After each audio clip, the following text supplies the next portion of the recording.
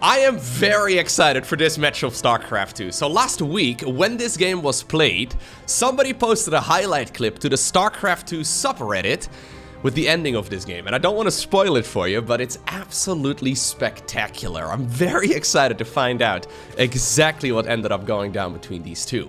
Secondly, besides the spectacular ending, which, you know, on its own would already be enough for me to go ahead and cast it, it's a game between two of my personal favorite pro gamers. So maybe a little bit of bias coming in there. And then lastly, it was played during the Team Liquid map contest. So this is played on a brand new map, and it's called Amphion. This is going to be my very first time casting a game on this map, so we're going to be checking it out together. Spawning right here, in the top left-hand corner, playing with the blue Zerg drones, we have Dark. His opponent in the opposite corner with the red Protoss pieces, he goes by the name of MaxPax. Now it looks like, yeah, Dark is not playing against Hero, so he has not opted to go for a proxy hatchery on the other side of the map. That gives us a little bit of time to discuss what this map is all about. So I decided to pull up the map description of the map maker. Her name is MeomaikA, and she writes the following. So, natural expansions on this map have a backdoor with reduced minerals that lead to safe pocket bases. As tempting as they may seem, mining them out opens a direct path towards your opponent. Okay, so that's gotta be these mineral fields right over here. Yeah, okay, I can imagine that Zerg players are gonna feel like this is the more likely third base to take, but yeah, with a ramp leading up towards the high ground over here and these rocks needing to be destroyed, I guess it's a pretty good option, especially as a Terran as well as a Protoss. Then she writes, there's a right side of the map that has a restricting path that helps players secure bases by expanding into the middle. Okay, so there's an expansion over here. And then, yeah, you do have to expand in the direction of your opponent if you decide to go for this one. Skinny mineral fields over here as well, so you can mine these out and open a lot more space into a little hybrid base on the right side of the map. And yeah, okay, there's another one as well on the left side too. Interesting, okay. So there's hybrid bases with golden minerals. Yeah, we've already seen those. There's natural expansions with mineable backdoors with 2 rows of 5 minerals each. There's a forward 4th/5th base that has a mineral wall next to it as well. There's a significantly faster distance by air than by ground. So because of the fact that the players spawned in, well, the top left as well as the bottom left, yeah, the air-to-air space is quite a bit shorter than the ground-to-ground. And then, in general, there's a dynamic expansion pattern. Okay. So, let's find out together if this map is any good. So, the theme for this particular map contest this time around is freestyle. So, normally there's a couple different categories for the maps to be submitted into. So, there's macro maps and rush maps and all the rest of it. For this particular Team Liquid map contest, they are all freestyle. So, they're all the weirdest category of maps. I can imagine a lot of pro gamers are not going to be the biggest of fans of it, but I think as viewers and as commentators, we're going to be enjoying it quite a bit. But obviously the maps do need to be balanced, and one of the reasons why StarCraft 2 maps generally all look the same is because, well, they need to be balanced, right? And if one race is just absolutely atrocious on a map, it's just a bit of a shame. So far, not a bad beginning right here for MaxPax. Although I haven't really been looking at the game, but everything seems to be on point. I'm going to be paying attention to the game right now, okay? Everything is very normal. He's got himself a regular timing right over here at the 3rd base location. Dark doesn't really have that many workers, but it's Dark we're talking about. This man, he doesn't really follow build orders very much. Now he goes for a 4-minute and 20-second Spore Crawler. Fair enough. He's a very free-flowing Zerg, right? So in general, very good at the game. Very cheesy as well as of late, especially when he's going up against Hero, who he, seems to be facing off against multiple times a week. And in general, like, the weird thing about Dark, right, is that he's one of the very best late-game players in the entire game. But it always seems to me that he's trying to avoid that to the best of his abilities. So he's got phenomenal late-game control. He doesn't really ever seem to lose a lot of late game, but lately, at the very least, like, I haven't seen him play it a whole lot, but lately he seems to try and end the game as quickly as possible. A lot of Nidus Worm shenanigans, a lot of Queen drops, a lot of timing attacks in general. But that is mostly against the Korean Protoss players that he's very familiar with, right? And yeah, I can imagine that MaxPax is very cheese-proof. So MaxPax plays a very European style of Protoss in the sense that he is rock solid. He doesn't really take a lot of chances. He doesn't really take a lot of risks. He doesn't play a cheesy style whatsoever. I think it's one of those approaches where you basically just mass games. So that's what MaxPax does. He's basically online all day, every day. You mass as many games as possible, and then you learn the defense to all of the different types of aggression that the opponents can throw at you. So he's very particular with the way that he executes his build orders, and there's, yeah, very little amounts of randomness. He likes to eliminate that as much as possible from his play. Now, obviously, we are on a new map. I can imagine that both of these players have only played maybe 1, 2, maybe 3 games on the map so far. Not exactly sure how far along this was played into the tournament, right? I highly doubt that Dark and MaxPax would meet in round number 1, so maybe they've played a couple of games on this map so far, but there's a lot of maps that need to be tested, so yeah. Generally speaking, the map meta is going to be mostly undetermined. Okay. Good amount of worker kills, though, all things considered, especially if you don't lose anything. Yep, 10 workers killed in total. Not bad whatsoever. As long as you keep all of those oracles alive. Okay, it's gonna be a Nidus Worm together with an infestation pit. So, Swarm Host? Swarm Host Nidus? Interesting. Generally, we don't see a lot of Swarm Host play. Yeah, he's gonna need some units though, so he's making a lot of Roach Ravager Ling right now, because he's gonna need a lot of units against this particular Stalker attack. So, Blink is done, getting the council on that, lovely work. Snipes the drone as well. Puts down a stasis ward, but I think he's about ready to go back home once again. So, MaxPax actually, together with Dark, completely avoiding that pocket base for now. Yeah, I don't know. We're gonna start mining it out, but as a third, it does seem a little extreme for sure. There's the Swarm House coming up. 4th hatchery gets remade, but at this point, MaxPax is gonna finish his 4th Nexus significantly before the Zerg, which is not a situation that we normally see in StarCraft 2. Alright, so is he prepared though against Swarm Hosts? That's the big question. Nidus Worm going up right outside of the main base, and this is actually a really powerful position. Yeah, a lot of structures that are ripe for the taking there, because obviously those locusts, they can fly through the air.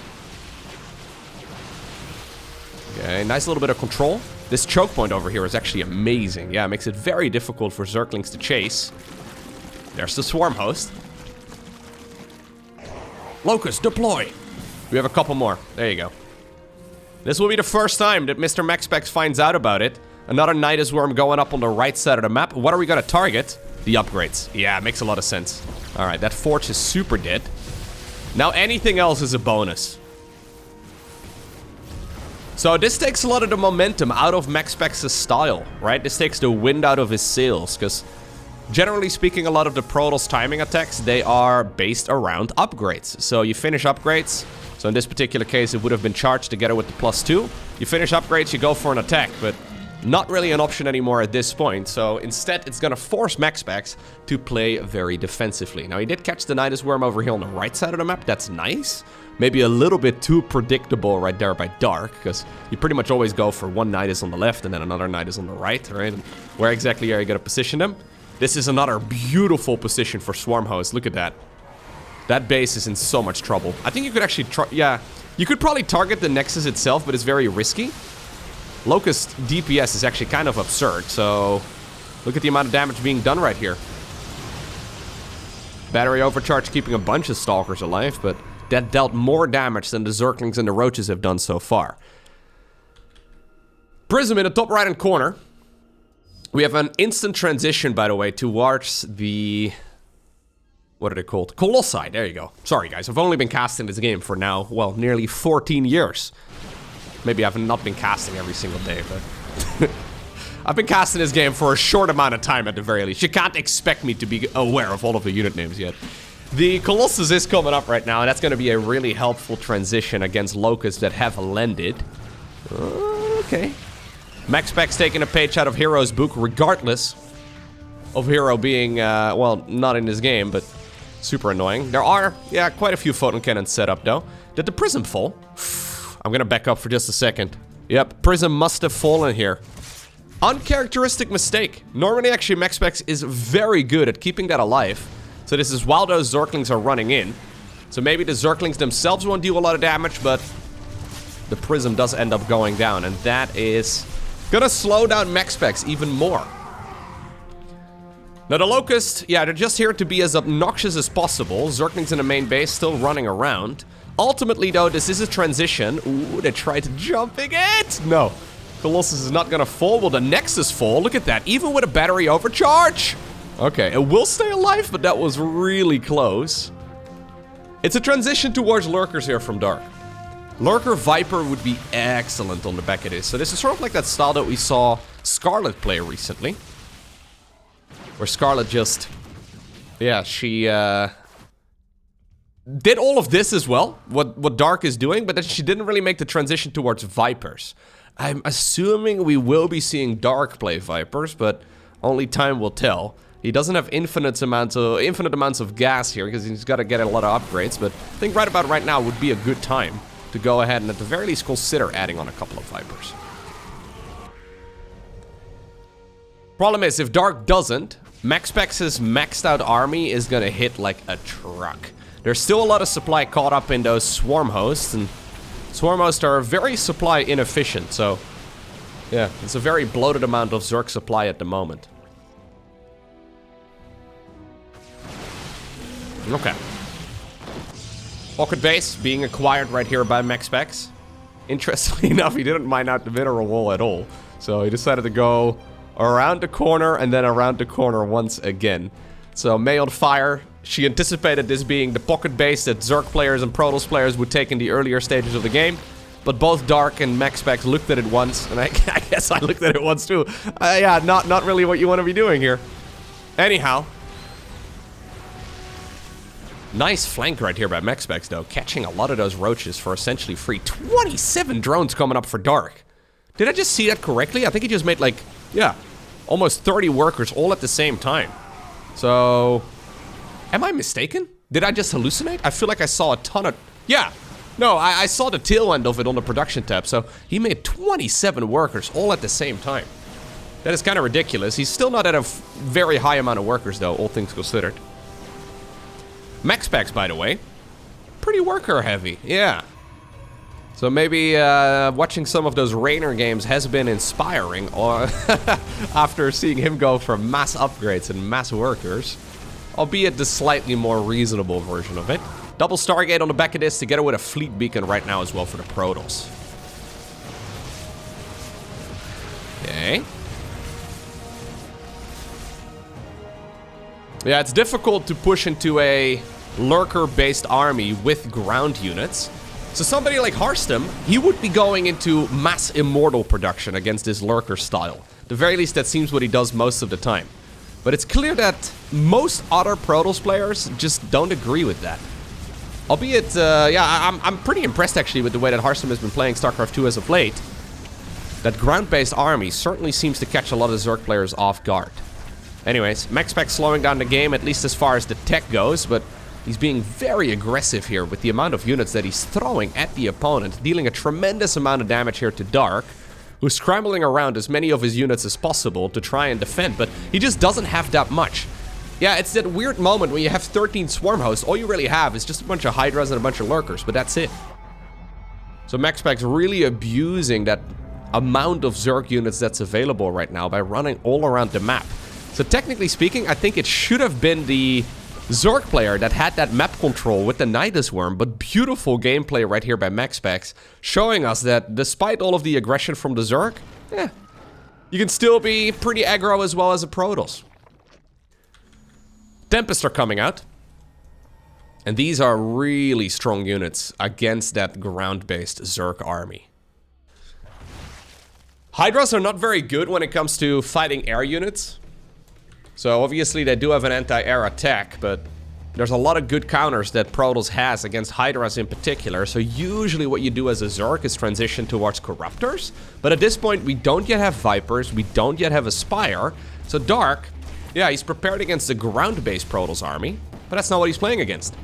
Well, he's playing against it for now, but as time goes by, MaxPax's army will grow out of control and it will grow into the skies. I think Dark simply doesn't know yet. Yeah, that's a big problem for him. Okay, good bit of damage being done though. Slow push here from Dark. He's gonna have to add on spellcasters before too long. He really doesn't have a choice. Be it Vipers or even Infestors, both are a good option. Okay, this base here will be pushed away. MaxPax doesn't really want to reveal the secret yet, but whoa, a lot of lurkers here on the low ground.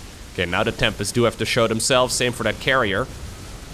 Lurkers coming in from every angle though. Swarmos now also raining a bunch of locusts. Not all too many, only about half of the Swarmos getting activated there. Vipers now coming up. Dark actually does decide to go for Hydras as his anti-air unit of choice. I feel like I've seen that go wrong so many times over the last couple of months, but fair enough. Insane amount of damage done here, though. Ay, ay, ay, ay, ay.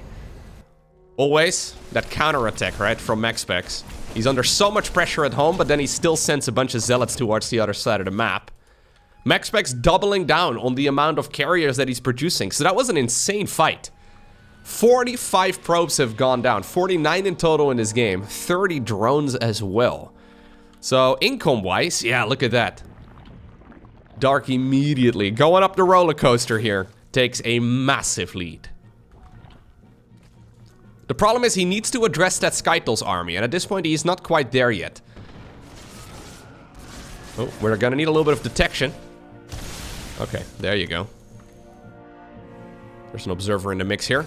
Look at his absolute Giga Chad, trying his very best to just detect as many of those cloak units as possible. This is a dangerous moment though for MaxPax. So at this point, Vipers are out. And when one of those carriers gets abducted at a time, life is very dangerous. Those Swarmos are actually super nice to still have around. In a scrappy game like this one, those are units that are pretty rare actually for Zerg, all things considered. Those are units that gain value over time. Generally speaking, Zerg units are like, you throw them in once, and that's about it. Shutting down the tech here. Look at that. Nidus Worm in the main base, too. Those Locusts providing vision. That's the Templar Archives together with a Stargate going down. MaxPax decides to pull the trigger at this point. He's going across the map. Does he have enough stuff to win the game at this point in time? Okay. Yeah, this is a Bulldozer army. Vipers are nice and all, but we do need a follow-up. Just not that many Zerg units available, so a lot of damage done just now here by the Zerg, but he needs to address the main army, and I'm not entirely convinced that he's got the units for it. Okay. Ooh, Parasitic Bomb over there is gonna deal a lot of damage. A lot more Hydras are coming out as well. Good split off right there by MaxPax. Those Archons are making it very difficult, though, for the Zerg army to engage. And you know what? There's only like one or two... two Colossi here in the mix, but they're actually so good at roasting a lot of these units at the same time, though. The Swarmos are coming in from the left, going after whatever ground unit they can hit. Okay. There are still some lurkers available. Hydras moving forward. Very scrappy game right now. Another Parabomb there as well. Good bit of damage being done. We see an abduction too. That's one of the carriers going down. Another carrier taking a lot of damage. Looks like all of the Colossi have disappeared at this point, which is going to make those Hydras a lot more lethal. Another Locust Wave is yet available again, but we should really be sending it across the map instead at this point. Maybe force the Protoss player to retreat. In the meantime, though, MaxPax has been rebuilding some of his economy at home. Yeah, he's long-distance mining that base in the center. Is he going to continue doubling down on the aggression, or is he going to try and play a macro game on the back of all of this damage? Because that's scary. Now suddenly the Swarmos, yeah, there's no more Nidus available, because I guess there's not enough cash for Dark to put those structures down anymore. But he can just walk them across. Hydra then is going to get targeted here by the carriers. Swarmos have reactivated their Locust. Now the Lurkers have come across the map as well.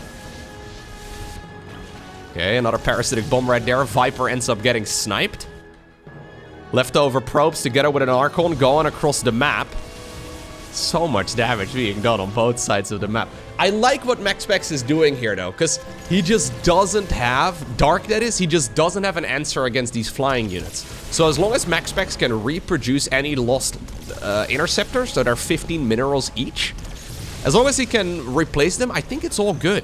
Okay, now he decides to pull the trigger. He doesn't want to lose all of his infrastructure, so he believes right now that he's done enough damage, and he's gonna go after whatever he can save. Oh, getting to denying right there. Oh, on the +3 air weapons is absolutely massive. Dark dealing a bit more damage on his way out, and now these Zerg units have to run for their lives. So what's left over? All of these Zerg bases have disappeared except for the one over here in the top right-hand corner. Neural Parasite is being researched. This is a structure that MaxPax did not finish off. He could have finished it off easily, but he decided to recall instead. Should he have finished the infestation pit? I think he should have. Infestors are coming up. Dark has got a lot of gas, no minerals, but infestors, yeah, that's something he can afford. Neural Parasite together with Burrow. You can use Neural Parasite while sitting underground, so taking control of these carriers is one way to get back into the swing of things for sure. MaxPax has decided to smash his piggy bank onto a mothership here instead. Carriers once again coming in. Okay, a robo facility goes down, gateway goes down. Do we have enough to kill the Nexus as well? He sees that there is a carrier, or sorry, a Mama ship in production there, so that one does get denied as well. More and more infestors are coming. Looks like a few drones apparently have sought refuge here, all the way on the left side of the map. Very far away from that top right-hand corner that MaxPax knows is still mining here for the Zerg. MaxPax does catch a couple units. I think he's made a mistake. I think he shouldn't have recalled yet. There was really no way for him to save all of this infrastructure anyways. I think he should have waited with the recall ever so slightly longer. Finish off the last tech structures over here and then call it a day. Because right now he's got to be so careful. How many infestors are there? There's 7 of them in total. There is detection. MaxPax does have an observer here in the mix. Oh, here we go. Carriers getting neural parasited here by Dark. Dark trying his very best to turn those Protoss units against themselves. We have a couple of Hydras coming in as well from the right, trying to target fire down as much of this as possible. We even have that new ability. Well, it's been around for a couple years at this point. On the Infestor being used, trying their very best to reduce that damage. Another carrier pops out of the sky. 2 observers available. If you have 1 more fungal growth, I think that's it. Yeah, both of those observers die. And that means... Man, Dark is so good at playing the late game. That means that MaxPax at this point has no detection. He has got no way to see those infestors that are burrowed underground. He decides to go for an Oracle because we saw him losing that robo facility earlier at home. Still though, he needs energy. At this point, Dark does not have energy for another Neural Parasite combo. These are, the drones also decide to use Burrow to save themselves. The hatchery cannot pop underground. In the meantime, yeah, sadly here, that Nidus Worm ended up blocking the perfect positioning for that hatch. So he decided to put it as close to that mineral line as possible. Brenda pops out, but she also decides to tunnel underground. He needs a little bit more energy. MaxPax wants to stick around here for as long as possible, but he also knows that this is getting very dangerous. He can avoid, or he can afford rather, a Void Ray, so MaxPax decided to smash his piggy bank and just produce whatever he can. Are there enough neurals available? He's gonna need, I think it's 125 energy on each of these infestors for a neural parasite. Dark's hatchery falls. At this point though, MaxPax does not know about this base all the way on the left side. We have 1 roach here, 1 hero roach, dealing as much damage as possible as well. Yeah, he doesn't want to lose track of these units, so oracles have a skill called Revelation. And it allows them to temporarily, for I think it's 15 seconds, reveal cloaked units. And that includes these ground units as well that are currently tunneling around. Dark, yeah, on purpose, splitting up a lot of his units here to make sure that not all of them can be revealed at the same time. There's 1 Void Ray somewhere. Okay, gets spotted. Now, well, Dark is remining again on the left side of the map. MaxPax is completely broke. He's got 0 workers and no income whatsoever. So his goal is to win the game with this army. He's looking around the map, but he has not yet found this expansion all the way on the left. It's a weird one. He knows that this base would be blocked. So he's decided, yeah, it's more likely to see the expansion here all the way on the right. Overlords, scouting ahead. Yeah, providing as much vision as possible. Dark really just needs to see this army coming in. Honestly, that Oracle using Revelation on these Overlords is a big mistake. Okay, one of the infestors not burrowed underground on purpose because he's creating a trap for some of these units to come up. Oracle reuses its Revelation skill right there, but now it's out of energy. The Tempest switches sides temporarily as it tries to go after the other Tempest too. There's the prismatic alignment activated on the Void Ray as we have two more Infestors joining from the left side of the screen. Is there enough energy available though for Dark to continue doing all of this? The last carrier does stay alive for now. One more time, the Void Ray changes side, it snipes the last Oracle. And in one of the scrappiest games that I have ever seen, it's Dark who obtains the victory. I mean, you can make fun of me all you want, but this is definitely game of the year so far, okay? I always joke about this, but most of the time when StarCraft 2 players are pushed into a spot where they have to actively think about the game, that's where they play worse. A lot of StarCraft 2 players, myself included, we learn from our losses by looking at the replays and then deciding, okay, next time I'm in a similar situation, I'm not gonna make that error again. But this is not a situation you can practice for. This is a very strange game, and Dark pretty much always comes out ahead in those. It's insane. I am very excited for this particular best of 3 series of StarCraft 2. So, when these games were being played a couple of days ago, I was actually watching, no, it was yesterday. Maybe 2 days ago. Anyways, I was watching the stream live, and then halfway through game number 1, I realized, Lowko, what are you doing? You may very well be able to get your hands on these replays. So I decided to turn off the stream. It was a very difficult thing to do, okay? I had to, like, hit the X in the top right-hand corner of my browser. It was not easy, but I managed to get it done. So, very excited to find out exactly what ended up going down between these two pro gamers. As in the top left-hand corner, in game number 1 of today's best of 3 series, we have Maru. His opponent, in the opposite corner, with the red Zerg drones, he goes by the name of Serral. Serral versus Maru. They faced off against each other once again. In case you're unfamiliar, Maru has been dominating the South Korean StarCraft 2 scene for the better part of a decade.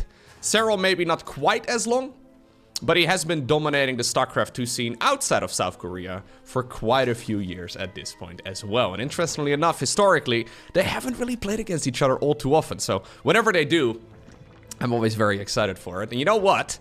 From what I saw, this particular match actually is exciting. There have been a few encounters in the past where the games are really not that great. Like, it's one of those overhyped matches, you know, where, yeah, a lot of people are looking forward to it for several, well, I guess in the first case that they really played against each other, because they kept dodging each other in premier tournaments. The first time they really played against each other, it was overhyped for like 2, maybe 3 years. And ultimately they did face, it wasn't really that great. And yeah, ever since then, a few people have been disappointed, but from what I saw of this first game of the series, this particular match does deliver. I watched up until a point, and this is a small spoiler, I suppose, for this match, but I watched up until a point where Serral unironically used Microbial Shroud to kill Liberators. Now, that was my cue to shut down the stream. So, we'll figure out together exactly what ended up going down here, because that was weird. Microbial Shroud is definitely, yeah, the worst spell in all of StarCraft 2. And we don't, yeah, really very frequently see it being used. Especially not at this level of StarCraft 2. We most commonly see it being used. Ooh, nice little bit of body blocking there with the Reaper. Not allowing anything to be morphed in. We most commonly see Microbial Shroud on the Infestor being used whenever, like, Diamond League players make their first Infestors and then accidentally misclick the hotkey, you know? They mean to fungal growth and they get the Microbial going instead. Gigantic blunders actually here from Serral. Lovely control, of course, by Maru, but losing 2 drones is not the way you want to start a match like this. Okay. This is, by the way, a bunch of command centers on the back it is. So Maru going for a quick triple Reaper start and then transitions into 2 additional CCs. We should be seeing the Stimpack upgrade coming up right now with the first 100 gas on the side of the Terran. He's busy microing right over here. Doesn't really want to lose any of those units. But that is the logical progression. There we go. Stimpack coming up. Overlord is going to scout out exactly what's going on inside of the main base. Serral's looking right here for the timing of a potential third, as he does now see that third command center, and he also finishes up link speed. Tries his very best to get the wraparound on these Reapers. A couple of the Lings right there already splitting themselves off to try and go for the surround so this bad boy cannot escape. And ultimately, a little bit of revenge right there for those lost drones. Now, this is a bit of a tricky spawn location here for Maru. Overlord, by the way, does live. Nope, never mind. This is a bit of a tricky spawn location for Maru. You have no control over where those add-ons appear, so they always appear on the same side of all of those Terran structures. If Maru would have done this exact same opener from the bottom of the map, those add-ons would have not been nearly as exposed. Like losing, for example, the Stimpack upgrade at this point would basically be the end of any sort of follow-up attack. Now, luckily here for Maru, Serral did not go for a quick Baneling Nest or whatever, but honestly, I wouldn't have minded seeing a Baneling Nest in like, you know, 6 Banelings or so just to blow up the tech lab real quick. That'd be kind of fun. I guess it's only 5 Banes, actually. But yeah, not something we see currently in the meta of SC2. Okay, so 1-1 upgrades here on the back of this for Maru. Serral, in the meantime, prioritizing droning here for the time being. So he's all the way up to 50 workers when these finish, which is not bad whatsoever. Now lately, Maru has been playing a relatively passive style of Terran versus Zerg. Serral, I mean, I don't want to say he's avoiding the late game, but it does seem to me that he is trying his best to prevent the games from going the distance. So if I were to, make a bet over here, I think that Maru is probably going to be playing this relatively passively. And Serral will probably try to actively end the game before it can really go past, like, I don't know, maybe minute 15 to 20 or so. That seems to be the moment where Zerg players don't necessarily enjoy the game as much anymore. I think that Baneling nerf is hitting them pretty hard, and they've been trying to find a way to get around it. Now, one thing Serral has been doing, and I've highlighted this in previous casts already, but he's been going for a lot of, like, quick hives. He's been going for roaches and then into Banelings eventually, but this time around we have, I guess after those 2 worker losses early on, we just have a very standard Zerg opener. So, +1/+1 upgrades here. This does mean that the Baneling speed is going to be very late, but he's not going into any roach play or anything like that. Okay. Maru does have a very good opportunity to go for an attack right now if he wants to. Yeah, he's got 22 Marines and the Medivacs are finishing up. Combat shields, Stimpack, +1/+1 upgrades. All of it is done. This is right at the time that the Baneling Nest finishes, so there's definitely not going to be any... definitely not going to be any Baneling speed here anytime soon. Grabbing a few of these reinforcing Marines is really quite nice, though. I think Maru should go. Yeah. I mean, he's just wandering around the map. Probably respecting Serral, maybe a little too much here. Making the assumption that Serral would be well protected against an attack like this, and I think he should be fine. But if Maru would have gone right away, like 30 seconds earlier or so, I think he could have actually done quite a bit of damage. So Serral getting away with murder here for now. Jimmy on the watchtower also does not get to live for, well, very long. God. Is that his spine? What did those Zerglings do to him? A couple of the Lings right here trying to hide against the rocks, but a bit overly ambitious. Okay. 4th command center. About halfway done. +2/+2 started up, but not as quickly as they could have been. Baneling speed now halfway done, and this is going to make life much easier for the Zerg. Any bio attack, any infantry-based attack that Terran can go for is very difficult to hold without any sort of Baneling speed. And generally speaking, as soon as the Baneling speed finishes, life becomes a lot easier for the Zerg. Maru not really going for that tempo-based style though, right? So the way in which we, for example, see Clem winning a lot of his games of Terran versus Zerg is by constantly being aggressive.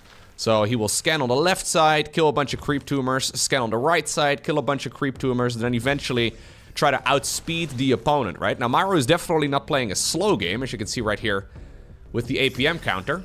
But there's no denying that he's not going for that same strategy. He's trying to carve a bit of a path on one side of the map, but he's not doing that extreme multitasking that Clem is very well known for.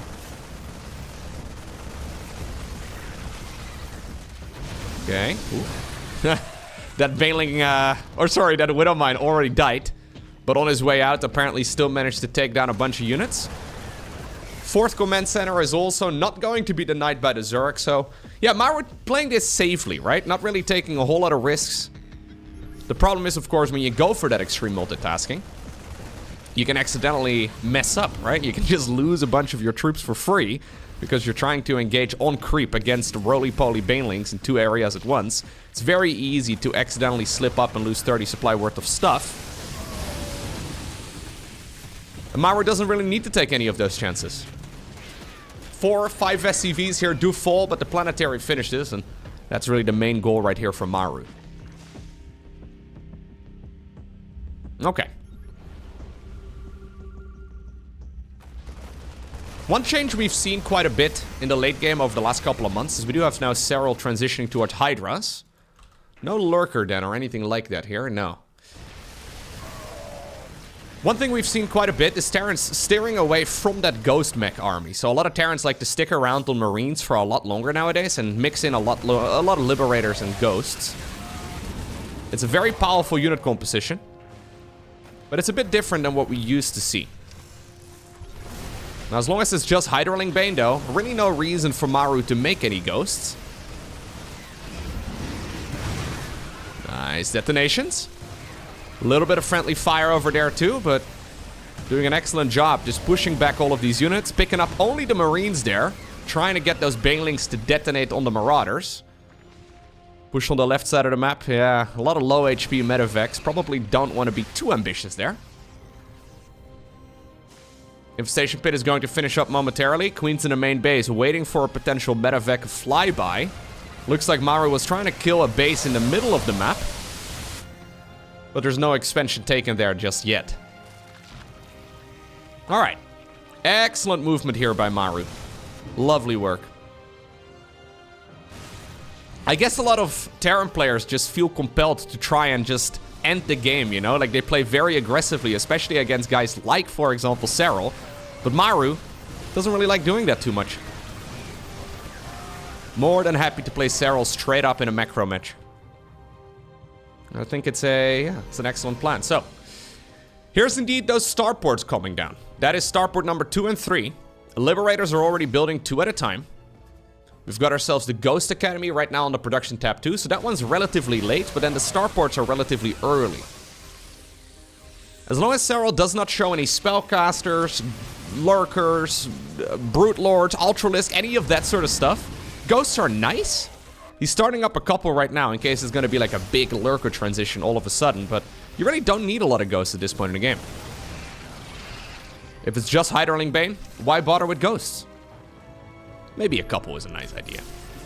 Just in case Zerg makes that very quick tech transition that they are capable of. Okay, Serral trying to break through this spot, but Maru just happily camping here at the perimeter of the creep, trying to create a chokehold on this base for the last couple of minutes. +3/+3, just about to finish up. Few seconds away from that being done right now. Queen's pulled away from the main base once again. Fight in the middle of the map also going decently well for now, it seems, for Serral. But he is desperately trying to break through all of this. Liberators now sieged up. They don't have their ranged upgrade yet. Looks like Serral ultimately does manage to break out of this position. Plus, he actually did clean up all of those units in the middle of the map too. Maybe one of the medevacs did go home, but I don't think the rest managed to make it out. Okay. Fusion Core. A little late. Would have liked to see it a bit sooner. Because when we're going for, triple starport, the Fusion Core probably should be done as well. Maru, by the way, not really focusing as heavily anymore on that mass command center style, or at the very least not as quickly. I feel like most Terran players in the current meta, whenever they get to that maxed out state, they get to 200 supply, they instantly drop down half a dozen command centers, but not really the case here for Maru. I mean, he only has about like 6 or 7 of them in total. Which I know may sound ironic if you haven't watched a lot of StarCraft 2 over the last year, but these days it's pretty common for Terrans to go all the way up to about a dozen. Okay. Infestors, coming up. A ranged upgrade for Liberators, coming up. +3 for mechanical units, also researching right now. Adrenal glands just about to finish up, so we have all the late game upgrades here. Apparently that's not finally triggering Serral to go for a bit of a counterattack. It looks like he's carving a bit of a path through that Terran base. Going back home right now to try and save the hatchery, but that's not going to happen. This hatch falls, but there's plenty of other minerals that can still be harvested. Plus, this is a base that, yeah, you can just remake relatively easily. Oh, trying to go after the Infestor. He does grab it with the Marauder. Great target firing right there by Maru, who's now using this squad over here to distract the Zerg. Was going for an attack here up north. Serral, once again, trying to secure this area on the map, but he hasn't actually done a great job respreading the creep. Banelings do detonate, but not quite as much damage done there. At the same time, those Widow Mines, well, they also ended up dealing a bunch of friendly fire.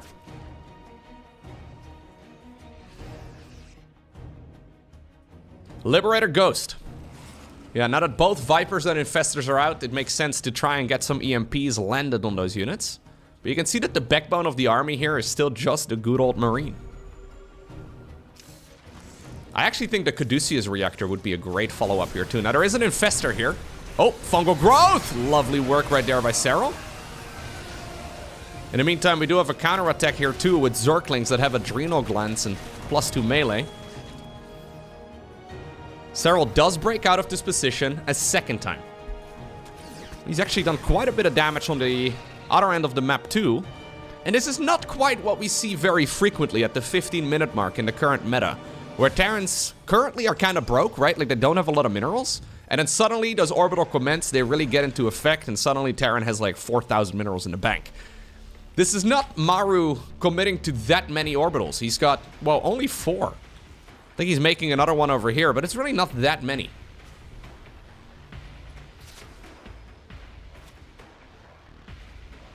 Bases on the left side as well as in the top right are being checked by the Zerg. Those are really the only 2 locations that Maru can expand to next.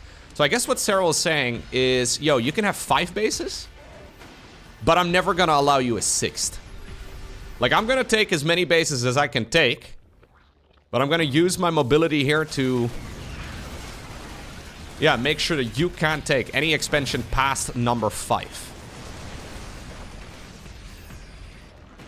Now, in about 10 minutes time, these bases will be out. They will be fully out of minerals, especially if he decides to land some mules. So Maru does need to get a move on in the next couple minutes, because otherwise he will run out. Okay, good spotting right there on that Infestor. Not going around the corner that time around. At the same time, though, we do have a push over here on the left once more. Medevacs, Liberators, everything getting abducted. 4 SCVs fall, but the command center does live for now. Infestors, Vipers, Zerglings, Hydras, Banelings. That's basically the unit composition. Yeah, I guess ever since the beginning, Serral's never really been in a spot to get Lurkers going, or to really get, like, I don't know, Brute Lords or Ultralists going. It just doesn't really make a lot of sense to make that transition into a Terran army like this. Okay, Serral just given up on this base altogether. A little funky over here, since the Banelings are apparently blocking some of the pathing. Finally, yeah, Maru manages to kill that base. There's still an expansion, though, in the top right-hand corner. Maru trying to fly a command center on over in that direction now. Zerglings, yeah, they're gonna get shot at by those Liberators, but not without taking down, well, 19 SCVs right over here in total at the cost of, like, maybe a dozen Zerglings. Always a fun moment to me. It's blocked. Alright, Marines and Marauders do show up, and they're gonna be able to make short work of this. No cancel. Another 300 minerals down the drain. After all of this, though, look at the bank right now. Both players are maxed out. Maru is sitting at 69 workers. Nice. Nice. I didn't press my button. Dang it. I messed it up. Anyways, nice. That's better. He's sitting at 69 workers, now at 71, but he doesn't have that much of a bank. I should start over. Yeah, just do everything again. Take 2. Nice. Ah, awkward. Anyways, push over here in the center of the map. Maru will not be able to remax that quickly, but he is trying to secure his base in the top right-hand corner. For now, he needs to fly away again. Mostly because Maru has decided to go for the middle of the map as well as the expansion over here in the bottom left. Ooh, he's going to be able to kill that relatively easily. Just a small group of Marines and Marauders. No medevac backup or anything like that, so those heroes from the Terran Dominion decided to sacrifice themselves. The 2 Giga Chad upgrades coming up right now for the Terran. High-sec auto-tracking as well as building armor. Oh, this is the moment that I was referencing earlier. This is the moment where I decided to shut down the game. I think it's here. I was sort of watching on my second monitor for a little bit while, I think, editing some videos. So, there's microbial shrouds going down. There it is. To prevent Liberator damage. Now, it's not something we very frequently see. So, it reduces the Liberator's damage output by 50%. So, microbial shroud, any units that air armies shoot at ground units in particular, gets reduced by 50%. In theory, it sounds like a pretty amazing ability. In actual practical scenarios, very rarely do you actually have a ground army as Zerg. And the opponent is like, maybe against battlecruisers it would make sense, but against carriers, for example, you would never really want to, you would never really want to have that, because you want to focus on corruptors instead. So it's a very niche use case, but right there it was very cool. Okay. Game's looking pretty good right now for Serral, though, but still, this is a very difficult Terran base to crack down. Plus, at the same time, he doesn't have that much money. Like, this expansion, very pricey. I think Maru will be more than happy to trade 11 SCVs and a planetary there to kill all of those Zerg units. Well, it's a difficult call to make for certain, but I don't think it will be the end of the world here for Maru. You can remake those SCVs relatively easily. It's funny, though, to see Terran not with this much money in the bank. Like, normally Terrans just have thousands of resources here, but Maru has very rarely been at that point. I think there may have been a few occasions where he had like 1,000 minerals, but for the most part, just slowly gobbling up the map to the best of his abilities. So, if we do have a full split map scenario, we'll actually hold that thought as Serral once again decides to push forward here. Blinding Cloud on a couple of his own Hydras, not quite optimal. Either the top right-hand base or the one in the bottom left should be the Terrans. If Serral can mine both of them out, that's going to be amazing for him. Another misrelied Infestor over here. Significant error. Oh, Liberator Ghost Army though, look at this force. EMP goes down. Mostly just to force these units back, but at the same time, yeah, just a Liberator again to protect against an entire mineral line. It's not going to be enough. 28 SCVs full. Drones reveal that there apparently is a base in the top right-hand corner, because they're trying to return minerals to it. A lot of Zergling run-bys, though. Ooh. It kind of looked to me that Maru had crossed his T's and dotted his I's, and that he was not really going to be able to take a lot of damage, but Serral has still found now 105 SCVs worth of damage. It's a lot. This base is not going to land until another scan. Serral once again going through the center of the map. He's retaking a bunch of those bases. When the Liberators arrive, the Zerg army has to run. And obviously, since they're air units, they're actually pretty quick to reposition. This is so good so far, though. So look at that. 531 average actions per minute by Serral so far throughout this game. 425 for Maru. Which is probably the more impressive number, if I'm being honest with you, because of the way that repeat rates work in StarCraft 2. Big Zergling counterattack, once again, straight through the center of the map. Furthermore, you also don't want to rapid-fire Stimpak, for example. Zerg's kind of like rapid-firing most things. Rapid-firing Stimpak would not be optimal. Zerglings right now breaking into the natural and the main base. Supply depots nowhere to be seen. I don't think they ever actually were built there, because he started this game off 23 minutes ago with a triple Reaper start. Serral's having a lot of issues, though, securing either the bottom left or the top right. This expansion also, yeah, it's not been an easy one, and it's starting to run a little low. Base in the center, also not ideal. Maru has been doing an excellent job cutting Serral's supply lines off. So, ultimately, where are we at right now? 23 minutes, 40 seconds into the game. Both players pretty much maxed out. Serral has a ton of gas in the bank, but not a lot of minerals. Maru in a very similar situation too. He's remaking SCVs.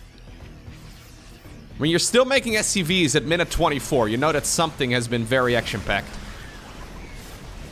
Keep in mind, of course, that these players, whilst they're playing the game, also don't have all the information that we have. They have to make educated guesses as far as, like, the amount of resources that the opponent has at this point. It's very tricky. Another Zergling counterattack here. One Liberator. Oh, he's got some backup this time around. Trying his very best. Fungal growth. Microbial shrouds. A couple of abductions here as well. My god, anti-armor missile goes down. We finally have a Raven in the late game army. Well, we had one. I completely missed it, but I've been calling for that for a long time. Yeah, no, that was not the fight you're looking for though, Serral. Fighting into the choke point. Excellent positioning right there for Maru. That anti-armor missile from the Raven really helping out as well. Soften up a lot of these units. So, when a Liberator is shooting at a Hydra that has Microbial Shroud on top of it, how does it get calculated how much damage it takes if after that it also gets anti-armor miss? I don't know how it works. Somebody's gonna have to run the numbers. Hydralisk counterattack. All the way towards the 9 o'clock position of the map. Maru finally has managed to take out those bases that he's been trying to kill for a while already, but only a small group of units remain. Hydra's coming back home right now. Serral desperately trying to spend his resources. I think this hatchery may not be hotkeyed or something like that. Queens now, ooh, okay. Also receive a little bit of a snipe. Banelings going after the ghosts. Maru does end up losing them, but he still has quite a few remaining because he was already pre-splitting. This hatchery will also get destroyed. Bottom left base, not retaken here. The only lifeline right now for the Zerg is the one in the top right-hand corner, and Maru just scouted it. Hydras, though, moving forward. No Microbial Shroud to help him out this time around, but he will be able to easily shut down all of those libs. Both players pretty much broke. Only a handful of SCVs really remain. And if it's up to those Hydras, there will be even less. Burrow right there on the Hydra to try and preserve it. Some long-distance mining going on over here. Drones also decided to burrow underground to try and stay alive a little bit longer.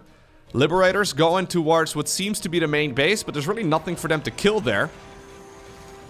Can we do some abductions? I think some abductions, some parabombs might not be a bad idea. Serral snatches another bunch of Liberators out of the skies. I'll switch on over to the units tab so we can see exactly how much is actually available in this game. Ultimately, though, the army right here for our Terran is significantly better than that of the Zerg. Workers or not, income or not, this is still a military video game. And I think Maru may just have the better military here. Maybe not, though, if he decides to split up his units. There's the Ghost and the rest of that bio army showing up. It's Maru who obtains the victory in game number 1. So, that situation we just saw is not something I've seen before. So, I want to figure out whether or not the Microbial Shroud actually made a significant difference there, and whether or not the anti-armor missile makes a significant difference there. So we'll do fully upgraded units. So Hydras here at +3/+3. We'll give them the range and the speed, even though that's irrelevant because I don't actually want them attacking. I'll give the Liberator also +3/+3 upgrades, even though I didn't know or I didn't check whether or not it was fully upgraded in that game we just watched, but I guess it doesn't matter. We'll give it advanced ballistics. Okay. So, standard situation. Hydras have 90 HP. It should reduce it, yes, to 3 HP. Reason being is that the Hydra has 90 HP. Every attack from the Liberator deals 90 damage when it's in ground mode. However, since the Hydralisk has 3 armor, we end up with 90 HP minus 90 damage plus 3 armor equals 3 HP, right? So, Liberator Siege is up. Hydra gets shot once. Will be at 3 HP. So, normal interaction. The Hydralisk will die in 2 hits. With my Microbial Shroud, how exactly does that change? So Microbial Shroud reduces damage by 50%. So the way that this should work out is 90 damage minus 3 armor, which would be 87, which gets divided by 2, meaning that the Hydralisk should take 3 hits to kill. I think. 1, 2, 3. Yes. Okay. Now, the situation we just saw in the previous game, and this is where it gets very confusing, also included anti-armor missile. Now, I don't know at which point that gets calculated, because this reduces armor by 2. So first off, with +3, I guess it should not matter, because it's still going to take 2 hits. Yes, it's going to be reduced to 1 HP right there momentarily.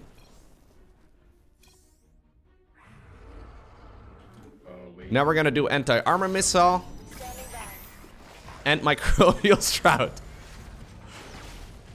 It's still 3. Yes. So, very long story short, I don't think the anti-armor missile really added that much. It looked cool though. I guess it was really just the choke point that made a significant difference. Obviously though, the interaction we saw also had other units in the mix. Zerglings were affected by it. Obviously though, yeah, what I was looking at there is just the damage of the Liberator. But the Marines also do a lot of damage. So these Marines, by default, will deal 6 damage. With full upgrades, they will deal 9 damage per attack. Anti-armor missile would make them a little bit more powerful again, if the Zerg is also fully maxed out. Yeah. Game number 2. We find ourselves on the map Solaris. Wait, I messed up the scoreboard. Game number 2. We find ourselves on the map Solaris. Nobody noticed that I had to take 2... Nobody noticed that. Alrighty. Is Maru going to make any significant changes? I actually like the way he was maneuvering that late game army. Very, very much. I feel like a lot of Terran players almost panic a little bit where they start being too aggressive. But Maru seemed calm and collected, despite the fact that he never really had a large bank. Right? So he did not focus on the mass command center style that he himself really popularized. I mean, he still ended up making about 10 command centers in that previous game. But it was certainly a different late game approach than what we see from other Terran players. So very cool. Yeah, very cool game number 1 right there from Maru. Now, what exactly should Serral do differently? Honestly, he made a couple of uncharacteristic errors. It started right at the very beginning of that game, when the first Reapers came across and he lost 2 drones. That is not what you're supposed to lose against your, very first aggression, right? His lair was pretty late on the back of that. I think it's mostly because he was trying to catch up economically, right? He didn't really get punished for it, but in general, it was not quite that clean. I also think Maru could have done he could have done a much better job defending his mineral lines later on into the game. So we saw loads of Zergling run-bys, like there was like a single Liberator set up to defend, but we saw loads of Zergling run-bys killing dozens upon dozens of SCVs. So looking at that previous game, Maru ended up winning. He played better overall, and I actually think there's a lot more room for improvement too in the way that he was playing it.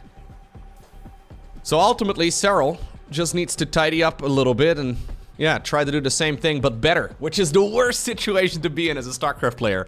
When you know you're doing everything, for the most part, right, you just gotta do it slightly better. It is much nicer to think about, oh man, what I should do next game is not hit 17 supply blocks. Or, oh man, I would've won that game if I droned up a little bit quicker. When you have to do the same thing, but better, life becomes pretty frustrating. Double inject? Really? Okay. Double inject right here from Serral. That is not quite the norm. Generally speaking, we see 1 inject in the main base and then a creep tumor down on the low ground. Could be a misplay for sure. I don't think it was a 15-15 opener.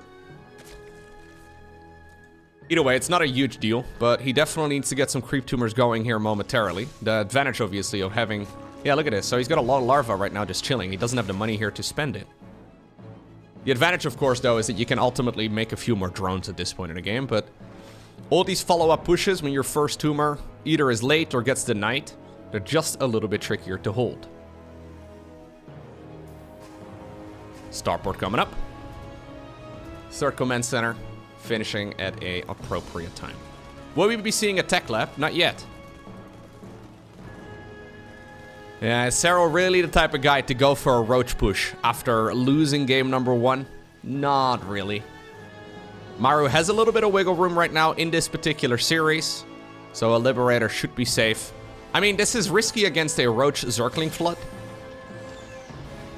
But what are the odds of Serral really doing that? Third hatchery. It's going to be scouted here, so good vision.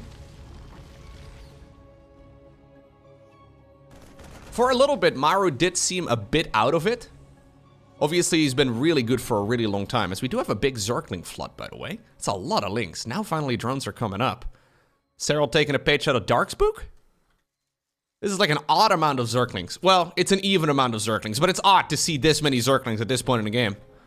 Alright, well, the Hellions in the meantime are on the other side. Ooh, 2 of them almost get... Well, no, they end up getting surrounded. Gonna be a bunch of Zerglings once again, but... Or a bunch of SCV kills once again, but the thing is... That was a lot more Zerglings than what Serral ended up getting value for, right? So he made like 22 links there. Lost 18 of them for 2 Hellions, a bunch of Marines. Is this a good start? I'm not in love with it, but at the very least, the Hellions got off his back. For a little bit, Maru did seem like he was a human. Like, we watched some of his games where he was just making uncharacteristic sloppy errors.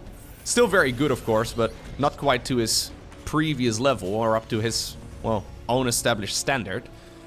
Maybe at the time he was just not feeling it, or didn't have a lot of time to practice, or he was dealing... Like, believe it or not, pro gamers are humans, okay? Sometimes humans have to deal with things in life. I know, this is a crazy concept. But yeah, Maru, at least in game number 1 here, looked incredible.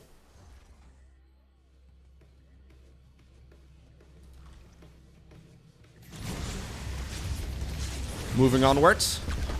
Some more aggression. Yeah, Maru has that rigidity in his play. Where you're looking at it and you're like, okay, what could the opponent have done? what should you be doing against this instead? I don't know.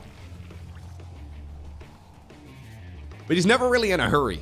You know, we see a lot of timing attacks where Terrans are like, okay, I'm going for a ton of units and I have to read right over. Blah, blah, blah. If I don't hit at the perfect moment, I'm gonna be in so much trouble. And he does play like that every once in a while, but it's not really his go-to approach.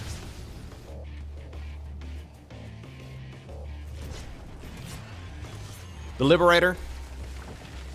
Not quite as well-rounded, I guess, as a benchy opener, but still strong. Plus, it makes life a bit easier. There's a siege tank available, but you don't have to be in the main base. There's no stalkers in this matchup. Go ahead, buddy. Ready to roll out! Go ahead, dude. Go ahead. Armory even coming up at the appropriate time. Can you believe it? Alright, we're gonna be able to go straight into 2-2. I mean, I joke, but how many games have I seen recently where the armory is just way too late? And we just see the Terrans struggling getting the 2-2 and the 3-3 going. Not today. Not in this match anyways. 4th command center starting up already. So Maru happy to play the macro game once again. Hydralisk then on the back of this. Baneling speed is done. 1-1 upgrade's about halfway finished for the Zerg. Terran has already finished his. Where's the Banelings? I was gonna say, the whole reason for this for this opener right here for Serral is to get that Baneling speed going. Really? Okay, we add on 2 more. That's exactly what we needed. Trying to time it in such a way that he can clean this up perfectly. That was a brilliant cleanup. That Liberator still being obnoxious. Queen's no longer able to transfuse off creep. Yeah, ultimately they do end up... I guess Brenda's toe right there was on the creep. Ultimately, Serral does clean this up, but a lot more reinforcing Terran units have now shown up from the other side of the map. They're getting the jump. Banelings do spawn, but apparently, no, we don't need to move back. Excellent. Brilliant stuff. I feel like standing your ground against roly-poly Banelings is a very dangerous maneuver. It's the easiest thing to do, but at the same time also the hardest, you know? Because you have to do nothing. You just have to stand there.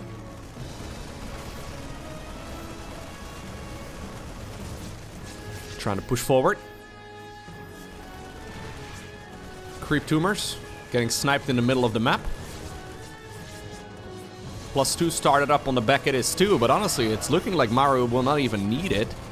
Zerglings in the meantime in the middle of the map, trying to grab a couple of those reinforcing units. Not quite enough though to really kill all of this. Okay. Now, during all of this, Serral only lost a very small amount of drones.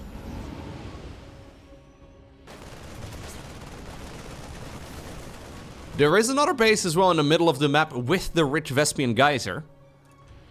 So this is one of those scenarios where it's really easy to overestimate the advantage that you have as Terran as well. Now that this Hydra's out. Oh, yeah, he still stands his ground. It's so funny. Very easy to panic against roly-poly Banes like that, but not quite the case. I feel like these queens have not been able to inject for a long time, but Maru ultimately is going to be pushed back in the main at least. But in the meantime, there's the second army. No cancel. Hatchery gets destroyed. Widow Mines in the mix right now. First time that the Zerg sees the Widow Mines. Well, luckily for Serral there, a bunch of that friendly fire did go on top of that bio army. One thing that Serral is very good at is timing out his upgrades. So despite the fact that Maru was significantly ahead in his armory and everything was on time, he's actually now slightly behind as far as the upgrades go.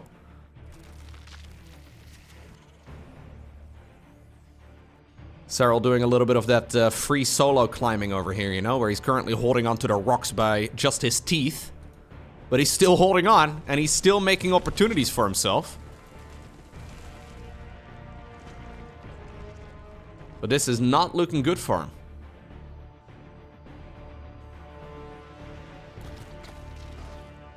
Yeah, the top level Zergs in general have looked a lot more human as of late. Widow Mines coming in once again. Not gonna burrow those. There are a couple just chilling. Medevacs as well on the bottom of the map. I genuinely believe that the reason why a lot of these Zerg players seem to be struggling a bit is just because of the Baneling HP reduction. I think the damage reduction would not have bothered them very much, other than not being able to two-shot probes anymore. Or one-shot probes, I guess, with +2 melee. Oh, sorry, lads. But the 5 HP reduction on the Banelings with the most recent balance patch has been very significant. Because we see hundreds of Banelings in games like this, and all of them just die a bit quicker. Okay. Great splits right there, though.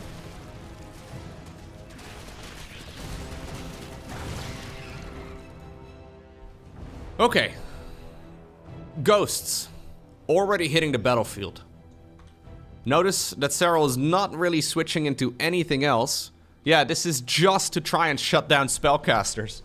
So, slowly but surely, we're headed towards that Liberator Ghost army once again. Calm and collected, though. Not rushing it out. Getting himself a planetary here in the middle of the map. Using the choke points to his advantage. Lovely stuff. Yeah, Maru is playing phenomenally here. And this is exciting too, because it's not that passive style, you know? I've complained about that as well in previous casts, where there's quite a few Terran players currently at a very high level who have no intention of winning the game before minute 30. And they just sort of sit there, and then they sit there, and then they sit there. I cast a game on Solaris, actually, between Cure and Reynor. And that was probably the most passive game from Terran that I've seen in a long time. This is a really cool style to see. That was a Terran mech game, so it was a little different.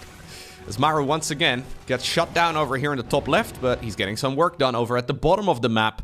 Moving forward, using that multitasking.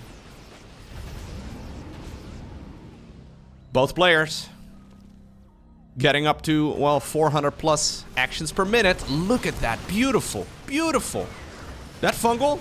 Okay, well, ultimately, yeah, quite a few of these Marines still end up going down, but Maru is already pre-split a lot of the times.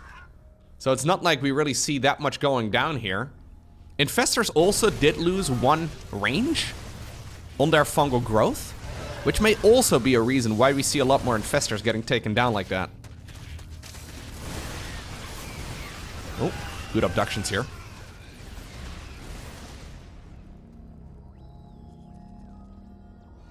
Now, one thing to note, this particular series is from the Masters Colosseum.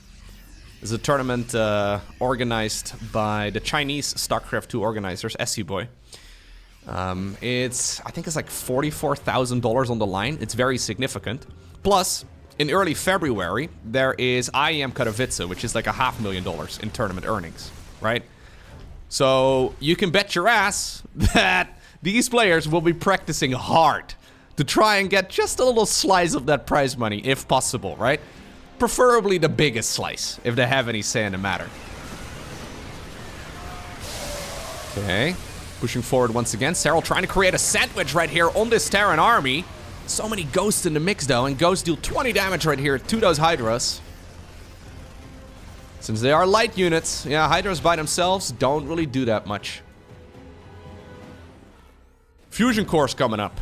Starports added into the mix as well. In the previous game, the fusion core was much later than this, but I feel like the starports were much earlier. Maru is not really going into Liberators yet, but it's on the horizon. Anyways, what I'm trying to say is that maybe over the last couple months, in a few of the games that I've casted, Maru looked a lot more like a mortal, but maybe he was just taking it easy, knowing that early 2024, he was gonna have to dial it in, you know?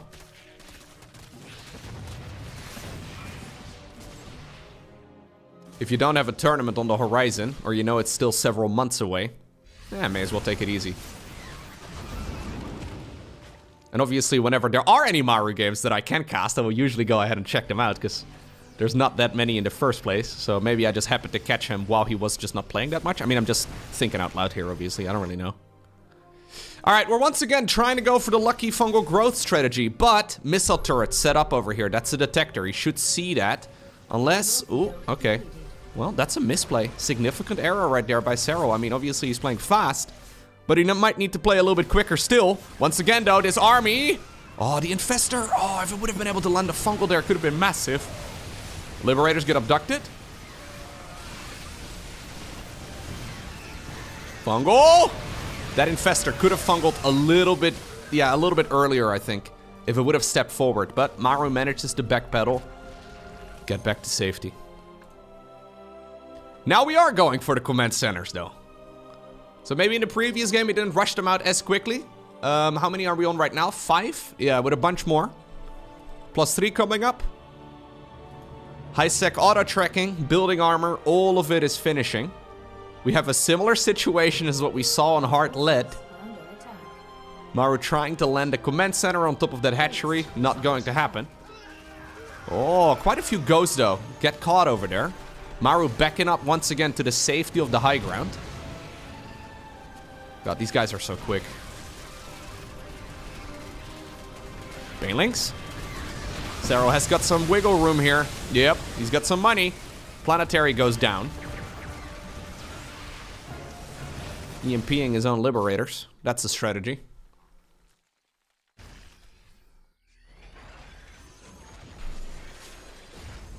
Okay. Trying to open up more attack paths over here. +1 air weapons coming up right now for Maru. He's got a command center all the way in the bottom right as well that has not been dealt with. Maru is going to start taking care of some of these outer bases from the Zerg. Big Zerg can counterattack.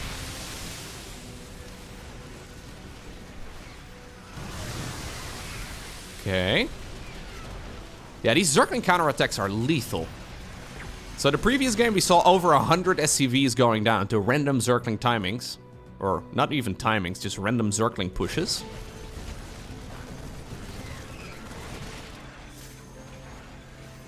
This does seem to be a map though where it's significantly harder for Zerg to make similar moves like that.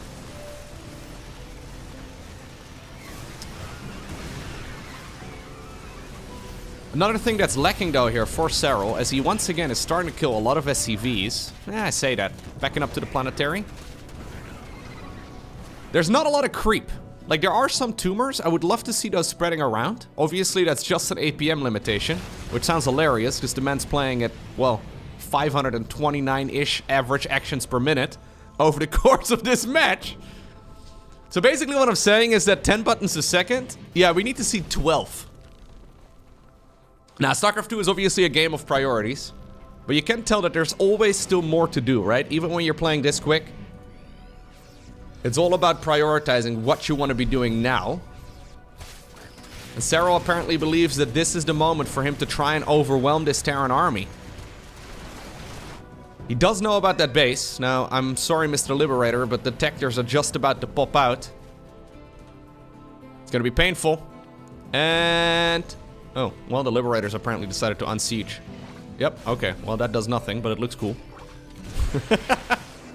Maybe cool for the thumbnail of this video, who knows? The most insignificant fungal, but it looked huge. Oh, well, you know what? Mr. Infestor somehow still lives. I don't know how he did that. Oh, never mind. He died.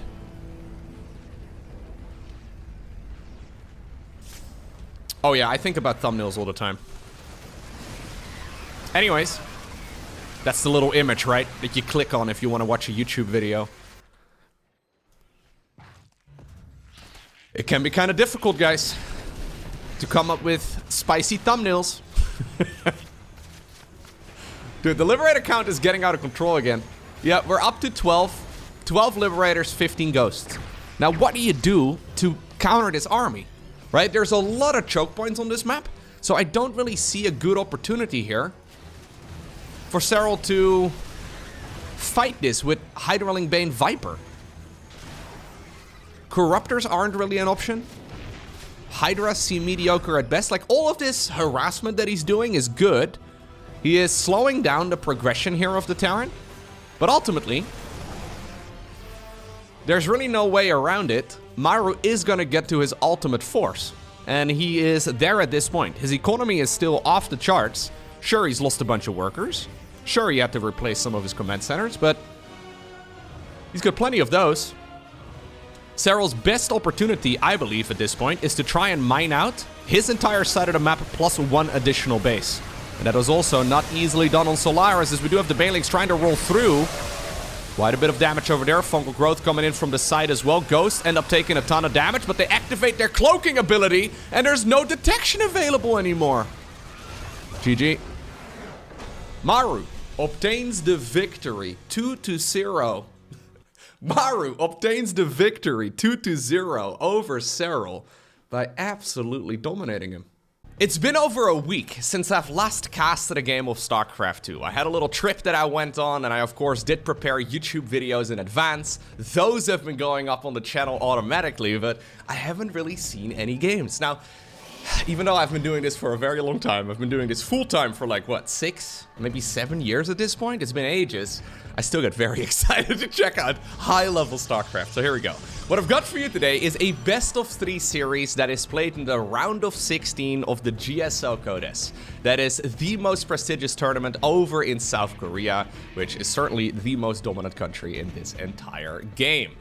Now, the one video that I did upload, this was on Friday, if I'm not mistaken, that I did upload after, and I recorded it after I came back from my trip to the States, and I spent a little bit of time I don't want to call it roasting, but I did spend a little bit of time insulting this Protoss player. Now, one of the series that I hadn't seen is this one right here, and from what I understand, he performs incredibly well.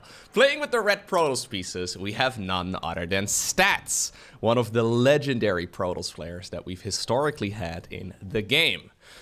His opponent, in the opposite corner, one of the current greatest players in the world. Playing with the blue Zerg drones, we're looking at none other than Dark's main hatchery. It wasn't really so much a roast. Basically what I said, right, is that some Protoss players that went off to the military, like for example Stats, have not gotten back to their previous level, unlike, well, for example, Terran players like Bjorn, right? So both Bjorn and Stats did their mandatory military service. Bjorn, of course, one of the greatest Terrans in the world right now. There have been a few Protoss players that went off to the military, but it seems like they've never really been able to pick up their previous level. And a few of you pointed out in the comments section that, Lowko, if you really think that way, you should go ahead and check out this series that Stats played against Dark in the GSL just a few days before I uploaded that video. In my defense, I didn't know, so, you know, it is. But anyways, I'm ready to be surprised. Now, because so many of you reached out and mentioned that I should really go ahead and check out this particular series, I'm actually leaning towards Stats. Like, considering so many of you reached out and mentioned that I should go ahead and check it out, doesn't that automatically also mean that the underdog wins? Because, certainly, don't get me wrong, Stats is going to be the underdog. The last time I saw him play was at IEM Katowice. He looked pretty good, but he was one of the lowest seeds coming into the tournament. And I mean, again, no disrespect at all, but Dark is one of the greatest players in the world. This man is absolutely lethal. He plays every strategy. And while sometimes you can criticize some of the decisions that he makes, because he does play like a bit of a jokester sometimes, this is a premier event, and I don't really expect that Dark is going to be, I don't know, doing any like early game proxy hatcheries or something along those lines. Generally speaking, it seems that Dark does switch out his playstyle quite a bit for these bigger events, the ones that he really wants to win. For the $100 cups that he participates in as well, the man will be more than happy to throw down a bunch of hatcheries on the other side of the map if he needs to. Curious to see what sort of playstyle Stats is going to bring to this series. Here's the first Oracle. 2 Adepts as well. Clean positioning right here by Dark. 1 drone? Nope, misfire right there. Oh, well. Dark was even presenting a drone. You go and die. But no, apparently no kills so far. And those are the little moves, though, that I look at, right, and I immediately draw conclusions from. Now, maybe I shouldn't, but those are the sorts of moves that I look at. I'm like, yeah, no, that should have been a dead drone. There was no reason other than a misclick why Stats did not get that worker. Okay, second Oracle kills a creep tumor, where it takes a bit of hull damage. Not in love with that either. Now, obviously, StarCraft 2 is a game of little things. All of those little things generally do lead to very large results. Triple Oracle into a Twilight Council. So this is the modern stock standard in this matchup. Stats used to be known. His nickname was... Okay. Ooh, he goes in with the low HP one. Lovely. His nickname was the Shield of Ire. So you know how Showtime is known as the Mauer? Well, basically, Stats is like the more extreme version of that style. At least he used to be back in the day. I've seen him play a bit more aggressively in games since he came back from the military. Doesn't really seem to suit him too much. But playing defensively is one of those styles that requires a ton of practice. So we'll see if Stats still has it. Blink on the back of this. Ooh, Overlord speed on the back of this too. I like that for Dark. So this is about as clean an early game as Dark can play. The idea behind this push that he's going for is to load the queens into Dropper Lords. There we go. And then to go into Zerglings and Banelings on the other side of the map. This is going to hit extremely hard, especially because Dark has played such a good early game. If this would have been a charge slot follow-up, then suddenly, well, Lings and Banes can be a little bit dicey. But against Stalkers, this should work out quite well as well. I don't think you should engage here. Hello. Okay. Yeah, he just gave away a bunch of Zerglings. At the very least, the Oracles activated the Pulsar Beams. Careful now. 6 OVs coming up as well. Dark hitting a supply block. Bunch of mistakes being made right here by the Zerg player. That being said, though, he did draw this Protoss army very far away from the protection of any static defense. 1 Oracle falls. Queens are target firing down another Oracle. That one will also go down. This is before any banelings have really presented themselves. The overlords are now gonna drop some creep. Branda puts down a tumor, and this is one of those attacks that is extremely difficult to hold. Now again, this is something that is holdable. Is that a word? I think it is. Anyways, it is something you can hold. It's just extremely tricky to do.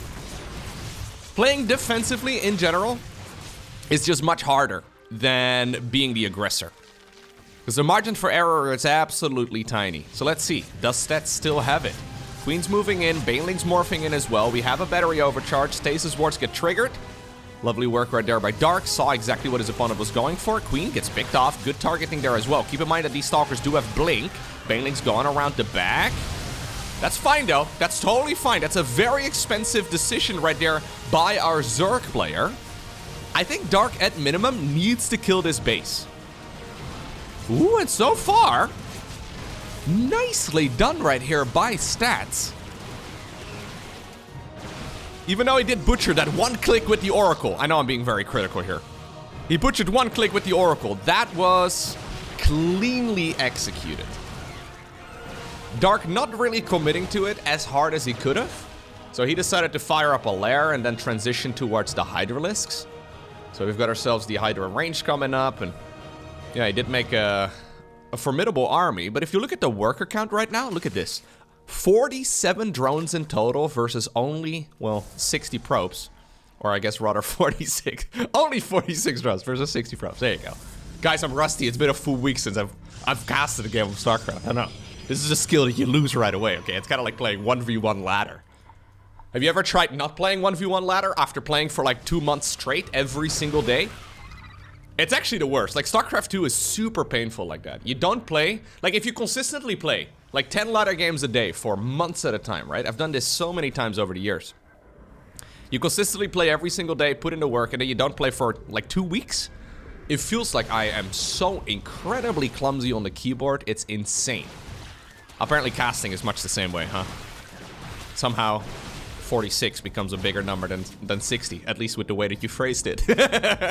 Alright, it's gonna be full-on Ling Hydra here for Dark. I don't love it. No. So he was expecting a full counter-attack here from Stats. Stats, however, is Stats. Yeah. He is Showtime squared. You know, if StarCraft 2 was a math equation, Stats equals Showtime squared. He plays this game very defensively if he is allowed to get away with it. Dark clearly also expected Stats to be a little bit more aggressive and to at the very least punish him for his greed. So what Dark decided to do is not make any drones, even though he could have. So now he's re-droning again. But he made decisions. Oh, this is also a funky one. He's going Lurker Den right here at Lair Tech. So Infestation Pit and Hive will be coming up eventually, but yeah, Lair Tech is not really where you want to be playing Lurkers. Honestly, Lurkers are one of those units that, yeah, you can make at Lair Tech, but you may as well not bother. It's kind of like Ultralisks, you know? Ultralisk without their armor upgrade? What's the point? Lurkers also definitely do need their Hive Tech upgrades, and this is giving Stats a ton of time, yeah. So, Stats is set up for a perfect macro game. Question is, can he do it, right? Because even though Dark is a bit of a monster when it comes to his early game and mid game and cheese and all that, his late game is incredible. We don't really get to see it all too often because he seems to win a lot of games before that point, but yeah, it is not something that he is weak at by any stretch of the imagination. Now, this is interesting though, the fact that he's going like 6 Lurkers before any Hive upgrades. Yeah. So this is the Zerg equivalent of putting down a bunch of planetary fortress and choke points, you know? This is the Zerg equivalent of building a ton of static defense. It's static defense that's not static. Which would make it defense. Yeah. Anyways. Fleet Weekend coming up right now on the back of this together with a second Stargate. We've got ourselves a bunch of upgrades rolling here. Charge is going to finish up momentarily. Adept is casual about it. She does not want to protect the wall of all too well, but at the very least she's trying. At the very least there's no all army hotkeying here. Now I think that's actually by design, yeah. It's to basically allow the Immortals and other big Protoss units to move by the Adept here. There's the mothership, alright. I feel like late game Protoss is still not quite figured out as well as it could be. I know that may be a bit of a crazy statement, because we do see late game Protoss a lot from players like, for example, MaxPax, from players like, for example, Showtime, but if you look at perfect execution, right, I feel like we've kind of gotten there with Zerg. If you see players like Serral, or if you see Serral, because nobody else really plays like him, you look at that late game army control, and I can't really pinpoint a whole lot of improvements. A lot of the improvements that Serral could make just have to do with him dealing with very limited amounts of information, right? Like, you look at his army positioning sometimes, you're like, maybe that could be improved on ever so slightly. But the reason for his army's positioning is that he doesn't know where the opponent is located. There's little things like that that are very difficult to improve on when you don't have that perfect knowledge. However, I feel like when it comes to, like, Protoss late game perfection, we haven't really seen it all too often, right? Like, it's not really something that we frequently see, even at the absolute highest level. Very commonly, we see the Mothership on the same control group as everything else. Mothership is just sort of hanging in the back. Sometimes it will cast a spell, but usually it's done after the High Templar, and we're like, oh snap, I still have this unit, let's see what it does. Oh yeah, right, I can activate the cloaking field, right? Like, it just doesn't feel quite as smooth. I'm curious to see if maybe stats can bring some of that. We have a lot of Overlords, by the way, constantly flying around the map. I'm not exactly sure. Just providing vision. Obviously, there is a... I did see a Nidus network right over there, so at least that's an option. 2 Banelings inside of the plane. Nidus coming up right now in the middle of the map. This is a scary moment in the match, though, here for stats. Like, yes, he's maxed out. Yes, he's got all the tools that he needs to defend against this, but we see this going wrong very, very commonly. High Templar that get YOLO'd into Lurkers, right? Like, that is something I've seen so many times, to the point where it bothers me greatly.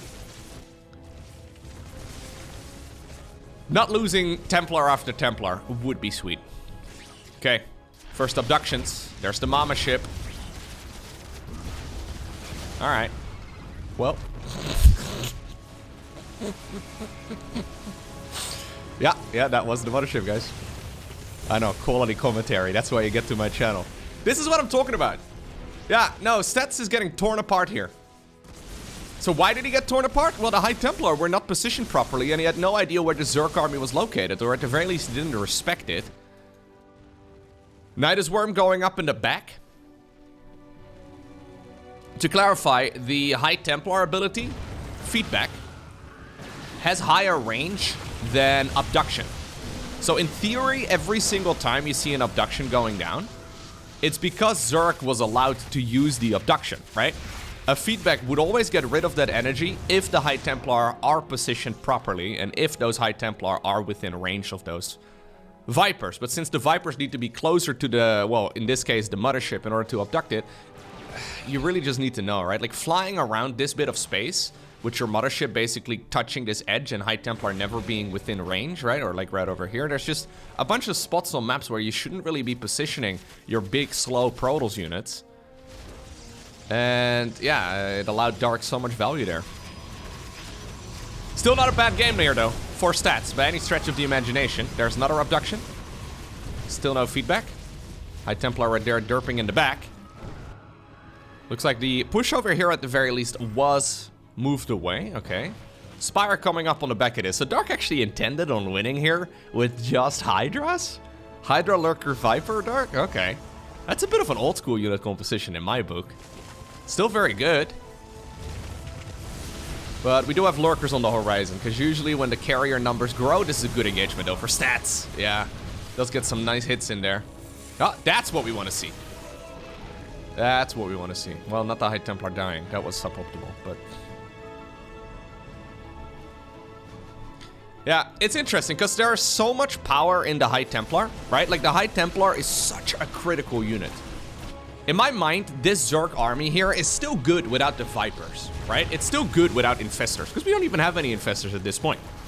However, the High Templar, they are the most awkward unit to control, because they're kind of slow. And they're also the most critical units to control. Both the Feedback ability as well as the Psionic Storm, absolutely phenomenal. Without it, this army is just gonna die to anything, really. Like, without Templar, it's actually kind of absurd. Without High Templar, this army just dies to anything. So in my mind, as somebody who has been trying to control late-game Zerg armies for many, many years, since everything is just one control group, right? At least the important spellcaster is one control group, opposed to, well, the control groups you need to control this late-game Zerg army. It just seems like it shouldn't be as tricky. Yet we rarely see it done perfectly, though, at the pro level, so, eh. Stalkers getting poked away at right here by a bunch of spines. This is forcing Dark to move back, though. I do really like the army movement here from stats. Pushing onto creep, clearing out some of the creep, but ultimately trying to get to a point where he's stable. Yeah. My only concern right now here for stats, though, is what exactly is his win condition? Because he's got a good army, he's got a good economy. He's been dealing with all of this aggression here from the Zerg quite well. Yes, he's lost a few units unnecessarily, but the trades have been optimal. If you look at the units lost at this point, you can't really wish for a lot more. Shutting this one down as well before it lays eggs. But what is the win condition? Like, how are we going to obtain the victory here? One approach that Protoss players like to make is the full bulldozer army, right? So you basically try to create a death ball worth of units, and then you march through the creep straight to your opponent's throat, right? Like, that's one of the approaches we see very often. I don't think it's very good against players like Dark, because Dark is very good at that spellcaster army, and I think he's going to be able to slow you down enough to get constant reinforcements. So the Spore Crawlers here, yeah, there's another feedback, another abduction, but I mean, it was a little bit too late. Mothership not even attempting to fly away there. She just accepted her fate. Yeah, I think against Dark it's difficult to really go for the full bulldozer approach. He doesn't have a Greater Spire though, does he? No Greater Spire, so that is something worth noting. Lurkers oftentimes are accompanied with Brute Lords these days, although we're just gonna push in, it looks like. Okay, Hatchery falls. Lovely move right here. We do have a Fungal Growth, another Abduction, no Templar. Templar, like, you see how the Templar come running after the Abduction goes down? That is not the order in which these sort of things should go. This is also a little suboptimal, though, here for Dark, not moving those Vipers away. Maybe I'm being too critical here, I don't know.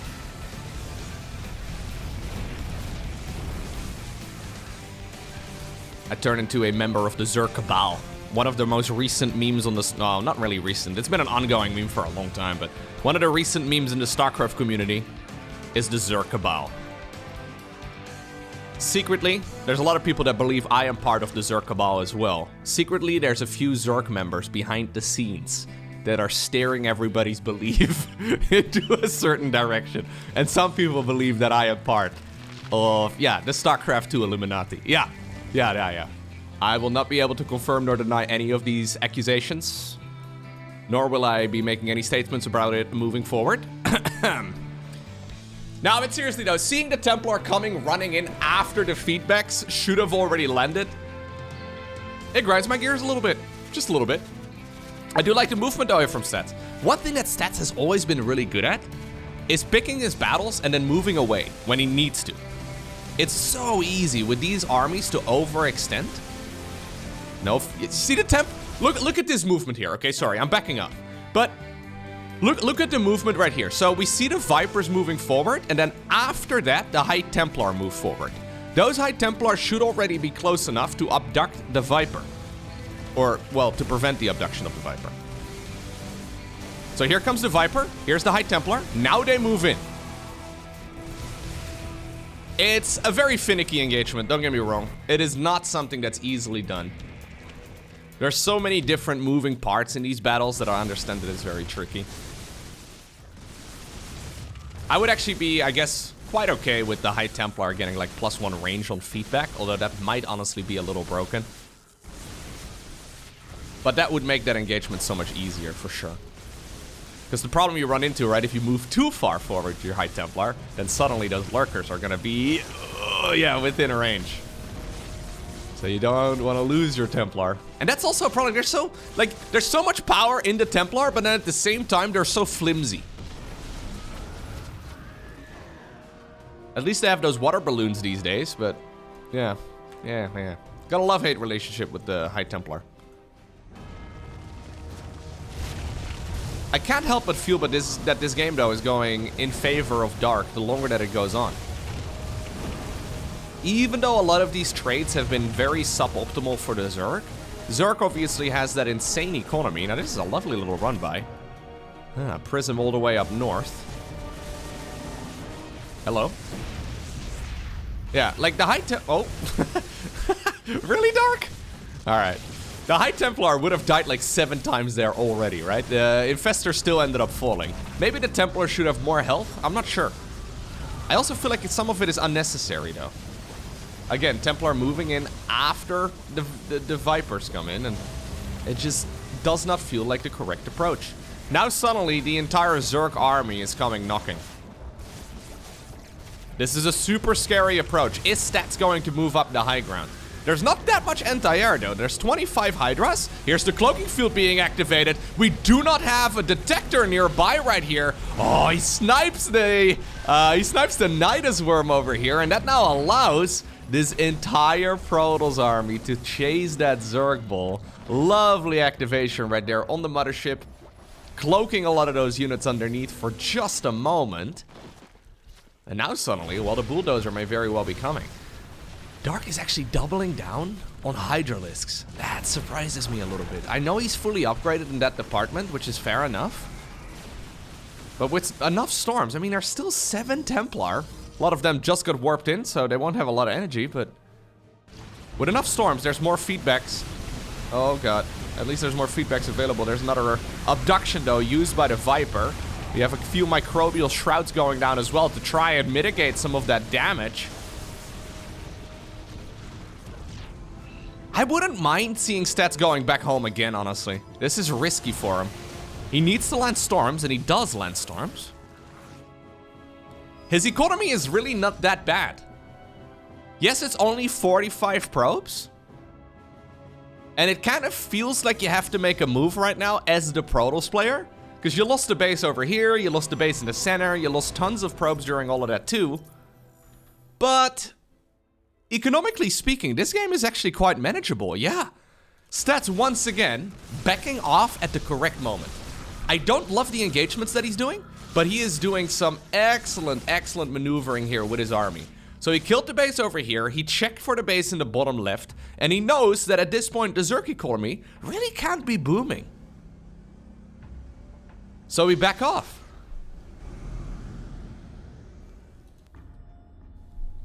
This is cool. I feel like a lot of Protoss players at this point in the game would feel the need, the urge to move forward here. And it could have worked out for him, don't get me wrong, but I think backing off when you have 4 carriers on the production tab may just be the right move. Okay, that was a good feedback right there. But at the very least, the Viper already got its abduction off. Vipers are expensive units too, though. So just, yeah, moving it out of the rotation. There you go. That's some good feedbacks right there on the high ground. Hydra's moving in. Hydras and Queens moving in. This is going to force a decision right here for Stats. Is he going to commit? I think he is. Rather than going back home right now, which is secretly what Dark is hoping for. Dark overextending right there with a bunch of those infestors. So much damage here being done. No splits right there on the carriers, but carriers, of course, do have a ton of shields. Reinforcing Hydras. Pop out of their cocoons straight to their deaths. Do we have a detector nearby, Stats? No, we do not have a detector. He cannot see all of those lurkers, and that is ultimately moving him back home. Hydras also did come back, but they did kill a base and 23 workers in the process as well. Mothership number 7 being made. Okay, 5. Observer did just pop out of the robo facility. Careful maneuvering around this space, though. How many Vipers do we have? 0. All of the Vipers went down. Yep, I've been quite critical right here of Stats' army movement, I guess. Specifically, the High Templar positioning. I love the engagements that he's picking, but I should be equally critical right here of the way that Dark has been doing that as well. And Dark has given away quite a few of his very expensive spellcasters for free as well. And that may end up biting him in the butt quite a bit. Oh, I feel like Stats is actually playing much faster as well than he did at Katowice. Like, I feel like this is like a plus 100 average actions per minute here. Cool. Careful now. Are we gonna go for the mass recall? Are we gonna go for the offensive recall in the main base? Let's go, Stats.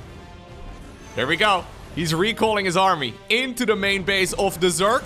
Suddenly they appear. Lurkers are, of course, out of position, and this is triggering a full-on base race. Now, keep in mind, the Mothership and the Nexus do not share a cooldown, meaning that you can always recall way back home if you have the energy for it, and, well, if, of course, the mass recall ability is not on cooldown. I think he's going to destroy all of the tech. Are we going to recall now to the natural, or are we going to continue? I think we have to recall.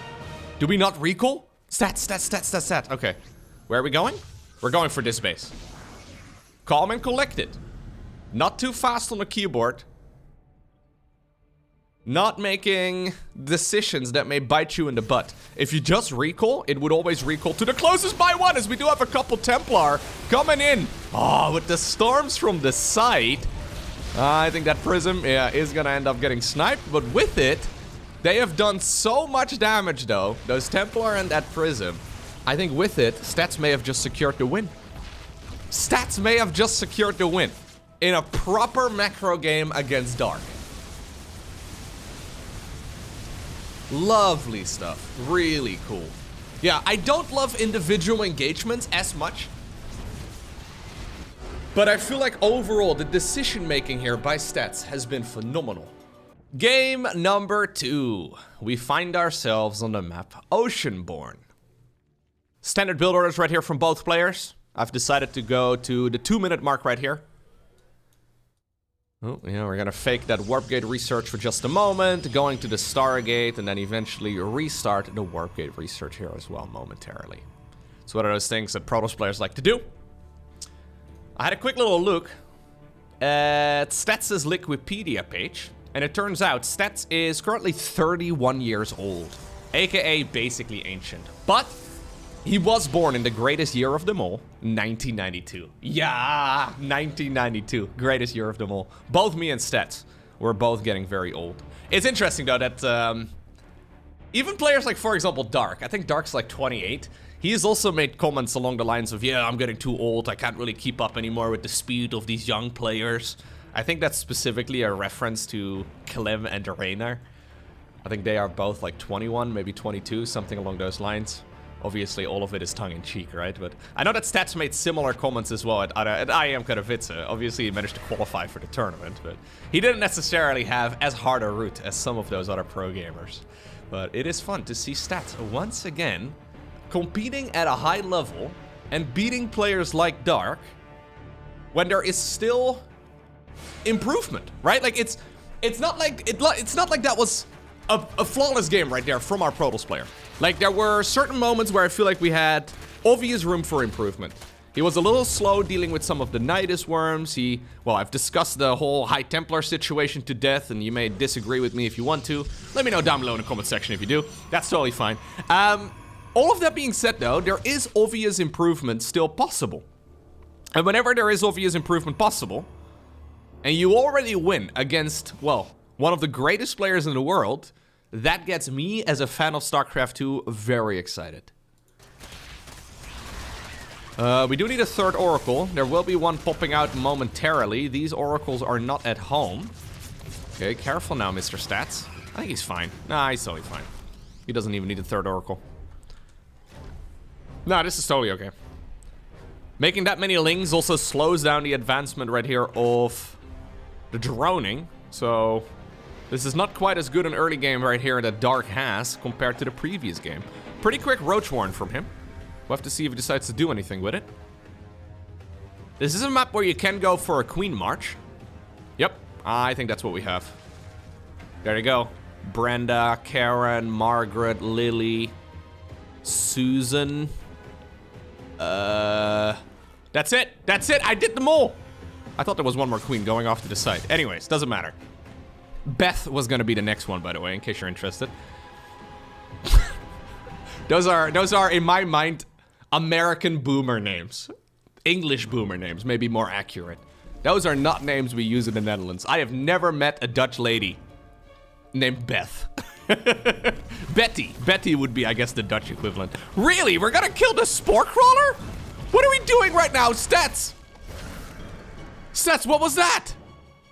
He's forcing the oversaturation? Huh. I think I hate everything about that move. Problem is, he needs these oracles at home. Like, the economy right now for Dark is gonna be pretty atrocious, okay? But he's maybe that was brilliant, actually. Giving up an oracle to kill a spore crawler to deny mining at 2 bases. So despite Dark's worker count right now, he can't really effectively mine. So Stats decided to immediately give up on that 3rd and make a ton of static defense. Now, there is a light at the end of the tunnel, and that one is called a Dark Shrine. So I guess it's not a light, it's a dark. Against Dark? Whoa. Anyways, all that Stats is really aiming for right now is to buy time. And you know what? That was, The queens, by the way, did go back home, so mining resumed in the natural. That was a very curious response right there from Stats. I'm gonna say it. Yeah, I don't think I actually hate it as much as I thought I did. I still kind of hate it. That kind of looked like a bit of a ladder hero's response to that sort of thing. But maybe it's actually quite clever. A lot of Protoss players try to hold onto your 3rd base, right? And they will try to keep that alive to the best of their abilities. Rarely does that ever really seem to work out well. That was actually very cool. Yeah. You know what, if you're like say like you're, I don't know, a Diamond League Protoss and you struggle against these sort of pushes from the Zerg, denying mining in 2 bases like that, when you see there's no spore at the 3rd, you kill the spore over here, all the queens are gone, give up on the 3rd base, make a ton of static defense, go into a Dark Templar follow-up, it is actually kind of smart. Yeah, it is the more common approach we see at the highest level is to micro your butt off over at the 3rd base, especially when you have Blink done. Obviously, not the case in this game, but you can do a lot of micro against that sort of thing. Yeah, ultimately you end up with a relatively even economical spot, and there's not really a whole lot of things that can go wrong there. Whereas if you're forced to micro, obviously, yeah, Protoss units in general pretty clunky. Not a bad idea. Nidus Network together with an infestation pit. Is this what I think it is? Dark. Are we gonna go swarm hosts? I think this has to be swarm hosts. Yes? Oh my god, really? Okay. So swarm hosts are widely considered to be the worst Zerg unit, but everybody that I know agrees that they should not get a buff. I think a lot of StarCraft players of old men like me and Stats, we all remember the swarm host era. The swarm host era, it was not very fun. Right now they're a very niche unit, which I think is very cool. Bzz, bzz. Okay. Now, yeah, so the swarm hosts obviously can fly their locust, rather. Is that plural? Locusts? Anyways, they can fly their dudes to the high ground. And yeah, deal a lot of damage. This is super annoying, actually. That building positioning is suboptimal. No reason to have your forge over here. No reason for your Twilight Council to be over here. There's a reason why they're always tucked away in the main base. Stats getting punished for it. Looks like we are gonna have a transition straight to what I would imagine is gonna be lurkers here as well, which I think is actually very cool. Problem with lurkers, or sorry, with swarm hosts is that they're not very powerful per supply point. So they're very expensive as far as supply goes. And you max out extremely quickly. But your army can't really be improved, of course, when you're at 200 out of 200 supply. So there is a moment where you want to give up those roaches, you want to give up those swarm hosts, and you want to transition towards lurkers. Because if Protoss manages to build up, and there's no console, if Protoss manages to build up about, I'm gonna say 110 or so army supplies, so that's the little sort over here at the bottom of the screen. If this goes up to over 100, life's gonna be a lot more comfortable, and if Protoss can hit the Zerg in the face in between Locust waves, sometimes those, so we finally did have the Dark Templar being used, sometimes those Yeah, sometimes those Protoss armies can overwhelm you. So Dark going for a straight transition from Swarm Host into Lurkers is quite clever. Even though he currently doesn't have the supply for it, he knows where this game is headed if the aggression is not quite perfect for him. So far so good though right here for Dark. Honestly, he may not need it. Once again, Swarm Host here on the left. Main army here on the right. Lurker transition is imminent, so you can quite easily move forward. Fleet Beacon also on the production tab right now for stats. But this is so painful. Oh, he's opening the front door. Alright, yeah, just kill whatever you can. The Locust DPS is off the charts. Yeah, super tough. Super tough game right here for stats. I quite like this idea, though, from Dark. The fact that, like, yeah, he's 1-0 behind, so maybe he shouldn't be going for a tricky strategy. I like it because stats clearly hasn't been quite at the same level as he used to be back in the day. At least, like, in this series so far, he's looking solid. But I can imagine this is the type of strategy that stats will rarely practice against because nobody plays Swarm Host. And they do require a very specific approach. You can't play against Swarm Host as you would, well, against any other aggression, right? You can't really... So far, not bad, though. If stats can manage to get this 4th base up and running, life's actually manageable for him. Problem is, Lurkers are on the production tab. Lurker ranged is coming up.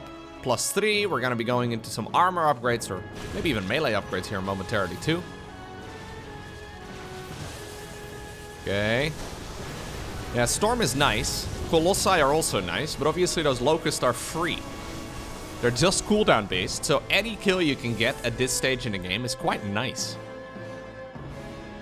Now, of course, since those Swarm Hosts are very supply heavy, Dark doesn't have that big of an economy on the back of this either. He's only at 61 workers, whereas stats right now is at 80.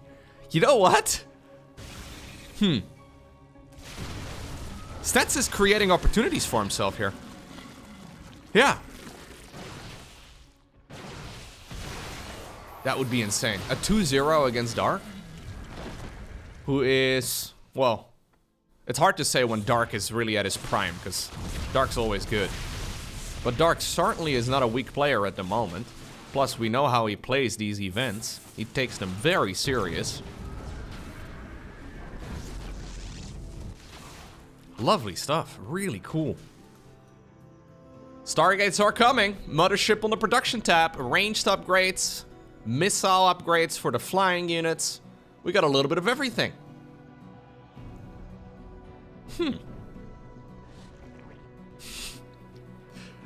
I don't know if you can hear, but I've been casting this with a big smile on my face for the majority of the time. Even while I was roasting stats, okay? As a fan of StarCraft, it's just really cool to see players coming back. Like, if you haven't been watching StarCraft 2 for that long, it may be a little tricky to really explain, right? But imagine, like, one of your childhood legends decided to pick up the sport again that you have been watching for your entire life, right? And basically comes back. Like, that's essentially the way that this sort of feels. Once again, here's the cloaking field. Here's the time warp. Some of the Protoss units did manage to sneak away, and they're gonna go after some of these things. Killing the Overseer would be amazing, but it's just barely too far away. That engagement is a little finicky, though. Looks like the base will live. Hatchery, though, yeah, also is going to stay alive. And ultimately, Dark is once again arriving at good old Hydra Lurker. Hydra Lurker Viper would be the logical follow-up here. We haven't had any Vipers yet, but I can imagine that they are going to be coming next. Stats is playing a very gas-heavy style, and that is one of the problems here. He really needs to make sure that he secures all of those gases ASAP, because he doesn't have a lot of it at this point, and yeah, obviously it got killed by the very first wave of Swarm Host Locust, if I'm not mistaken. He needs to rebuild this Vespian Geyser. It's a small thing, very easy to forget. That's what she said. No. But it's really important that we do bring that Vespian Geyser back. Whoa, Lurker's caught in that stasis ward, apparently. Okay. I missed that one, because there was so much movement around the map. Yeah, Dark is doing his classic approach, though, where he's trying to smother his opponent in aggression. Looks like Stats is staying on top of it quite well. Yeah. He does need some more Templar. He's running low on Templar. Yeah, Dark is getting to a point, though, where it kind of feels like he's tightening the noose. Question is Stats going to be able to get a finger underneath the noose, you know? Like, it's very dicey here. Yes, it's a scary Protoss army, but it's also a very flimsy army in a way. Okay, evacuation of the low ground. Zealots, okay, moving on over towards the mirrored location on the other side of the map. Time Warp is going to slow down some of the units in the bubble. Okay, they're going to settle for an Archon or two. Base over here is now being made, but this is very slow. In a few minutes time, sure, this is going to be fine for Stats if he is still alive. Problem is, Dark is not really going to let go. I've got a feeling that ultimately this is going to lead to a Dark win. Just because even though this is an uncomfortable game right here for Dark, Dark has got his opponent exactly where he's been trying to get him. We're 16 minutes in. Yeah, main, natural, as well as the third are basically out of minerals. So Stats' income right now is atrocious. Despite the fact that Dark has never really gone over more than like 61 workers in this game, he still has mineral fields to mine. He still has resources to gather. So his worker count may not have been amazing at any point, but you can see that it's starting to be a very solid advantage. And even though this Nexus is going to finish up, I think Dark can make a move for it. If you move in here as the Locusts are flying in, you can probably... Oh, stasis! Lovely stasis again, though. That's gonna buy him so much time. Okay, well, that's honestly all that Stats really needs. He just needs time. Oh, it's possible. Okay. Templar moving in. Swarm host popping out of the worm. This Locust wave is actually very critical. The Locust flank. Yeah, he's facing it head on. Fair, but that's expensive. Hydra's in the meantime moving in as well. This is still on a razor's edge, though.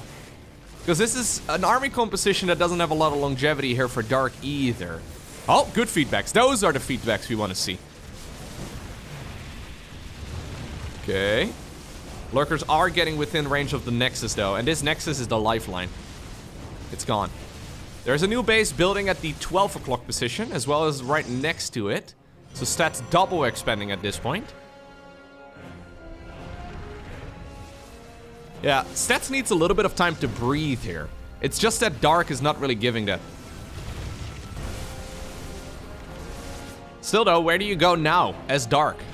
I think this location here is very tempting. Alternatively, he could move to those two bases.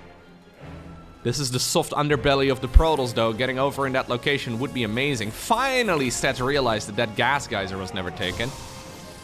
Well, it immediately is gonna get shut down once more. This base is now done. Okay, Nexus and gas geysers will fall. Okay. Yeah, I'm still liking Dark's position a lot more at this stage in the game. But I'm very impressed with the way that Stats is getting it done here.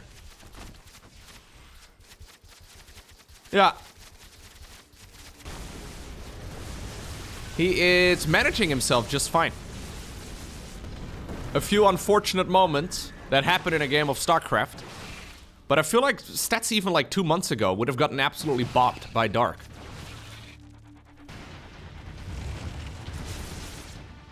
Definite upward trajectory right here for our Protoss player from Korea. In case you're unfamiliar, by the way, Stats has won many tournaments over the course of his career. Like, the man has got, like, I think, like $650,000 or so in tournament earnings. And this is from an era of StarCraft where prize pools, in general, were a little bit lower. So he is an absolute legend. He's won a lot of stuff. Yeah, I think ultimately he's not gonna win this game. But it's a best of 3, so you know what? That means more games for us, I guess. Love the Swarm House style, by the way, here from Dark. Really cool to see him bringing that unit back. With so much effectiveness, too. Well, I mean, the Colossi are having a grand old time. It's just that Stats is gonna go up against a Remax Zerg here very soon. Both of the Nexus have gone down, Nexi have gone down, Natural is also gone, of course.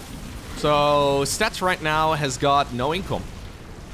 Yeah, okay, well, sorry, lads. I know you're all hard at work, but they're basically no income.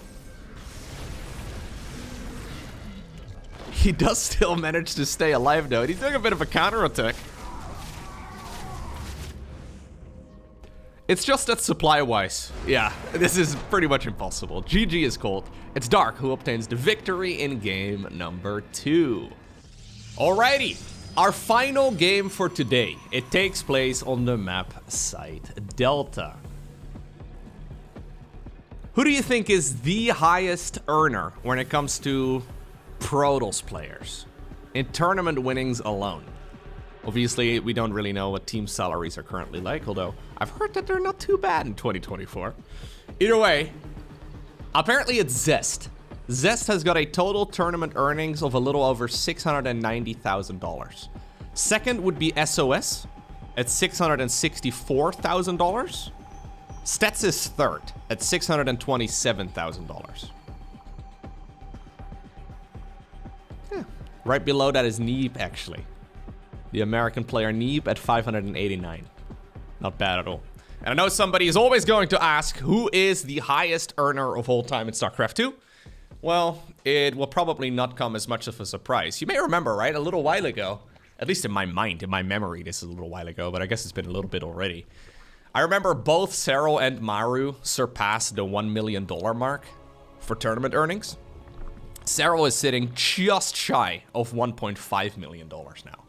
And honestly, with the way that he's playing right now, I don't know who's gonna, I have no idea who's gonna match that man. Yeah. We'll see how he does at the World Cup this year. I don't think anybody would be surprised if Serral ends up sitting at, I don't know, close to 2 million at the end of the year. The guy's really insane right now. Yeah. Anyways. Site Delta. A match for all the marbles. I always like that. I never use that phrase in my casting, but this is a match for all the marbles, okay? This takes me back to my childhood right away. I did a lot of marbles when I was a kid. Yeah, this was a very common activity at my school. We always had these things called flippos as well. You guys remember flippos? Is this just a Dutch thing? I have no idea. Let me look it up. They were like these Looney Tunes circular plastic discs. What? They have a different name in English? Tazos? Is that right? I have no idea. I just googled it. In Dutch we called them flippos. I know that much. Those were also very popular at the school that I went to. Right? There were like phases. There was like a Pokemon card phase. There was like a flippo phase, right? There were a bunch of different ones. Beyblades? Yeah, we had many different ones. One of the classics though was always marbles. And this is a match for all of them. I was pretty good at marbles. I don't want to flex or anything, but I hope you're impressed by like 8-year-old Lowko destroying the playground. No, I wasn't, you know, I wasn't top tier, but I was like the elementary school equivalent of Master League. Yeah, I was pretty good, but I had a couple GMs in school, you know, a real problem. Anyways, Zergling's coming in right here. I could talk about marbles all day.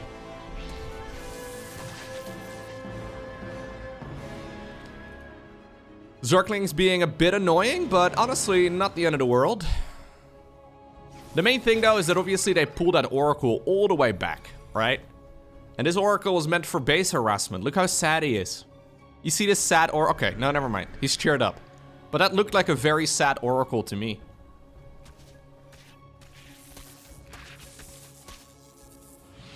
Sometimes I'm afraid whenever I like translate something to Dutch or I bring up something that we only have in the Netherlands, that those words mean something offensive in other languages, you know? There's a very good chance that flippo is something bad in another language.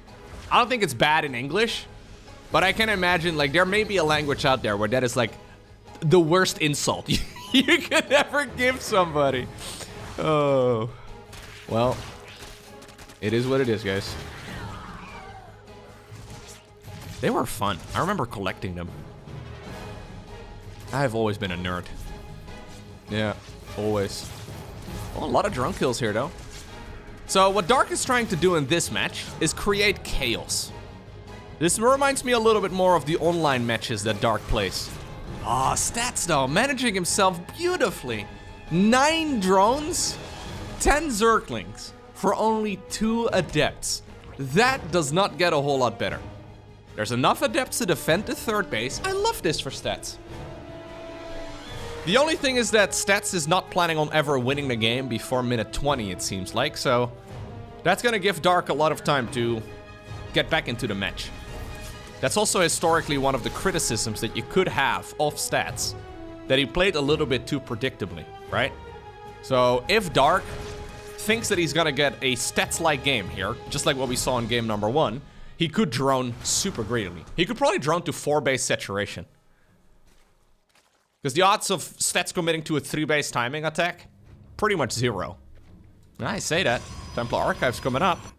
Would love to see Charge, maybe. Charge would be really good. Okay, well, it's gonna be Blink. Oh, hello. It's gonna be Blink. Either way, I think like a Charge Zealot all-in type of push would be really cool. It's just very far away from what, you know... Or Charge Zealot. Ah, yeah. Charge Archon is what I meant. But anyways, I think those sorts of attacks are just kind of far away from what Stats normally likes to go for.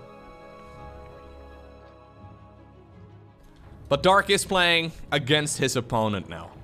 Yeah. He had to be reminded. But he realizes, wait a second. Stats never attacks. He harasses, sure.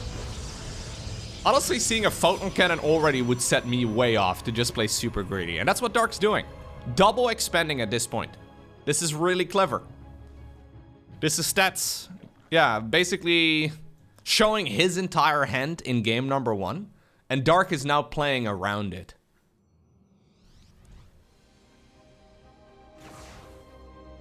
Quick Infestation Pit. Quick second Evo Chamber. This is a Zerg player who would 100% lose against any sort of 3-base pushing. Yeah, but this is not what Dark would do against, well, other Protoss players. There's no way he would do this against Hero. Hero would destroy him if he decided to pull a trick like this. Dark has done similar things as well recently against MaxPax, where he is playing MaxPax rather than Protoss, if that makes any sense. Like, he adjusts his playstyle. So this is great stuff right here, right? So what Stats is doing, I really like it for an individual game. Like, say you're playing a best of 1, say you're only playing ladder matches, I think this style right here that Stats is going for is brilliant. Because your opponent will play against a wide variety of players, and they will realize, okay, if I decide to play greedy right now, I lose against a lot of different, well, bits of Protoss aggression, right? This particular instance. Dark, however, is realizing, yo, I know that you like to play greedy, and if you like to play greedy, I can get away with all of this. This Roach Warren, super duper duper late. Yeah, I added an extra duper in that sentence. This Roach Warren is, I want to say like 3 minutes later than the one that we saw in game number 2. Yes. That's, maybe I could have added another duper. It could have been super duper duper duper. It's very late is what I'm saying. He's running around with the Zerglings here. This is also what Dark likes to do. This is not even so much to, like, you know, get damage done, but mostly to just make himself look more threatening than he actually is. Because this is, for all intents and purposes, basically his entire army. Yeah, there's a couple of roaches sitting out there, but this is a pathetic Zerg army. It's just that Stats is giving his opponent a lot of time. Yeah, and that's one thing I don't love about the defensive Protoss players' workbook.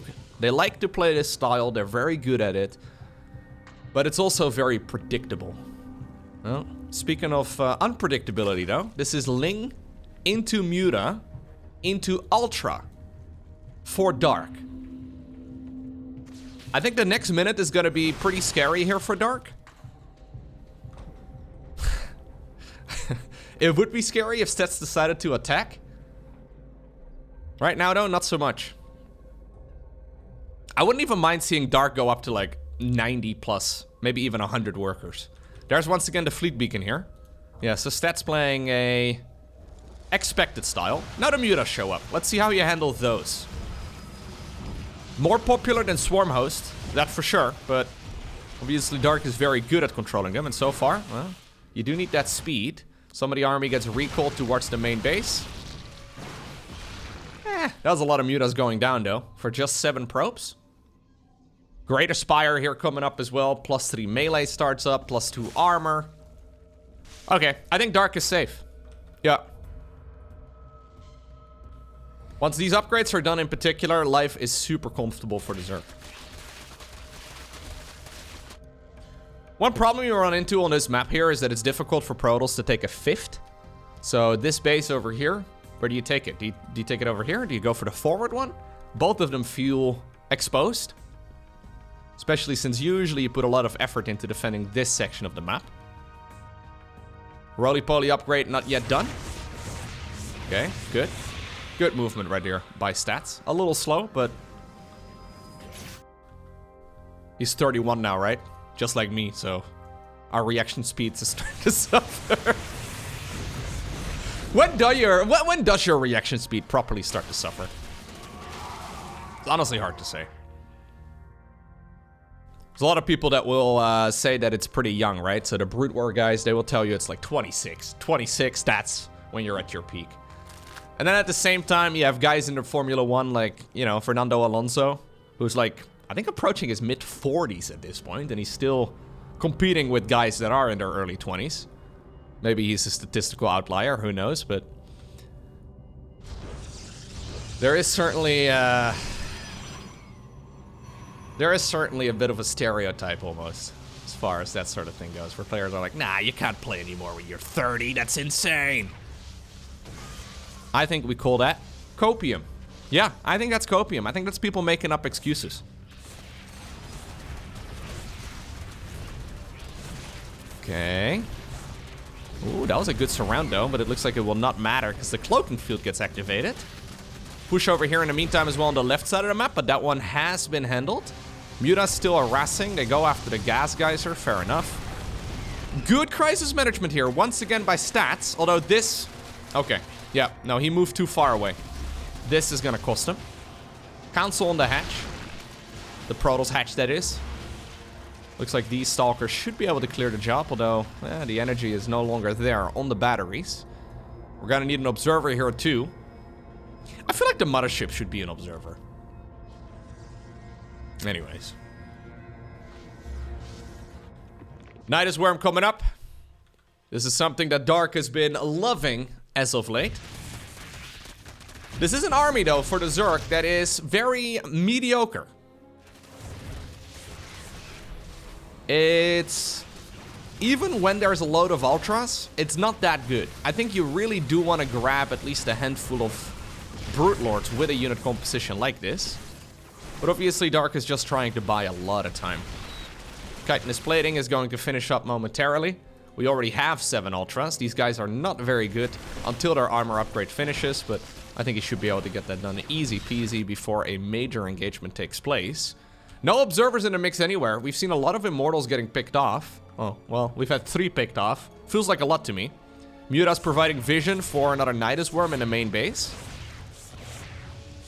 And this is starting to feel at least a little similar to game number 2 for me, where Dark is starting to do his smothering, right? Like, this is still playable right here for stats, don't get me wrong. It's just that the map makes it quite difficult for him to really have a lot of longevity in another 5 minutes. I think that's basically what Dark's plan is. Keep on chomping. Keep on moving. This is expensive though, Dark. Big mistake. Big mistake. Lovely punishment right there by our Protoss. In the meantime, Zergling run by getting cleaned up. Muta's in the main base. Ultra's in the main base through the worm. Okay. Expensive. Couple of roaches over here getting shut down. Yeah. It's reminding me of game 2, but not in the most positive way, right? Like, this is Dark trying to punish his opponent. But it's all very committed. Like, this is not Dark who's got more money in the bank than our Protoss player. As a matter of fact, he's got significantly less. Massive Zergling run by once again here by Dark. These are pretty much fully upgraded links. And they finished at ground level 3 for the Carapace. Oh, okay. Killing the Ultras that are burrowed, apparently. Fair enough. Good management right there by Stats. You can tell why his nickname always was the Shield of Ire, right? We should probably bring it back. Because it's very obvious as to what this man likes to do. He's a bit slow at reacting to the Nidus Worms, though. Yeah. He can't warp in any units right now, which is a bit awkward because he's maxed. But it looks like there's nothing inside of that worm for now. Zergling, Baneling run by over here. Stalkers will get sniped. Main army of the Protoss is at the front. Baneling's now moving in again. Can we storm? Okay, a little late on the storm, but at least they, well, did shut down a lot of this before it really got underway. In the meantime, Brute Lords have been shown, and yeah, they are not really something that can be countered at this point by the Protoss player with their current army. Load of probes are going down here, though. I'm starting to be a little worried right here for Stats. I feel like I've said that so many times. These burrowed Ultras are interesting to me. Very expensive unit to burrow, but again, no Observer. Where's the Observers? Revelation. Ah, that also works. Okay, so Dark has moved from an extremely mobile and very harassment-heavy army to an army that is very rigid in straight-up fighting. We end up with the good old Brute Lord Infestor army. And this is not an easy army to kill by any stretch. So Stats was hoping to get here before we got to this point. Sadly for him, he has not. That window was closed because Dark was trying to just, well, hit him at every single angle. As little gas as Stats had in the previous game, as much as he's got of it right now, it's just that he doesn't really have anything to use it on. Burrowed Zerglings in the main base, providing vision here as well for the Zerg, so he can just put down new worms using the vision of those Burrowedlings. Ah, the High Templar. Was that all of the Templar? Yeah. Hello, lads. Sorry, I backed up like 10 seconds.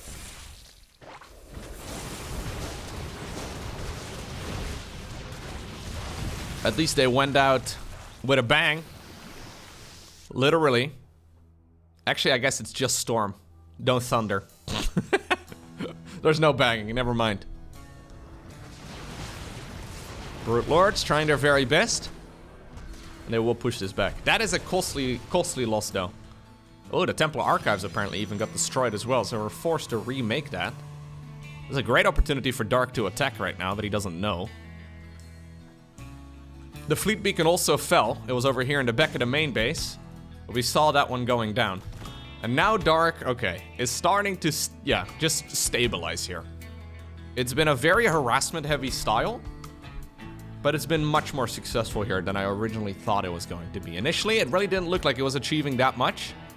But then, when it rains, it pours. Suddenly, a few of the links sneak in and another base ends up going down. And this is good, though, this movement over here. Brute Lords are slow, so they're not going to be able to get over here in time. By the time that they get there, that base is going to be gone. Protoss army as well. Speaking of Protoss armies, maybe they're needed at home. 2 hatcheries fall on the outer perimeter, it looks like. We may need to do a cheeky little recall, though. Okay, yeah, he does poke that base to death. Stalkers moving forward over here. More probes are going to fall, though. A little bit of a Zergling trap with additional Zealots being warped in. Nidus Worm is trying to provide them rescue, but that's not going to happen. Brute Lords, okay, do ultimately find this Stalker army. Slow response right there from Stats is going to cost him. And this army, I mean, recall is not available. Recall is not available. Do we still have the Mama ship? Okay, we do have the Mama ship. That is lucky right there for those units, because that could have been extremely dangerous. They were pushed all the way towards the bottom left-hand corner. Luckily, Stats had himself that Mama ship.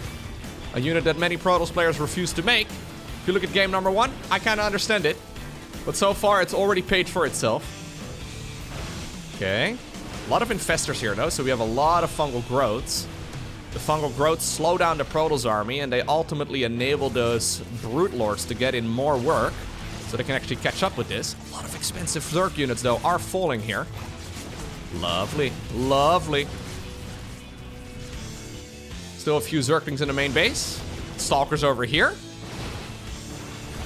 Great. Look at this patience. I love that move so much. How many of us would have panicked and clicked the hatchery there? Seth was like, no, I'm gonna get the hatchery regardless. I don't have to rush it. And suddenly, where do we find ourselves now after that sequence of events? I think this is actually quite good for stats. He's maxed out. He's got a banger of an army. Still nothing all too amazing against Brute Lords in particular. So one thing that Dark can do is just double down on Brute Lords. Because it's only Stalkers. Top right-hand base, by the way, taken over here, well, by both Zerg as well as Protoss. Stats doing a phenomenal job splitting up his units. I really like it. It's very risky. If you're caught in a main fight and obviously half your army isn't present, that is not optimal. But he's constantly moving both sides of the map. Good feedbacks here this time around. Fungal growths were already landed though, so a few units will still end up going down. This is a fight that Stats wins, for sure. I mean, obviously you don't really want... I was gonna say, there you go. Nah, this is fine. This is totally fine right here for Stats. You don't want everything to get surrounded, but that was a nice exchange there. Overextension though, Dark's gonna punish, yeah. Don't know why Stats decided to move forward there. Just a lapse of judgment, I guess. You should really... Oh, he wants that Ultra so bad! Recall, bro, get out of there! What are we doing? Okay, now at least kill the Ultra. There you go.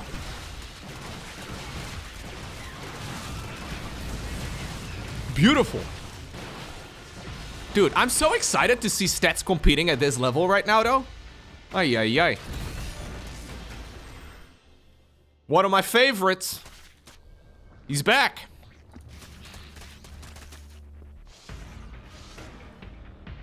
One thing actually that pro gamers have mentioned repeatedly over the years is that one thing casters never highlight is day-to-day variability in performance. So this could be one of those days. We're gonna have to see consistent performances like this from Stats. But this could be one of those days where Dark was feeling a little off and Stats was feeling particularly good, you know? Like, it's very performance-based, obviously, and since this is a single-player game, if you're having an off day, there's no team to back you up. You're having an off day, that's it. This fight over here, I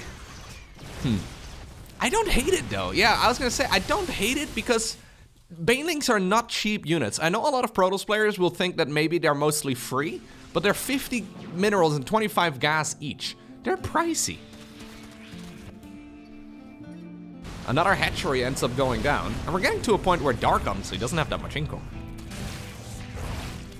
It's just really difficult on this map for Protoss to secure another base from here. So the 5th base, like I pointed out, is difficult, but where in the world do you go next? All of those bases feel exposed. Now I think that pylon is in... Oh, not right now. Okay, I thought it was gonna be in range. But this base in the top right, very tricky. Base on the left side of the map, also very, very tricky.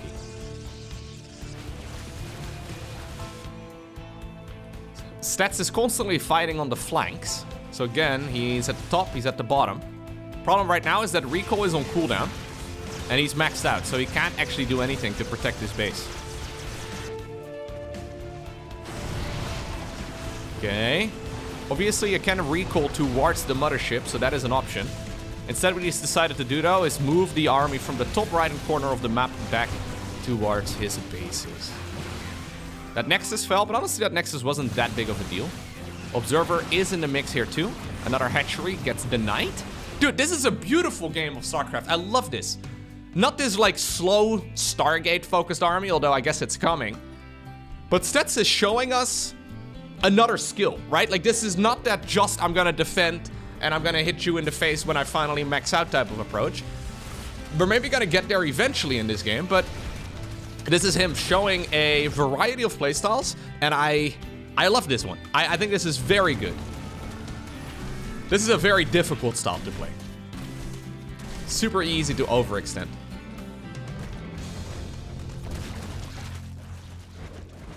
Okay, constantly moving. Zealots, go, go, go. Couple transfuses right there. Keep in mind, we can always recall the entirety of the Protoss army in the direction of the mothership. Now, I don't know if there's ever a good moment for it. Double Lurker Den, by the way, on the production tab. Yeah, so we have 2 of them going instantly into double upgrades. Drones are burrowed in the bottom left. 2 expansions taken on the left side of the map. Oh. Stats doing this?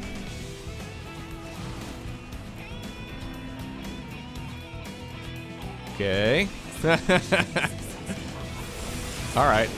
We're gonna go for some neural parasites on the most insignificant units. I mean, Oracles are both the best unit that Protoss has. But at this point in the game, also the most insignificant. I'm sorry, lads. I'm just saying that Stats doesn't really care about you that much. No, not again! Not again! Not again! Okay, we did a recall apparently. Fight in the top right-hand corner. Ooh, a couple of the Lurkers getting stuck. Careful those Stats. A lot of the Immortals and Archons in the front, but I think it's fine. Queens in the meantime. Pushing the bottom left-hand corner also is gonna, yeah, get shut down. That Nidus Worm is not gonna kill that base. No energy. Nah, there's no energy on those Infestors. So they will not be able to cast Fungal Growth. Stats, don't get your army trapped. Move home, dude. Move home. Okay, and he does. Stats maxed out. Dark, 182 supply. Dark is out of gas. Oh, I'm getting nerd chills here. This is so well played. This is still on a razor's edge though, because this is not that super powerful, slow-moving Protoss army. This is the more mobile approach instead, and just Brute Lords alone. Very, very powerful against it. Tempest are coming. I like it. Stats has been maxed out for a long while now, so he couldn't actually start up that Skytool's transition any earlier. One of the Stargates rather is still unpowered. Okay, finally the Brute Lords are on the offensive. Ultras here trying their very best as well, and that's going to be enough for sure. Stats moving in. Looks like he's moving on over towards the bottom left-hand corner. He's giving up on the left side of the map. I think it's clever because these bases are mined out and there's not that much infrastructure. Okay, Cloaking Field being activated over here. Spore Crawler is, however, going to be... Okay, burrowing right next to it. Stalkers moving forward. There are still some Stormy Boys available too. Hydras, once again, pop out of their cocoons.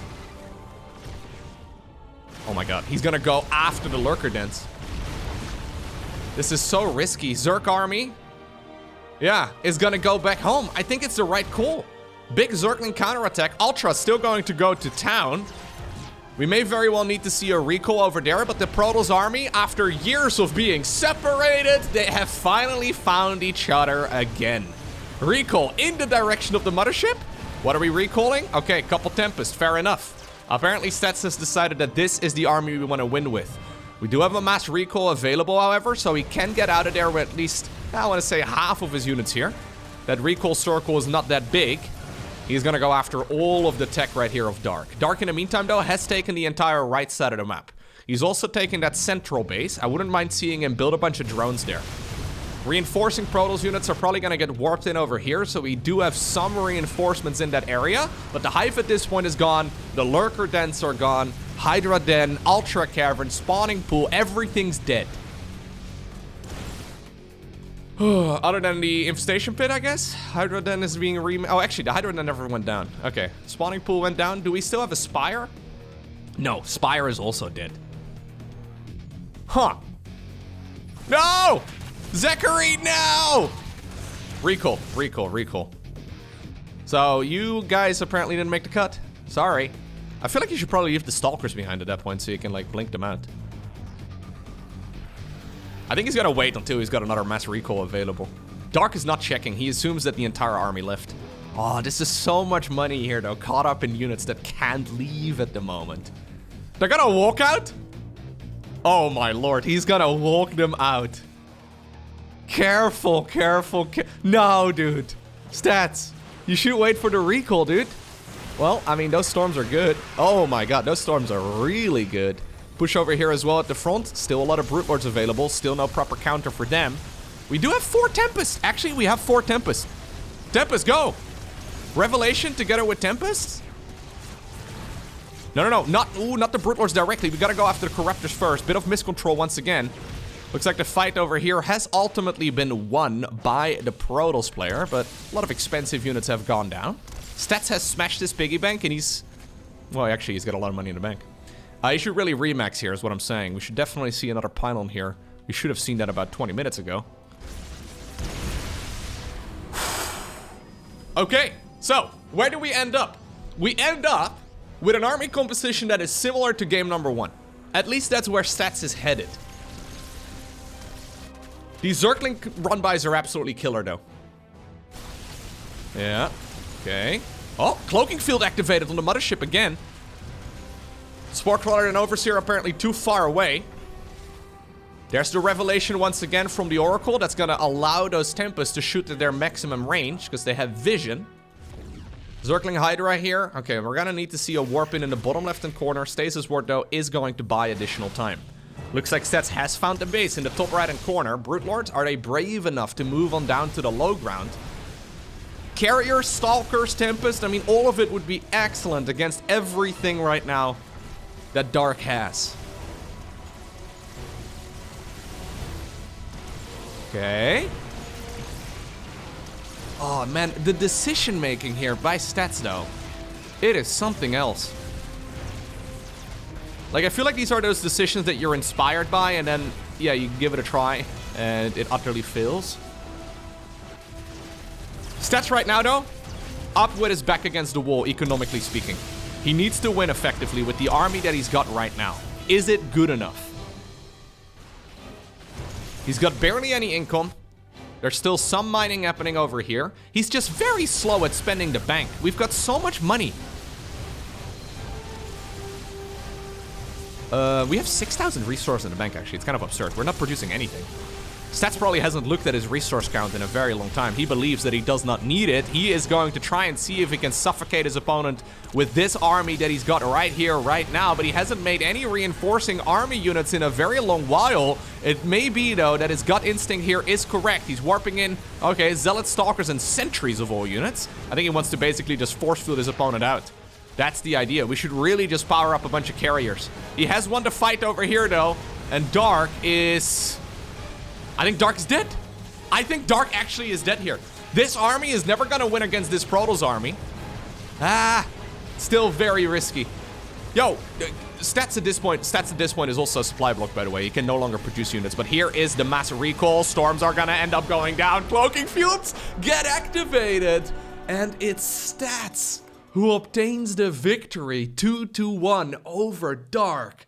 What a beautiful series of StarCraft 2. You know what? My favorite part about it is the fact that those engagements in isolation actually didn't necessarily go that great for Stats. Much better in game number 3 than in game number 1 and 2. But overall, there's still room for improvement. And that's exciting. Obviously, Dark did make a few slip-ups as well. Don't get me wrong. He by no means played a perfect game either, but Stats is back. Welcome back to a professional match of StarCraft 2. What I've got for you today is the finals of the ESL Open Cup 222 for the South Korean server. Now in game number 1, we find ourselves on a map called Post Youth. Practically everybody either expends over here first, or sometimes even down over at the Golden Minerals, but apparently our Terran here, playing with the blue SCVs, has decided to send 2 of those bad boys towards the other side of the map. We're looking at none other than GuMiho's main command center.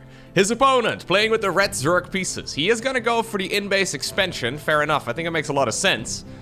Representing himself on the main hatchery. We're looking at none other than Dark's main base. GuMiho, is this a good idea? Here's the situation.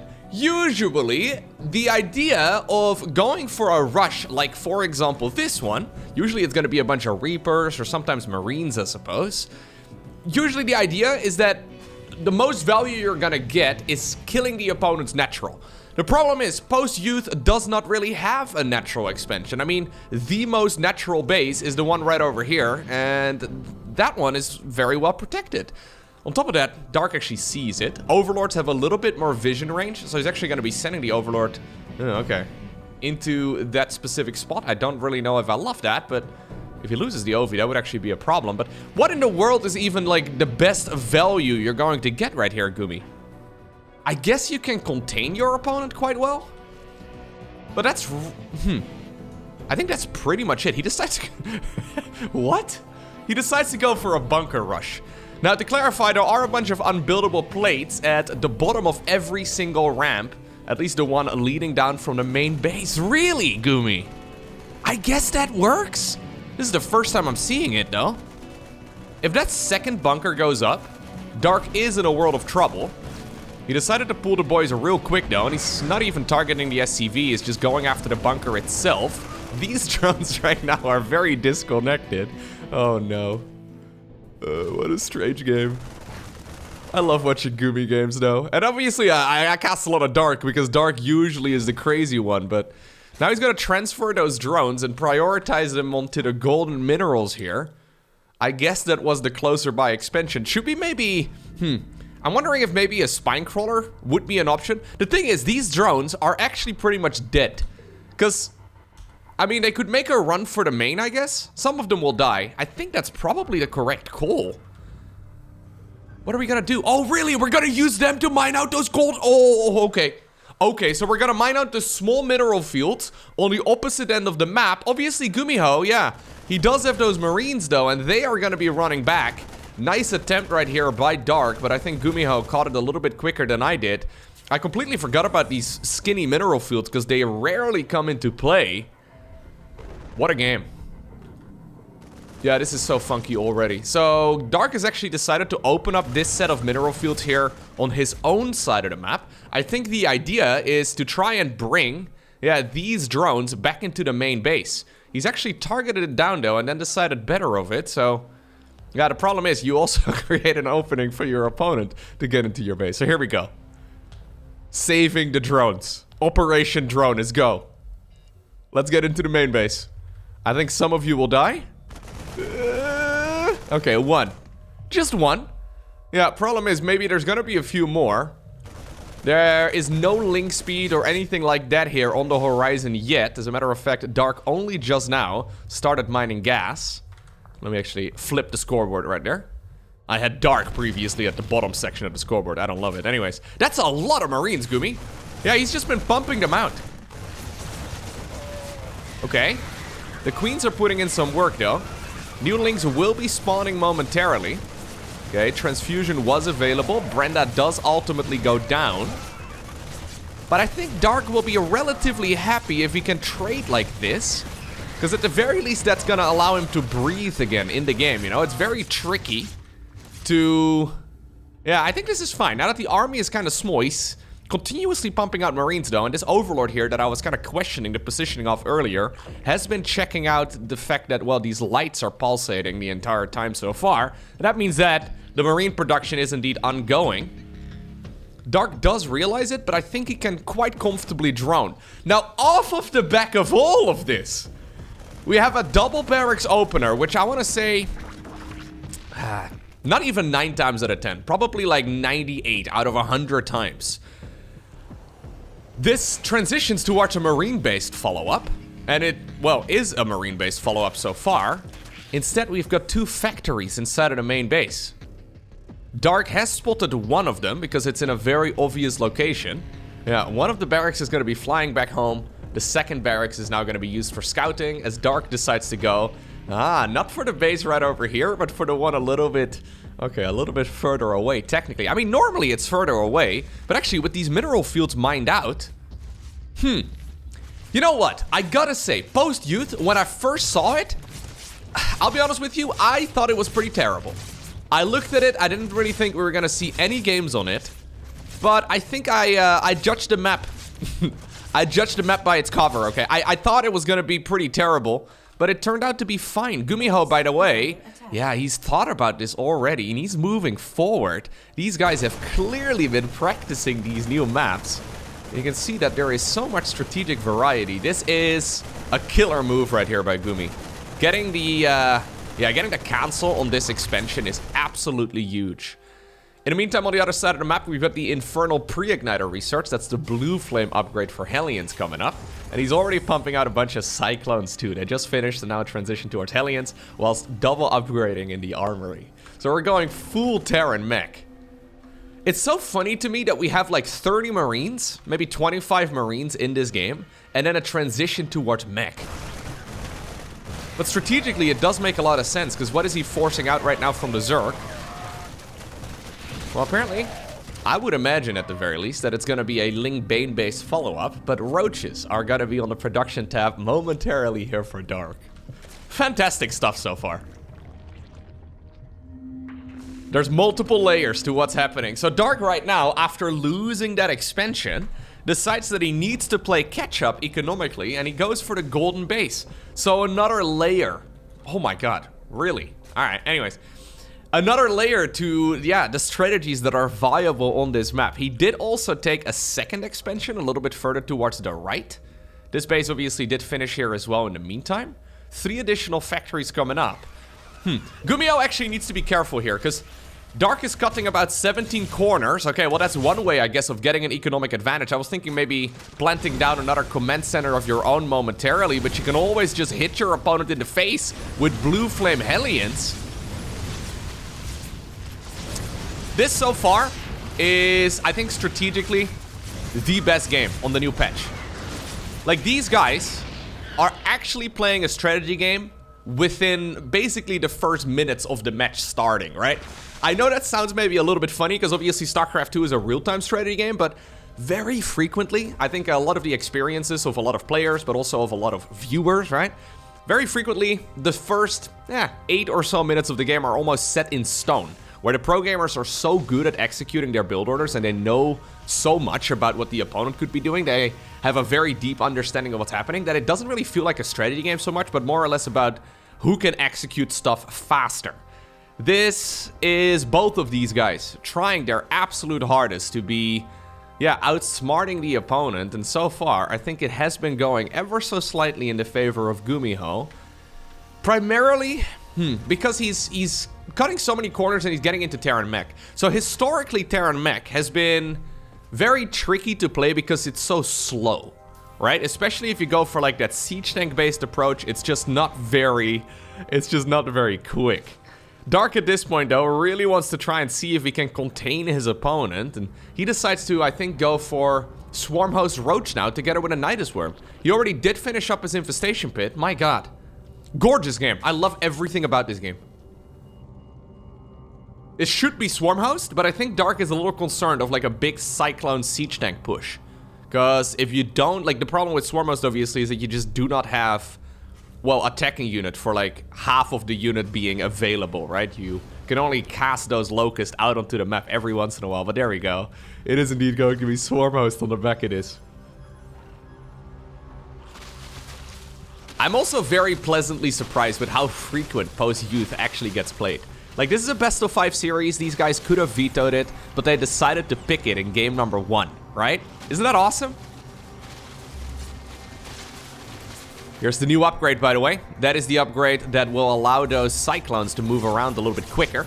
Well, it was there in the previous patch too, but it got a new icon and a new name. Because it turns out Hurricane Thrusters doesn't really make a lot of sense for a speed improvement for a unit that doesn't have and use thrusters. Anyways, Nidus Worm over here up north. Obviously, GuMiho will have heard the scream by now. Problem is, does he realize it? Okay, we have a couple of missile turrets coming up, 3 of them in total, but yeah, they are not going to happen. How much damage can he do, though? Yeah, I don't know. I think this is fine, unless he loses a siege tank. He does not. I think this is fine right here for GuMiho. Defending against that first wave is usually the scariest part. Hive coming up right now together with a Hydralisk then. +2/+2 researching here as well for the Zerg. Siege tank is going to be sitting over here at the watchtower. Very little service area for the Zerg to get us around, but I don't think he really needs it. He is going to be able to shut that down very easily. So the Hive is critical here, I think, because he needs to transition towards something that's not Swarmhost eventually. If he can force the Locust to land, that'd be huge. Okay. Quick selection right there by Dark, forcing these things to keep flying, and Dark actually pushes forward before the Locusts are here, which normally is not the way to engage that, but I think it was indeed the right moment. He forced a lot of the Terra units to run around and did get some decent value here this time around. Additional factories coming up. 3 more. Ultra Cavern as well. Oh, okay. I I would have assumed that this was going to be a transition towards lurkers, because usually Roach Raptor Swarm Host transitions towards Lurker, Hydra, Viper. But apparently not in this particular case. I think if GuMiho can sit at like 100 or so army supply, and he should be able to get there pretty soon, especially with 3-3 research, these Swarm Hosts are going to be countered pretty hard, and I've got a feeling that Ultras are also going to get absolutely destroyed. But this game has been incredibly dynamic so far, so maybe Dark can show us the way. The Nidus play continues, but keep in mind that the Nidus worms are not free. And I don't really think that the Swarm Hosts have gotten the majority of their value just yet. Spire coming up on the back of this as well. We have Adrenal Glands. +1, +3, +2. We've got ourselves a triple Evo situation set up. Locusts are not going to be available over here. We do have another Nidus Worm a little bit further up north on the left side of the map. Roach Raptor pusher at the front, probably mostly to open up some supply as well. Well, at least that would make sense, but he is replenishing the supply with more roaches. And these traits are all very cost efficient, of course, for Gumi. Yeah, Gumi's economy is actually very good as well. So that's what I was trying to highlight earlier. Usually with Terran Mech, it's so slow and sluggish that it's quite difficult to secure bases. But yeah, this expansion should be quite doable for the Terran as well moving forward. He is going to go into a 5th command center right now. He can pump out 11 Cyclones all at once. Locust Wave moving on over towards the left side of the map. And I think this game was supposed to end at like the 3-minute mark. Yet here we are, 10 minutes later. It is not entirely clear here to me who is currently ahead. +2 coming up for the melee units. Greater Spire on the production tab 2.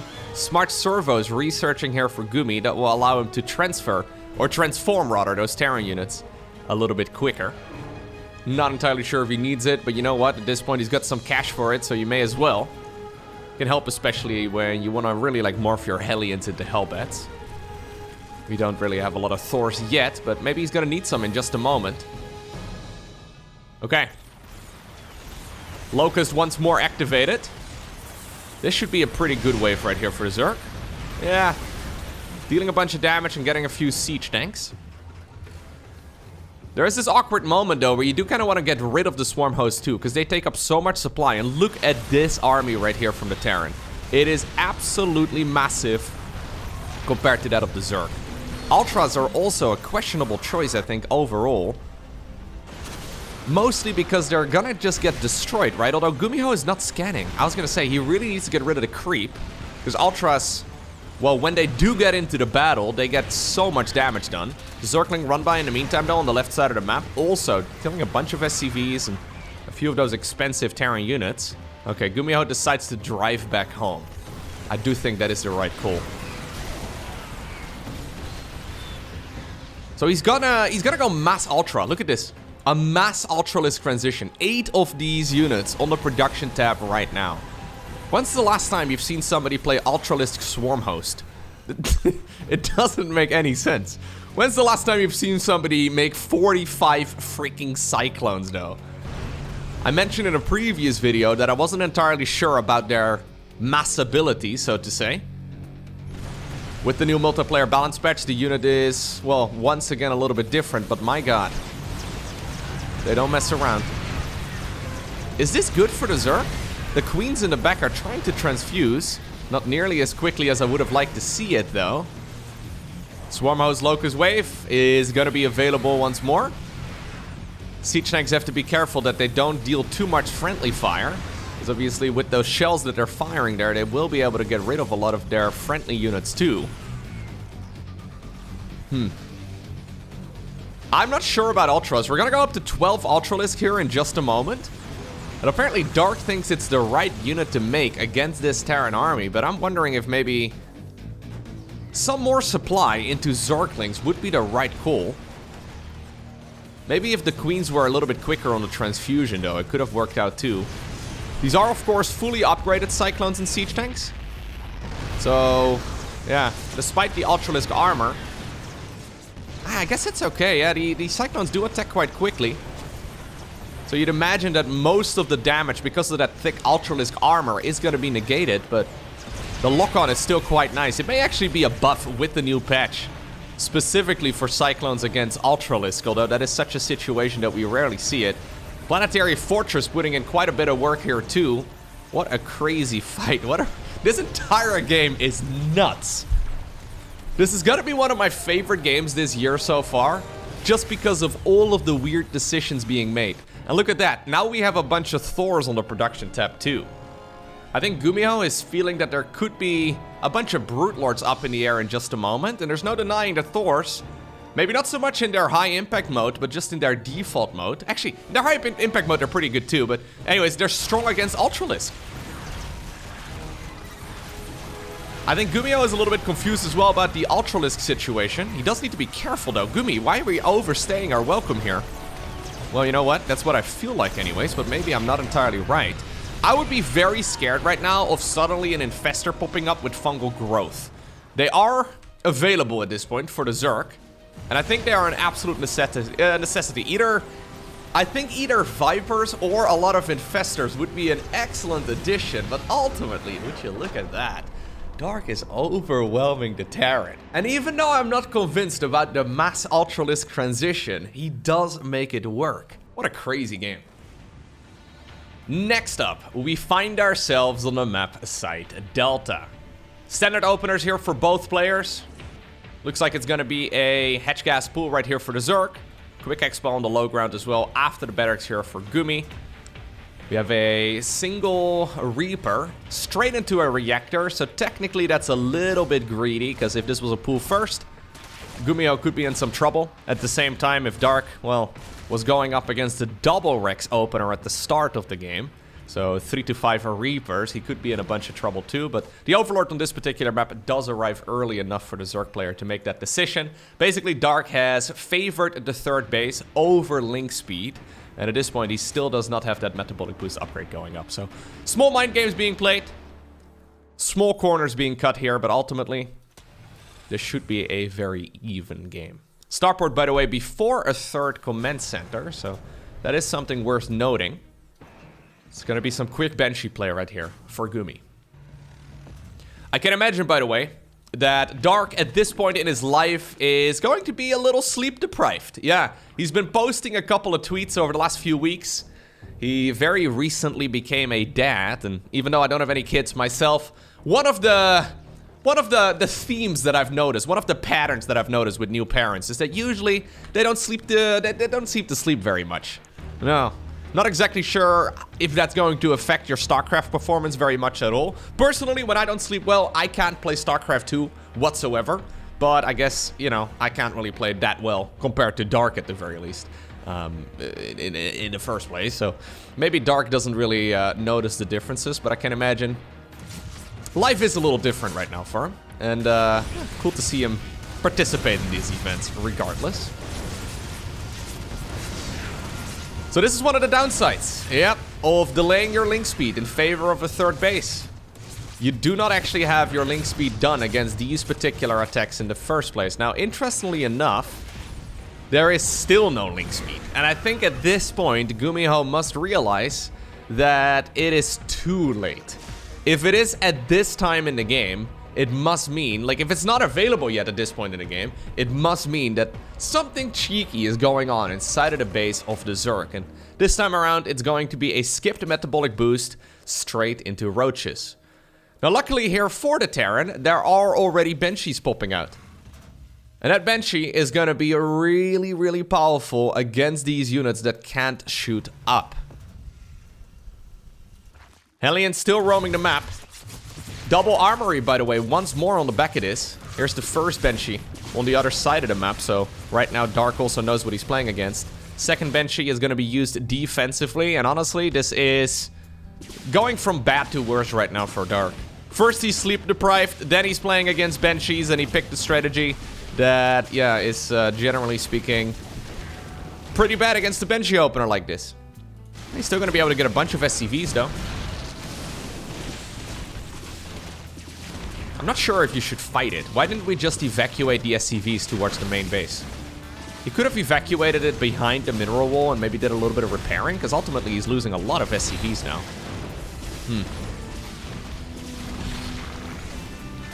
Yeah. Okay. Anyways, we're going Mass Banshee. What a wonderful series.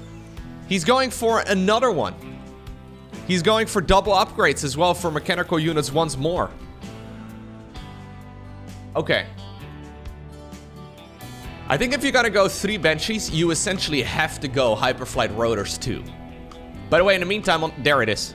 That's the Banshee speed upgrade. Very cool. In the meantime, on the other side of the map though, before Link Speed has ever started, Dark decided to go for Aspire. So this is him playing Roach Mutalisk, which again is a strange combination of units. He has caught up again in the worker count, since he obviously killed a lot of SCVs on the other side of the map. 2 Banshees, by the way, ended up going down here too. Which is a little bit more than you really want to see going down at this stage in the game, but anyways. Should be okay here for Gumi. Main problem is that his 3rd command center is so much later here than it normally would be with a, you know, conventional Terran opener, where usually you go for the 3rd command center before putting down the starport. So the question is, has GuMiho really gotten the value that he's hoping for? I would have liked this a lot better, actually, if he didn't lose 2 Banshees. Because Banshees are so powerful. Then again, though, this is quick mutas right here for the Zerg. There's a good chance that with Overseers and Speed, that these units are still going to be able to... The mutas, that is, they're still going to be able to kill the Banshees pretty much regardless. But I think if you had a bunch of Banshees, like 2 additional Banshees harassing at this point, imagine this was not 2 Banshees, but 4? You could deal so much damage. Has he seen the Spire, by the way? Nope. He did not spot the Spire. Hyperflight Rotor's finishing up right now. I think if he would have known the mutas were gonna be available momentarily, maybe he would have even cancelled this upgrade, even though it's not that expensive. Here's the boosters, though. Engage! Suddenly, the Banshees are much faster. 2 additional factories coming up in the main base. 2-2 already started up. Engineering Bay here as well. Engineering Bay, of course, a necessity for missile turrets, that sort of thing. A couple upgrades are, like for example, Planetary Fortresses 2. They require you to have a Engineering Bay out.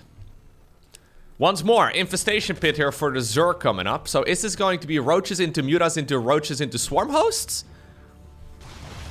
This is the first time, though, yep, that the mutas are seen. Yep, I think it is going to be Swarm Host again. My god. What a beautiful series.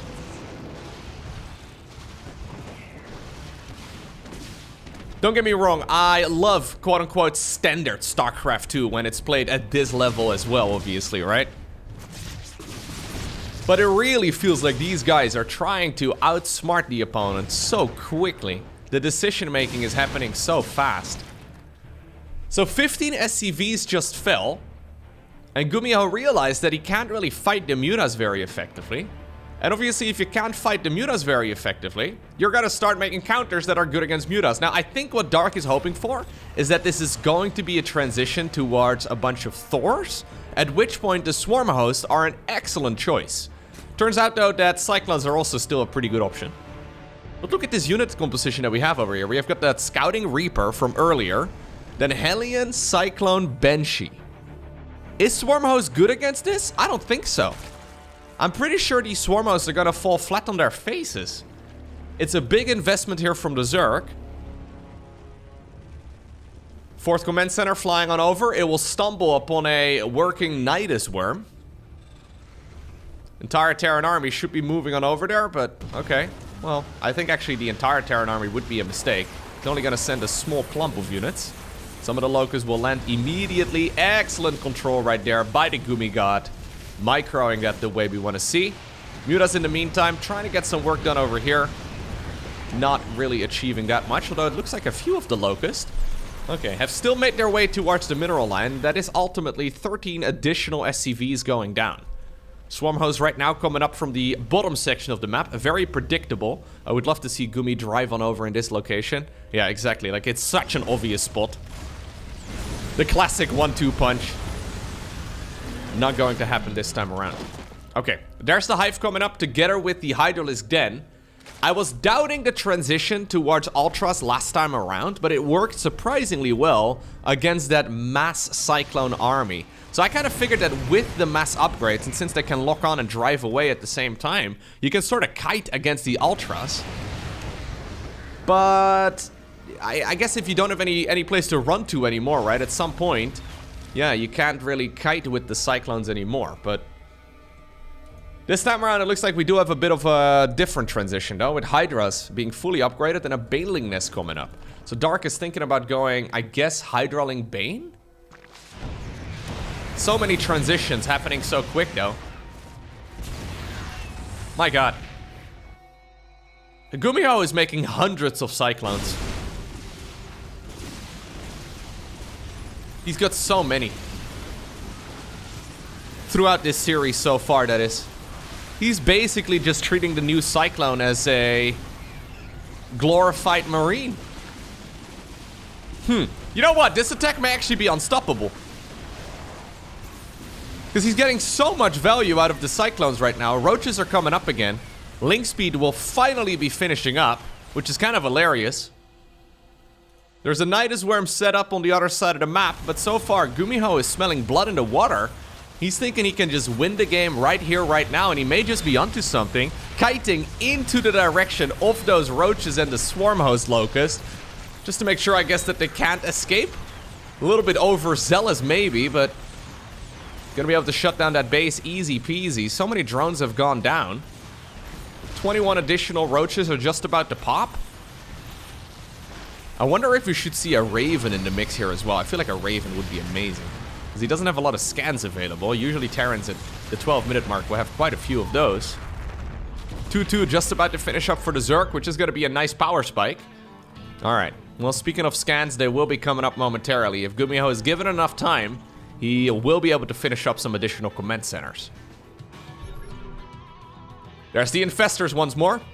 I think Dark could have used those a little earlier in the previous game, but ultimately he didn't need them.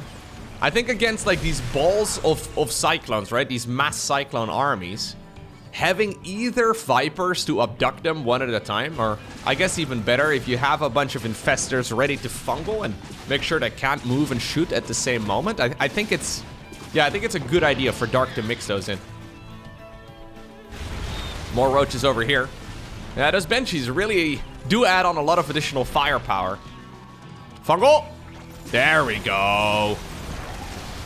Well, I mean, the Banshees are also getting some work done, though. The reinforcing Cyclones and Hellions have now shown up on the other side of the map. Burrow coming up here as well for Dark, who couldn't really do it yet. There's another fungal, though, and I think ultimately this Terran army will be pushed away. But look at the economy difference at this point, though. 82 SCVs versus 58 drones. That means that Terran is going to be the one capable of swarming the Zerg. And even though the traits might be a little cost inefficient, I think it's fine for Gumi. Yeah, he's diving a little too deep, I think, in a lot of these engagements, but he should be okay moving forward. He's actually not going to go for an additional orbital command on both of those command centers. Instead, I think this one is going to be growing a little planetary fortress hat on itself. He will have 5 orbitals at this point in time, though, which is still quite respectable. Another base coming up as well at the 6 o'clock position. So since Dark has been pushed back and bullied so far back to the hatcheries, that is, I think, yeah, building on location is a little risky, but probably something he can pull off. Although Dark is thinking about finally getting some counterattack damage done. He does see the command center at the northern section of the map. But is there really anything that the Zerg can do about it? +3/+3 does come, and there it is. A Raven is coming up too. Love the idea of a Raven here. Anti-armor missile is a no-brainer, and the fact that it's a detector is so nice. Because the creep spread has been quite solid. Roaches, Hydras, and a bunch of Infestors, though, making their way around the map in large clumps. The Hydras are not in big enough numbers yet, and neither are the Roaches. This push over here will easily be, well, pushed away by the Gumi God. At the same time, that very ambitious expansion at the bottom section of the map will not be happening here for Dark, but it does mean that quite a bit of his army is actually occupied on the other side of the map, and GuMiho realizes that. He decides to jump this Zerg squad. Okay. Siege tank. Working on one of the infestors. Nicely done. Auto turret gets popped down as well. Fungal growth will be used before ultimately that unit does fall. I think reinforcing Terran army though.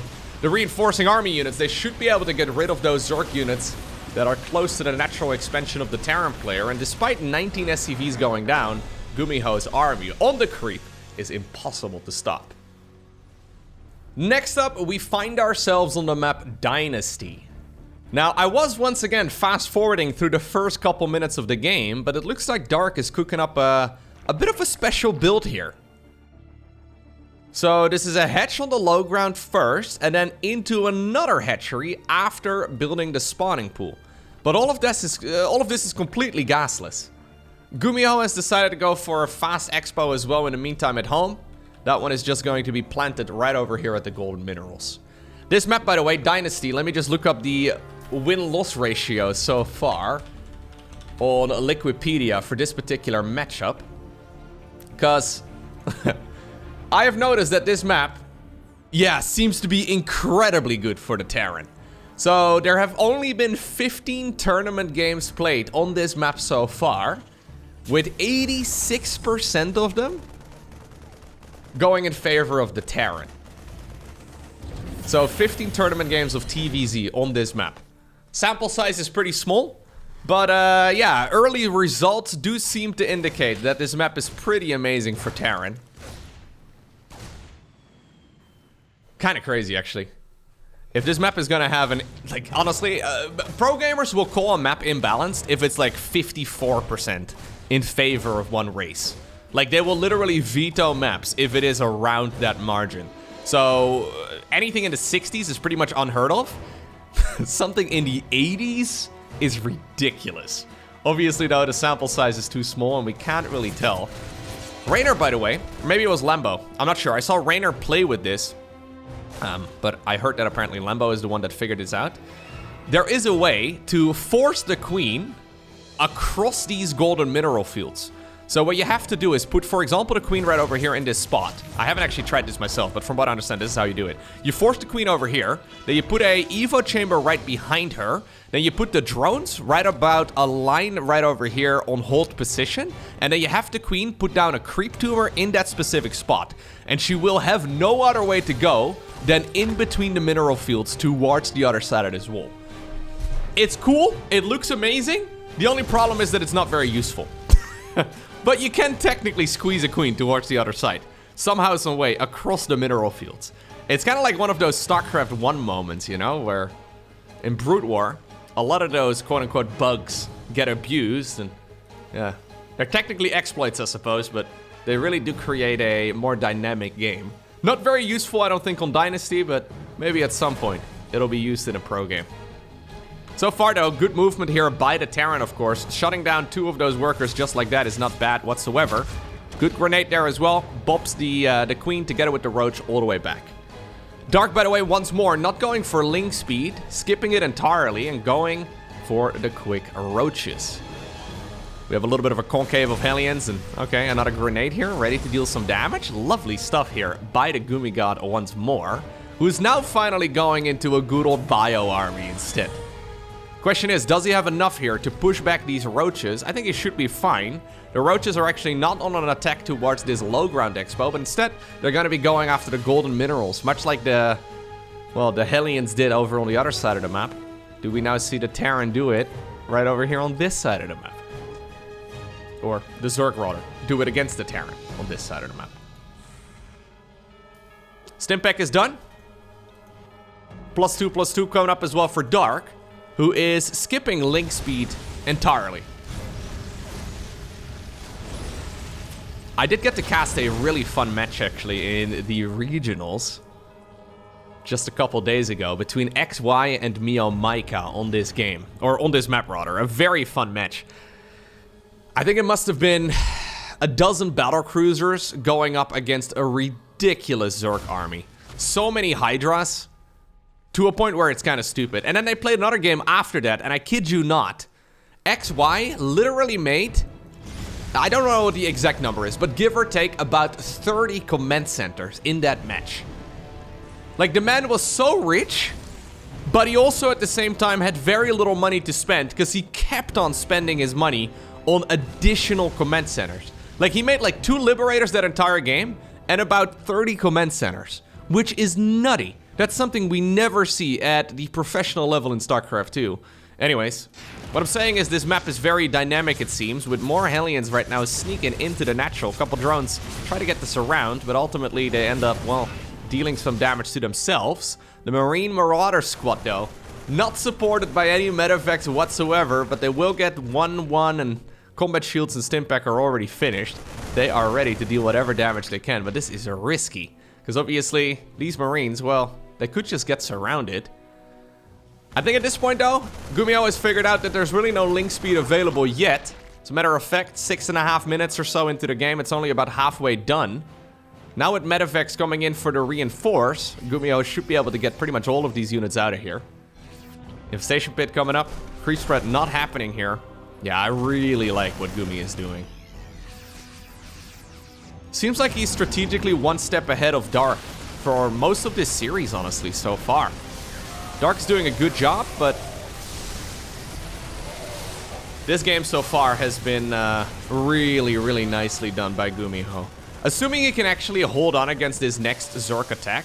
So that's obviously the big question. Dark does still have a supply advantage.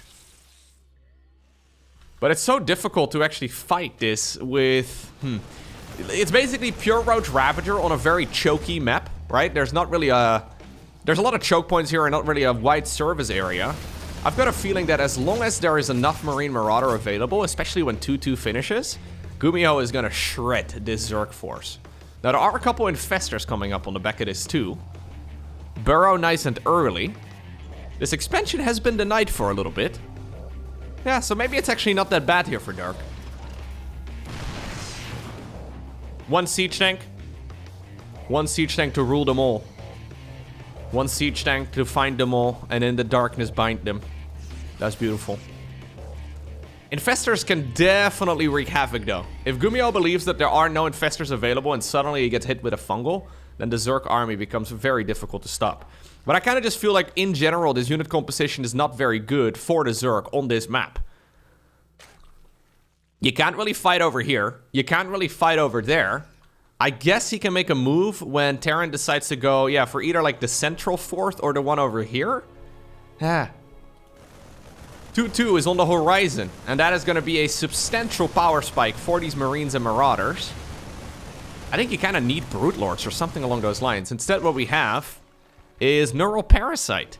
I guess taking control of the siege tanks would be nice. Well, Dark, you got to show us the way. A little bit of creep denial here. Very good. I guess GuMiho can't really move too deep onto creep here either, right? He has seen the Infestors at this point, which is nice. Sitting up on top of that high ground is kind of insane, actually. So powerful. Gold base is starting to run out.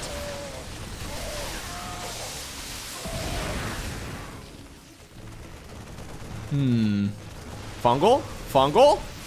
Not yet.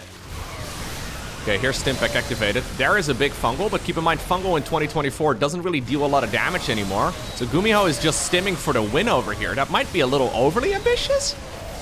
Oh, good sidestepping, though, against these Biles, and he's actually getting a surprisingly good trade there. I feel like this fight is not entirely necessary, but he's got a lot more Terran reinforcements coming up. If you can get on top of the Ravagers, that would be amazing. 3-3 research as well, by the way, for the Terran. It's not going to be something that Dark can easily afford. But this entire fight has taken place without 2-2 finished for the Zerg. Now it's finally done. So I think that's the reason why GuMiho took the engagement. Plus, he was obviously finishing up a command center. So if he can fight the army over here, then it must mean that the army cannot march across the map and harass his newly acquired CC. He's actually going to be able to get the kill on this base. Yeah, I think ultimately this map is just really difficult for Zerg. Obviously, we're still certainly in the experimental phase of the new patch and the new maps, but I don't think I love this style, at least for the Zerg on this particular map. I actually did cast another match on this map, now that I think about it. A Protoss versus Protoss, also from the Asian regionals this time around. And that was a Protoss versus Protoss that went on for 17 minutes, I think. 17, 18 minutes. Where both players never had more than 2 mining bases. So they only ever had the main and then this expansion right over here. And ultimately, the decision in that game to continue mining the gold base was a very dangerous one, because at some point you create an opening for your opponent to go through that wall of. There's so many layers to the new maps, man. Yeah, I've been loving it. Fusion Core right now coming up for Gumi. Fungal! Big fungal, big fungal. Ooh, almost. Almost a disaster. Well, GuMiho does manage to split against it. Why do we have a Fusion Core right now? Is he gonna go into a couple Liberators right now? So he made a Fusion Core before he did a Ghost Academy, but he is adding on additional barracks, and he did make a couple more tech labs, right? Yeah, so yeah. What a strange decision. He's actually prioritizing, really. This is the Medevac energy buff. That's an upgrade they added to the game about a half year or so ago. The Caduceus reactor. Apparently that's what GuMiho feels like he needs right now. Very fun. So he believes he can win the game just playing pure Marine Marauder Medevac, and I think he may be onto something. He's essentially giving his Medevacs a 100% buff to their energy regen. Which is not usually an upgrade we see rushed out. Usually Fusion Cores in 2024 are for ranged Liberators, but a lot of the Roaches are finding a lot of damage too on the other side of the map though. Siege tanks are driving deep onto the creep. No scan available apparently over here to get rid of some of it. Okay. Yeah, so he decided to continue mining over here, and that now ultimately is creating a massive opening inside of the natural expansion, I guess, of the Terran player. Yeah, the low ground base is probably a better way to put it, and the Roaches just run straight in. Problem is, though, for Dark, that even though I do like this counterattack aggression a lot, he doesn't have a unit comp right now at home to really deal with this main army of the Terran. Solid decision-making right here by GuMiho. He obtains the victory. GuMiho is finding himself with a 2-1 advantage in this best of 5 series. So he decided to play a bit of a greedy opener right here on Oceanborn. He's gone for a command center first on the low ground. That does certainly mean that his barracks is going to be significantly later. But it looks like in this game, he's been able to get away with it. Dark opening up with a standard hatch gas pool, it looks like. He is going to be going for the double queens here, and then also a link speed pretty quick, it looks like. So, yeah, he's prepared against a standard Terran opener, but this is really not a standard Terran opener. This is a little bit of a risky one, but there's already basically nothing that Dark can do about it. He sees the timing right now of the CC finishing, but there's really nothing he can do. The 4 links have already been produced. I guess you can try and send them across the map, or maybe 2 of them or so. Yeah, he's going to send 1. Fair enough. I don't think it's a bad choice. You can use it for scouting purposes, but double orbital command will be available here momentarily for GuMiho. Okay. A big macro game is at the very least what is setting itself up right now. Gumi is gonna go for another CC. Yeah, so this is CC into barracks, into factory, into another command center. So a very greedy start here for GuMiho, hoping that his opponent is not gonna go for some crazy roach aggression, like, well, the builds that Dark has been going for so far in this particular series. I think he would be okay against most of the stuff anyways, but there are certainly moments where, like if you see, for example, as the Zerg, right? Hey, my opponent has decided to go for a command center first. You could always make the decision to skip link speed, throw down a roach warren immediately, and then send the roaches to watch the other side of the map. I think that would have been a very good choice in this particular game, but the problem is that Dark obviously doesn't know what the follow-up for GuMiho is going to be, because he has to make the decisions if he wants to go for that all-in before he can see what's going on the other side of the map, and before really GuMiho makes that decision. So when you're 2-1 behind in a series like that, you're taking a chance. Maybe if it was Dark 2-1 ahead and he would have seen this same, well, sequence of events right here from the Terran, then he would have made that decision. But right now he doesn't really have a choice Other than, I guess, taking a very risky all-in. Look at this. GuMiho, so greedy. Double armory on the back of this, too. So, with the new multiplayer balance patch, the armory is 50 gas cheaper. And this is, well, not really a way in which we've seen it being played so far very frequently yet. But I do think it's a good choice. 50 gas cheaper per structure means that you can effectively get 2 for the price of 1. Obviously not as far as the minerals go, but usually minerals are a little easier to come by at this stage in the game. This is GuMiho going incredibly greedy into full Terran mech. So this is triple CC into just full-on battle mech, I guess.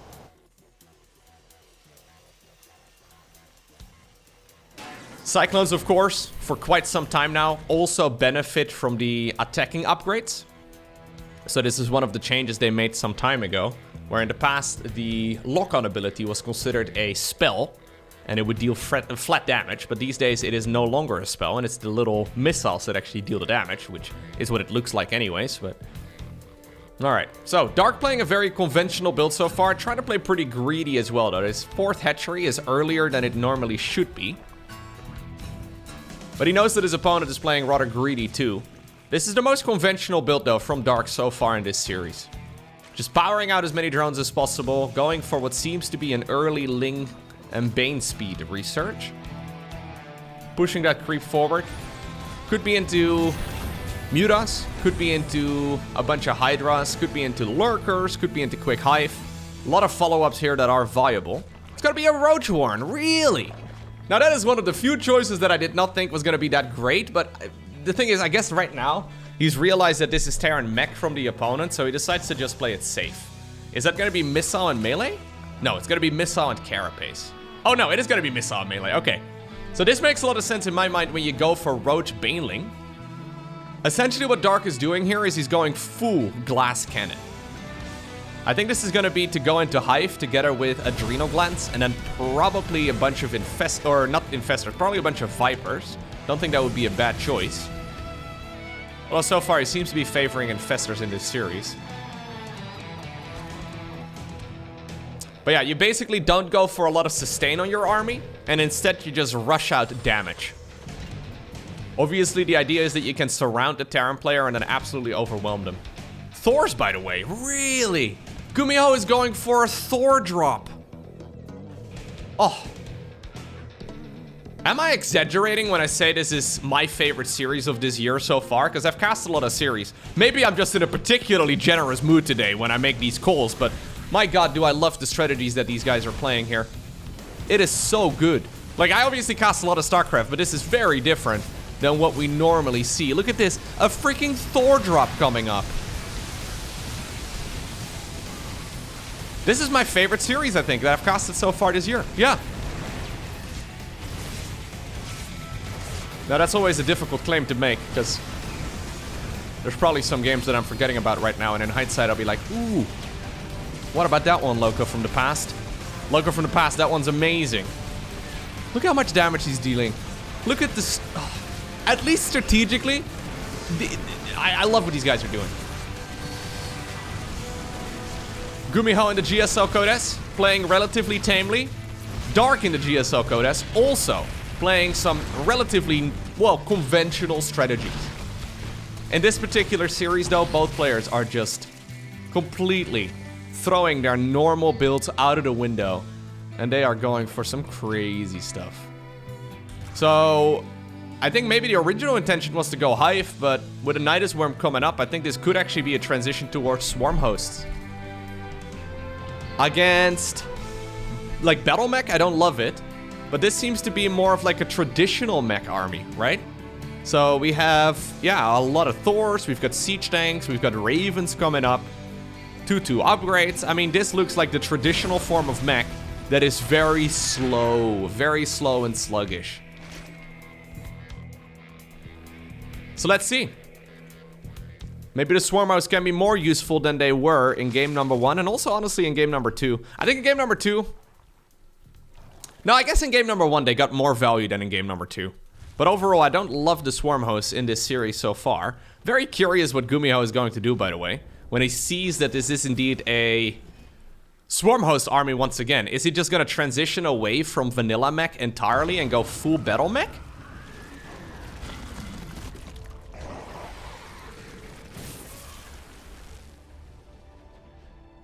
Okay, so here go the Locust. This is the first time he sees them.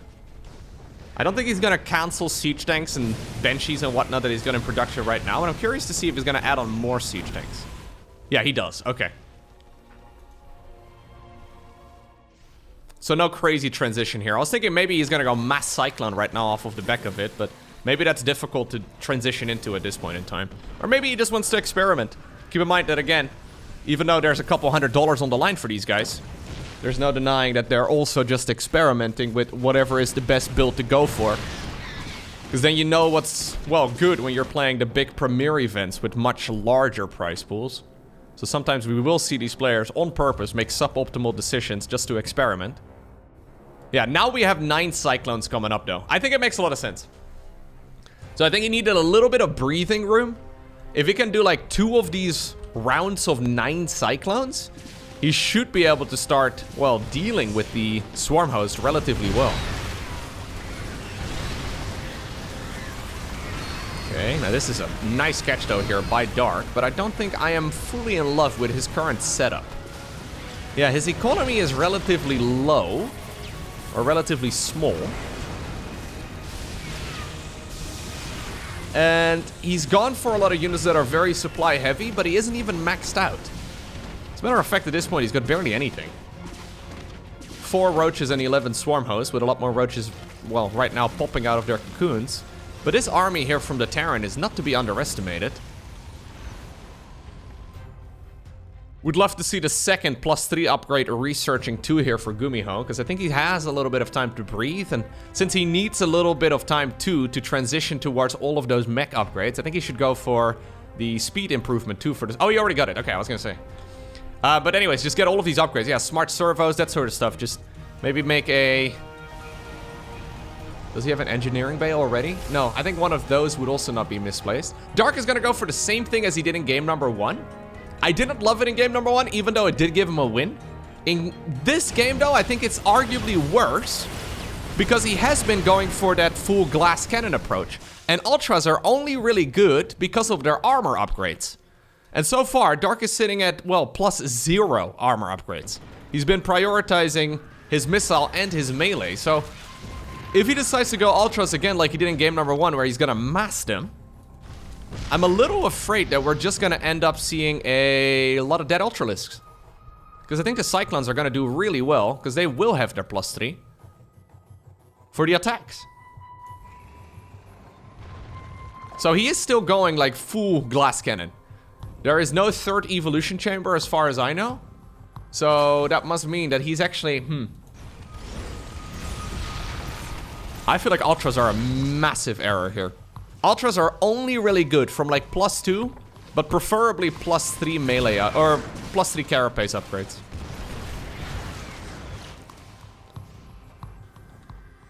The additional command centers are coming up. Maybe it's like more like a late game transition, you know, like maybe if he runs out of larva or something, that's something he will consider doing. A Viper is coming up. Maybe the first one in this entire series.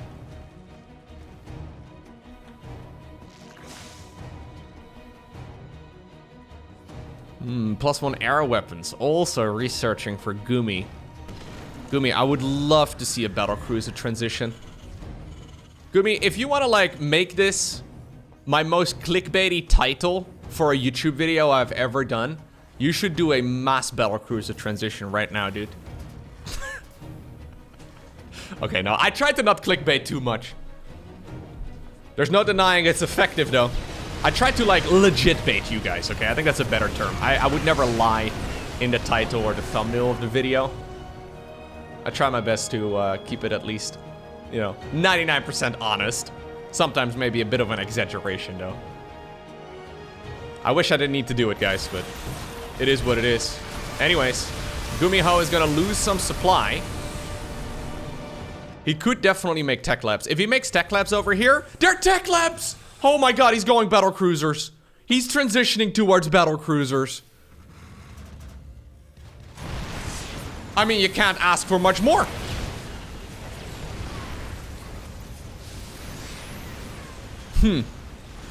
So there's chitinous plating. That is a bunch of armor for the Ultralisks. But Ultras are gonna get shredded against +3 Cyclones. We have the speed upgrade for Banshees too, because I guess... Wait! This is not... No. We don't need to make a fusion... Is this a mass Banshee transition? Then why did we make the fusion core? I don't know. He's going Hyperflight Rotors together with the cloaking research. So we do have a bunch of Zerglings, by the way, going to town. Blinding Cloud, okay. Abduction, lovely play right here from Dark, who does have a very solid bank, by the way. No, we're just going for those upgrades and then we make battle cruisers. What? That's expensive though, because GuMiho is spending money right now like he's never gonna run out. If you look at his gas, only 2 out of 3 over here. If you look at his gas right here, he doesn't actually have that much. 4 battle cruisers though on the production tab. I think you should probably get a weapon refit. The Yamato cannon upgrade. Anyways, Dark clearly not prepared for either a Banshee or a battlecruiser transition, really. I wonder if he's gonna just straight up teleport them into the opponent's base. This might be one of those rare situations where we see an insta-teleport and an insta-GG. Because there is nothing really that the Zerg can properly do against that sort of thing. Obviously, he doesn't need to, because he still has a lot of money in the bank. But when your opponent appears with 4 battlecruisers, it is very hard to counter. Corruptors are coming, though. Okay, so that is maybe gonna be Dark saving grace here. Because if you do not have anything against these BCs, they absolutely demolish you. GuMiho is not going to be using the offensive jump towards the other side of the map. I think he's instead going to be using it rather defensively. So that's obviously the smart way of doing it. Problem is he doesn't know how much anti-air there truly is for the Zerg. So if you jump them all into the opponent's main base and you are suddenly met with a mass amount of stuff, that could be an issue. Anti-armor missiles here. Very useful. But apparently GuMiho doesn't really want to commit. Swarmhost Locust Wave gets activated on the other side of the map. Another Nidus Worm gets popped out right in front of it. Okay, Orbital Command will have to fly. BCs, by the way, just having a grand old time. And right now, at the very least, Dark sees exactly what he's playing against. So, yeah. Upon losing some supply here of these Swarm Hosts, he's gonna lose every single last one of them, it looks like. He's gonna make a bunch of these Corruptors instead. So, we're going Corruptorling Ultra. He is going for some Carapace research, but I really think he needs to fire up some more of it. That Ultra Cavern could have been much later in the game, by the way. Like, he really didn't need to get it this early on. It's a bit risky, but...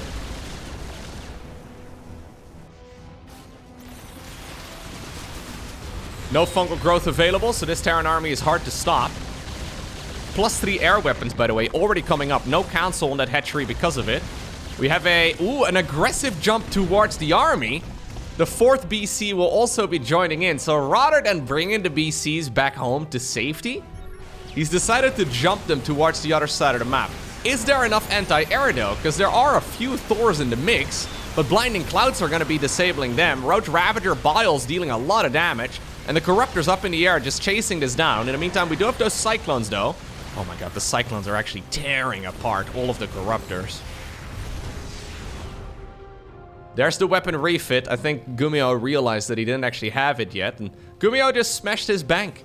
He used to have a lot more resources available to him at this stage in the game, but right now he's kind of broke. Dark still has a lot of cash, but not really that much income. Like, he's only at 66 workers. Huh. What do you actually max out with at this point in time? You kind of just, yeah, make more spellcasters, I guess. Preferably you slow down the game a bunch, but Dark doesn't really have a lot of resources available in order to, like if he wants to max out, he's gonna have to spend most of his money on that. And he doesn't really have that big of an economy, so even though, if you look just at the supply count and the amount of bank that both players have, it looks pretty good for Dark. But I'm not in love with it. I think his strategy here is to try and go for Mass Neural Parasite.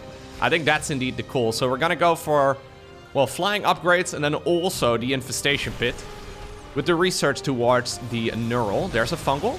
Okay, Infestor goes down. Keep in mind that the Infestor is a little bit weaker now. At least when it comes to being burrowed and then popping up for a fungal growth. Alright, here's the Yamato Cannon. Available on all 7 battle cruisers. Ay, ay, ay, ay, ay. What a game. What a series.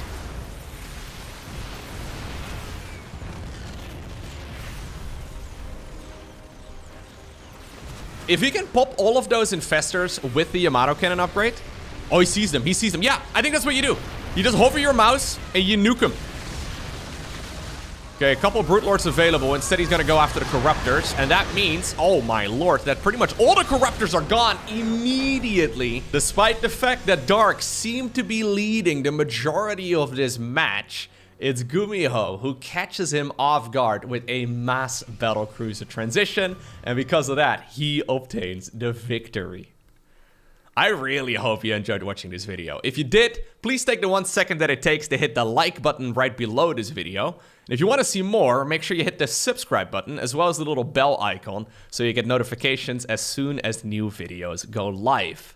Today, I also want to give a shout out to the channel members. Thank you guys very much for directly supporting the channel. If you are also interested in potentially financially supporting me directly, you can click the join button to become a member. There's also a link to it down below in the description of this video. But yeah, absolute shout out to the legends that are scrolling across your screen right now. For now though, have a great rest of your day. Don't forget to smile, and I hope to see you once again very soon for another video.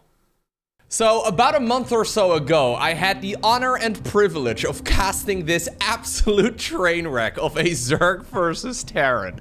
It was recently played during the Dallas Regionals for the Asian region, and honestly, this is gonna be one of the dumbest games of StarCraft that I've ever seen at a high level. I have already casted this, it's been a little bit, but I figured I'm gonna redo it again because... well, I can imagine a lot of you are gonna get a kick out of this one too. Spotting right here in the top right-hand corner of a map called Dynasty. Playing with the red Terran SCVs from China, we have none other than XY. And his opponent in the opposite corner with the blue Zerg drones. He's from Taiwan, and he goes by the name of MeomaikA. Now, I have featured MeomaikA several times before on the channel, and as you may remember, this man, he plays weird games of StarCraft. One of his favorite build orders is to go for a pull first into a second base, and then eventually a lair with a 2-base Hydra attack. He goes for all these weird strategies that really don't make a whole lot of sense in my mind. So I was fully going into this particular match at the time thinking, yeah, MeomaikA is going to be the one to look out for here. He is very likely going to be the one who will make this match a little strange. Well, it turns out XY also is more than able to rise to the challenge. Honestly, one of the most fun games of StarCraft 2 that I've seen in quite a long time, for sure. I really enjoyed it. This is kind of, in my mind, like a, you know, like a viewer-submitted game, but then played at the professional level. I mean, these guys are incredibly successful in their own rights. Maybe that doesn't really make a whole lot of sense, but as far as like the strategies go, certainly not something we have really seen before. Alrighty, so it's a pull first into an expansion and then eventually a very quick Roach Warren. So the advantage of going for the pull first is that you can indeed go for that Roach Warren incredibly early on. Command Center gets scouted immediately by MeomaikA. He is sending that Overlord in quite deep.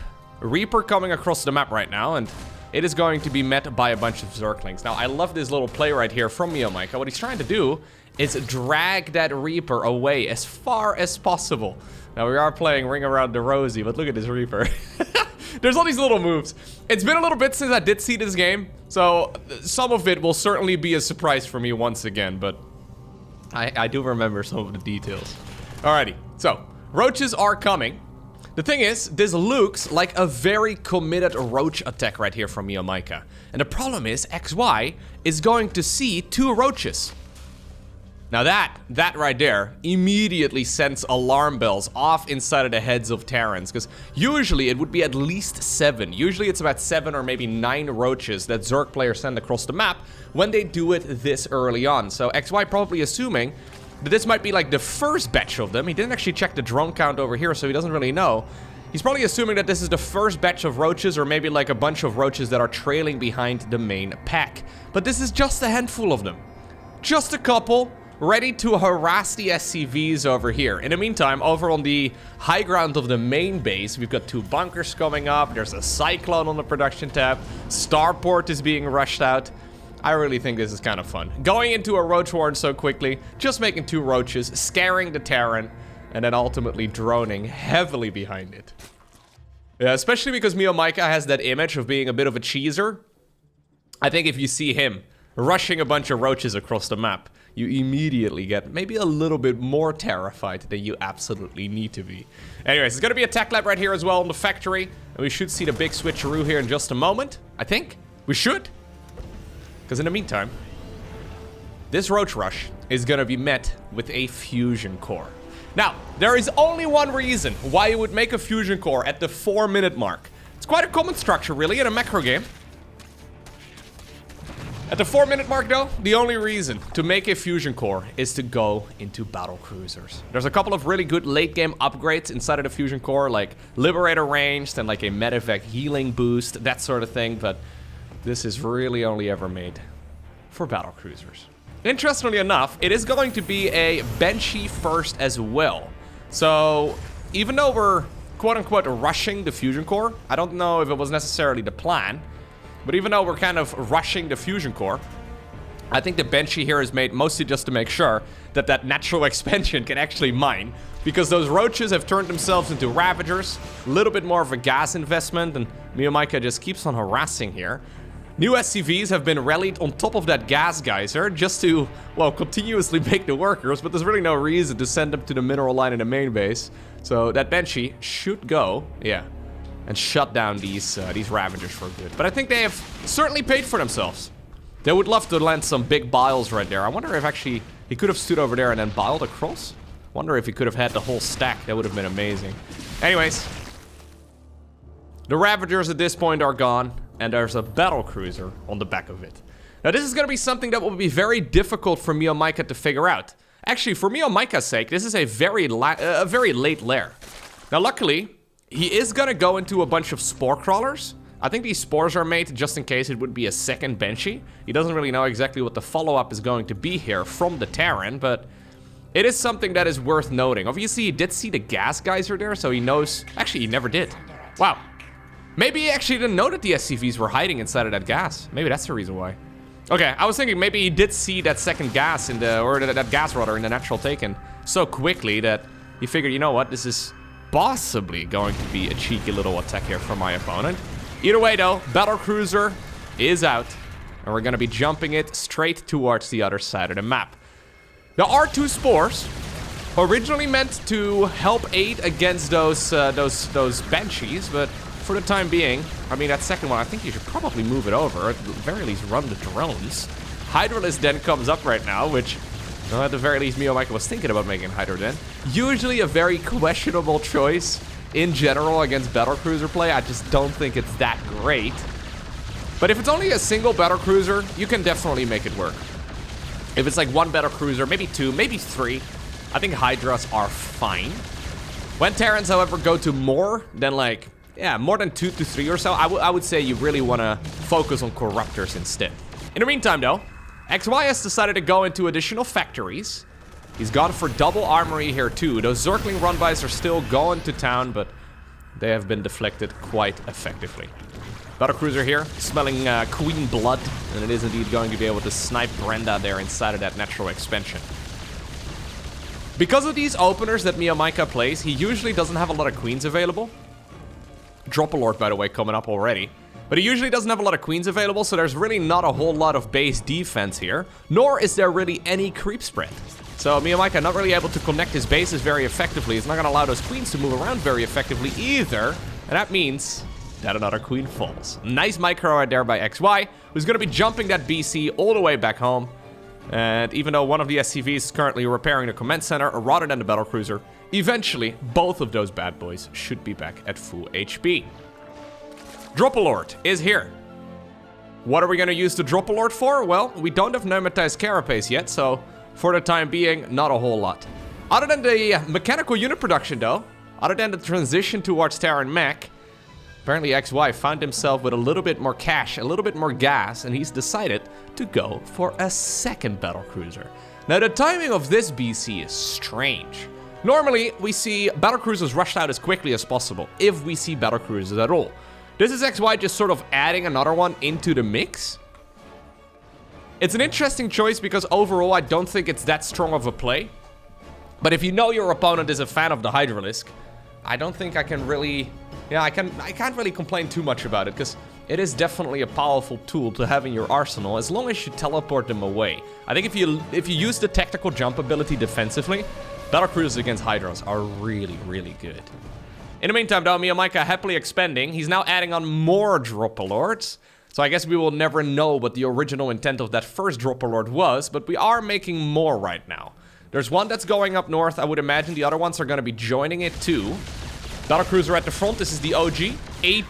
19 kills right now. Second battlecruiser at this point is available, but that one is going to be flying across rather than jumping. And actually, this one also returned by just using its good old thrusters. More Dropper Lords. So, we have a grand total of 8. This is a mass Zergling drop. Now, battlecruisers are good. They make it difficult for the Zerg to really attack, but they're not great at map control, right? You just don't have a lot of vision because these units are freaking expensive. 400 minerals, 300 gas each. They're good to like sort of park at your main, defensive section of the map. You just sort of set them up over here, and they will defend very nicely, but you don't really know a lot about the map. And here we go. A mass Zergling drop is heading towards that pocket expansion here for XY. XY crossing his fingers and hoping that there's no banelings inside of it. Well, it won't be the case. Couple lings apparently on the wrong side. In the meantime, a Hydraling ball also moving through the center of the map. Overlords are going to be hanging in a corner, but that's already 13 of them going down. A lot of siege tanks have been set up over here at the front as MeomaikA tries to get the jump on everything. Hydras pushing into a bunch of siege tanks in a choke point. It is one of the most cost-efficient ways that Terrans can ever take down Hydralisks. Still though, a lot of damage done. Those battlecruisers, after deflecting the lings, apparently they have been used right now to jump on over, and they're gonna take down a couple more Hydras as they try to retreat. Alrighty. Expansions were made. Bases were taken here by MeomaikA, but he is not really mining until right about right now. XY is thinking, yo, these battlecruisers are doing quite well. You know, I'll add on a third, and now I'll make a fourth as well. I think if you are gonna make this many, you really want to be upgrading air weapons too. Triple armory? I mean, it's weird, but I don't think I would necessarily hate it. Bunkers coming up right now at the front too. Interestingly enough, though, there's really no units that can fit inside of the bunkers. I think this is just to create a little bit of a... as we do have another link drop coming in. It's just to create some more drama for those potential Hydra attacks. Now look at the Zerglings. I love this attack right here from MeomaikA so much. There is just... He knows that he can't kill the battlecruisers here, but he's still going to be able to take down 17 SCVs in the process. And right now, we are already up to 46 workers killed, and there's going to be a lot more. Bunkers at the front, mostly empty, but still, providing a target right here for these Hydralisks to shoot at. Battlecruisers once more jump in this direction. And they're going to be able to force those Hydras back once more. Alright, another battlecruiser on the production tab. Hive coming up right now for MeomaikA, who now is all the way up to 81 drones, so his income is going to be significantly better than that of the Terran. XY, though, really just trying to survive. Just trying to not lose the game. Much easier said than done because there's Zerg everywhere. But look at this unit comp right here from MeomaikA. So he sees full Terran mech with battlecruisers for support, and he decides to play Hydra Ling. I would argue that this is probably the worst unit composition you can play. I'm not even joking. I mean, I could come up with a worse one if you really needed me to, but like, you know, this is definitely not what we normally see. Roach Ravager Ling, significantly better. Roach Ravager with like Viper support, really powerful. We could go into Infestors with Neural Parasite. I think, I don't know, Corruptors are obviously an excellent choice right here to deal with battlecruisers. Corruptors into Brute Lords, excellent choice. Swarm Host have their option here too. But no, MeomaikA, he loves the Hydra, and he will play the Hydra. And you know what? This is a situation that I don't think we've ever seen before, where Zerg players are happily pushing into siege top tanks like that while taking down, well, dozens of SCVs. So once more, that's 24 workers going down. Hydra's here up north as well, going, well, to shut down whatever they can. It is worth noting, by the way, that this is, in many seasons of StarCraft 2, the worst map for Zerg against Terran. This map has an incredible win rate for TVZ. So, I'm a little surprised MeomaikA decided to play this in the first place, because obviously he could have vetoed it. But it's clear that he has a strategy that is very different than what we normally do. A nice little bit of micro right there by XY as well, trying to mitigate as much of that splash damage as possible. Slowly though, what is happening here? So we do have a backup Hydra then. Alright. I was wondering if I missed an attack in the main base, but no, we just have a secondary Hydralist then. Slowly but surely, the battlecruiser count is growing. We're up to 5 battlecruisers. 6th one is coming. Air attacks are being researched too. No battlecruiser has gone down yet at this point in the game. And that now means that, well, the Hydras need to be accompanied by something else. And that something else is going to be the Viper. Then again though, these units deal so much damage. That was truly the abduction of a lifetime. 1 BC ultimately falls here, but they have been exceptionally cost efficient, especially now that the Vipers also fall. This expansion has been denied multiple times. XY has repositioned the command center to try and continue mining from that one gas geyser, because when you do play... Oh, really? Okay. When you do play this mass battlecruiser army, this mass Terran mech army in general, you end up needing a ton of gas. He's going for a new base right now over on the right side of the map. Another expansion here is being made at the bottom of the map too, as the golden minerals are mostly run out right here for MeomaikA. +3/+3 for the ground units. Coming up. Do we have Adrenal Glands? We do not. I think Adrenal Glands is actually a no-brainer. These have been unupgraded Zerglings other than the +2. Obviously very strong, but I think having an additional 40% or so attack speed on Hydras is not a bad choice. XY though, taking this very pivotal base, trying to micro back, does manage to jump it. This one won't be so lucky. What about that? Okay, he will be able to jump away. The jump away as far as possible. It takes about a second. Here we go again though. MeomaikA goes into the choke point. Planetary Fortress finishes up right now. Big fight happening as well over on the left side of this engagement though, as we have tons of siege tanks tearing everything down. MeomaikA tried to push through, but I think ultimately that Planetary Fortress, as well as that engagement on the left side, it repelled him. Okay, so additional Vipers coming up. Another battlecruiser coming up. +2 on the production tab too right now for those BCs. Keep in mind that battlecruisers benefit from those upgrades a ton, because they attack really quickly and every single one of those missiles gets little damage boosts. So the damage improvement for those battlecruisers is massive. Likewise, the armor mitigation right here on those Hydras is really good actually for MeomaikA against unupgraded BCs in particular. Okay. Now, there is definitely a moment where I think you don't want to play Hydra anymore. I think that moment was before he made the Hydra den. Personally, I am not personally a lover of the Hydra, but this is a very effective play. I think overall, though, there is definitely a moment where you do need to transition towards Corruptors. What does MeomaikA do? Fully disagrees with me. And that is completely okay. You can always disagree with me. This doesn't need to be an echo chamber. But we can go ahead and make an Ultralisk Cavern instead. Ultras, of course, can be used to tank a lot of damage. They will allow those Zerglings and Hydras to close the distance towards the siege tanks a little easier. Do we have some abductions available? I think we do. Obviously, though, these can still jump. Yeah, you need fungal growth from infestors to try and prevent that from happening. So in order to prevent any movement ability in StarCraft 2, fungal growth can be played. Nice Widowmine connection over there. Siege tanks get abducted into the Hydralisk ball, but a bunch more of them end up going down. Okay, another set of abductions here. These two that are low hit points already were abducted previously, so they can't use that technical jump to get to safety. And that's 2 of them going down. But in total now, we're talking 130 Hydras down the drain.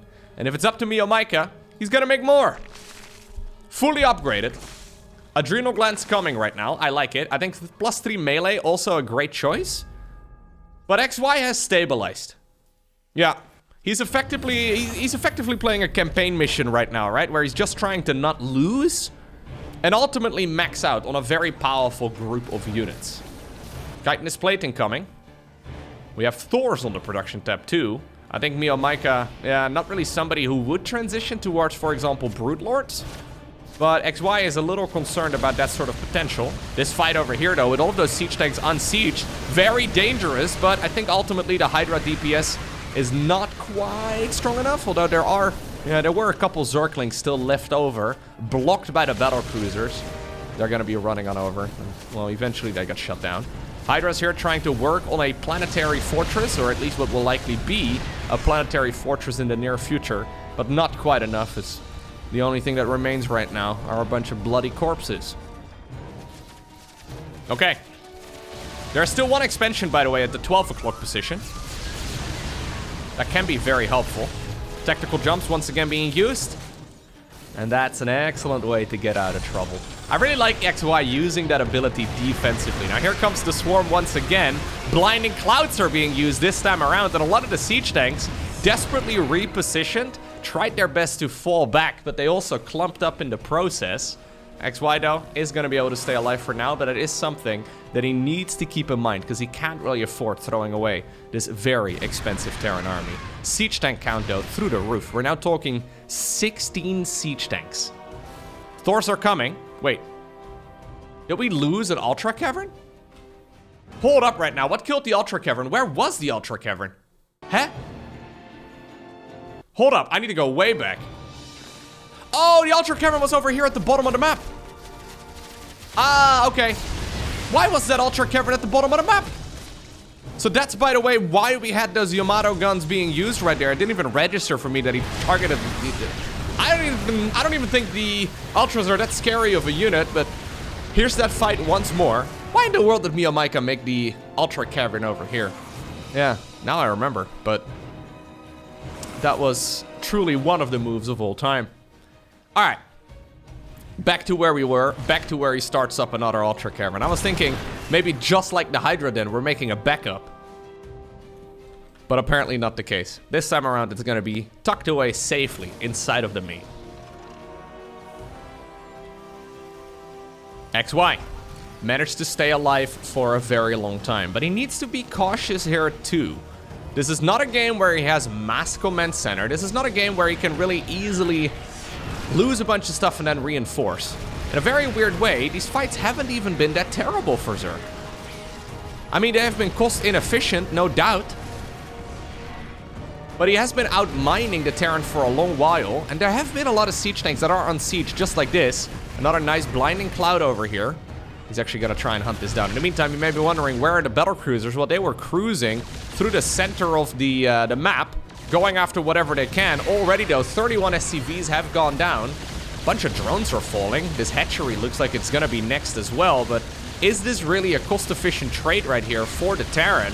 Losing so much in the process and being completely shut off from the bottom of the map now. So, yeah, I was gonna say, it's really only these siege tanks that remain. Battlecruisers in the meantime continue raiding. This is a natural expansion of the Zerg. Hydralisk Den at this point has been destroyed, but keep in mind we have a backup Hydra Den. Plus, we have another way of exiting the main base now too, since those golden minerals have been mined out. A third Hydra Den is coming up. Yeah, we need a backup for the backup Hydra Den. This is the assistant to the assistant of the regional manager. One battlecruiser here ultimately falls. Tactical jump is available though, and they are gonna be used. Okay. 23 drones down the drain. I think if MeomaikA can strike at this base at the bottom, he's got a very good shot at actually cleaning up a lot of the map. It's just that he's been mining a lot, but he also has been losing a lot. And at this point, he doesn't have that much income. So look at the resources lost here. Nearly 14,000 resources. Just as far as minerals go, lost more here for the Zerg. Quite a bit more gas as well. So that's essentially like a full base worth. Not quite, but almost. I think this is one of those no-brainer upgrades. Yeah, interestingly enough, we hadn't gotten it yet, or we had not seen it yet, but that's building armor, followed up with high-sec auto-tracking. Additional armor on the Terran structures, excellent choice. High-sec auto-tracking is a ranged upgrade for battlecruisers, or not for battlecruisers, they wish, for planetary fortresses. And missile turrets. Another command center ends up going down. And we do have now a bit of a follow-up here. More CCs coming. XY's got to be careful, though. He doesn't know the situation of the economy of the Zerg here very well. It's very difficult for Terran to keep track of exactly how much there is. He doesn't know, for example, has this base been retaken? Well, MeomaikA is thinking about it. Looks like XY is thinking the same thing, but... Tactical jump is not available for all of these battlecruisers, and well, if you're gonna use it like that, it's not gonna be available for any of them anymore. Okay, lovely play right there for MeomaikA. This battlecruiser did jump towards the northern base. There's that expansion to the right of this one too, that is fresh out of the factory right here for MeomaikA. Okay. He's running across up north. Maybe a cheeky little all army hotkey here, or at least it looks like one, because he's sending a load of Zerglings in this direction. Not usually the scariest target for a battlecruiser. This bad boy right now is all the way up to 31 kills, which is not bad at all. Hydra's over here. Should be okay. This one, though, does not have tactical jump, actually. Can I get it? Can I get it? Yep, they can. What about this one? It does have tactical jump. But does XY realize that it does? Okay, well... Apparently, he barely does not need it, as SCVs rush for the rescue, as they will try to repair it back up. There we go. Abduction being used up north, too, and that's another VC down the drain. So, we're now talking 10 killed battlecruisers.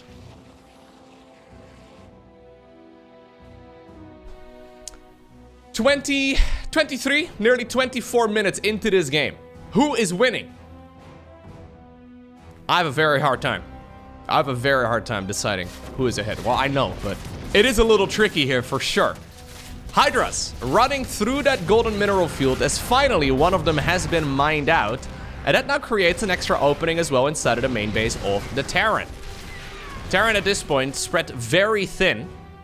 So the main base has a couple protective units. Base over here at the front, I mean, there's a load of siege tanks up there. But that does mean that this expansion and this one over here on the right... relatively poorly protected.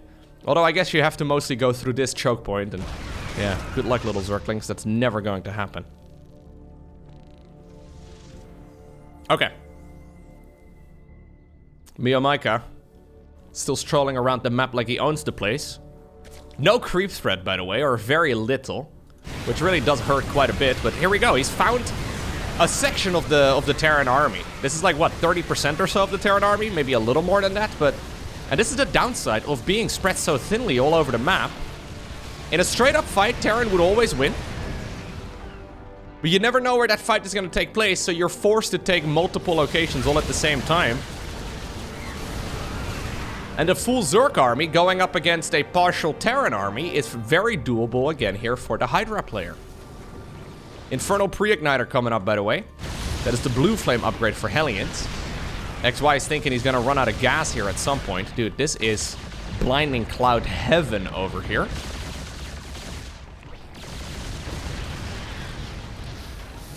But apparently, it won't be happening. As actually, XY is thinking about taking this base for himself. He really should not be producing too many command centers here, because they're expensive. There's rarely any resources to really mine. With 57 SCVs, I don't think more orbitals is gonna do him much good. But he likes to scan. I guess that is what we're aiming for. Don't forget about these golden minerals, by the way. I think making a supply depot and then a command center over there is actually very, very effective. Cheeky little widow mine up there, too. 28 confirmed kills. This bad boy's still around. Yeah. Command center's here in trouble. Fully upgraded Hydras, even, well, with building armor, those structures just melt. Speaking of units that melt, though, those Hydras not looking all too great whenever they are within range of those siege tanks.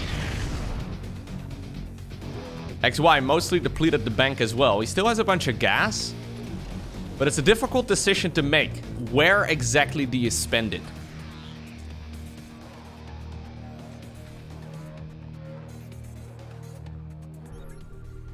Okay.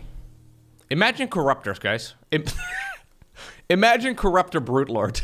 I just want you to keep that in the back of your mind, okay? I like what MeomaikA is doing, This is one of the most entertaining games of StarCraft I've ever seen.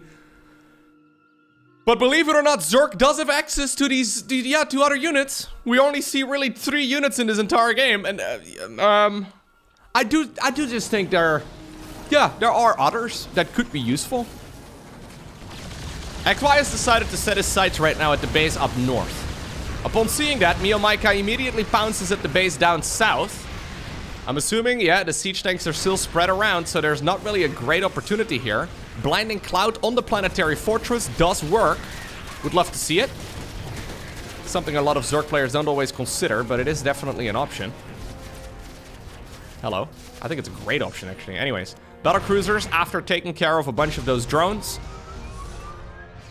they're letting the siege tanks finish off the hatch, and the Hellbats apparently are gonna start roaming around at one of those bases up north.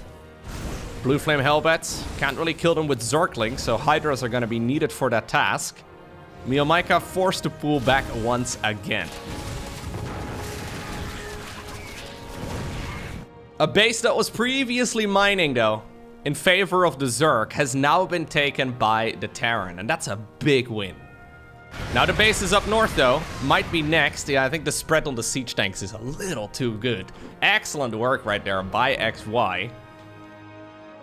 And MeomaikA is realizing that at this point, there's really not a whole lot he can do anymore. And he decides to tap out, which means that XY is going to be the victor in this match. I really hope you enjoyed watching this video. If you did, make sure you hit that like button down below. And if you really enjoyed it, make sure you hit that subscribe button so you get notified as soon as future videos go live. Now today, I also want to give a special shout out to the absolute bosses and legends on your screen. Thank you to the Patreon supporters for directly supporting my channel. For now though, have a great rest of your day. Don't forget to smile. And I hope to see you once again very soon for another video. Today it's time for a Best of 5 series of StarCraft 2 that was recently played at the ESL Masters Spring. Now, this particular Best of 5 is considered to be the best series of the entire tournament. Sadly for me, I did watch some of the game some of the games rather, as they were being played. So I do know the outcome of this series, but if you haven't seen it yet, I think you're really gonna get a kick out of this, because it's an absolutely amazing series of Terran versus Zerg. Now, game number 1, we find ourselves on the map. Game number 1, we find ourselves on the map Ghost River. Totally knew that. Spawning right here in the top left-hand corner. Playing with the red Zerg drones. You know him, you love him. We're looking at none other than Serral's main hatchery. His opponent in the top right, playing with the blue SCVs. You know him, you love him. I think we can introduce him like that, because I'm a massive fan myself. We're looking at none other than Oliveira's main command center. Now, look, Oliveira has really... He's reshaped the way that I think of TVZ lately. I feel like a lot of the meta changes that we're going to see over the next couple months will probably be due to the way that Oliveira is playing. I have been liking this man's Terran versus Zerg better than I've been liking Clem's, better than I've been liking Maru's. Oliveira is playing some fast-paced StarCraft, and it's honestly amazing to watch. So, I'm hoping he's going to be able to bring a similar series here as he did against Reynor. I did end up casting that series, of course, if you haven't seen it yet. Highly recommend you go ahead and check it out, because that was an absolute banger of a match from the same tournament. Obviously, though, now he goes up against Serral. And Serral is considered to be the very best player in the world. And some people, myself included, would even consider him to be the greatest StarCraft 2 player ever. So this is certainly going to be an uphill battle. Now, from what I understand, there's a little bit of history between these two. From what I understand, these two practice a lot. Apparently, in order to get better at Terran versus Zerg, Oliveira practices with Serral, and I guess Serral also practices with Oliveira. From what I understand, Clem doesn't really want to play TVZ with Serral all too frequently, or at the very least their schedules don't really align. Most of the guys like to practice in custom games, but I'm not exactly sure what Clem's current scheduling is like.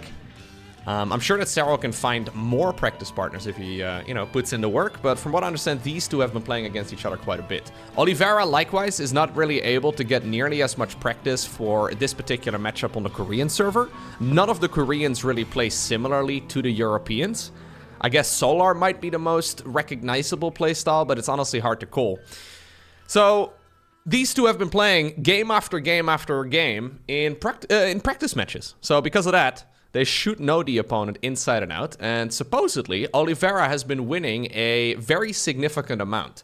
There's been quite a few posts from the Chinese StarCraft 2 community where when these two first started practicing against one another, apparently Serral was winning like, you know, 98 out of 100 games. But nowadays, apparently, it's closer to like maybe like a 2-to-1 ratio, where Serral is still winning the majority of the encounters, but Oliveira apparently has been able to put in a lot of works, or a lot of wins, rather, and you can really see that work has been paying off, at least when we look at that series that he's been playing against, for example, Reynor, but also in other TVZs. It just looks like it's on another level. Alrighty. It's gonna be a pool first, by the way, here from Serral, which is a bit funky. He did decide to go for a bunch of hatcheries on the back of it. This is a map, of course, with a very quick rush distance. So far, this has been a flawless game for the both of them.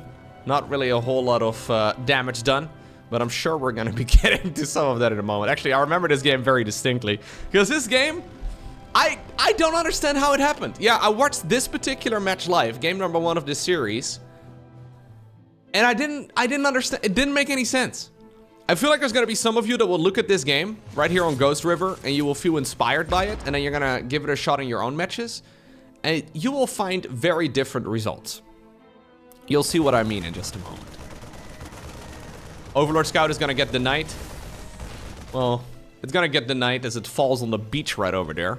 Apparently some of the parts even rolling into the water, but it did at the very least scout everything that Serral really needed to know. He does have a group of Zerglings over here too, and now that he sees that Terran army is coming towards the other side of the map, he's gonna go for a cheeky little run by. Marine number 1 goes down, Marine number 2 is certainly going to fall. SCV over on the supply depot will fall.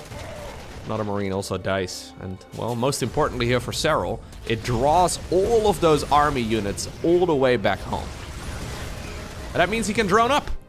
So, in the meantime, even though there's technically quite a bit of Terran out on the map, Serral literally has no attacking units right now other than Queens. So that small little squad of Zerglings actually allowed him to drone up very greedily. And suddenly, these are the moves, man, that Serral pulls off that are just so hard to recover from. It doesn't even look like that was super substantial, but now suddenly we're talking like pretty much full 3-base saturation for the Zerg, 4th hatchery coming up, loads of Queens, creep threat looking solid. It's hard really for Oliveira to get much damage in. Now he's going to try and attempt a medevac drop up north. This was not spotted by the creep tumor, it looks like. But of course, there is an overlord here that's at the very least going to give the Finnish Zerg player a little bit of a heads up. Lynx will be running on over in this direction. There's no Widow Mines, but there is an armory, and that's going to allow him to transform those Hellions into Hellbats. In the meantime, there's also a bunch of units over here at the front. Looks like there's enough Queens, though. Yeah, to go around. Queens in the natural, Queens over at the 3rd base. Everything is gonna get destroyed. Looks like the bio units at the very least, no, that was a cancel. Okay, I thought for a second it was a kill. But at the very least did deny that 4th base. And obviously on Ghost River, you can only really expand in one direction, right? So this is one of the problems that you do run into on this map. It's not like some of the others where you just have 7 different locations for a 4th base. Ghost River is pretty much set in stone as far as the expansion patterns go. Hellbats now used once again for that base defense. And so far you can see that both of these players are testing the waters. Minute, probably 5 and 6 or so have been going really well for Oliveira. I would say that the early game overall did go in favor of Serral, but it's hard to really call any significant advantage. One of the issues you run into as a Zerg player on this map is that there simply aren't that many bases. So there aren't that many expansions to take in total. This is looking like it's a proper macro game at this point in time, but where exactly do you expand to? Bailing speed is nowhere even remotely done yet, as Serral has been prioritizing the additional upgrades. 1-1 is finally coming up here for Oliveira, so you can really tell that there is a significant advantage there for the Zerg.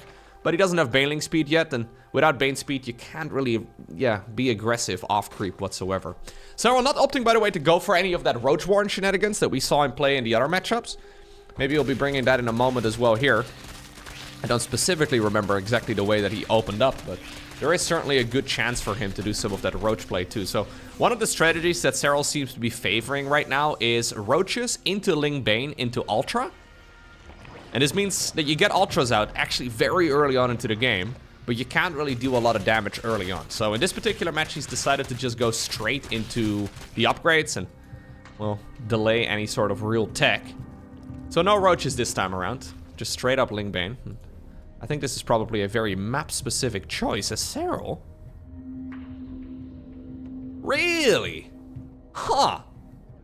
So, Serral's going for a proxy hatch. This is... I had this game running on my second monitor while it was being played live, but I did not realize that this is the thing that happened. Serral's actually stealing one of the bases that is ordinarily considered to be one of the Terrans. And he's doing it early on. He snuck that drone all the way across the map. Oliveira can easily kill it. I think Serral's prepared to play a long macro game.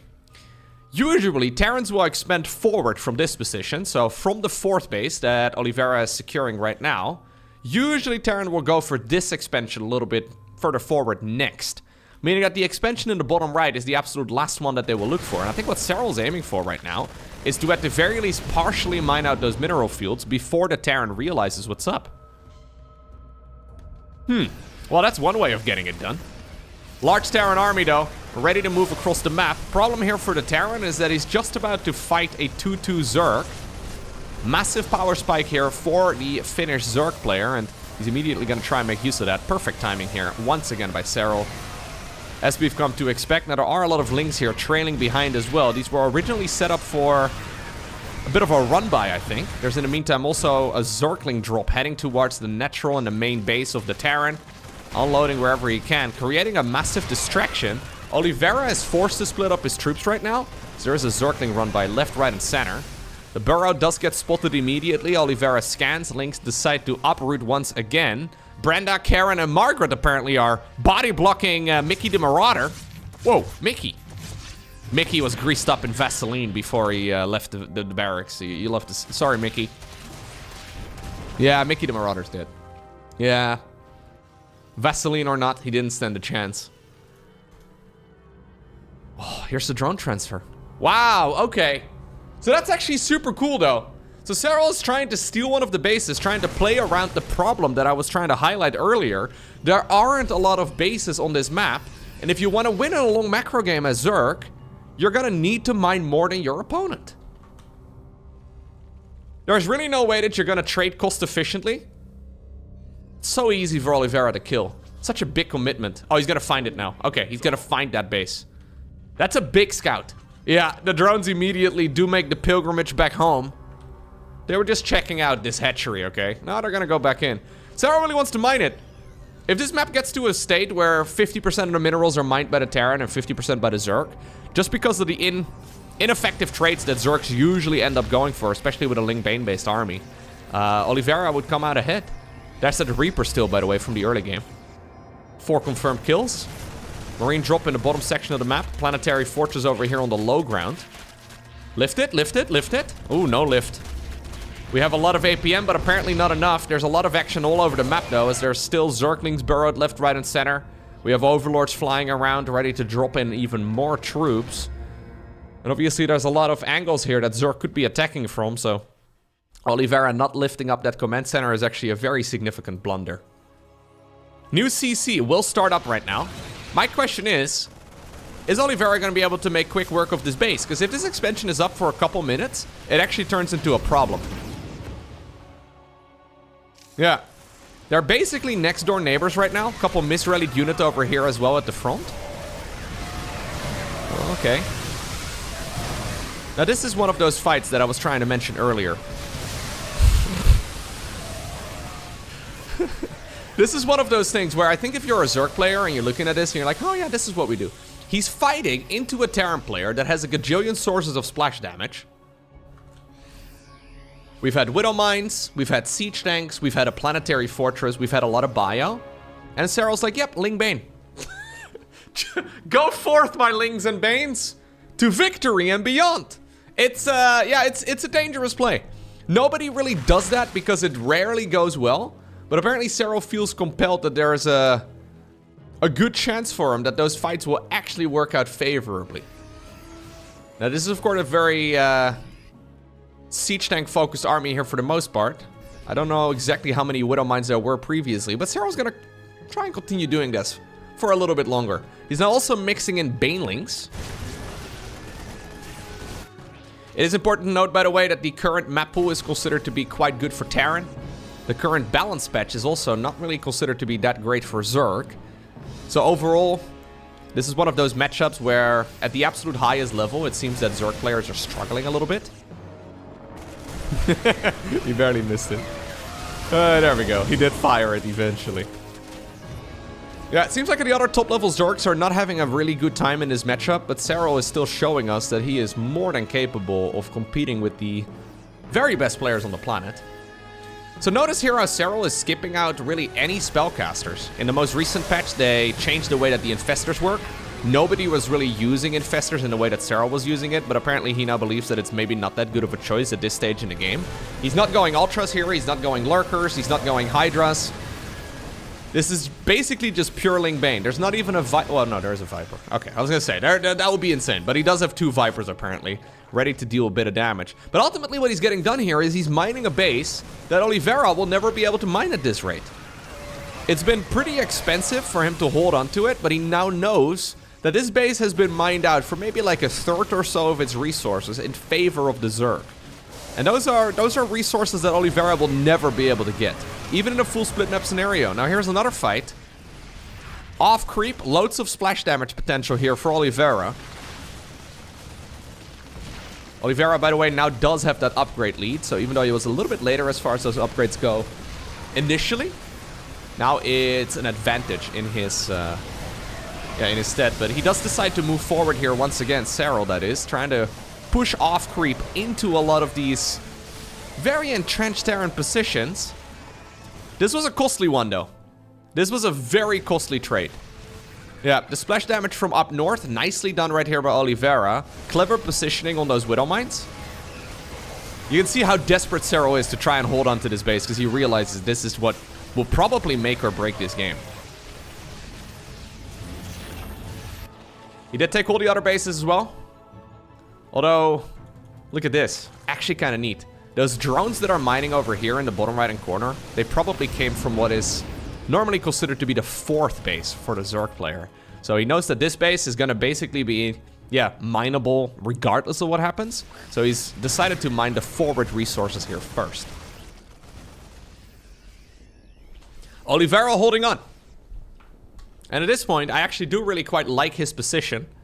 The army has been relatively stable for most of the game, but this is going to be the moment where Oliveira will be able to secure that army size advantage.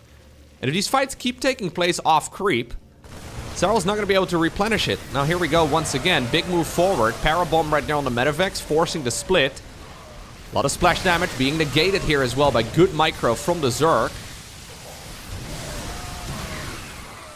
And this is so crazy to me, like we have fights onto a high ground with siege tanks, liberators, pre-split bio units. There's a bunch of Widow Mines.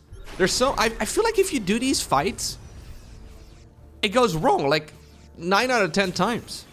You have to split properly against the Widow Mines. Now, I don't know if there was actually proper splitting right there by Serral, or if we just got a little lucky with the way that those Widow Mines detonated. Because if you get hits like that every single time, you do run into a lot of issues. Then again, I've seen many Serral games over the years, and he consistently doesn't take a lot of damage from Widow Mines.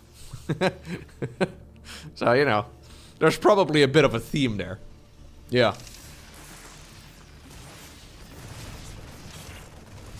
Okay. So it's essentially just pure Ling Bane. Another push.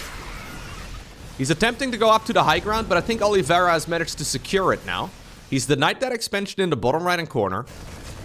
He now has a planetary up on the high ground, liberators, loads of Widow Mines.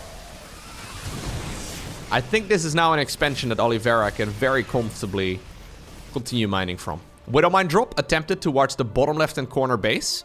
Serral does have 79 workers still, but it's going to be a painful one. And this Widow Mine drop is coming in right at the same time as Serral is once again pushing up a ramp into a choke point, into a planetary, into Widow Mines, with essentially pure Ling Bane into, like, pre-split bio. What? How? Why are... I don't get it! I have played many games of StarCraft, that never works for me. Never does. In the meantime, by the way, we did have that Widow Mine drop, successfully killing a bunch of stuff. 500 APM now. I saw a YouTube comment recently on one of my videos of somebody saying, well, Serral actually is not that fast of a player. He just uses his APM more effectively. I like that not that fast of a player in 2024 means, you know, 500 average actions per minute. Serral's very fast. It's just that commentators, and I'm guilty of this myself as well, we tend to highlight, for example, Clem or, for example, Reynor. Don't get it twisted, though. All of the guys that I regularly cast on the channel are all very quick. There's also definitely a bit of inflation as far as that goes. As far as absolute actions per minute goes, I think Oliveira is actually playing a quicker game here.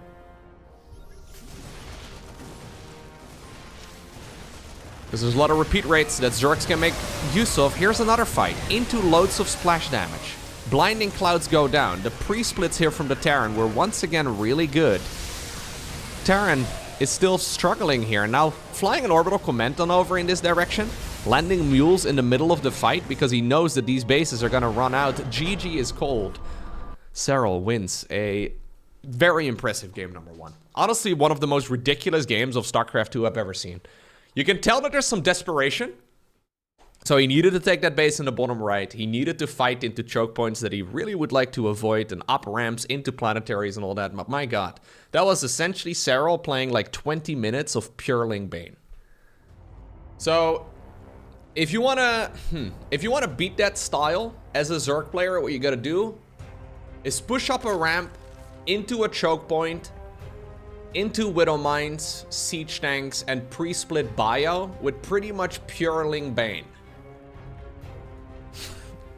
It seems very counterintuitive. I don't wanna sound too much like a fanboy. I mean, in my most recent Oliveira videos, I've been fanboying over Oliveira a lot, but seriously though, that was a ridiculous performance right there by Serral. What's weird is that, like, if it's like one fight that goes like that, you're like, okay, yeah, maybe the Widow Mines didn't really get their damage in. Sometimes they kind of latch onto the wrong target. But we saw that exact same move like 4 or 5 times, and it seemed like every fight was good for Serral. I don't know. I don't really see anybody else replicating that. In case, by the way, you're unaware, currently Serral is doing his mandatory military service over in Finland. But apparently he got like a week-long leave to go and play in the StarCraft tournament. So what's funny is that all of the other top-tier Zergs, we've seen them play quite a bit. Most of them seem to be struggling in this matchup quite a bit. And then Serral comes along and he plays a game like that. You're kind of hoping, I guess, right? Say you're like Reynor, for example. You're like kind of hoping that Serral's going to bring a strategy that you've never seen before and that you can kind of just cook up at home. You can practice in and you're like, huh, all right, this is what we're supposed to be doing. Nope. What we're supposed to be doing is play Ling Bane and split better.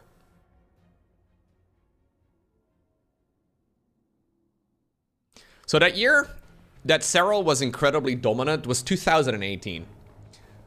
Whenever I see games like the previous one, I just kind of want to think back of what the game would have looked like in 2018 if Serral played just the way he did just now. Because the Queen was more powerful, the Baneling was more powerful, and overall Zerg was just significantly stronger. Like, because the Queen was more powerful, you could get away with a lot of greed. Obviously, we saw that Baneling HP nerf some time ago. We saw all those changes over the years. It's kind of insane, because they've nerfed Zerg so many times since 2018, since Serral first started dominating. And here we still are. Here we still are. Okay. Game number 2, though, is on Golden Aura. Golden Aura is, of course, a very defensive map. Should be relatively easy for Oliveira to get 4 bases going here. Third base is very tucked away up onto a single ramp. Fourth base over here has one choke point that you have to worry about from the north.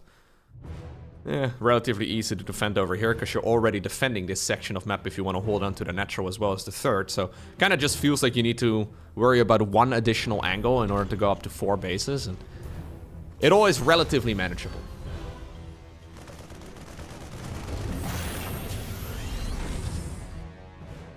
Triple hatch opener here again from the Zerg. And this time around, okay. We are gonna go for the good old Roach Warren. 3 minutes and 20 seconds, by the way, on that Roach Warren. That is relatively quick. I think this may actually be the build that Serral did show against, for example, Maru as well. In the meantime, on the other side of the map, it's a triple hatch or a triple Terran hatch opener. Triple hatch into a quick 1-1-1. So we should be seeing Hellion Banshee. There it is. Are we gonna go cloak? Probably not. I've got a feeling that previous game, by the way, must be really demoralizing as well for Oliveira. Because he played an excellent match. He didn't really fall behind. He didn't really make any critical macro mistakes. His biggest error, I guess, was not finding that base in the bottom right-hand corner fast enough. That's it. If he would have, I actually think if he would have seen that base in the bottom right as it went up, that game would have been in the pocket.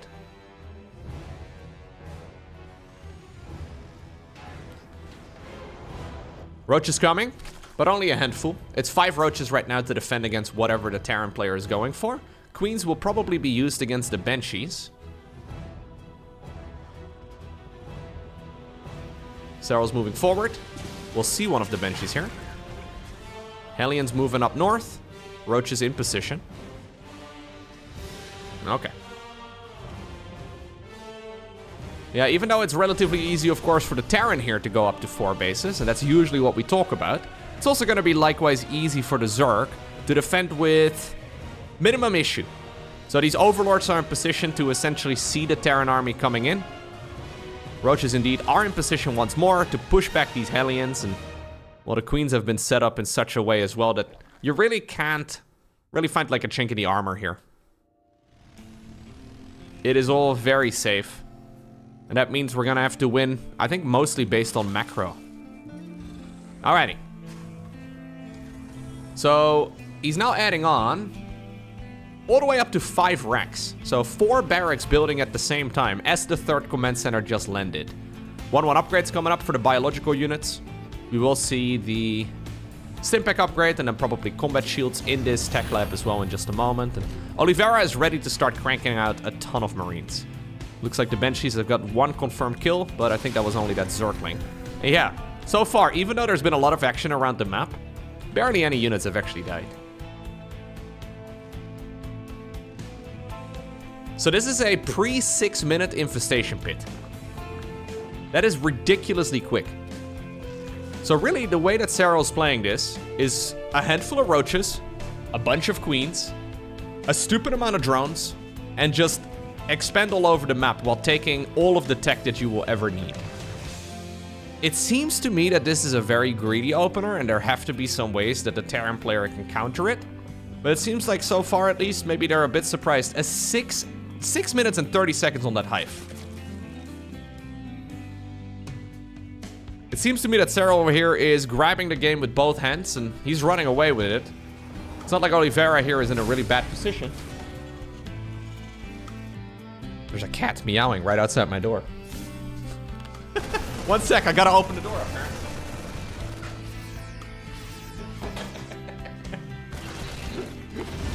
How long does he want to stay? I don't know. But Toby is hiding in the back. I heard him earlier. He sounded very sad. He was like, meow, meow. All right, fine, buddy. I'm pretty sure my cat thinks I'm talking to him the entire time whenever he's in his room and I'm live streaming or recording videos or whatever. I'm pretty sure he believes I'm talking to him. So he's like, yo, human, why are you in that room if I'm not even in it? That makes no sense. Shouldn't I be there?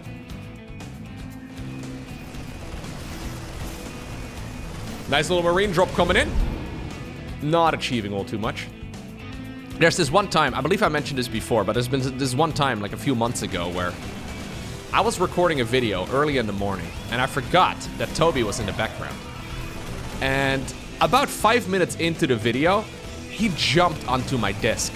And I got the biggest fright of my life. Like, I was genuinely so surprised, because I was completely in the flow. I was having a good time. I was like, yeah, Lowko, cast that game, dude. You're doing a good... And then suddenly, there's this, like, you know, he's a pretty large cat. Jumps into my desk. Absolutely terrifying. Surprise! It's cuddle time! Anyways, Ultra's coming up. There's a few roaches still up north, ready to protect this base. Is it gonna be enough? Zerglings are showing up right now. Hatchery is falling low. Nice play right here by Oliveira, who's moving in as well at the front, but we already have a couple of those... Ooh, well, that was a mistake. There's already a couple of those Vipers out. Not enough energy for a Blinding Cloud. That was the issue right there for the Zerg. Did not leave it around for long enough. This is a 8 Rex all in right now from Oliveira. And this is exactly what I was trying to point out. Serral playing a very greedy game. Taking another expansion, for example, here in the bottom left. Oh no. He jumped onto my desk. I saw him this time around.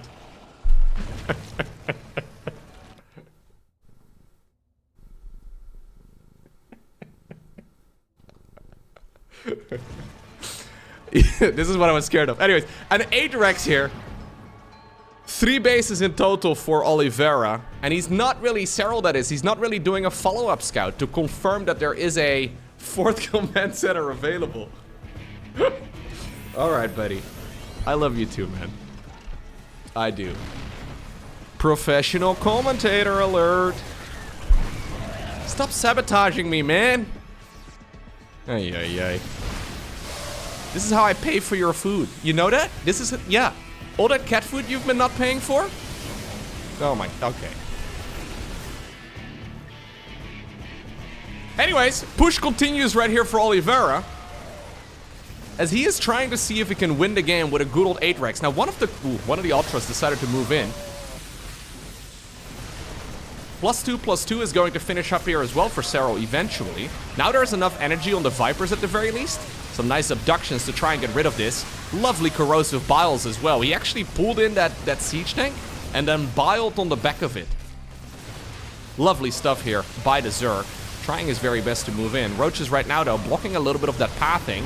Serral goes down the ramp once again. No creep over in this area. Roaches here actually blocking a lot of the Ultralisk, and that makes this super difficult. Okay, Serral actually holding on here. Oh my god. No, GG. It's just barely not enough. That was still on a razor's edge. So what Oliveira went for here is he realized, okay, Serral's playing that super greedy style. He's decided to just play and cut every corner. I know that at that point in the game, he doesn't really do a lot of scouting. So what about, rather than throwing up a 4th command center, I will make 3 additional barracks and I'll just pump out a ton of stuff. And it worked, but only just barely. I knew it was a risk opening the door.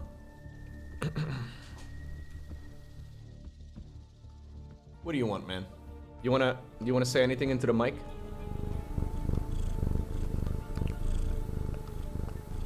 Can you hear that? I don't know if you can hear that. You wanna leave? We may be able to continue the series. Mr. Toby is getting up. You get the chill. Okay, you get the chill in the, okay, you know what? Yeah. Is he gonna settle in? He's contemplating it. Oh! Good. We're going to the next game. We get to go to game number 3. Yeah. Okay! We made it. Everything's good. I should be able... yeah, I think he's gonna settle in for the next couple hours. I should be able to, look at this match right here on Oceanborn. Completely undistracted. Keyword, should. Alrighty, so far the series has been evened up. Quick little recap. Game number 1, Serral somehow, someway won against the gajillion units that deal splash damage with pure Ling Bane. He stole a proxy base, needed to get something done, because otherwise that game would be very difficult to pull off, but somehow, someway, he managed to make that game work. Game number 2, he was trying to do a build that he's been playing quite a bit, at least in the TVZ games that we've seen him play, where he is playing exceptionally greedy. So, couple of roaches, and then basically straight to like 4 base economy, straight into a hive, double upgrades, the whole shebang, where the ultimate goal is to go Ultra Link Bane. So the roaches really are just a stepping stone. Oliveira recognized the strategy, he realized what Zerg was going for, and rather than making a 4th command center on a map where you can very easily play 4 base, he decided to do a 3 base, 8 Rex all-in. Okay. So both players requiring maybe a little bit of luck so far. Serral needing a bit of luck there in game number 1 that his proxy base was not going to be found. Oliveira needing a little bit of luck that the lack of a 4th command center would not be found. Now we find ourselves on Oceanborn. I always like a series starting off like this, because it's like game number 1 and 2 are kind of like, you know, feeler matches where you're kind of trying to tease out where your opponent is currently at and how strong they're currently performing and where their weaknesses are. And if both players end up winning a map, right now everything in my mind is wide open. Yeah. Anything can really happen here. So, Reaper into a Marine. There's definitely some opportunity here for Oliveira to try and throw a couple of curveballs. One of the themes we have seen in Serral's games over the years is that he rarely takes damage from an early game push. So a Battlecruiser opener, not gonna happen. Triple Banshee with like speed or whatever, really not gonna happen. A Hellbat all-in, maybe like a macro variant of it, but it's unlikely to really happen. Because the one thing that Serral has more so than any other Zerg is the ability to defend. Like he does not really lose when it comes to defending in the earlier stages of the game. Getting a creep tumor would be massive. That's close. No, not gonna get it. Not gonna get it. Just barely. Okay, triple CC opener here again from the Terran.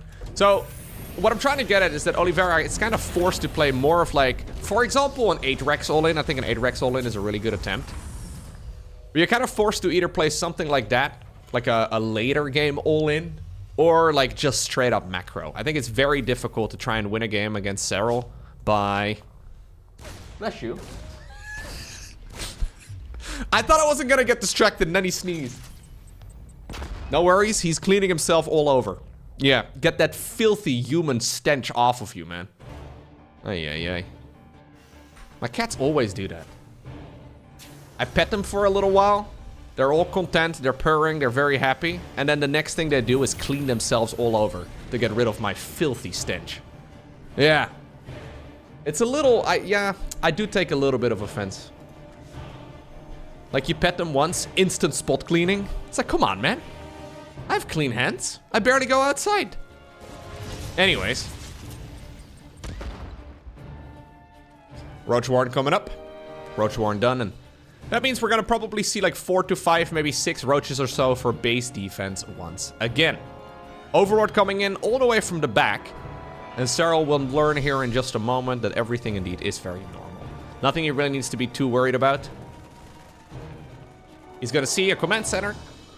He's gonna see the timing of the second tech lab. He's gonna see the green light on inside of that tech lab too on the starport. And that means it's either a fake Banshee cloaking or it's just a real Banshee cloaking. And immediately upon scouting that, the hatchery is going to turn itself into a lair. That is just to prepare any sort of overseers. You do need an overseer a little bit earlier here, preferably. So if Serral wants to go for a spore crawler, he'll probably start it up within the next like 20 seconds, just to make sure that the cloaking field is not going to be a massive problem.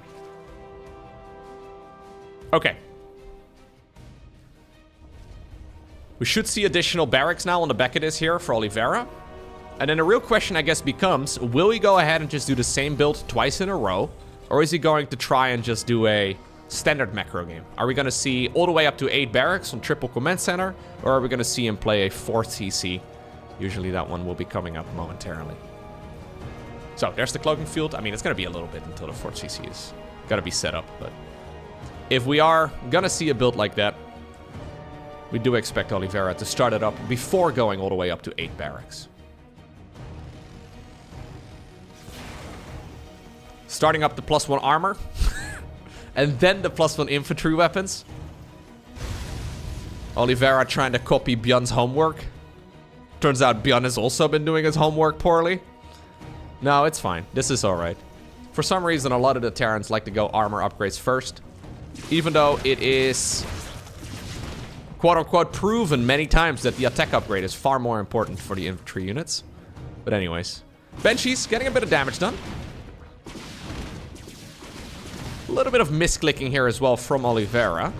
What about these units though? Good movement here by the roaches. Perfect movement by the roaches. That could have been an absolute disaster. But the mineral line over at the third base is looking good. Infestation pit.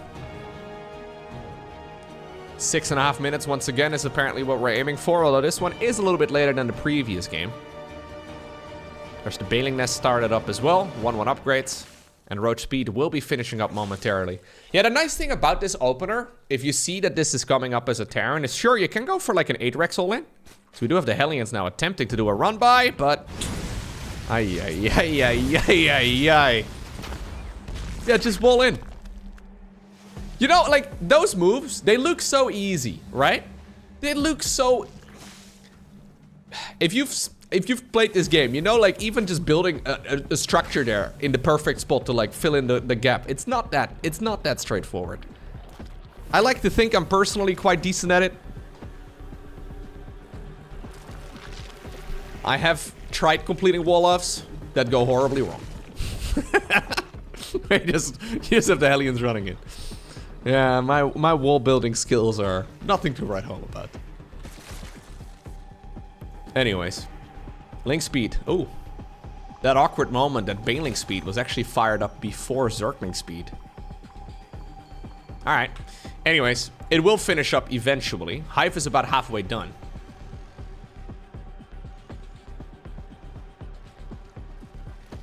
Here's Oliveira, ready to go for a push. He did, by the way, go for a 4th command center this time around. That one will turn itself into a planetary. And he now fires up the 2-2 research. This is mostly just a little bit of a skill check here from Oliveira. Considering he's got a 4th base, he doesn't really need to go for any sort of push. But that kind of looked like it could have been an all-in. And honestly, if this would have been a triple command center all-in from Serral, or sorry, from Oliveira, I think Serral would have been in a world of trouble. Because that would have hit just a little bit ago. And without Link speed, without Bane speed, without Vipers, without Ultras, without, well, really anything, I think Oliveira may have been able to pull off the same build back to back.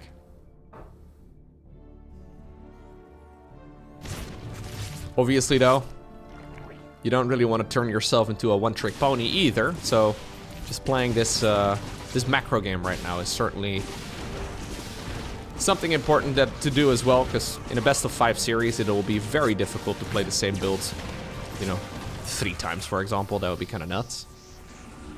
Especially if it is one of those builds where you do require a little bit of luck. As Serral, though, is now going into a Hydralist then. So he's at Hive Tech, but we're mixing it up. Hive Tech with +2/+2, Adrenal Glands coming up, and now finally a Hydra then. So this is kind of reminding me a little bit of game number 1 in this series. Except we're not, you know, really... Yeah, I guess we started off with Roach play, right? So it ends up with a similar unit composition. We'll probably have more of a Hydra Lingbane focus here, rather than a Lingbane focus. But that's also because there's still a bunch of Banshees going around. I think the Liberators may have already been spotted too. And obviously this will allow an opportunity for the Zerg to also go into Lurkers later. Now Oliveira is starting up his preemptive Ghosts. The Ghosts are, of course, very good against everything Zerg has in the late game. However, it looks like Serral wants to play a mid-game based army. Vipers can still be EMP'd, but usually you kind of make that Ghost army to deal with Ultras or Lurkers or, well, maybe a lot of Spellcasters like Infestors and Vipers. Technically, Brute Lords would also be a unit that gets countered by them, but that's not really something Zerg would be playing against this particular Terran unit comp. So you don't want to get carried away is what I'm getting at here. You don't want to get carried away countering units that only exist in your imagination. That's life advice right there. Don't counter units that only exist in your imagination. You can print that on a t-shirt.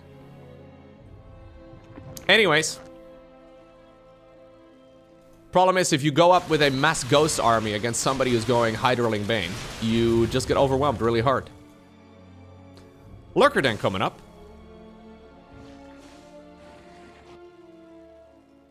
Yeah, I think having like maybe like a half dozen ghosts in your army and then doubling down on a ghost when there's actual signs of you needing them is a good choice. Because their basic damage is still good. They're actually still obviously really strong units overall. It's just that they're really expensive.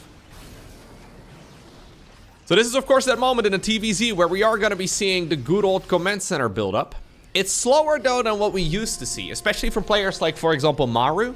Maru used to like max out and then instantly put down a gajillion of these things. Not really what we have. I love what Oliveira does. This is one of his consistent tricks. Planetary Fortress and choke points. So this is like, imagine Zerg attack moving across the map. This is one of those locations that he will bypass in like at least half of the engagements. Probably more than that, to be honest. This is like the, it's like a roundabout now, you know? Like this is like the roundabout in the middle of the town. The intersection that Serral is always going to have to cross. And having a planetary here with a sensor tower, a bunch of Widow Mines, and 2 missile turrets. Like imagine driving on a roundabout and suddenly there's a planetary fortress there. Yeah, you would not expect it. And it's a pretty uncommon play, but I love it. I think it's actually really clever.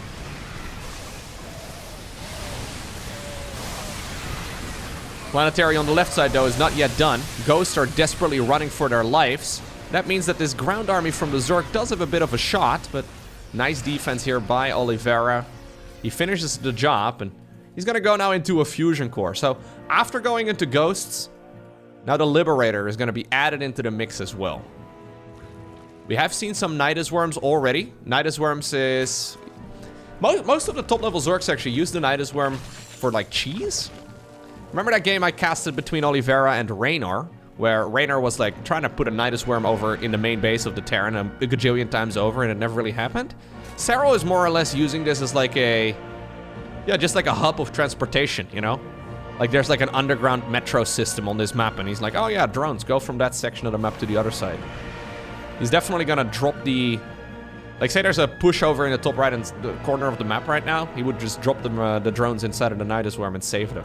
It's kind of a cool way of playing. And then he would unload them again in the bottom left.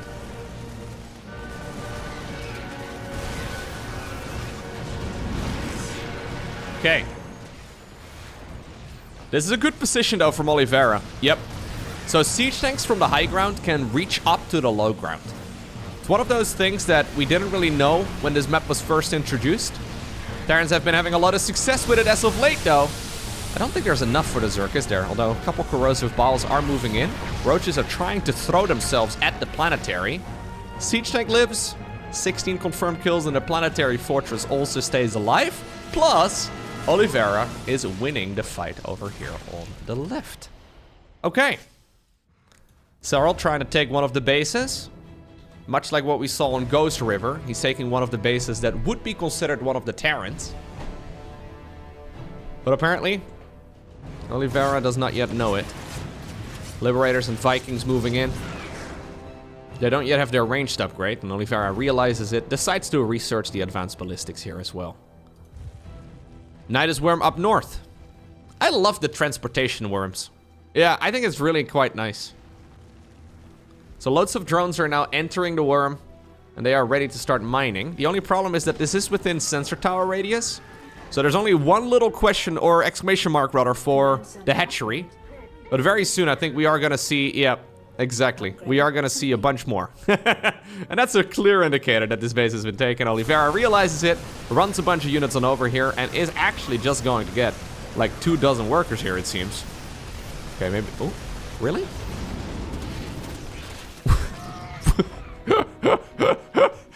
Damn, Serral believes in promotions. Sorry, that was, I gotta back up. So look at this.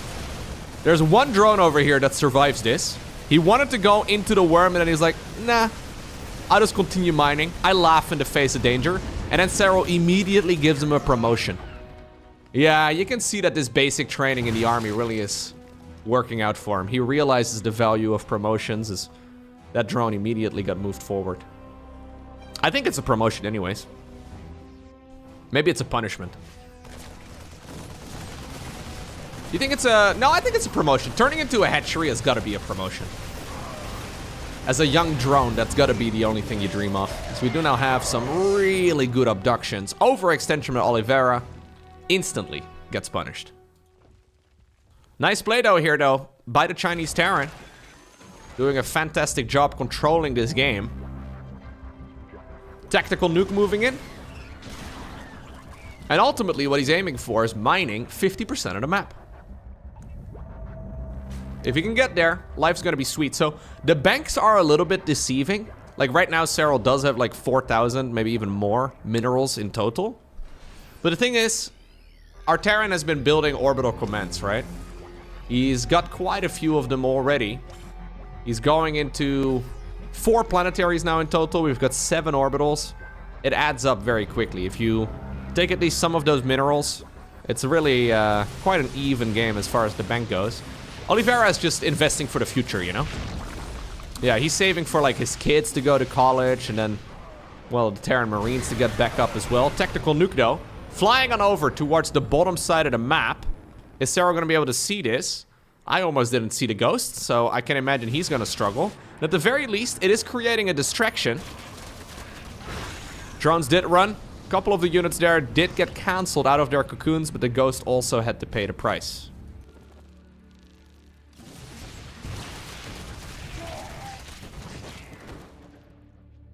Another hatchery will be attempted. Yeah, so Oliveira is actually playing this very cleverly. He knows that this base is not that important for him, but it is absolutely critical for the Zerg. So just denying it once, denying it twice, it's nice, but it's not his main priority. His main goal is to try and prevent Zerg from buying and mining both of these bases entirely. So he is certainly going to have to move on here. If he decides to sit back, not only is Serral just going to mine 1 extra base, that also means that Oliveira is going to not be able to mine that base anymore, right? So it's not just a +1 for the opponent, it's also effectively a -1 for yourself. So the difference is staggering. The longer that this game goes on, the more mining can be done in these outer bases, the worse it's going to get for Oliveira. But he's addressing it. He's giving his opponent a bit of mining, but really not that much. More libs over here. This time around, of course, they have their ranged research, but there is an abduction.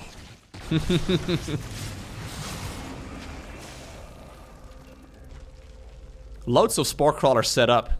Another tactical nuke is coming. +2 for the air units. +3 for the ground mech units as well, or for all of the mech units. Serral, in the meantime, trying to go into some air upgrades of his own. Look at the scans. There's just scans everywhere on the minimap. Oliveira decides to remove the fog of war for just a little bit. Yeah,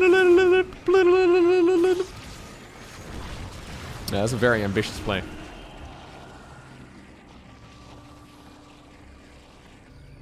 Okay, so this base is a bit of a no-brainer. One that can easily be mined by the Terran. I am getting a little bit concerned, though, about both of these outer bases. There's a tactical nuke. Ooh, tactical nuke from the low ground. So that ghost over there is using its nuke, and there is no way Zerg is going to be able to deny that. A couple of the mineral fields apparently are deemed safe. Executive order said it was safe. Apparently now is the time to move forward though. Blinding Cloud lands before the ghost can land the EMP. Okay. And that is a lot of SCVs that fall. Immediate replacement, another orbital command apparently will be flying over. Another command center will be building here too. But this is a problem for Oliveira in the long run, because he needs to be addressing those outer expansions. Right? If he's busy trying to defend, that means that Serral is going to mine these bases more and more. Did I just spot a mistake? No way, dude. Is Serral human? Okay, he was human for about 3 seconds. Yeah, there was a little bit of humanity apparently still left. He might be washed up. I love this play though from Oliveira. So he's been trying to deny this base in the bottom left, not really working out all too well. Then he realizes, wait a second, Zerka seems to be really focused on trying to defend the bottom left. That must mean that the top right is going to be a lot more vulnerable, even though this may not be his preferred way to mine out the map. if he can mine out most of these resources here, it will probably be fine. Problem is, if you give the Zerg the left side of the map, Serral is going to be all over that as well.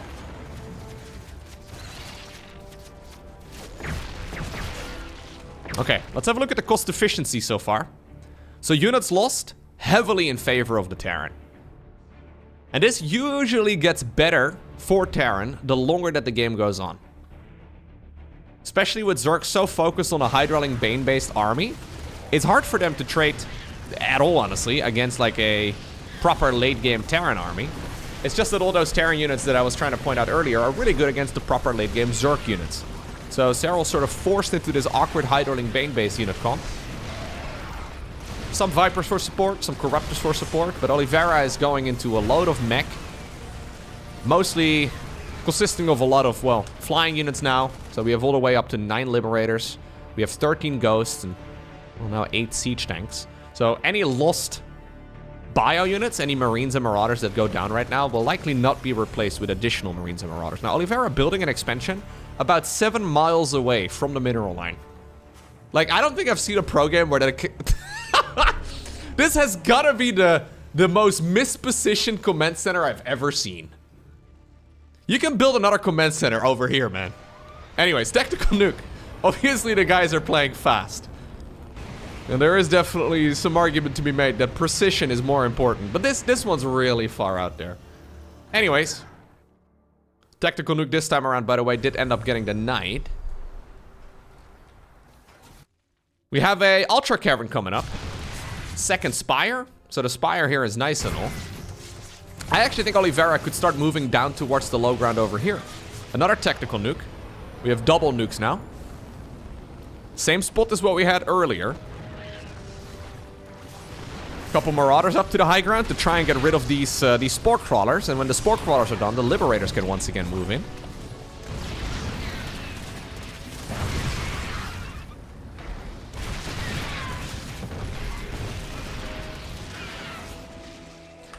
Oliveira is playing really good, though. Like, in my mind, so I don't really want to spoil any of the other results, I guess, but in my mind, I'm comparing this game to the series that Serral played against Maru. Now, Oliveira is playing much more impressive StarCraft to me than Maru was in that particular series. Which, you know, if you're a casual StarCraft viewer, and you're like, oh yeah, I mean, Oliveira won the World Championships, right? Maru's never done that. Maybe that would make sense, but I think for like 99% of the hardcore StarCraft fans out there, Maru is considered to be the best Terran in the world. Maybe Clem. I don't think a lot of people would consider Oliveira to be the #1 Terran in the world, but there are certainly moments here where I'm looking at the way that Oliveira is playing this match, and it's oozing confidence. Serral backs off, doesn't want to waste any Zerglings. That's so sick, man. He could have just fought that with Zerglings for a little bit longer, but he's like, no, no, no. I only have a bank of like 16,000. I need to preserve. Serral thinking about the long run here.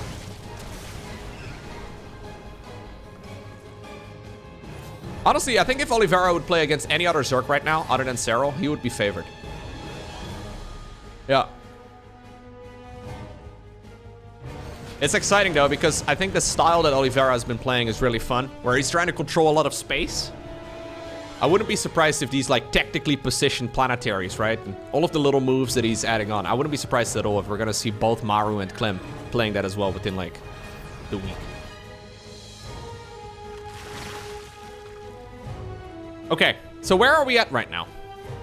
Terran is struggling with this base on the left, but he did deny the expansion from the Zerg as well. This base over here was mined by the Zerg, then mined by the Terran, and it looks like it's going to be mined again by the Zerg. But it's still several minutes away from it being properly under control. And I think this is indeed, okay, a nice catch on that Infestor. This game is certainly not decided yet. Main concern, I guess, is that Serral can, like, reposition his army very rapidly. He can move all of his troops to the right side and then the left side again, whereas Oliveira is forced to pre-split. So he has to have units on the left and he has to have units on the right. Serral can very quickly use the creep advantage, try and bring everything together in one big ball. So all of these big attacks right here from Oliveira, they're always with him leaving a significant chunk of units at home, So you can still deal with like a Zergling run by or something along those lines. Now, even though Serral has been mining a lot, and he does have a massive bank, we are getting to the point where he's not really able to mine very much anymore. There's already an oversaturation over here. Bases are running out, and he still has a couple minutes of mining left in him. And obviously, he still has a huge bank. But these bases are becoming quite the necessity now. The ones that he's been trying to acquire, and the ones that he's been, well, able to acquire several times already.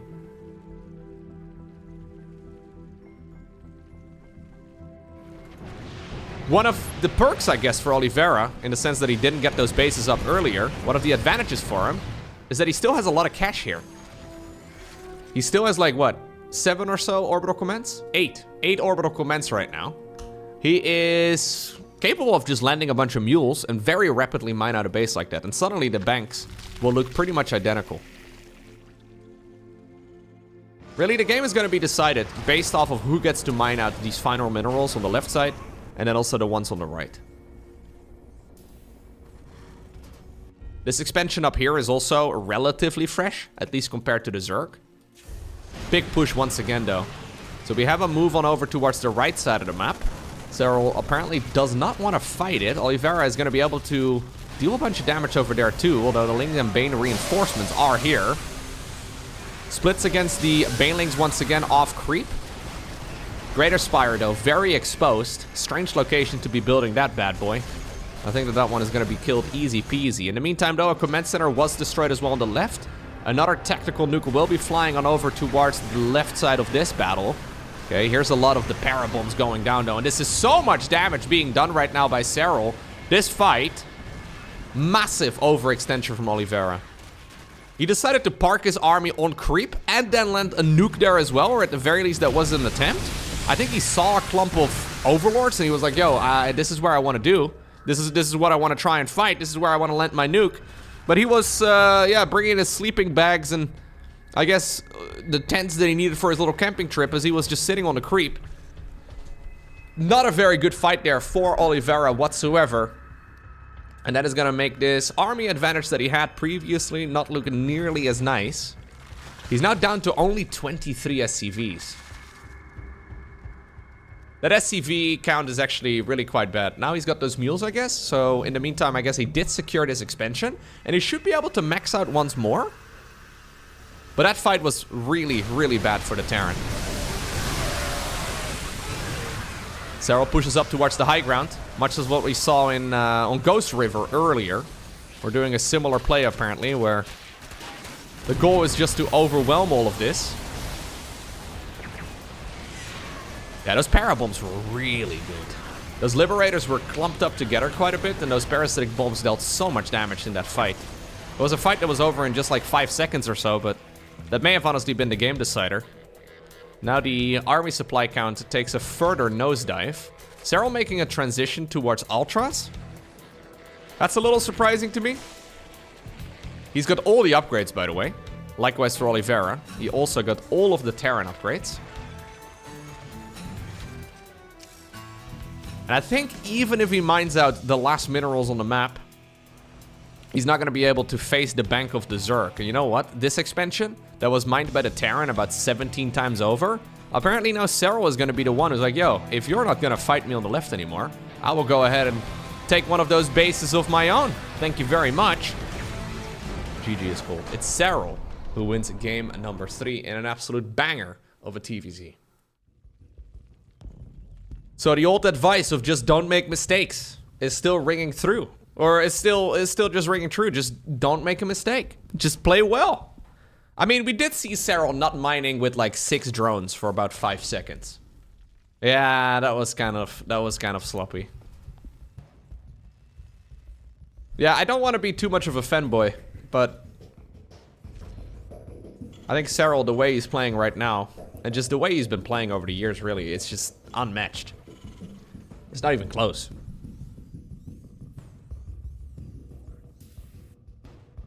Honestly, Oliveira was playing a really good game too, and then he decided to just nuke a bunch of overlords and park onto creep. Like, that fight was... It's very important, obviously, especially when you're playing in a StarCraft 2 tournament, right, to be as focused for as long as possible. It's super easy to just, yeah, let your focus slip for just a second. When you're playing on a stage, underneath those very warm stage lights, and you travel halfway across the world. So this tournament took place in Dallas. Oliveira from China, Serral from Finland. You have to travel from very far. You ultimately end up there, and then, yeah, you have to you have to stay focused for hours on end. It's so easy to mess up. I would say, by the way, that Oliveira and Serral are both the only players that I know that play better at offline events than they seem to do in online events. Which is kind of a weird thing to really think about. Like, but everybody seems to play worse when they go to an offline tournament. Serral looks ridiculous at offline events. I think everybody knows that. But Oliveira plays, like, significantly better. I think as soon as he hears the crowd and he just sees the people getting excited for him. Yeah, when it matters the most, that is when Oliveira decides to power up. Goes full Super Saiyan. Then ultimately, though, yeah, you face off against a Zerg who doesn't really make that many mistakes. Okay, so where are we gonna go from here? El Sinai, of course, another one of those maps where you can play a big macro game if you want to. We've seen many, many games that go the distance on this map over the last half year or so. Maybe even longer than that, actually. It's been around for a little bit at this point. Serral moved something over there. Is it the Overlord? Ah, it's the new Overlord, I think, yeah. I love that there's a deliberate scouting path for, like, Overlord 6. Like, we're not just sending it out. No, no, no. We are hugging that, and then we're hugging that, and then we're repositioning it ever so slightly over there. This is something specific. So sometimes there's a proxy starport, right? And usually they get made right about right over here, or right about right over there, or I guess up here. There's like a Hellion drop that sometimes can catch you off guard, where Terrans will mine out these mineral fields over here, and then they drive 4 Hellions, and then they drop them off in a dark spot in the main base.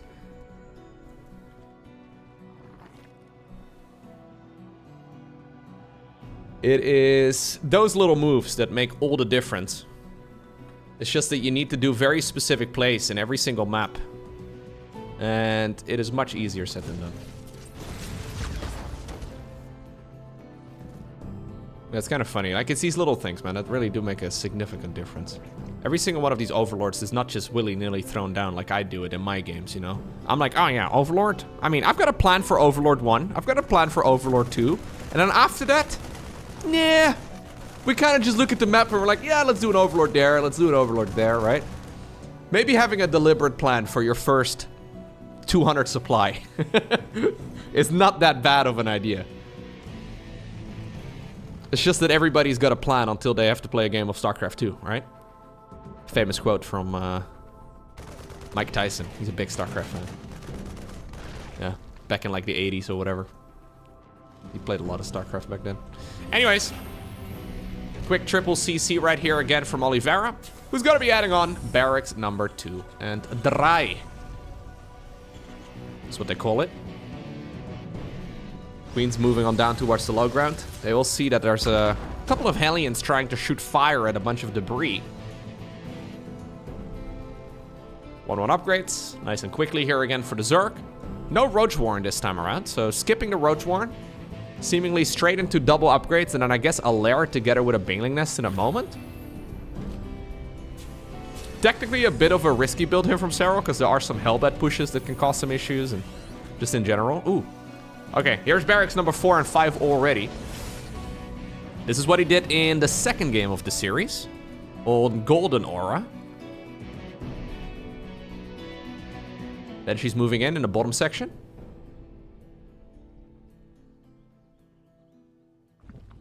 Okay.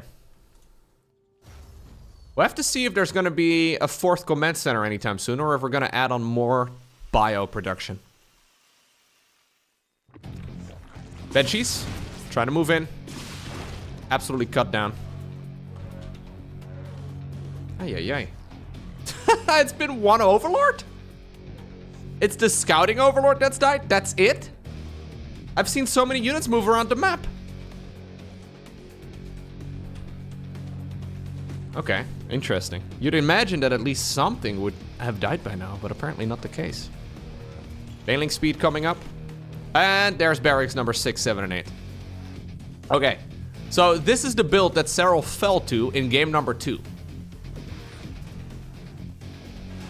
So the weakness that Serral ran into at the time is that he didn't scout the 4th command center. He didn't really look for it. I would love to see an Overseer flying around. I think an Overseer scout right now would be a bit of a no-brainer. But so far, apparently Serral does not believe he really needs it.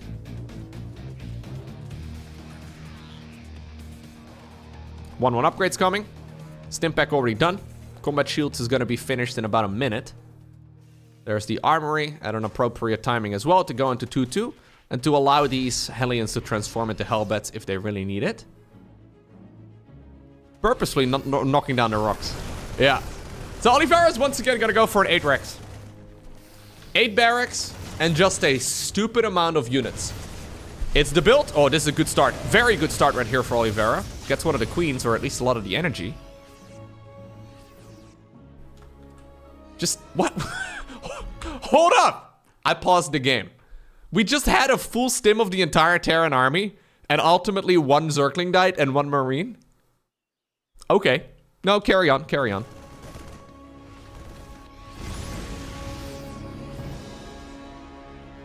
Actually ridiculous how conservative both of these players have been with their units. Like, if this was Bjorn, there have been Medivacs out for like several minutes now, you know? If this was Bjorn, he'd be ready. He'd be loading those units up. At least the Hellbats would attempt a mineral line. Alright, here comes Oliveira. He's been preserving army for ages, and he's got a stupid amount of it right now. And I think he may have just been able to catch Serral off guard once again. Love the siege tank positioning here. All of them hugging the walls, making it difficult to really go in, but this is the moment where Serral pulls the trigger. Question is, does he have enough to try and overwhelm this Terran player? The siege tanks are slowly starting to fall, but it's really only 1 that ended up falling there in the end. 16 and 13 kills combined, and the rest of the bio army is on the hunt. The Banshees from earlier, they didn't really get a lot of damage done inside of the mineral lines, but just like that, Oliveira shuts down Serral. And that means that we find ourselves on the map site Delta. Final game in this best of 5. It looks like Oliveira has discovered a vulnerability in Serral's play. Honestly, I think he had a shot as well, though, at winning the macro games. Like the one on Oceanborn, we've discussed it. He decided to park his army on creep. He played really well until he didn't. Honestly, game number 1 of this series on Ghost River, he played a big macro game there too. And the reason why he ultimately lost was because he was going up against a Zerg who went for a hidden base.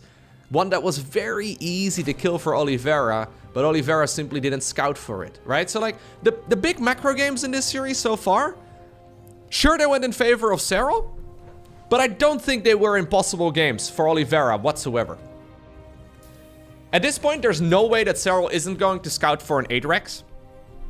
I think an Overseer scout could figure that sort of thing out relatively easily. And I think in upcoming matches, we'll probably see Serral scouting for that sort of thing every single time. That seems like the only real vulnerability. Yeah, it's kind of funny, right? Like, when you think about this from Serral's point of view, he obviously practiced that build a lot. But I can imagine he's been practicing as well against, well, for example, in latter games against guys like, for example, Clem, right? And when's the last time you've seen Clem rather, go for like a 3-base 8 Rex all-in? Doesn't really happen. You can see it every once in a while, but it's just not a very popular build overall. Oliveira has been mixing it in, by the way, for a very long time. He's been doing that strategy, yeah, for several years now. Isn't it actually insane how good like Oliveira became so quickly? Like he's been around for years, but he was kind of always hovering in that like, and I don't mean this with any disrespect at all, but he was kind of like hanging out in like B tier pro gamer, right? Where we have a couple of S tier pro gamers, then we have a bunch of A tier pro gamers, and Oliveira was kind of like right below the A tier guys. Like, dudes that were really good at the game, but, you know, we didn't really pick them as tournament winners. And again, I don't mean any disrespect, but this is kind of the nature of competition. There's always going to be a bunch of guys that are just better. But Oliveira actually managed to, after several years of being in that, like, lower category, he actually managed to break out of it. I feel like a lot of pro gamers kind of, you know, tend to get stuck there. It's not like they want to. It's not like they mean to, but it's just kind of where you end up, yeah, hanging out and figuring out how to move up. How do you do that? I honestly don't even know what he's done. Like, he just started playing better. That's ultimately what it comes down to.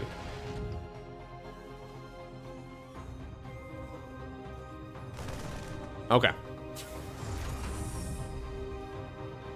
Let's see. I really like the way he's playing too, though. Like, obviously that's maybe a little bit of personal bias, but I think the way that Oliveira is playing is very intelligent.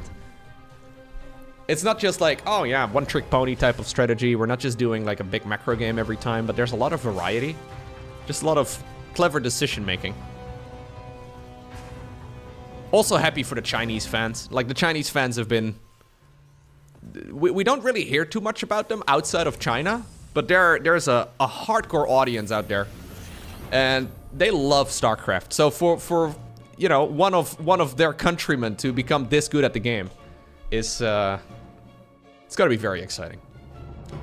Because there were some good Chinese players in the past, but... You know, again, not like tournament level good.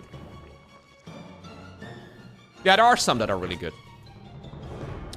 I think Firefly has made some very significant improvements. I haven't really casted a lot of Firefly games, but Firefly is definitely a name to remember. Just in general, there's some very obvious improvements. Honestly, getting Serral to play a game 5 is uncommon. So he's faking a cloaking field here. Yep. Overlord Scout did not quite make it. We don't see any sort of vision here. Zergling got the Knight. So this is a faked cloaking upgrade for the Banshees. We have seen cloaking, of course, in the series. So this time around, we've decided to make the Banshees, but not the cloaking.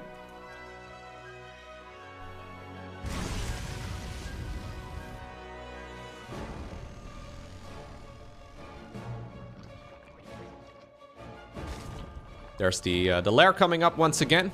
And this is a roach opener. Once more from the Zerg, so I'm expecting to see like a bunch of roaches here when he needs it. So far, mostly just relying on links. Actually interesting how Serral is mixing in different flavors of roach openers. So this is a roach warren, but it's a different roach warren than what we've had so far in this series. The previous roach warrens were pre-Zergling speed, and then at about like 3 minutes and 30 seconds, right? That's when he built them. This one is more in line with the lair. Because he did make link speed. Yeah, this is actually just going to be straight up a roach speed right now. Do we have any evo chambers? No evolution chambers. There is a 4th hatchery coming up. Serral is going to continue droning here. But the lack of evolution chambers is throwing me off a bit. You'd pretty much always expect at least... Okay, now they come up. I feel like these are quite late, but...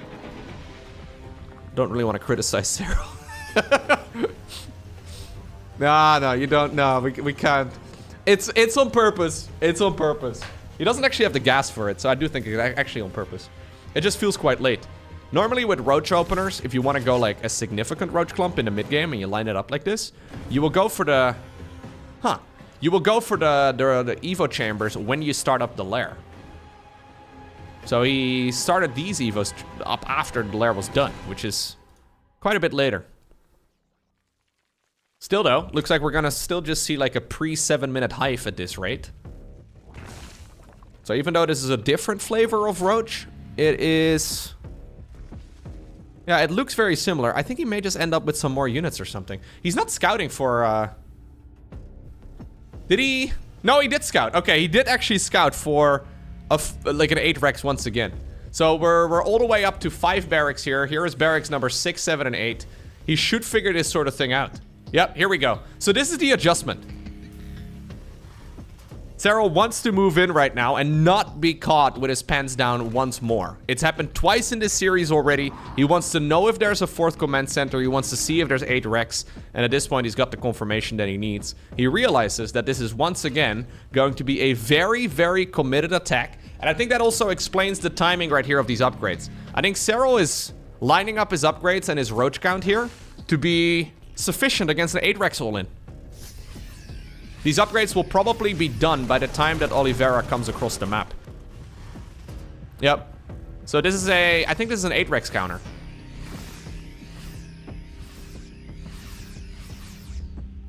We're all the way up to 8 Rexes again.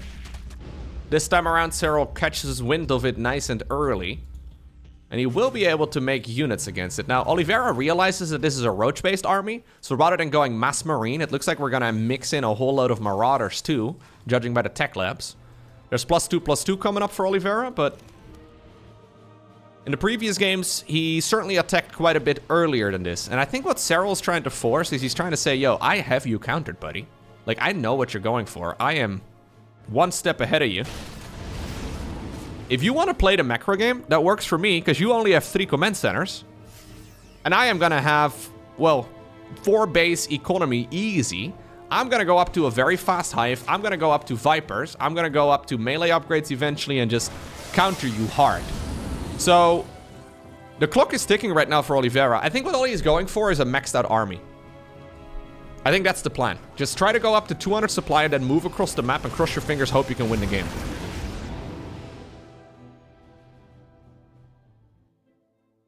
Oliveira trying to go for the same build order, essentially. 3 games in a row. Now, this is overly ambitious. Ultra Cavern is never going to happen here anytime soon. Unless Serral feels very confident that he can hold this. I think he really needs to get some units going. Oh, he does actually have a little changeling here, too. There's one changeling spoiling everything. Bunch of banelings. Okay, face tank up towards the high ground, but Oliveira meets them head on. Realizes he can stand his ground and just fight it. Serral is heavily expending, by the way, just trying to get all the upgrades going on all of the tech. He is not really respecting this army as much as he probably should be. There are now a couple Vipers in the mix, too. Zergling's thinking about coming in from the north. We do have some army units as well, able to stream in from other directions. Serral forced to move forward, does go for one blinding cloud. A little hard to see right here on side Delta, as we have a Zergling run by to watch the other side of the map, ready to pick up the reinforcing units here from Oli. Serral knows that these upgrades are on the horizon, so he needs to be patient. Those upgrades are substantial power spikes. Here we go. Terran decides to stim. But there's still a large group of Zerglings that are just picking up reinforcement after reinforcement. Serral dancing on the edge of death here. I think if he would have fought here, he would have gotten wiped off the map. So he has decided that he wants to back up to the safety of that hatchery and try to invite the Terran onto the creep. Now, ultimately, there were enough reinforcements, apparently, for Oliveira to clean all of this up. Ultras are coming right now, but Ultras obviously are also a little derpy. There's a siege tank going down. Another siege tank on the left. Great blinding clouds here. Serral is starting to make a bit of headway. Oliveira has to pick up and move back. That is one of the most patient plays I have ever seen. I think that was actually quite a suboptimal approach, though, from Serral in the end. I think he hoped to catch the opponent as they were moving up the ramp, but Oliveira saw it and stimped in time and just stood his ground. And that is balls of steel right there, honestly. The fact that he just stood there and he decided, yo, stimming right up to where the banelings can hug me. It's a bit of a dangerous play, but it allowed Oliveira a very nice fight. Him losing one too many reinforcements, though, to units that are on move command is really quite painful. Oliveira still on triple command center. He's never added on another one. He started up +3 for the ground units. This is still not over, though. The Terran army is huge. It's well upgraded. And now Liberators are also joining in. It's just that now we're at that state in the game where Terran is running out of cash. So this is the main base. The main base is drying up. Zerg does not have that issue. Serral has expended all over the map. And even though I think he probably should have done one less base, at least when that big fight happened on the other side of the map, he didn't really need that mineral line over here, for example. That one's not doing much for him. It is going to be very handy the longer that the game happens. Okay, blinding clouds, not even necessary. We're just going to bile them down instead. Abduction's also obviously an option. Serral dancing on the edge. Zergling run by once again, ready to set up, ready to move in, ready to snipe reinforcing units wherever possible. Okay, pushes forward, backs off. Zerglings in the meantime, picking up reinforcements. Serral knows the clock is ticking. But this is still not an easy fight for him. He's trying to hold on. Once again, decides to back off. Cleans a couple units up, but is not confident that he can actually push through. I love the Zerglings here. I think those Zerglings have been absolutely critical. Liberators, though, putting in a lot of work. Blinding Cloud. Okay. One of the Vipers, by the way, does get sniped. Here's the Bio Army stimming in. Serral's been microing his Ultras very well, but many of them are at low HP. Is there enough for the Zerg to really break through this right now? He is starting to push through a lot of these units, but once again, not confident in the amount of units that he's got, not confident to take this fight off creep. Banglings coming in from the natural. Hatchery finally gets sniped. Oliveira has to back off. He fires up a 4th command center. Obviously, the main base can fly. It's not like the Zerg's economy here is amazing. Looks like an Ultra. Little overly ambitious. Hatchery, not going to happen. No cancel. No biter of a TVZ right now. Oh, okay. Well, that Parabomb actually just took down 2 additional Medivacs with it. Zergling run-bys, by the way, still happening. So there's constantly more and more units getting cleaned up. There's another push, though, from Oliveira as he snipes a 3rd hatchery. That's massive, because now all of a sudden, that Zerg economy, I mean, that mineral line on the left side of the map becomes a very critical one. He's double expanding again. There's a lot of creep at the bottom of the map, but not really where Serral truly needs it. Oliveira now flying that newly made command center on over towards that spot. He's got basically no minerals, but he's got a scary army still, and it's not like his worker count is really that far behind. Okay. Now it's up to Serral to try and maybe even deny that base. He's going to scout it. He's going to see it, but this is up into a choke point. There's no planetary yet, but it will be coming. Income advantage, though. Heavily in favor for the Zerg over the last, well, pretty much like 8 or so minutes. Main issue here for Oliveira is that he can't really address the units at the bottom of the map. He knows that that lane at the bottom is going to be fully covered in creep. I wouldn't mind seeing like one cheeky Medivac or a Liberator trying to maybe get some damage done over here. But this hatchery, the one that I was criticizing earlier, is absolutely pivotal now. Now Serral's maxed. He did not quite get all of the upgrades in the Evo chambers yet. Terran once again moving forward. Serral thinking about going for a counterattack instead, then he will get it. But keep in mind, there's really not that much for him to kill. Oliveira will be more than happy to trade out a bunch of supply depots and like 8 SCVs in favor of 2 bases. So that's this hatchery going down, and this expansion up north. I mean, it should be an easy pick-off as well. The Zerg army still on the other side. He's thinking about going for the planetary fortress, but that's exactly what we have over here. As long as the SCVs are ready to hug that planetary, I think there should be enough here for the Terran player to keep that base alive. I mean, Blinding Cloud's Adrenal Glands, it's all very strong. There was no Blinding Cloud there. There was a Corrosive Bile, though. Corrosive Bile's added into the mix there. 41 SCVs go down. Now there's an Infestor! Infestor just barely manages to get outside of the range right there of the Liberation Zone. Oliveira, though, is setting up shop over on that low ground. This is the intersection. We have Widow Mines, we've got Liberators, we've got Siege Tanks, and the creep is slowly disappearing. Zergling run by still. Oh, now with Ultras in the mix, obviously, too, here. Dealing a ton of damage. Serral did make an expansion in the top right-hand corner of the map, too, but his natural expansion is falling. Is there much he can do about it? Those libs in the air are super powerful. Currently, we have 2 Vipers. We have 3 Queens, but that's really about it. I guess there's 1 Ravager for anti-air. Oliveira decides to move forward. Now the Ultras could decide to push through those circles, but the Bio Army is stimming forward. Vipers get sniped. And that means that those Liberators have free reign of the skies. In the meantime, though, the Lings and the Ultras still going to town. Main base in a world of trouble now, too. Natural expansion already lifted up. Basically no income for Oliveira, though, and this is the real issue. He has 1 worker And even though these Liberators technically don't have an easy counter, there is just still so much Zerg moving around the map. Serral making 2 Roach Warrens. One inside of the natural, one over here at that base on the left. All of the barracks are up in the air.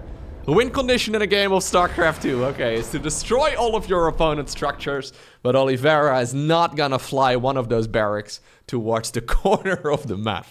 A ridiculously close series. Incredibly well done by Oliveira. But ultimately, there can only be one winner. And that winner is Serral. Welcome to the finals of the KSL, the Korean StarCraft League, the 54th edition. This particular series was played yesterday, and first off, in the bottom right-hand corner, playing with the Red Terran SCVs in game number 1 on the map Oceanborn, we have none other than Clem. Now Clem, you may have noticed he's in a different team.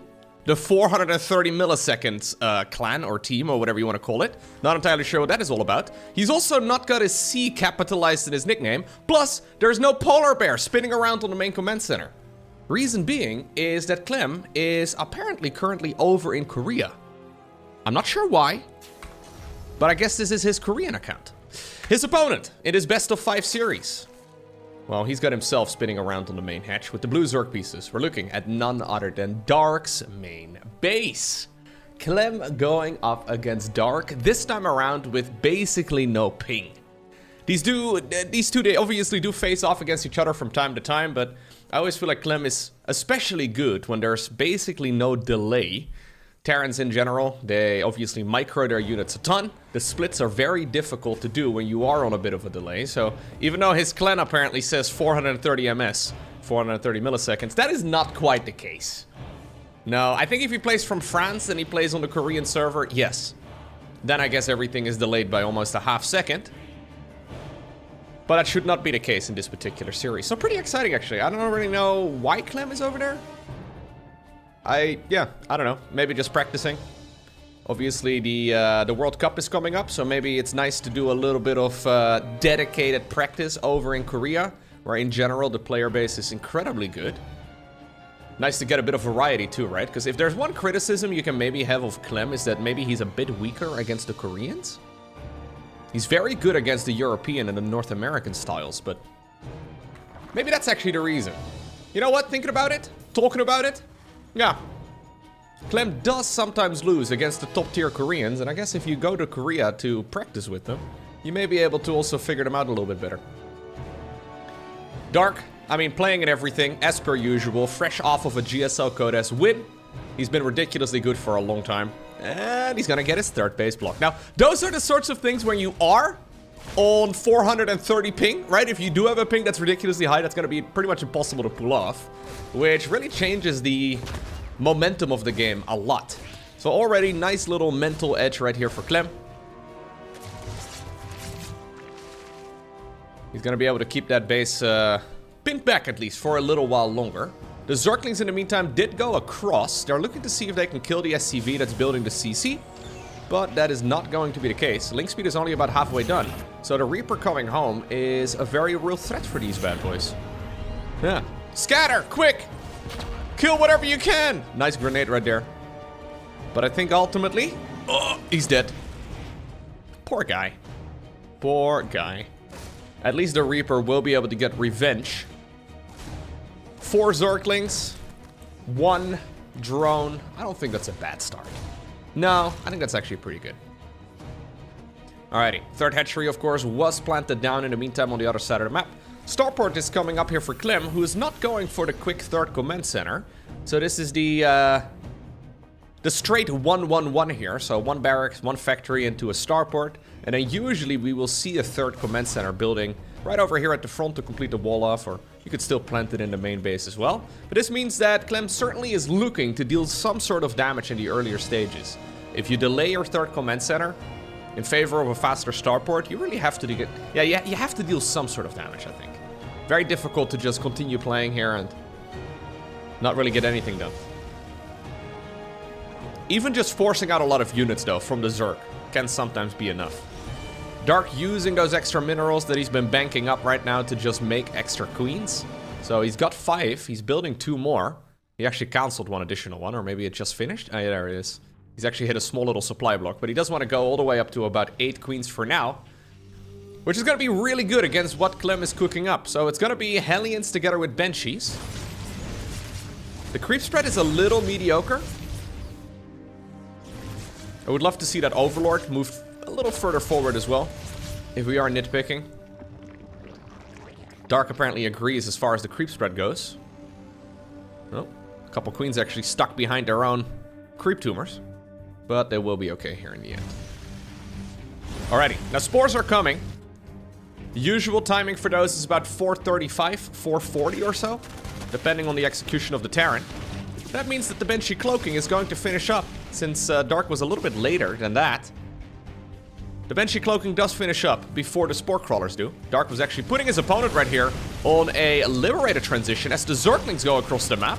So do the Hellions. And right from the get-go, we've got a lot of aggression. Dark just taps out. He realizes that he's not going to be able to kill enough SCVs on the other side of the map, and he's going to lose a ton of drones at home. And just like that, we find ourselves on Alcyone. Yeah, sometimes high-level StarCraft, it keeps going and going and going, where both players just don't really achieve that much, and ultimately the game goes to distance. And at other times, we have a match like the one that we just saw. That's what the average ladder heroes game looks like, right? If you try to rank up in StarCraft 2, the vast majority of your games are going to be under 10 minutes.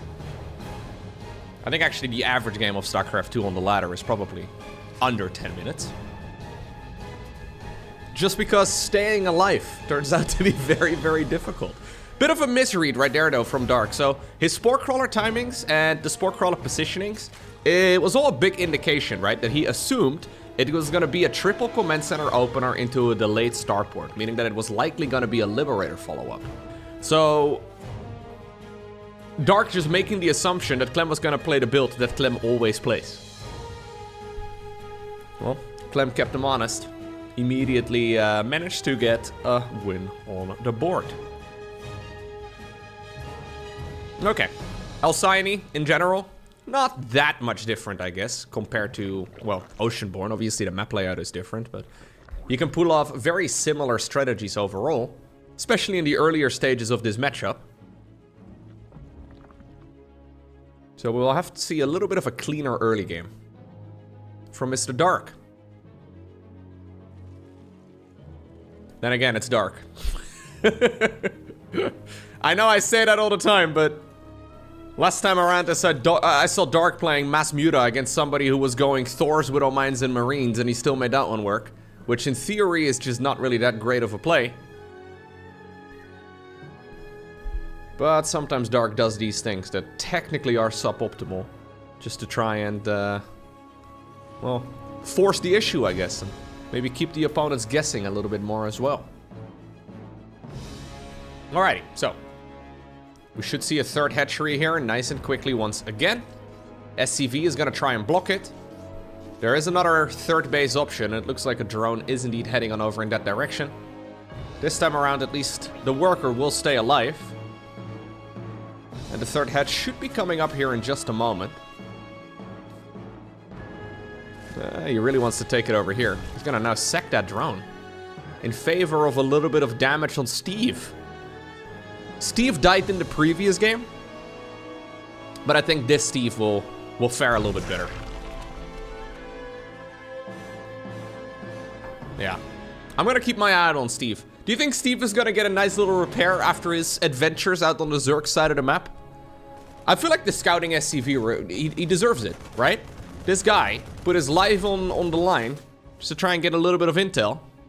Even fought one of those drones straight up. And then he comes home, nobody says hello. Nobody even waves. Not even like a little head nod. Nothing like that. I don't even think, no, it's never going to get a repair. Yeah. What we deserve and what we ultimately get, usually not the same. No. Like sometimes I ask people to like my videos. Guess what? Sometimes I deserve it. I think actually all the time I do. But yeah, it's not always what I get. Sorry, worst sellout ever. That wasn't Steve, that was one of his little brothers. Hellions are forced to come back home. A fresh one just spawned out of the factory. And a Liberator will indeed be on the back of this. Interestingly enough, it's again not a quick triple CC opener. So Clem just going for a lot of unit production.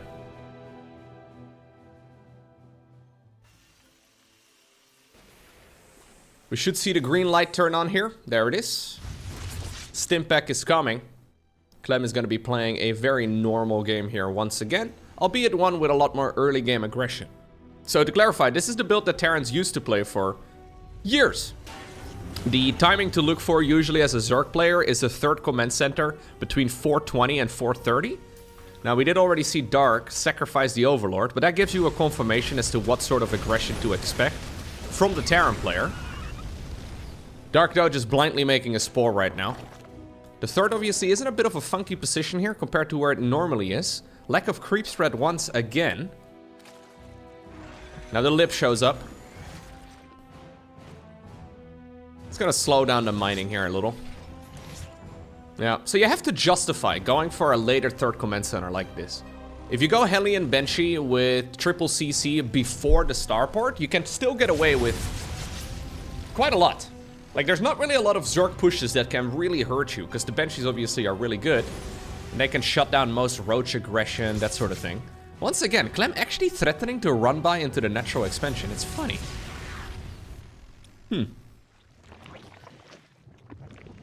Making Dark sweat for just a little bit, at least. Did the Liberator go down? Nope, the Liberator's still here. He's gonna try and go around and be a little bit annoying on the other side. Dark's gonna go for double Evo before Lair, before Baneling Nest. That means he will probably go melee and Carapace upgrades and then go into a Lair and a Baneling Nest on the back of it. Main problem you can run into as a Zerg with this opener is that your Baneling speed is late. Baneling speed is a... there it is. Baneling speed is a pivotal upgrade for defending a lot of Terran aggression. Especially when your creep is a little bit lackluster.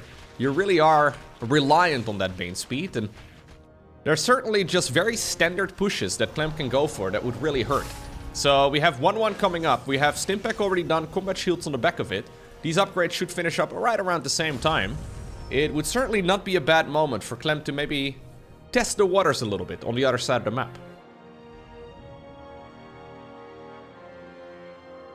Extra barracks coming up. Okay. Clem already actually experimenting with different styles here. I would imagine that's the reason he went to Korea.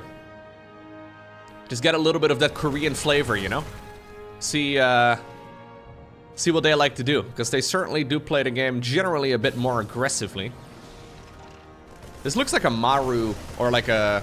no, more like a Bjorn opener, I guess. I've got 2 medevacs! Let's go! I've got units, let's go! We should scan over here, though. Can we please scan? Okay. If we're not gonna scan, yeah, now we scan. Here's the Zerglings already running in. I do like the fact that the Hellions are still around. We can at least send a couple of the units towards the other side of that mineral wall. But ultimately, that's a pretty easy cleanup right there for Dark. Keep in mind again, that Dark... ooh, he still hasn't started a lair? Wow. Oh no, he's finished it. I was gonna say, that'd be insane. I missed it on the production tab. He really needs to fire up the Baneling speed. There he goes. Together with the Infestation Pit. Or the Hydra Den. Both are good options. I thought for a second he was still not at lair tech. That would have been a very significant problem. But yeah, if you would have covered up these player nicknames, the build in game number 1, very much so a Bjorn build. The build right now in game number 2, and the way that he's playing, very much so a way that, yeah, Bjorn likes to perform as well. Pretty neat.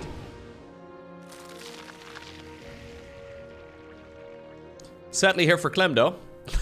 Dark's got a lot of practice against Bjorn. They play at least a series every week. Maybe not quite that often, but they do play against each other quite frequently. Alrighty. 4th command center, about 80% of the way done. Looks like it's gonna be pure Hydraling Bane here for the Zerg for now. Very powerful timing attacks can come out of Hydraling Bane. But at the same time, look at Jimmy over here. My god. Absolute Giga Chad.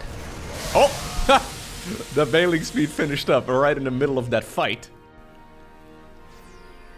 Anyways, you can go for some really nice timing attacks here as the Zerg, but it tends to fizzle out. So Hydraling Bane is really strong until you get to a Terran player who has 3-3 up. Oh my, okay. We were just not paying attention because a Ling Bane run by is happening over at the third base as well at the same time. Good splits over here at least by Clem, who actually minimizes the losses, but he did take quite a bit of damage in the top left-hand corner. Although actually that fight still went reasonably well. Barracks 6, 7, and 8 coming up as well for Terran. We'll have to see if he even bothers going into Ghosts here. Look at him, so aggressive. Transfusion on a Hydralisk to try and keep that around.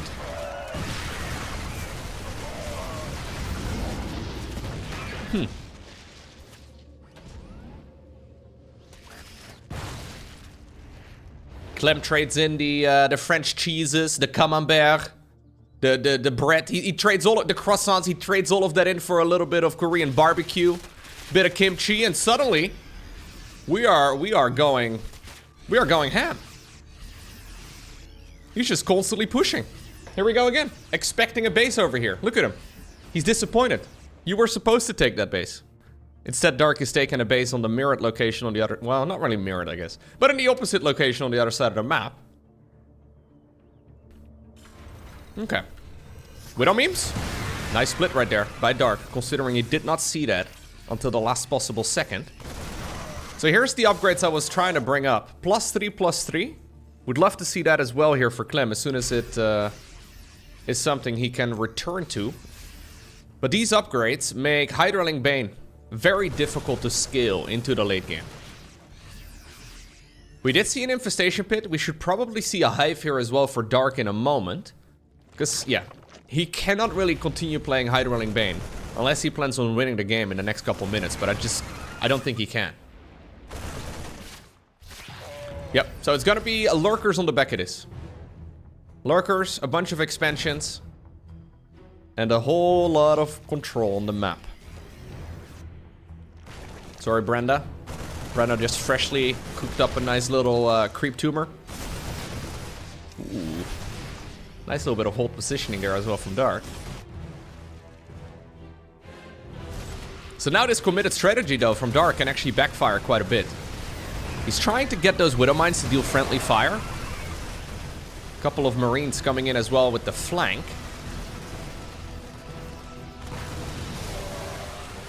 Clem's looking absolutely lethal.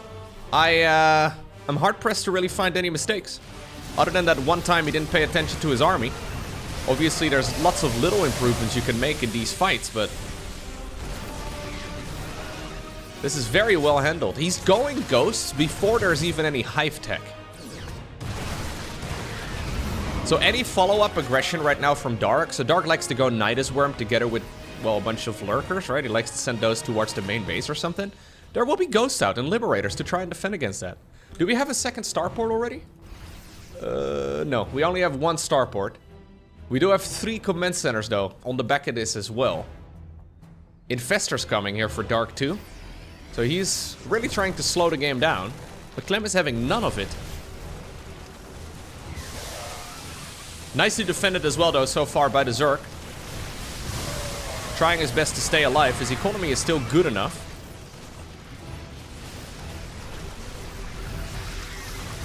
Marauders in the front. Ghosts do get picked up, at least some of them. I think this might be a bit of an overextension, though, by Clem.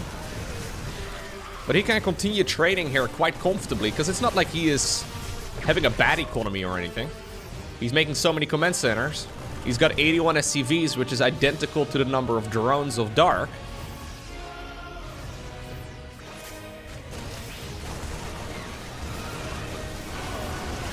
Yeah, ultimately I think he will get pushed back. He knows as well, though, that the more time he gives the Zerg, the more Lurkers there will be out. Lurkers already have their ranged upgrade. Their burrow upgrade is researching right now. We haven't really seen any Lurkers yet, but it'll be something he starts cooking up here very soon, I'm sure. Look at the Widow Mines as well, though. We don't really see a ton of Widow Mine play as of late, but... ever since it got nerfed, a lot of Terrans believe that it's not that good of a unit to play anymore, but... they still seem very effective here so far. There's the classic 1-2 punch though for Dark. Linkbane Hydra at the front, lurkers in the back. Fungal. Fungal! Ooh. Yep. Yeah, it's difficult to stay out on the map and make this much economy on the back of it. I think actually Clem got a little bit carried away. He's doing a bit of a Widowmine drop in the meantime on the other side of the map. But he's making so many command centers that being that deep onto the creep and trading relatively well, but not amazing, is a little bit dangerous. Oh, infestors! Oh, get them all! Huge. Personally, I always use the all army hotkey, so that never is a problem for me, you know? Leaving infestors behind like that. Although I keep pulling away my Zerglings from watchtowers. Is that a problem? Nah, it's not a problem. Totally fine. Alrighty, how many command centers do we have? We are up to 6 orbitals right now. Terrans usually will aim for about 10. 8, 9, 10, 11, 12, something like that. Depends on how many times you want to... Right? The sounds of Terran late game.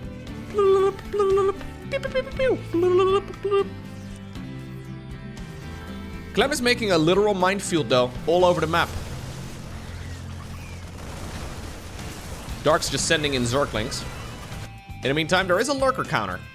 Oh, hello. I was gonna say, I think you just burrow right here. Nidus Worm to try and bring them back home. Here come, yeah, the mass repairs. I mean, we can kill this, I think. But that's real... Oh, he doesn't even get it. Oh, that's so costly. Woo! Jeez. He doesn't even get the command center there in the end. I mean, he may have gotten one that was building, but... Zergling counterattack is likely going to achieve more than those lurkers. But my god, was that a lot of losses right there for Dark. That was very committed. This is not a game where Dark has got resources to spare. It's not even maxed out right now. I actually think even if he would have gotten the command center, it would have still not been worth it. Because there are so many CCs ready to replace it. Usually, from this position, the Terran army is gonna get better. Because Liberators will be mixed in. Whereas Zerg is gonna make more of the same. So I'm always a little... on the fence about this stage for Zerg. I feel like that attack was supposed to do more. Like, at this point, Dark is okay. But it's not like his army is going to improve much. Whereas Clem is still gonna, like, get a significant power spike in his army. There's the advanced ballistics. There's the ghost cloaking.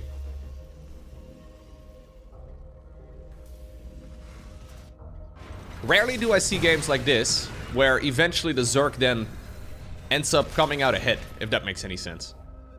So he's gotta go for infestors and vipers. He's actually lost all of the infestors and never rebuilt them, so we have one viper. Parasitic bombs is nice, I guess, but there's no siege tanks to blinding cloud.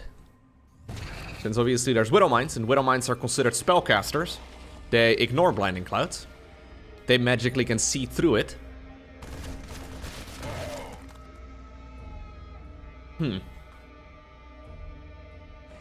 I think Clem is thinking the same thing right now. He's like, lol, I don't need to do much, baby. We'll just sit around here, deny some bases, mine whatever we can. Up until this point, there is an even amount of mining for the Terran as there is for the Zerg, which works out for Clem just fine. Keep in mind that Clem has invested a lot of that advantage into command centers. He's doing more of it. So the resources in the bank right now are not really indicative of where the game is really at. Like, Clem has saved for his kids to go to college and any other emergencies that might be popping up. Whereas Dark right now has been avoiding going to the dentist for a while already. But he might be okay. Gonna burrow the lurkers inside of the main base. The distraction here with the Zerg army has been successful. If you can catch a bunch of those Marines off guard, maybe get a lucky bailing hit, that'd be really good. I mean, this section of the map is tough for the Terran to break. Exactly why Liberators can be so handy. Viper ultimately doesn't achieve that much. Maybe it got an abduction off, maybe a parabomb or something like that. This is a really nice play here, though, from Dark. Considering we're in desperate times. Here's Brenda. Brenda, Karen, Margaret come in as well. Throw around some transfusions. Yeah, this is when you know things are desperate, but they keep each other and some of the lurkers alive. Another Nidus Worm just for style points. You can see that Clem is struggling, though, keeping this base alive. Dark would love to flood around the map right now with more and more units. But he simply doesn't have the cash. So he's killed a command center with a couple of Zerglings. Terran was very busy, focused on the main base. Yeah. Imagine that exact same move, but then, you know, Dark playing a little bit better before this point, or at least having more efficient trades. The amount of aggression he could have done at the same time at the front would have been amazing. So never count somebody like Dark out, but that was effectively an all-in. Whereas Clem, yeah, he may have lost some new commands, or he may have lost some command centers, but he's building more. The Iron Bank continues. Great splits here, though, by Dark. I always feel like Dark plays better when he's behind.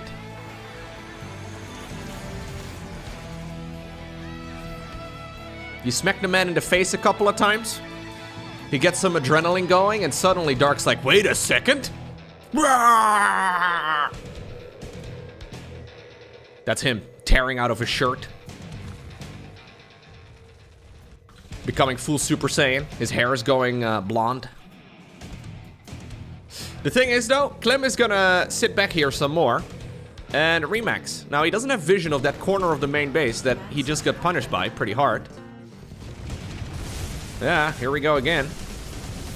It's actually a little sloppy by Clem. There's no reason why he doesn't have vision of that section of the main.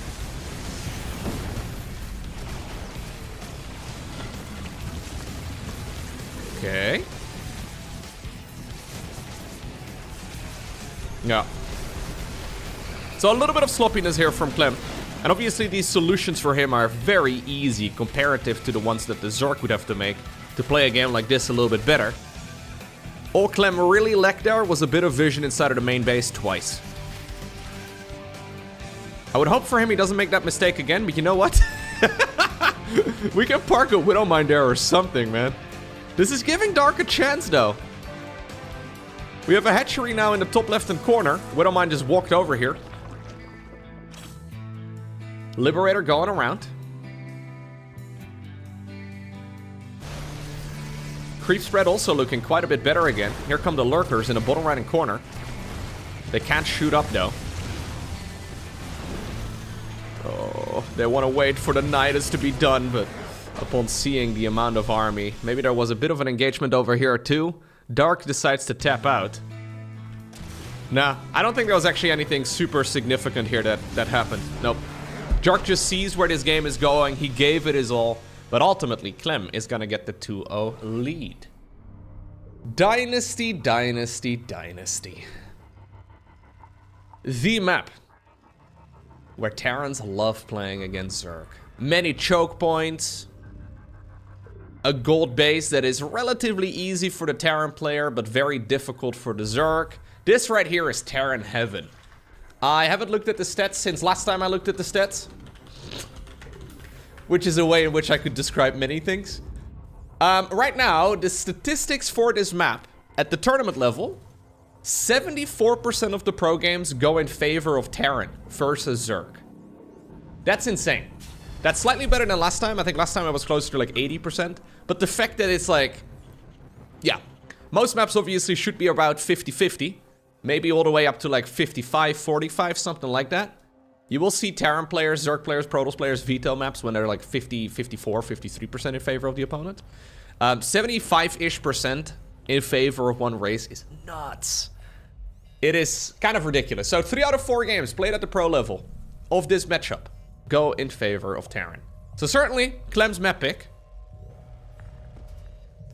Ready to bring it home. 3-0. Honestly, so far, he's looking insanely good. We've seen a couple of little slip-ups. The Nidus Worms, I guess, caught him off guard, but game number 1 was extremely dominant. Game number 2 was honestly extremely dominant too. It's just that he made a couple of beauty errors. But other than that, hard to fault the man. Here we go. Zerk is gonna go for a natural expansion in the conventional spot. In the meantime, Clem is like, yo, don't mind if I do. Got myself some nice, juicy golden minerals. Obviously, Zerk's gonna harass this though. So, roaches here in the back, for example, quite good.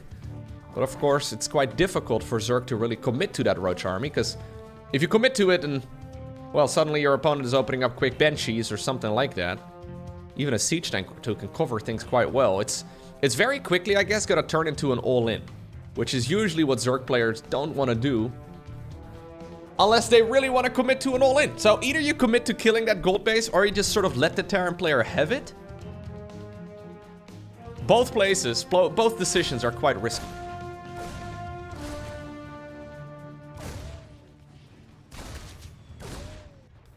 At this point, Dark will have realized that the natural expansion with the blue mineral line has not been taken. So he should know that the golden base will be mined instead. Third base does start up. Dark will likely be taking this as his fourth. I do love the progression on this map. Even though the win-loss ratio is sadly not as good as I would like it to be. I think the way that this map is being played is actually really fun. Because for the longest time, Zerks would go for the gold base first. But now apparently Dark is purposely trying to expand in the opposite direction. To take that base a little bit later and make use, of course, of the rich Vespine Geyser too. We've seen Zerk players take the natural over here, but also on the other side as their very first base. We've seen this as like a very first base for a little bit, which was horrible. Anyways, it's fun to see the different expansion patterns on a map like this. They have a little bit more, ooh, nice snipe, really good snipe there. I think actually sacrificing the Reaper for a Creep Tumor here is good.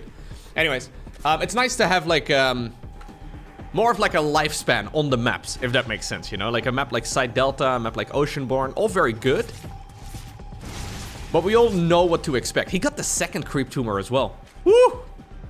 Clem is cooking right now. This is actually really bad for... Oh, even Brenda got hit right there by Karen for a little bit. Typical Karen.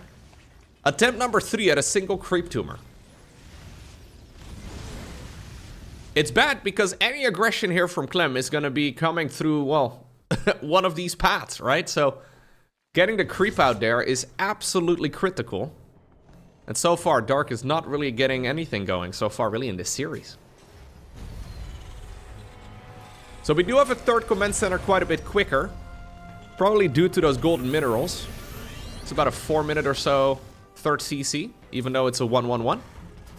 Second barracks on the back of this too, together with the third. So it will be a transition towards bio. But honestly, let's see. Can Dark even hold all of this aggression? Banshees with cloak. Hellions with flames. Not blue flames, just regular yellow ones. Okay, we do have spore crawlers coming up. So at least there will be detection and vision. A couple drones present themselves to the Hellions, but only 2 of them end up going down. Banshee is flying through all of the queens. Obviously, Dark can see the little blur, but I don't think he noticed until just now. Okay, well that was actually a little unlucky there for Clem.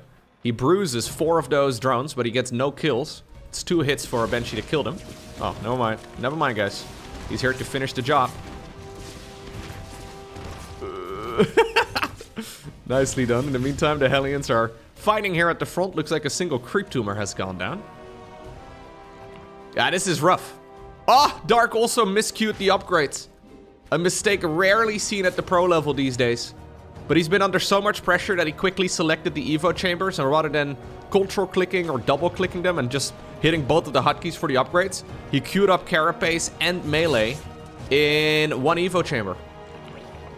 Maybe he notices now? Oh, he noticed. Okay, yeah. Upon starting the lair, he noticed that something was off. So that's actually really good for him, because that is one of the worst ways to lose a game.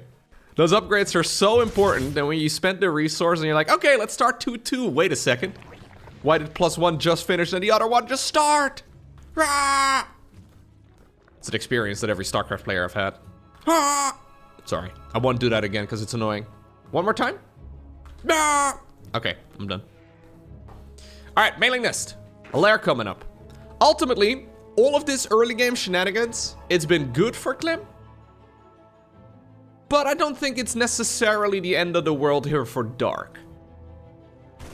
We are once again going to see follow-up attacks, but as soon as Dark finishes bailing speed, the game should be reasonably playable for him. We need to see that upgrade ASAP though.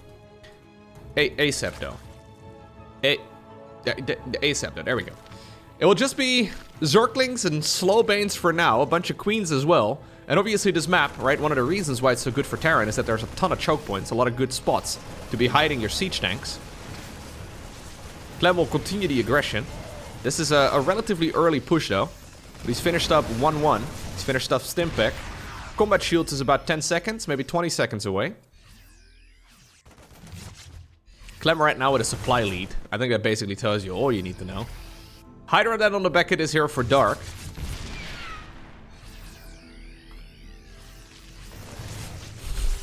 The queens are just marching around on the creep. I mean, the more we march around here, the easier it's going to be for Dark to clean this up.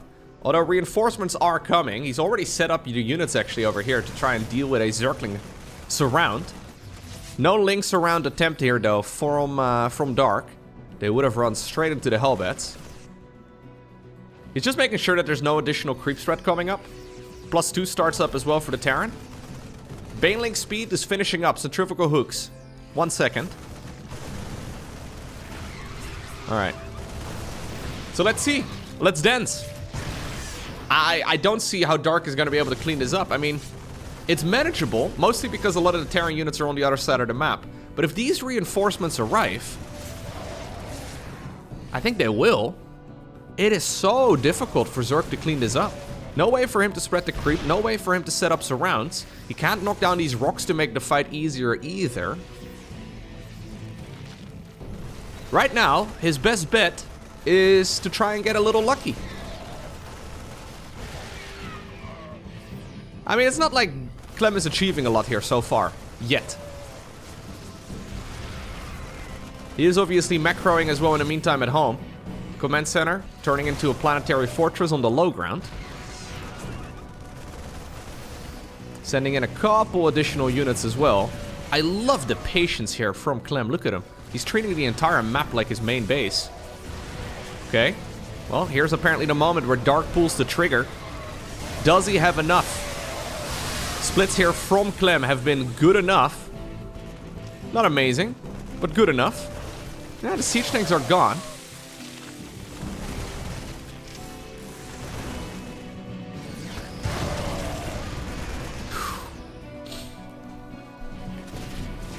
Actually, heads off right here to Dark. The fact that he did not fall for the trap right there, even though Clem was basically inviting him for like seven minutes, or at least that's what it felt like. Yeah, that Widowmine is a traitor. That Widowmine is a traitor. Most of the blood here on the ground is those little Widowmines betraying the Terran Dominion. Good thing they recently nerfed the splash damage, eh? Would have been worse for Clem. Thank Blizzard for the Widowmine nerf. Yeah, sometimes Widowmines are one of the most helpful units for the Zerg player. You know what? I think that may have just been enough for Dark. Now that he's pushed back that Terran army, he can start spreading some creep around. He keeps the expansion alive here at the bottom of the map as well. Creep spread in the middle and at the bottom is still good enough. Okay. We have a Lurker then, together with a Hive coming. Clem in the meantime, has he got a Ghost Academy? Am I blind? No, he does not yet have a Ghost Academy. Okay. Clem is ready though to start playing the long game as he goes back up north once more in that exact same position. Oh, the Widowmines! Okay. Jeez. The aftermath is not pretty. I actually think the longer that this goes, the better it's gonna be right now for Dark, though. I don't really... I don't love it, but I don't hate it either. It's difficult for Clem to take these expansions. This base should be an easy one to deny for now. And obviously, even though Terran siege tanks, right, they really benefit in those choke points and whatnot, it's difficult for Zerg usually to fight that with a Ling Bane-based army. Lurkers obviously have the same benefit. So if you get a bunch of Lurkers around and position them in choke points as well, maybe a few Vipers to abduct a bunch of Terran units or throw them around the map, this is manageable. I wouldn't be surprised actually if the game goes a little bit longer, that it might be a bit more favored for the Zerg. Well, not favored for the Zerg, but a little better for the Zerg overall.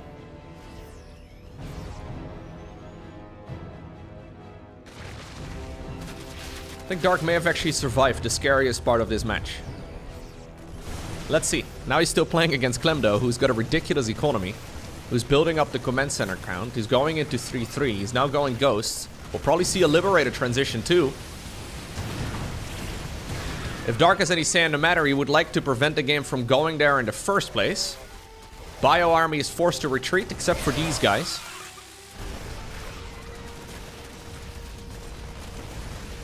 Okay. Dark actually manages to strike back for what seems to be the first time in this series. Just a small group of units. At least the Hydras all lived, right? A relatively small group of units. Distraction at the bottom. Finally manages to get a small victory here. Okay. Got the Lurker upgrades coming. Adrenal Glands on the production tab. +3/+3 is going to finish up in a moment here for the Terran player. Sniped one of the Lurkers, gets out.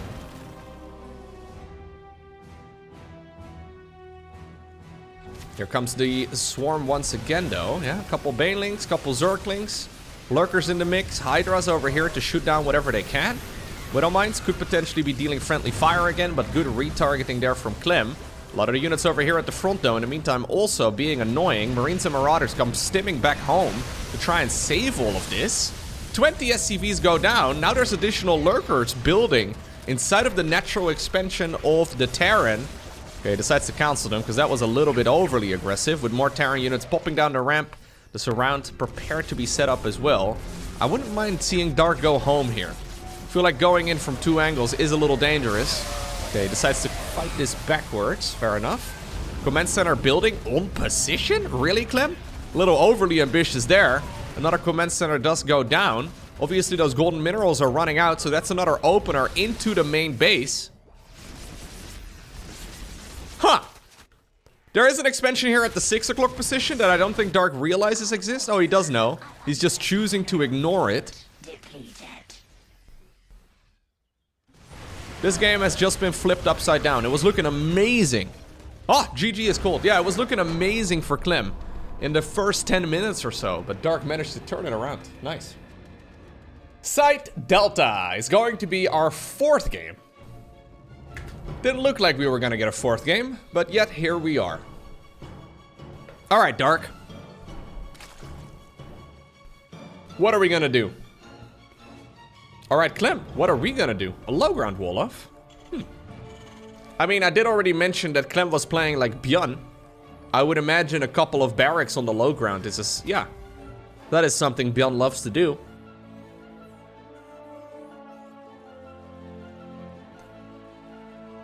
There are, of course, all sorts of aggression and all kinds of all-ins that you can commit to.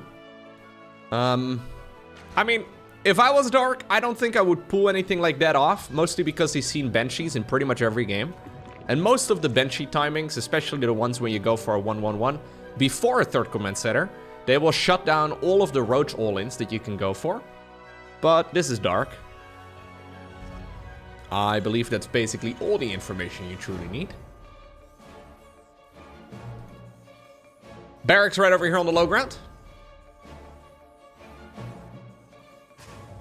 How many do we make? Do we go for a 3rd? Don't think so. Should just be a good old double Rex right here for Clem. So 3 to 5 Reapers usually. 2 technically also possible. Depends on whether or not the Zerg goes for a quick third hatch, which most of the time they will. 3 is, however, the gold standard, so if unsure, usually Terrans will go for 3 of those bad boys.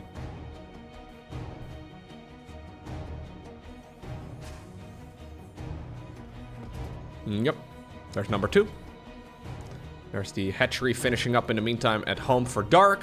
And he's already sending drones on down towards the low ground since the main base fully saturated. He's gonna arrive at 100 gas here in just a moment. Usually you pull 2 to 3 drones out of gas at that point. There's 1, there's 2. Okay. And then we have enough for the Zergling speed. Drone is gonna hide over on the right side of the map as the Reaper is coming in. Dark's timing over here obviously is really good. There should be 4 Zerglings in total. There are 4 lings in total.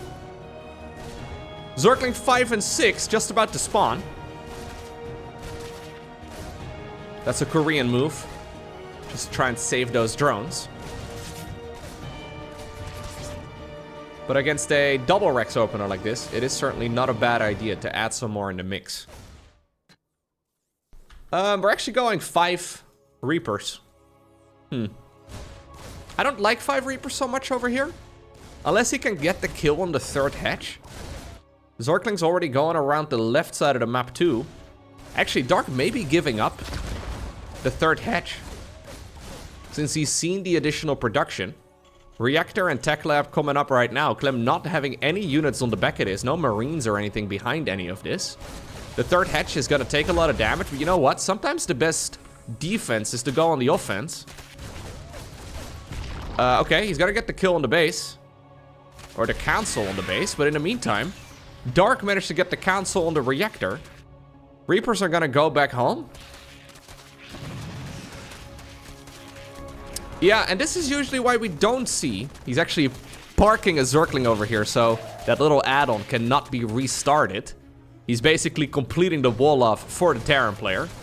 But this is one of the reasons why normally we go 3 Reapers rather than 5.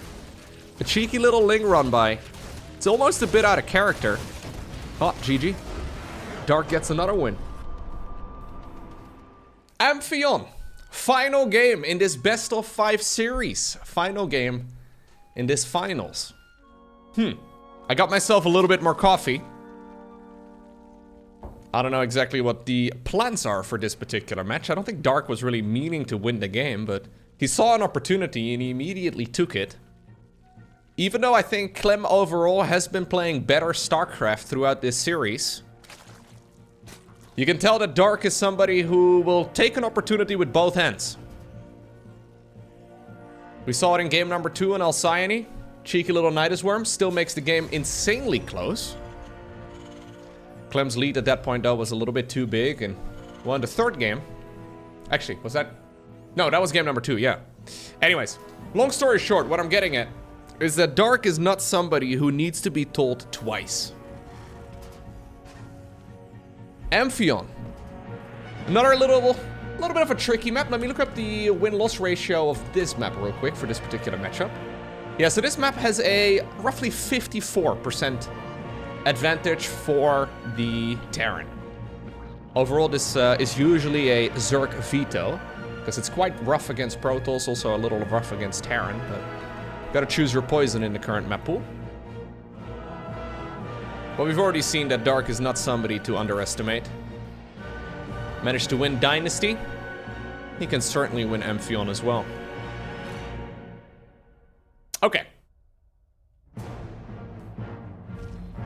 What was previously looking, though, like a clean 3-0 win for Clem, now suddenly has become, yeah, a series where he could get reverse sweeped, which is probably the worst thing that you want as a... yeah, that's not the last thing that you're looking for as a StarCraft 2 pro. Kinda sounds like me playing the latter. Grasping defeat from the jaws of victory is something I've gotten very good at. Hatchery. Coming up? Nope, says Clem. He hates bugs. He likes killing bugs. Oh. Oh. Yeah, don't fight it. because he is gonna come back for more. Keep in mind that SCVs don't regenerate. SCVs actually have 45 health, whereas drones have only 45. Or, sorry, SCVs have 45, but the drones have 40. Blizzard! Blizzard! That's the reason why oracles, for example, take 3 shots to kill an SCV, but 2 to kill a drone. Yeah. Probes, 20 health, 20 shields. It's only SCVs that for some reason have a couple more points. Does anybody know why? I don't know. It's alright. Well, obviously the Zerglings and the drones, everything here regens for the Zerg. The probes will be able to regenerate their shields. The Terrans, they can repair each other, but they do not automatically heal. Hellions, going across. We have a quick 1-1-1 again here from Clem. Very curious to see him playing 1-1-1 before 3rd Command Center. In almost... Has he gone 3rd Command Center before Starport at all in this series? Because I think of that as the normal build order for Clem. I almost think of that as the Clem build order. But... I mean, it's the gold standard in this matchup. Curious to see Clem mixing it up. Keep in mind that these two are qualified for the World Cup. There's a good a good chance that they may be playing a match for, I don't know, like 100,000 here, 100,000 there. When there's $1 million on the line, you might want to try and hide your strategies from your main competitors, but... I'm actually pleasantly surprised to see Clem, for example, playing in a series, in a tournament like this. Not surprised to see Dark. Dark, obviously somebody who doesn't really care so much about hiding his threats, because he's got so many of them that it's almost irrelevant. Either he's got so many or he's got none, depends on your point of view, but somebody like Clem, yeah, usually quite stock standard with their approach. This particular instance though, he's doing builds that he normally doesn't go for as frequently. Liberator being annoying.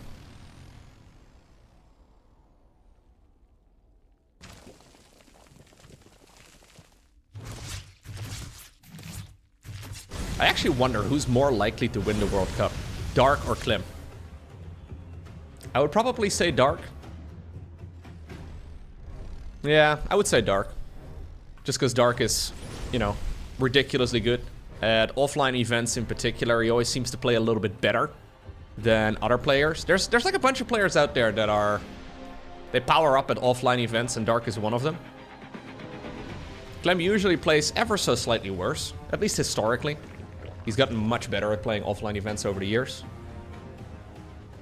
But when you're playing a match for all the marbles, I do see Clem probably choking a little bit quicker than somebody like Dark. At least you never really get the vibe that Dark is nervous or worried about a match whatsoever. Last year, of course, it was Reynor who ended up winning Gamers 8. Gamers 8 has been rebranded this year to the Esports World Cup.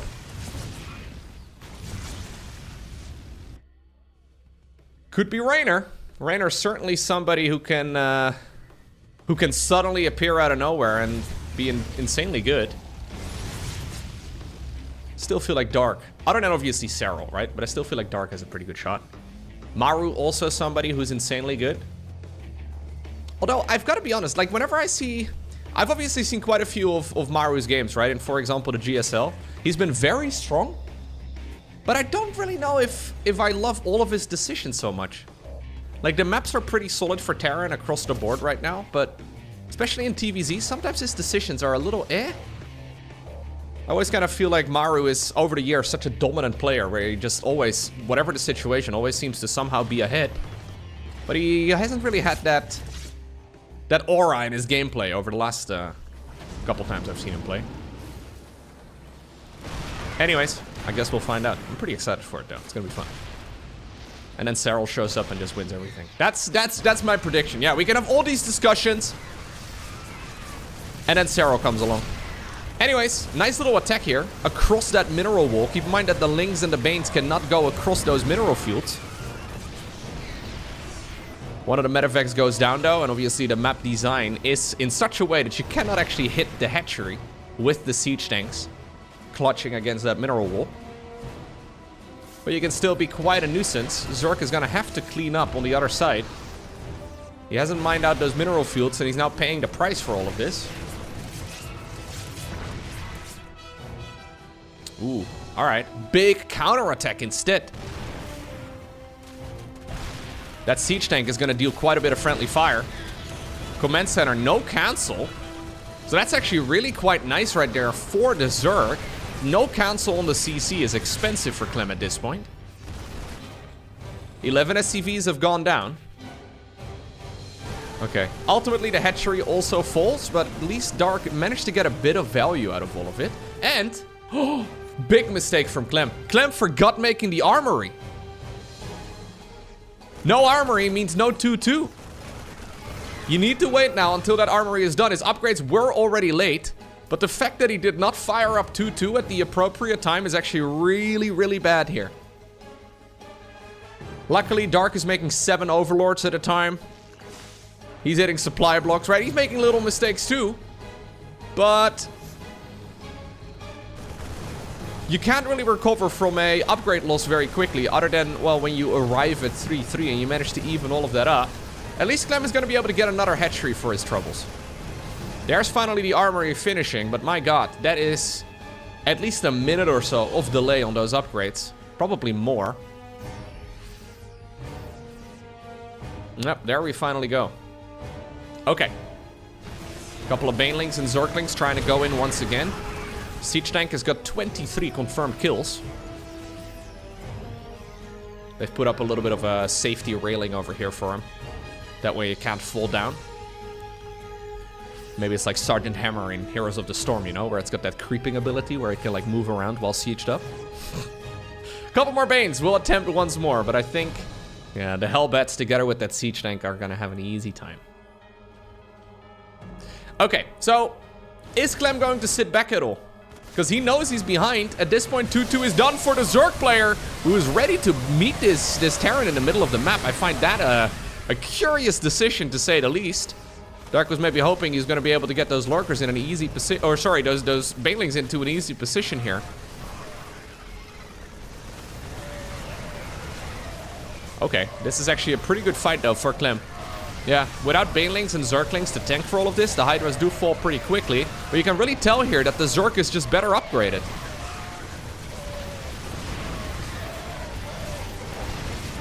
Luckily for Clem, this is a delayed Hive. So this is Zerg very much so focused on Hydroling Bane for now. And that means that 3-3 is going to be delayed for the Zerg player too. That's by design. A little different than forgetting your Hive. That is something that Dark has chosen to do. But it means that Clem is going to have an easier time catching up in those upgrades. He won't be able to just, you know, slam the hammer down and go into a 3-3 timing attack long before the Zerg ever gets there. But I do think it's about time for Dark to go into a Hive here. Yeah. Thank you for making me look good. This little mineral wall, by the way, extremely nice for Clem.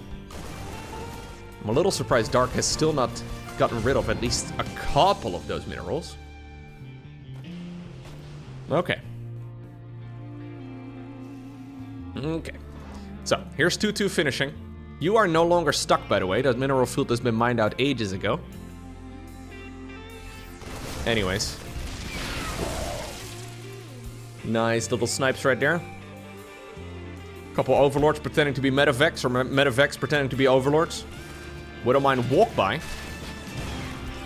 Good defense there as well by Dark. Alright, so where are we now at? Ultimately, the game is actually quite even.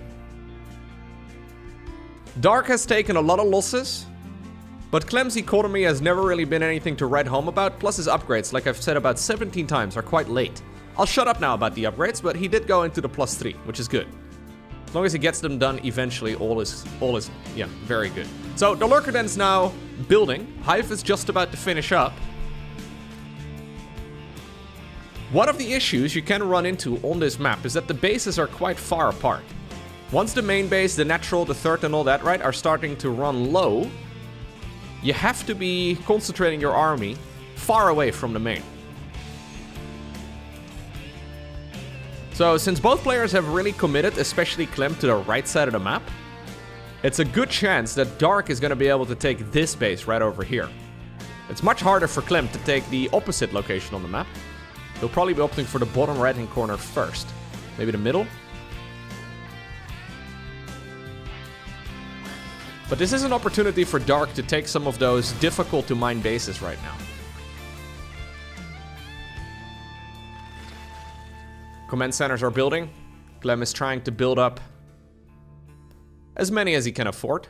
Since he's maxed out right now, we may as well make more command centers. So we can go for the... Right, that's the goal. Going into Liberators as well is really nice, but a difficult transition to make. Ambitious little drone. Not going to happen. Dang it, I made coffee and now it's going cold. I forgot about my coffee. Whew. Coffee's very good. I got some new coffee beans recently. Oof. I don't want to flex with my coffee beans, but... It's better when it's a little warmer, though. Marine drop in the top left-hand corner is going to get cleaned up pretty easily.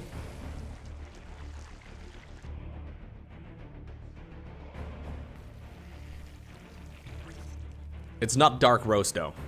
No, it's not Clem Roast either.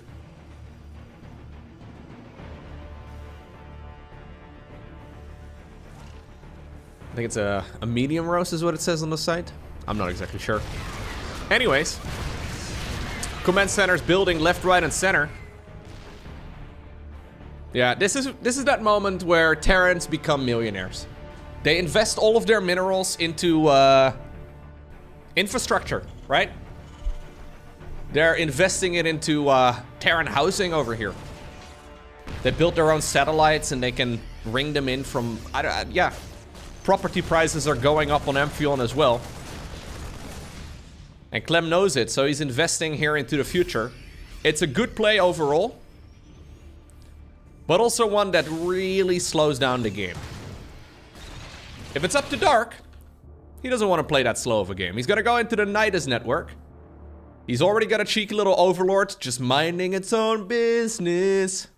Don't mind me, just hanging out on the northern section of your main. Wouldn't worry about me at all if I were you. Okay, Clem is a little worried about it all. Command center upgrade complete. Command center upgrade complete.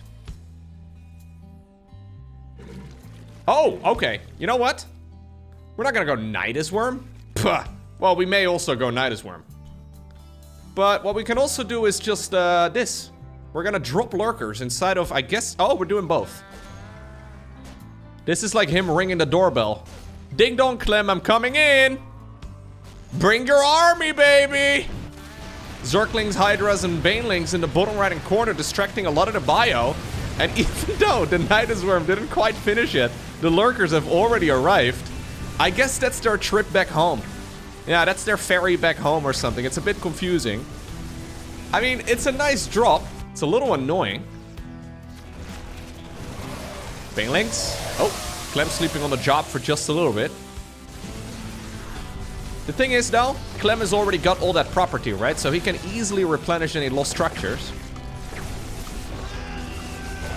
Yeah, if you're a Terran player, I recommend, if you want to get rich anyways, just make all those buildings. Yeah. It's a beautiful way to play. The only problem here, though, is that there's really not that many easy-to-mine mineral lines. So the bottom right-hand corner is the most obvious one, but it's, yeah, even though this corridor looks quite defendable, usually Terrans seem to struggle in this section of the map quite a bit because it's just so far out.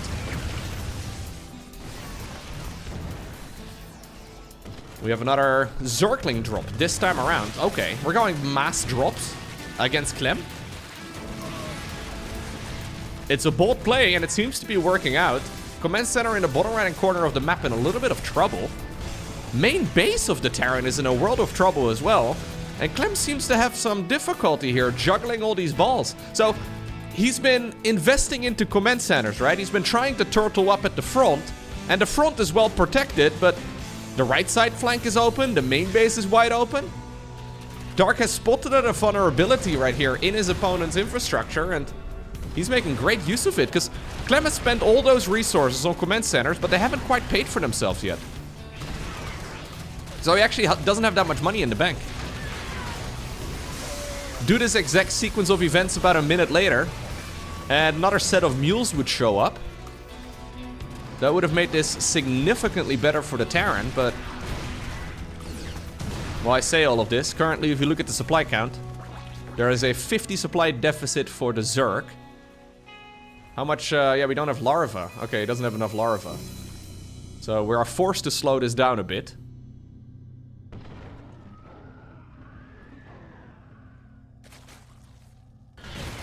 Couple Zerglings burrowed. These can, of course, be used as well as spotter units to plant down another Nidus Worm. Zerglings together with Overlords. I really like the drops. Mass drop, mass Nidus is actually so good.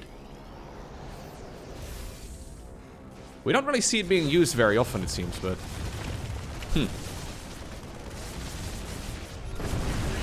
Couple Zerglings here as well, joining in the fray.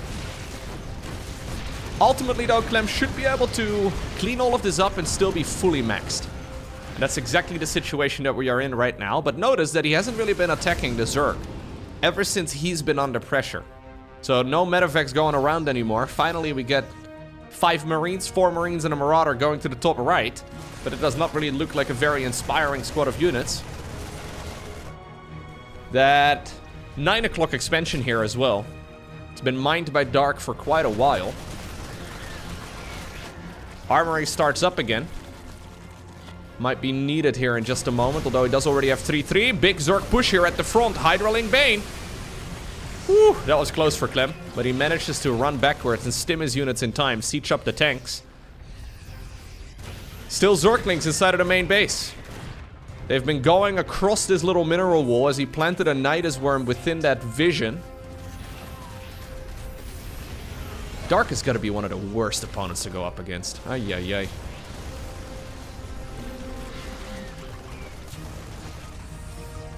You know how, like, in boxing and, like, MMA, you very frequently have, like, the coach hitting their fighter in the face? I feel like Dark needs somebody like that, you know? Like, pre-round, he needs somebody to hype him up and, like, make him get really focused. Because I feel like there are so many games where Dark falls unnecessarily behind in the earlier stages of the game, only for him to then bring it all back much later on. But it makes it so much more difficult than it really needs to be. Hard to not be a fan of this man, though, as it looks like he is starting to secure an advantage in this match. Whew! Alright. Another command center falls. 72 Zerglings on the production tab. Luckily for Clem, he's got more CCs to replace any of the ones he's lost, and he starts new ones once again. How many barracks do we still have? Just the 5, so he did lose a bunch. Normally you have a minimum of 8 at this point. Big fungal. Oh my god. Okay, let me just back off for just a second. Clem didn't see it, but neither did I.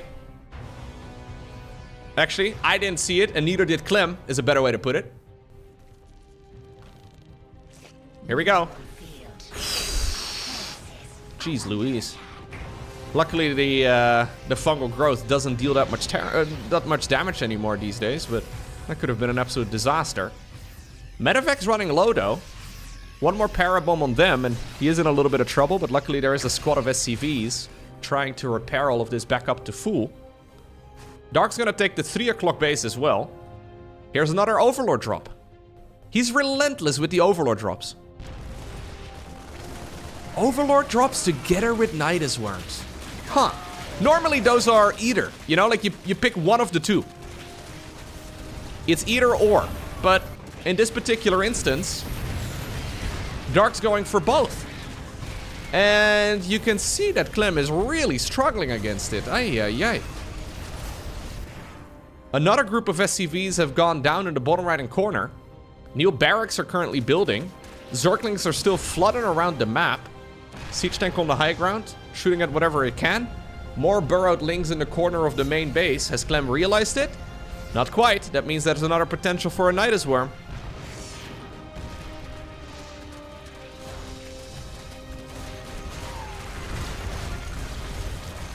This is one of those situations where Clem is no longer really in control of the timing of anything.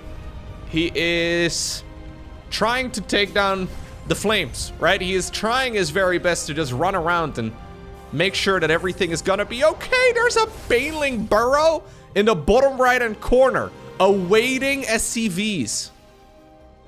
Well, they're gonna unburrow as soon as I look away. I can almost guarantee it. Zergling drop once again in the main. Yep, indeed, as soon as I looked away. Oh, new mules! Oh, that's hot. That is... Yeah. It's one of the questions I've actually received many times. Why don't we see Zerg players burrowing Banelings preemptively inside of a mineral line?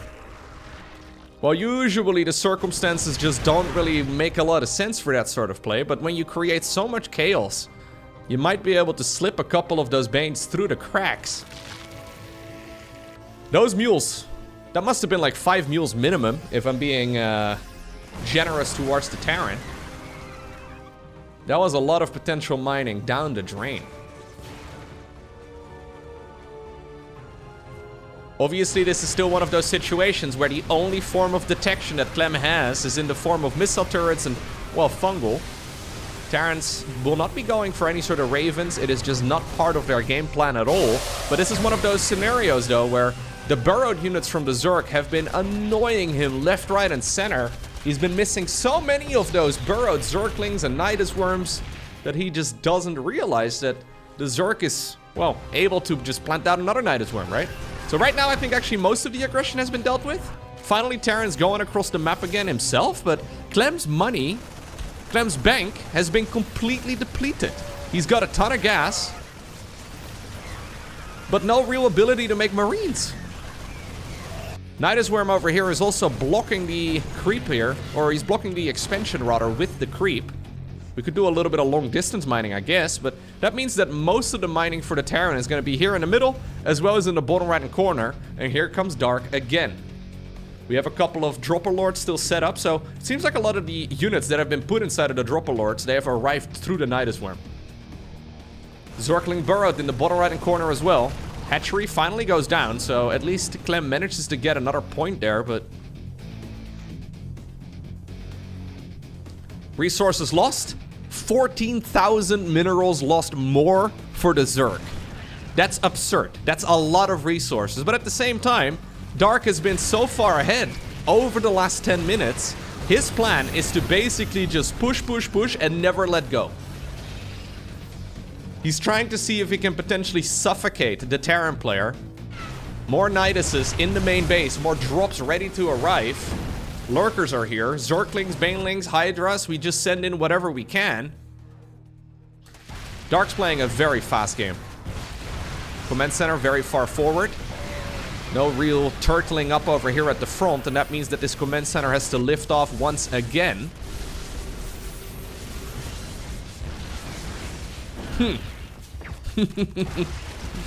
I love this playstyle so much, though. Like, this is the... If you think of, like, the science fiction fantasy of Terran versus Zerg, right? What the writers for the game at some point in time had in mind, it's exactly this. Just relentless amounts of Zerg going up against a desperate group of Terrans. And I think this time around... Yep, it's going home in favor of Dark. Wow. So after being 2-0 behind against Clem earlier on in this series, he starts the comeback by winning on Dynasty, which is just a terrible map for Zerg versus Terran. He evens it up when the Reaper cheese of Clem goes wrong in the 4th game, and then he wins on Amphion as well. What a banger of a series. That was really good. Whew. Today we're going to have a look at a game that is supposedly ridiculous. I have seen many tweets, many messages, many Reddit threads about this particular game right over here on a map called Crimson Court. Shout out to the WTL, the SC Boy guys, for sending me over the replays. I immediately sent them a message, literally like 5 minutes after the game was played, because a couple of people joined my stream and they were like, Lowko, you gotta see this game. I pretty much immediately sent them a message and they sent out the replays to me this morning. There's actually a lot of games included in the pack. Like, there's like Maru games. There's even Serral games there too. Kind of excited to check those out. Anyways, spotting right here in this particular match right here. Playing with the red Zerg drones. In the top right-hand corner of the map, we're looking at none other than Reynor's main hatchery. His opponent, down in the bottom left, playing with the blue Protoss pieces, he goes by the name of Goblin. I haven't seen a Goblin game in a while. So I guess we'll find out together. You guys want to see something ridiculous? I'm gonna like, very small spoiler, okay? Because I just had a look at this. I wasn't sure what to expect from this game, but this is what I know. This game is more than an hour long.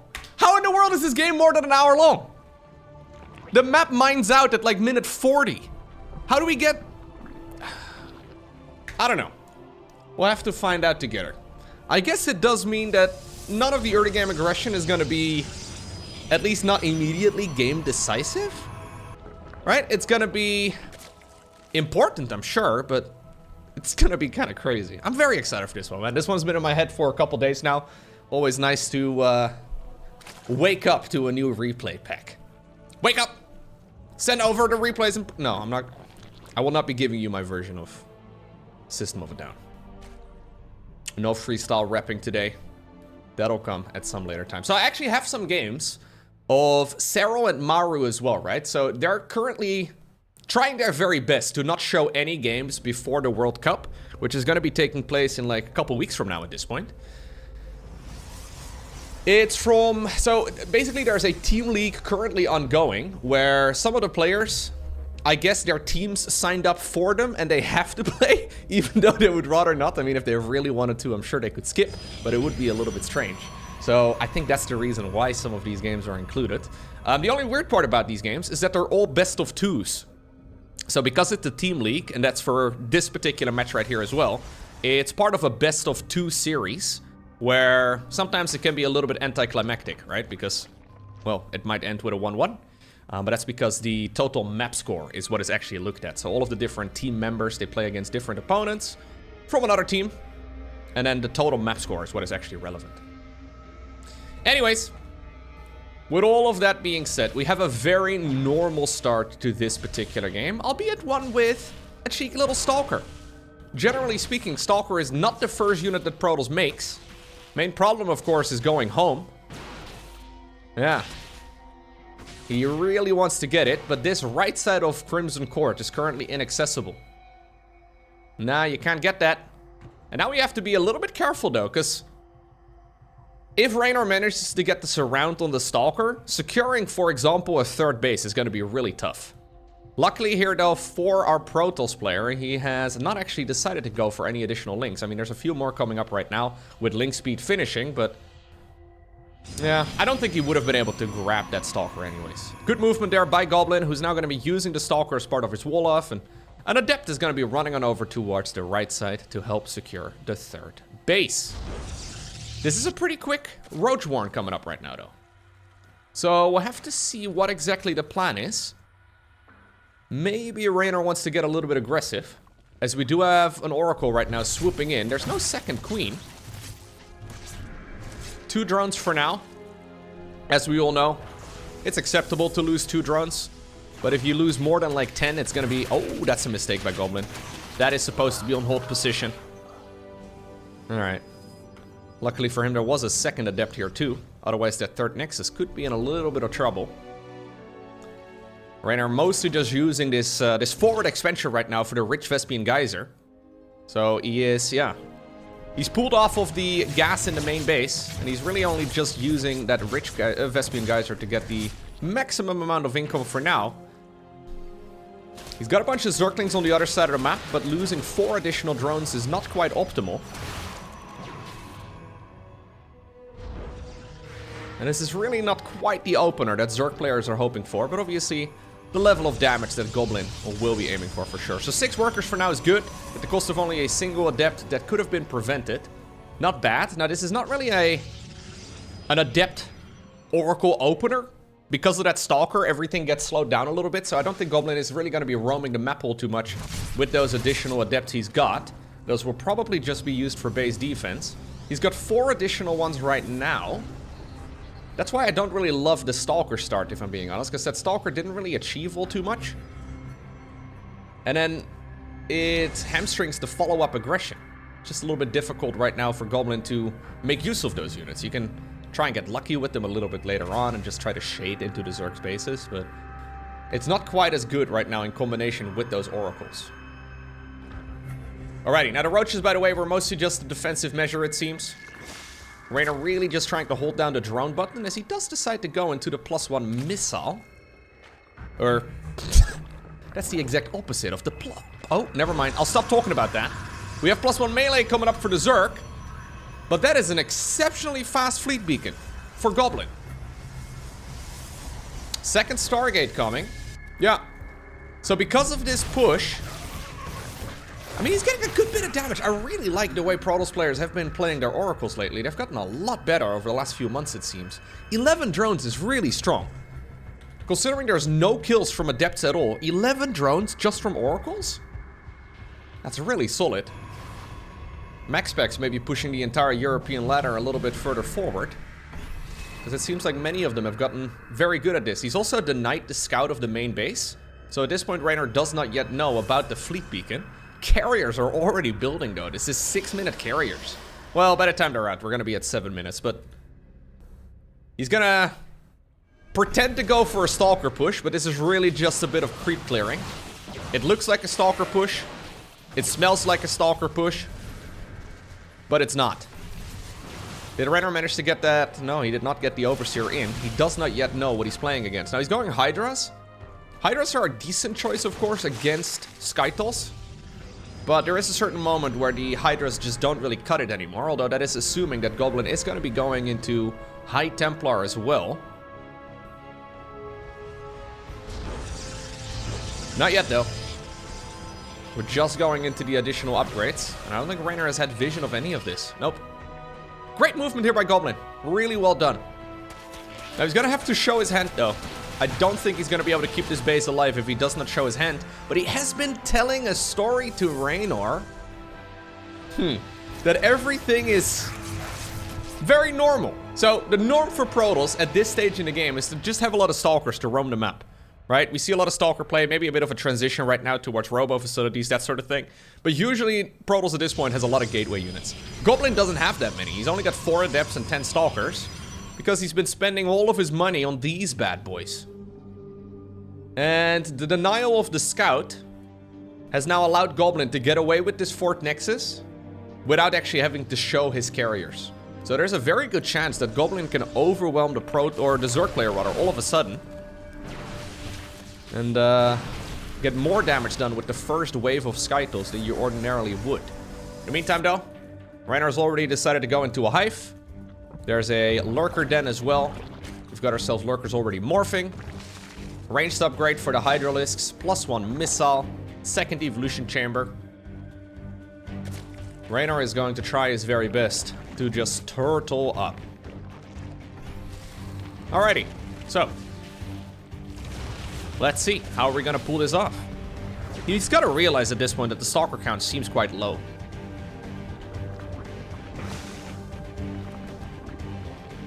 No, it doesn't really matter though. It's not like he can do anything about it. But it might be nice. I think when he maxes out, he will probably put down a Spire pretty much regardless.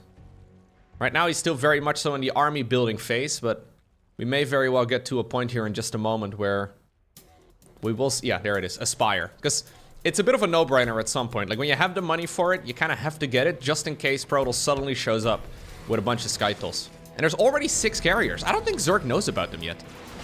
Oh, he just had a tiny little glimpse. Did he notice? I mean, he fires up more Lurkers, more Spore Crawlers. He may have had a small... I mean, it was only like a frame or two that it was on his screen. High refresh rate monitors are critical, apparently, in order to see the carriers. Don't worry, though. Every pro gamer now plays it probably 144 frames, minimum. Back in the olden days, everybody was at 60, and we liked it. All right, here we go. Carriers are going to commit. Woo, Microbial Shroud coming in clutch. And you know what? Normally, I think Microbial Shroud is a bit of a meme. But since there are no High Templar, since there are no disruptors in the mix, it's actually good. So Microbial Shroud is an ability from the Infestor that replaced an incredibly strong ability. Once upon a time they could spew infested Terrans. That was considered a very overpowered ability for many, many years. And then Blizzard replaced it and put in the good old Fog. It's pretty terrible in comparison, but it reduces damage from incoming attack units from the air by 50%. So, incoming attacks from flying units are reduced by 50%. The only problem, of course, for Zerg is that usually it's also a giant storm here indicator. And indeed, that will be coming up here. I don't think Reynor is going to be able to use this in the long run very effectively. But it's one of those skills where I do kind of feel like we haven't really seen the complete efficiency of it yet, if that makes any sense. Like, it's one of those abilities that everybody just sort of disregards. But it's pretty powerful in the right situation. No, I think the infestors were actually made primarily for fungal growth. For example, fungaling a bunch of stalkers. When he first made the first two, at the very least, he must have assumed it was still a stalker-based army. Yeah, when he first saw... So now he does have division, by the way. But when he first saw the stalkers, he already managed to make two of those infestors. Fungal growth on them would have been really good. Clutch decision-making by Reynor, but it did save him for now. Mama's gonna be here as well. Okay, nah. Yeah, and Reynor is trying to do the thing that we see from a lot of Terran players these days. He is just building a ton of economy. He's sitting behind his walls, and he is doing a little bit of a Zerg turtle. How do you break this right now as Goblin? Yeah, not like that. Nicely done by Reynor, as he does snatch one of those carriers out of the sky. So in a weird way, I kind of feel like it should be Goblin right now, who is Goblin up the map. Sorry. I do kind of feel like he should be the one zerging up all the resources, though, if possible. Because it's pretty evident here that Reynor will not be doing much. Maybe, yeah, storm into the mineral line. But other than... Yeah, I like this a lot. Other than that, I think there might be like some Zergling run-bys or something like that. He wants to now go ahead and sacrifice these roaches. It's just a bit awkward because the mineral fields are still not mined out. So those roaches are on a bit of an adventure. To nowhere. It's very much so up to Goblin here to try and get something done with this army. And to just keep the Zerg player occupied. He just needs to not lose too many of his Vipers, though. Okay, some feedbacks right there on Overseers. Interesting choice. The Rich Geyser, by the way, has already been mined out very quick, considering we're only 13 minutes into this game. Of course, though, Zerg is gonna have to make a move at some point. Bases in StarCraft 2 mine for about 10 to 15 minutes or so, depending on the amount of saturation and obviously the type of minerals. Half of the mineral fields usually have more than the other half. So this is apparently the way that in which Reynor wants to try and break out of his expansions. He's gonna be using a Nidus Worm. Listen, Al-Gaid! No. He's gonna try and send in the worm. I don't think he can ride a Nidus Worm. That'd be kind of sick. Okay. That's a lot of storms. Storm does not stack. And that was 3 of those. Shai-Hulut! That's what it is. That was 3 High Templar going down for a couple Hydras. I think Goblin is not gonna be too happy about that exchange. Oh no. Why are you here? Mama, why are you in the... That's me in the corner. That's me in this... And you're dead. Minus 300, just like that. I think she was meant to do a cheeky little recall to watch herself, but Reynor accidentally stumbled upon the most expensive unit of the Protoss. Don't mind if I do. And those are expensive losses, right? Obviously the mothership can, and yeah, it can be incredibly useful. But so far, it's actually been an even game as far as resource losses go. I would even call this a small advantage for Zerg, because the main bottleneck for both Protoss and Zerg is gas, especially in the late game. So as far as resources lost goes, this is slightly in favor right now of Reynor, although we are one engagement away from those numbers absolutely being shaken up. It used one time warp. It was a sad moment. Alrighty. Warp Prism coming in. It'll just be warping in some Zealots, I'm sure. But the thing is, how in the world do you get damage done with Zealots? I mean, the Lurkers are kind of out of position, but they can re-burrow and sit a little bit closer to the mineral line. These are locations that are difficult to break. So basically what Heroes, he's in here, Platinum League Heroes is the team that Goblin is at. I'm very used to talking about the Protoss player Heroes, but anyways. What Heroes Goblin is trying to do right now is soft contain the Zerg. In a very similar... Yeah, this is very similar to the way that Zerg approach Turtle Terrans, right? So you try to soft contain the amount of bases that the Terran player has, and then eventually they're gonna either have to move out, which means they're coming towards you, or you're gonna, well, force them to expand in a location where they currently don't have a ton of defense set up. So that's exactly what Goblin is trying to do right now. He's keeping an eye out on the 2 expansions that Reynor will likely be taking next. And one little play I would love to actually see from Goblin is maybe try and take one of those bases from the opponent. I don't know if it's feasible for him to try and steal one of those bases, but it would, yeah, it would be kind of a cool play.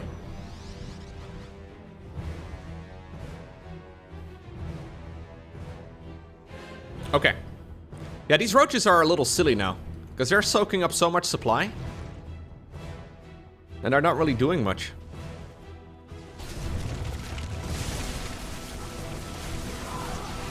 So what's the line of attack here for Reynor? Well, he's finally managed to tech all the way up towards Ultralisks. And while at this point in time, he doesn't really have much of a chance to really be aggressive, other than maybe like harpooning a carrier or like a mothership if you randomly find one in the corner of the map, right? He's not really trying to be aggressive, he's just trying to survive.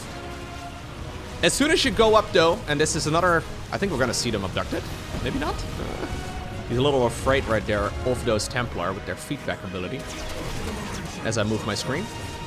Okay. This is another way to drag it back. The slowest abduction I've ever seen. Now that the Ultras are out though, what I'm trying to get at is he can start counterattacking effectively. Ling Bane counterattacks not very good, but Ultras are actually quite strong against a wall of static defense here. Keep in mind though that Goblin only spends minerals to build all of this. And again, the main limiting resource in the late game is gas. So if a bunch of Ultras die to this, it's not even really the end of the world for Goblin, because Ultras do cost a lot of gas each. It's a very ambitious Hydralisk, but no reaction from Goblin. Until it was already too late. Reminds me of the Mama ship from a little while ago. There she is. She's not here for a long time, but she's here for a good time, and I appreciate that. As somebody who doesn't really like going to parties, I'll be there for a couple hours and then go home. I'm kind of like the mothership. Yeah. Expensive. Kind of big. And usually I'm only there for maybe 5 minutes tops. Yeah. Let's see.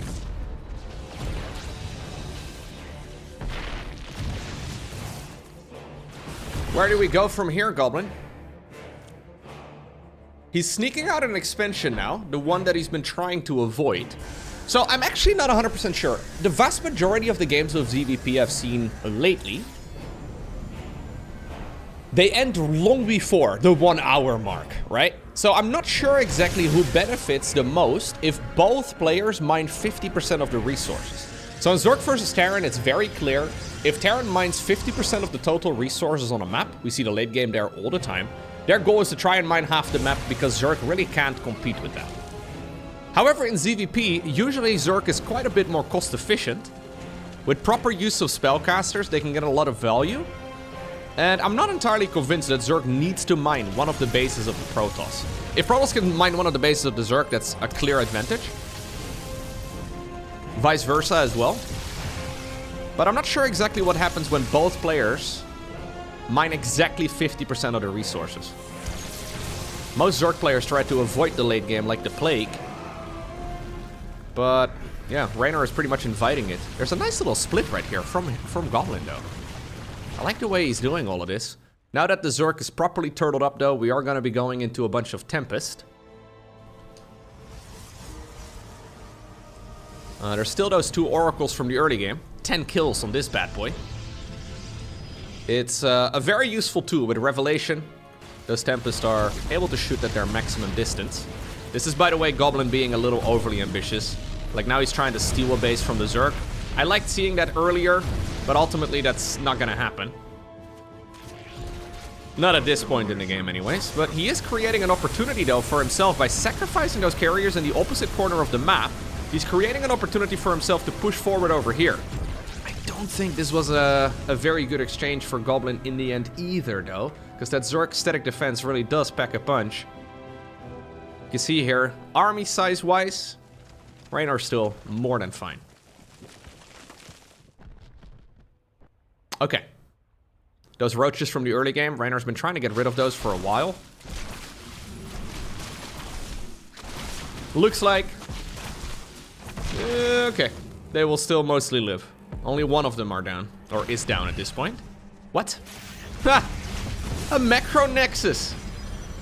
Sadly didn't happen for now, but I kind of love the idea from Goblin. I think a battery overcharge would be a really cool play by Goblin. So obviously you can only battery overcharge a shield battery that is close to a Nexus. So I think that was the plan, but he was building one very close. No battery overcharge though without the Nexus being close by. And no Planetary Fortress either for Protoss, I believe.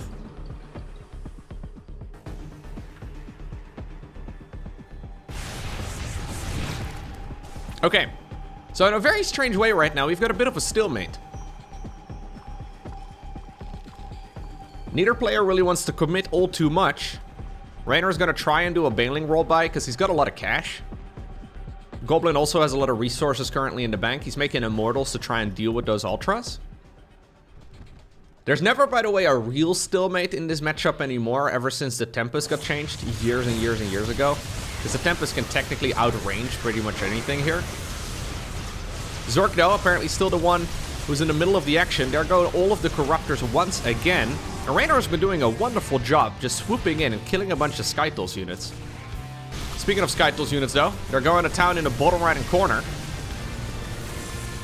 And I think ultimately these exchanges are kind of nice for Goblin. Because I feel like at some point he's going to get the kill on this base. Maybe that point is right now. Like, he's losing a bunch of Skytools units in the top left. They're still skirmishing over there as well. But ultimately, it's a very expensive base to kill, though. Jeez. Yeah, it's gotten more expensive than I thought it was going to be. These Corruptors have been incredibly nice.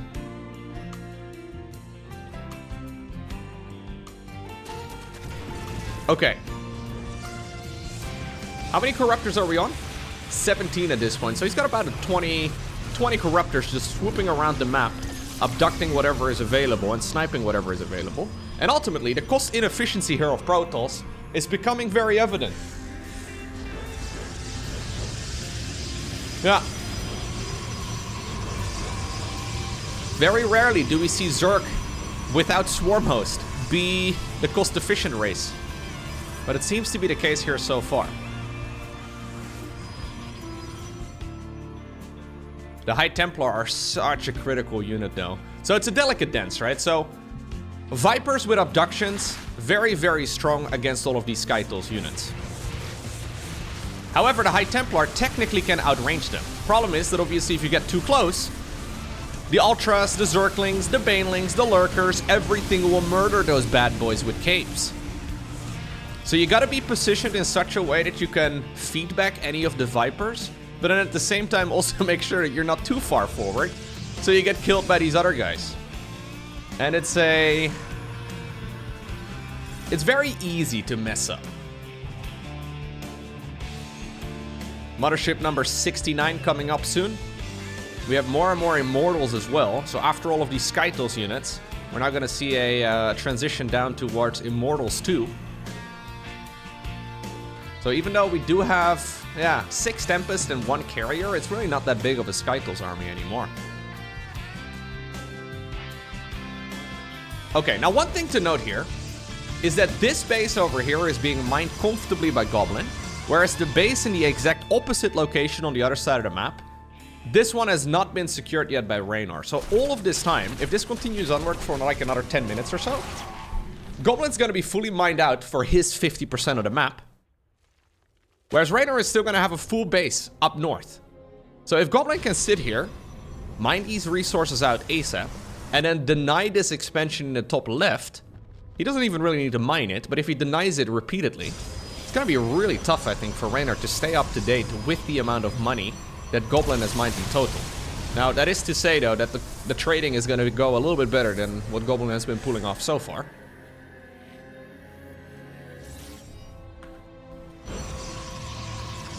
We have another proxy nexus, by the way, building. Yeah, I love this. Great denial. Go back, go back, go back. This is okay, because that buys Goblin another minute. And these mineral fields are starting to look a little skinny already. I think as soon as these bases are mined out, Goblin can focus pretty much all of his attention on hanging out in the top left-hand corner of the map.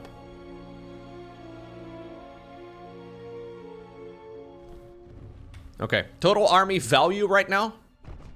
8,500 minerals for Reynor, 6,300 gas. Versus Goblin, 7,195, 6,200 gas. So a slightly more expensive army here for Reynor. But I think it's worth noting because neither player really, like, they can remax once if they lose this army. But they will not be able to replace it with multiple expensive armies in this particular instance right now. They're gonna have to change up their unit composition after these armies trade. At least, assuming it happens multiple times. Reynor is just doubling down on the Spore Crawler situation. He only has 33 drones right now, meaning that his army supply is massive. Here's the expansion again in the top left. I would love to see Goblin strike in that direction again. Although he's gonna need detection in order to kill those lurkers. Observer needs to be microed. He's busy though, controlling the bottom section of the map. Don't lose that Observer for free. Yep, okay. Surveillance mode here is nice. I think the Immortals can definitely put some work in. In the meantime, there is an Ultralisk Zergling counterattack towards a base that is pretty much irrelevant. This is really just for position. Ooh, misrelied units. Big mistake here by Goblin. I'm a little concerned for the cost inefficiency here. We've now seen Goblin lose like little clumps of units for essentially free. And it's starting to be really costly. Keep in mind, this is not his entire army. A big chunk of his force is up in the top left. So it'll be difficult regardless to be fighting the Zerg here. And I think he really needs to get on with denying that expansion in the top left. Like we should, I think, be threatening in the bottom right, but then be moving in the top left. Rather, we're overextending in the bottom right with half the army and letting the base in the top left slip through our fingers. Did the mothership die again, by the way? Oh, she did. Surprise. We're at minus 900 so far. I did like the first donation, though. Oh. Maybe now we finally see a bit of a slip up as well from Reynor, as these Ultralisks are kind of stuck. Although we have some neural parasites! Woo! Lovely play here by Reynor. I don't know if he's got the numbers, but my god, is he getting some good value in this engagement. Okay, I think it's still a bit of a disaster. That looked incredibly good right there for the Zerg for just a moment, but I think that was actually okay for Goblin in the end. He didn't bring an Observer, because the Observer was... I think it's this Spore Crawler that moved forward. There was an Observer with this same hotkey group that was put in surveillance mode. In the top left. Cool play right there by Reynor. Didn't quite work out. One of the High Templar gets donated.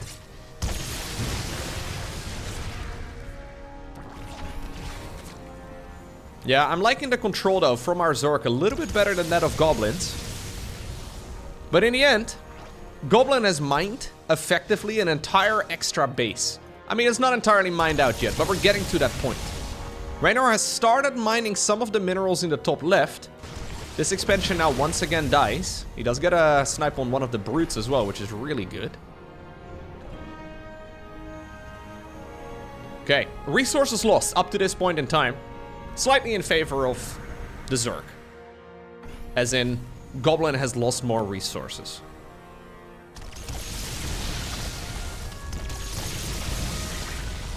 Yeah, I think as long as Goblin can deny the expansion over here, this is going to be amazing for him. Instead, he's got his eyes set on this base. I think the idea being that he is going to be mining this expansion of himself. Like, he is going to be taking these tainted minerals, even though they've been touched by the Zerg. I think he'll be happily gobbling those up. I actually did not intend to make a pun there this time around. But that is I think that's the plan. Both players have a tremendous bank. Reynor wants to do a move on this expansion, but honestly, this expansion's pretty much worthless. Yeah, Goblin's like, yo, take my probes. Oh, you're here already? Perfect. Take them quicker. It's that funny part of ZVP where the entire early game is all about worker killing. And then the late game is like, all about worker donating. This expansion is left by itself, man. 2 zealots could kill this right now. Goblin, by the way, with another Nexus in the middle of nowhere. I always love this. Just for the battery overcharge. I think 2 zealots could do it. 1 zealot is a bit ambitious, but fair enough. Zergling counterattack here once again. Protoss army moving around.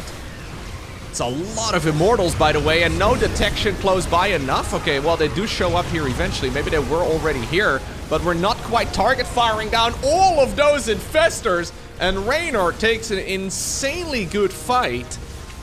Where are the Skytles units? What are you guys doing? Lunch break? In the middle of the war? My god, they were just wandering around the left side of the map. I don't even know if they knew that their brothers were being attacked there. Very painful loss. And that was a phenomenal trade right there for Reynor. I guess sometimes you're hungry. But some days you gotta skip lunch. Or maybe delay it. Okay, now, the only way why Goblin is, or the only reason why Goblin is still in this game at this point is because of the fact that he has been mining an extra base compared to his opponent. Reynor, though, is getting into a position where he is mining out both of those expansions eventually. It's been slow going, and he's really had to fight for it. But he's having some issues right now. Goblin, that is. With the severe cost efficiency of his army. And it's honestly mostly just a micro mistake. I think it could have gotten a lot more value. Goblin also needs to remax. He's got a ton of resources in the bank, but he's not yet spending them. And that means that the Corruptors can just sort of swoop in. Oh my god.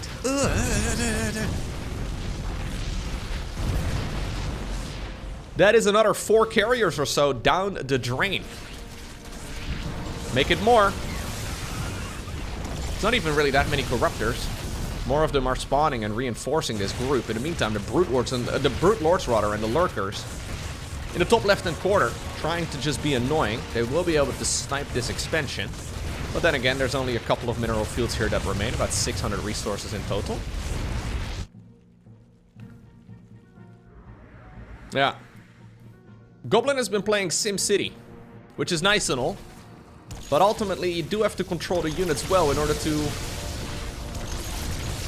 squeeze out a victory. Here's a big problem though for Reynor. Reynor currently has very little gas. He's maxed out, yes. But he doesn't really have a ton of gas anymore. So any losses from here on out are gonna be extra costly. Whereas Goblin still has 4 and a little bit thousand gas in total. And even though he isn't mining much anymore, these are gonna be running out very quick. He is gonna be able to make a more powerful army for now. Reynor's already maxed. He's mining a bit of gas, and these are a lot fresher than the ones that Goblin still has at the bottom of the map. Okay, the entire central lane, though, has been controlled by the Zerg for quite a while now. Expansion in the middle, gone. Natural expansion, gone. Goblin has decided to put all of his attention here on fighting in the bottom right and just denying this base over and over and over again. I would love to see Goblin make a move for that expansion himself. I think there have been a few opportunities where he could have tried building some of this static defense up on that high ground. In the meantime, there's Ultras in the main. That's a lot of Ultras. We're up to 10 Ultralisks. Man, that's why the Immortal count is so high. 9 Immortals will actually tear apart these Ultras. But I don't think Reynor is going to give him a straight engagement. Those Ultras are meant for counter-attacking. The only problem, of course, here for Reynor is that there's a lot of supply caught up into units that are meant for counter-attacking. Chomp, chomp, chomp. Chomp. Having pylons and proto structures for breakfast. A dream of any Zerg. Templar Archives definitely taste the best. Goblin has decided that he doesn't want that base anymore. He knows that at some point it's likely going to fall anyways because of the mobility advantage of the Zerg. So he has decided to give up on that entire bottom left-hand corner, and he is... I mean, maybe we should mine out these minerals. It's actually quite a bit of cash. Anyways, he's decided that he doesn't want that expansion anymore. He is just focusing his attention right now on this base. So this is do or die here for Goblin. He wants to get this base up and running ASAP. This is the battle for the final resources. Now, lovely stasis ward. Reynor is going to mine out this expansion, I think. I don't really see any counter-attack potential here for Goblin anymore, since he's lost the entire, well, section of the map. I don't know if it needed to be this way, if I'm being honest. I think Reynor was not supposed to take such efficient trades here, but he managed to, well, find great value with his trades. And look at the losses. Oh my god. 15,000 minerals more lost by the Protoss. About 4,000, 5,000 gas as well. 5,100. That's a lot. Obviously, though, a lot of that is also this killing of the structures. Reynor's not really losing any units. Goblin could send a few of his Tempest over towards these bases to try and keep them alive. But he is evidently not doing it. He is putting his eggs in this mineral line. So previously, in like the first half of the game, it was Goblin who had full map control, who was running around and who was trying his best to deny the Zerg bases.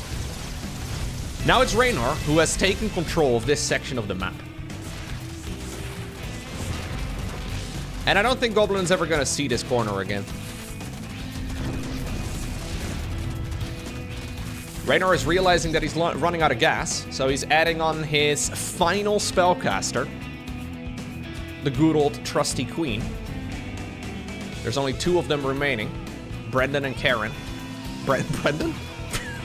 Brenda and Karen. Brendan is a queen too. That's okay. Brenda and Karen are still around, and honestly, it's a good combination. I think having the additional spellcaster is actually really good. It's just difficult to control here. Like, both of these players' armies are very difficult to control. Even though I've been critical of the way that Goblin is moving around the map, it is very easy to accidentally slip up. Likewise for the Zerg, this is one of those unit compositions that's like 5 control groups, easy. If it was me, I would have 1, maybe 2, but, you know, that's why I always lose in the late game against Protoss. Yeah, Goblin's basically saying, yo, this is my corner, back off. This is my corner and I like it. Don't you dare get close to me. Okay. That was unnecessary, Reynor, and you know it. But I guess we got a free unit. And the energy will regenerate anyways. There was about, I think, 200 minerals or so remaining on these mineral fields. And Reynor has decided to take those as well. So it's 7 minerals per mineral field over here. So that's about 60 maybe, right? It's not really that much. 60 per line, that is. Yeah, probably worth mining though. May as well. Probes right now are gonna get sacked.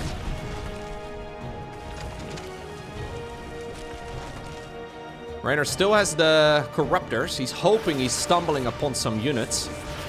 Can we micro that one back? Probably a good idea. Yep, nicely done. Jeez. Alright. Robo facility goes down. Now, I think it's important to note as well that at this point, fatigue will certainly come into the mix.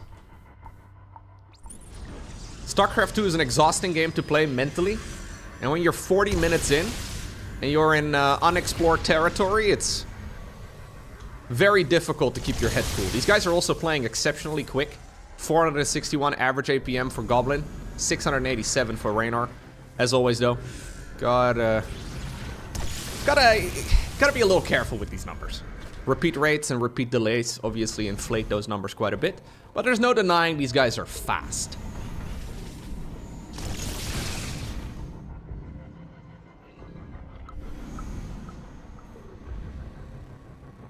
Okay. So technically speaking, Revelation on all of these spores, then Tempest shooting at their maximum range, led by a couple High Templar ready to feed back Vipers that might be abducting the Tempest, should work out favorably for Goblin. The only problem is he needs to really try and tag these Corruptors. He doesn't know where they are. I would love to see him maybe venture out here a little bit and think about where those units are likely hiding. Reynor is continuously clumping them up, hoping to keep them hidden for now. Any abduction right now for Reynor is amazing. Either into the Corruptors or, of course, into the Spores. He's hoping for a slip up here from Goblin. Goblin so far not really doing much with his army yet. I really think he needs to be using the Tempest here. He does have the upgrade here. Tectonic Destabilizers. That's the double damage to structures upgrade for the Tempest.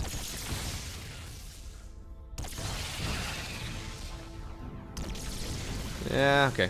One Revelation here to try and kill a couple of creep tumors is nice and all, but we have a bit of a standoff. What are we gonna do next? I think this is the play, right? I mean, you need to focus fire, though. Here come the Brutes. Reynor's like, hey, bro, let's fight. Goblin's like, nah. I'm mining, you're not really. I mean, neither of them is really mining. Yeah. Reynor is running out of cash over here. Goblin is taking one of those expansions. I mean, ultimately, I think Goblin has mined a little bit more. Goblin has probably mined about, if I want to make a guess, probably like 53% of the map. Maybe 55. It's just that the cost inefficiency, which is normally not what we see, is tremendously in favor of Reynor. You know what? It's probably closer to 55. Maybe even 60. Anyways, long story short, the cost inefficiency is making this game tough for Goblin. One more slip up like that, and I think Reynor has this game in the bag. Goblin still has a lot of money. He's very slow to remax. It's a little worrisome, to be honest. Like, I feel like he hasn't been maxed out in ages. He doesn't have a... No, he's got one Stargate. Can we please produce? He's got nearly 8,000 resources in the bank at 177 supply.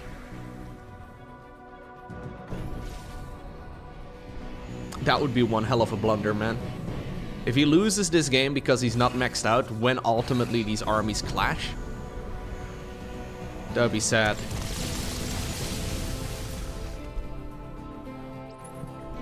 There's something to be said for slowly maxing, right? It's very easy to get, you know, a little carried away and be like, make the Stalkers! Warp and Zealot! Like units that are completely useless. But this is real slow.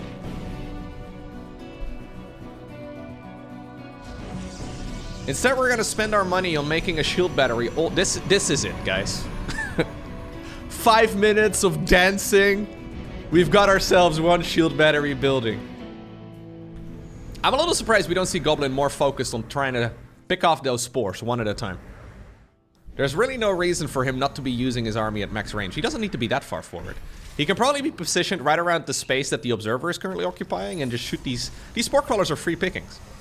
As long as there's like High Templar in positions to like feedback, so a couple High Templar on the left, couple High Templar on the right, I think he can engage this. But obviously he's scared, yeah, of exactly these sort of plays. We do get a nice fungal growth, but no follow-up. Goblin also managed to get the feedback there. He is really respecting those Zerg spellcasters, but I wonder if he's being a little overly cautious. Can Reynor see the observer? No, just barely not. Wouldn't mind seeing Reynor actually like siege up maybe one of his overseers, but yeah, there's also no hurry up, right? Like Goblin doesn't really need to be rushed here. He knows he can pick off those units and those structures one at a time. Ooh, that's that's a big glide forward there, a little dangerous. Fungal growth on those could have suddenly collapsed the entire Zerg army on top of him, but yeah, and at this point you also gotta wonder here as Reynor, like, why am I still in this position? There might be a moment where it's best to fall back. Because I don't think Goblin is gonna walk into the concave. Neither player really benefits much from attacking here. Queens can obviously not be used very effectively off creep, so Zerg will always try to play this in a defensive manner, even though there's only a handful of them. May as well. Same can be said, of course, for the spores and the spines. Those can only be used on creep. Likewise, Goblin doesn't want to be too far away from his beloved shield battery. He's got one over here at the front and a whole lot more in the back. Sending the army units back to try and, yeah, replenish some of your shields is a very powerful play.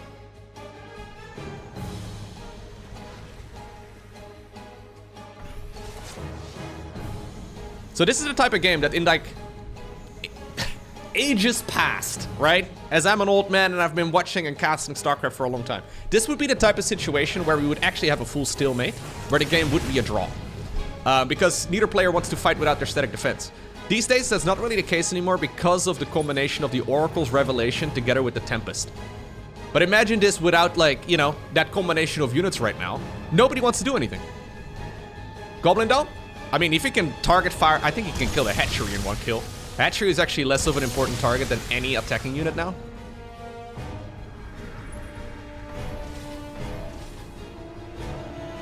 Reynor has decided to smash some of his piggy bank.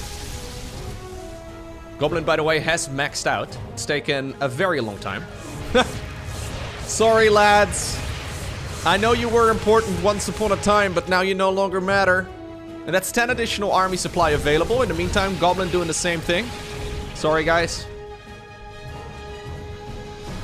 You are a thing of the past, as there is literally no mining anymore. Is there any? Okay, there's still a tiny little bit of mining over here. Other than that, there are no mineral fields to control. Okay, so perfect engagement for Reynor. Fungal growths, parasitic bombs, ultras run in. Somehow the immortals don't kill them. And then the rest of the army can be cleaned up with corruptors and brute. Oh my god, he actually decides to commit. That is an insane fight, but he's seen that apparently the Protoss army is a little bit too clumped up. I did not expect Reynor to just be jumping in. Fungal growths, parabombs. We have every ability under the sun going down there. The Mama ship does eventually fall too, but that was a crazy jump right there by Reynor into a choke point. I don't think that was the move. That is exactly the fight that Goblin was hoping for, even though Goblin was sleeping on the job just a little bit, having some of his units out of position. Yeah, that was an excellent fight there for Goblin nonetheless. All of those Zerg units getting into that choke. So that is Reynor feeling the heat. He's realized there that slowly but surely his side of the map was gonna be gobbled up.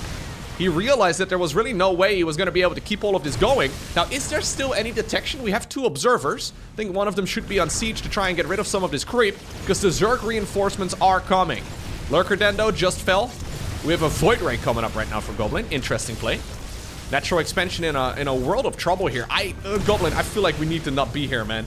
I don't like this position for you at all. He wants to target fire down some of those structures, but this kind of feels like a one-way trip for a very expensive army, and it is for some of these units, but not for most. Don't know why we decided to go that way. I don't know. I think Goblin also a little flabbergasted by that play from Reynor, so he's like, let's go! Maybe a bit overeager. Reynor, though, forced to remax with a surprising amount of Zerglings here. He's got 61 links. One important thing to note, actually, is that Goblin lost all of his Archons. 21 Archons down the drain in total in this game. No Archons opens up the opportunity for the best move in Zerg versus Protoss. Guess what move I'm talking about. There's a combination of plays that you can make called the Lowko maneuver. The Lowko maneuver is apparently how it is referred to by the pro gamers. But you can only ever do it against Skytles when there are no Archons present. Now here's the thing about the Lowko maneuver. I did not invent it. I stole it from somebody else. I think it was Dimaga who I saw doing it at some point, and I was like, hey, that's clever. And then one of the pro gamers, I think it was Harstem, was watching my stream. He had never seen that move before. So he decided to call it the Lowko maneuver, even though... Anyways, I'll take it. Yeah, so literally all of the pro gamers now, at least on the European server, they refer to it as the Lowko maneuver, which is kind of cool. So here's the play. Archons deal splash damage in a small radius of effect, like a small little area of effect, right? That deals splash damage. It's a very scary thing, especially for clumped up corruptors. What you can do is throw parasitic bomb on all of the carriers. The interceptors come out. The interceptors start chasing the corruptors, at which point you fly the corruptors into the carriers. You cannot target individual interceptors, but what you can do is target the carriers with the parabomb. It deals area of effect damage. The corruptors drag all of those interceptors into the carriers, and the parabomb on the carriers ultimately kills all of the interceptors. It works well when it works well. It's just a very dangerous play. If there's any corruptor in the mix, any form of splash damage, I mean, especially High Templar, or especially Archons rather, are a problem. Obviously, High Templar can still storm the corruptors, but you would end up storming all of the carriers instead as well, which is not ideal. Anyways, it is a bit of a desperation play, but when there are no Archons present and there is a Skytles army, it is certainly something that can work really quite well. The Goblin really needs to add on a couple of High Templar. He's only got one gateway. He's got one gateway, one Stargate, one Robo. He's got one of each. He's literally got one of each. That's kind of fun. Okay, in the meantime, what's Reynor been up to? He has smashed his piggy bank. Yeah, we are now... oh my god. We are now fully desperate as the golden walls protecting the natural on both sides of the map are being mined out. Okay. Everything's slowly bleeding out. Anything not on creep, that is. The win condition in a game of StarCraft 2 is not to kill all of the opponent's army, but to kill all of the opponent's structures. And the static defense is included. So... Carriers, Tempest, very strong against all of these Zerg structures. Brute Lords, very, very good against all of these Protoss structures. But if Reynor is put into a position where he can only... Like, he doesn't have any Brute Lords anymore, like he currently can't make anymore. He's got 5 brutes in total. It'll be nearly impossible for him to actually finish off the Protoss player. So if he loses all the brutes, best case scenario for him will likely be a draw.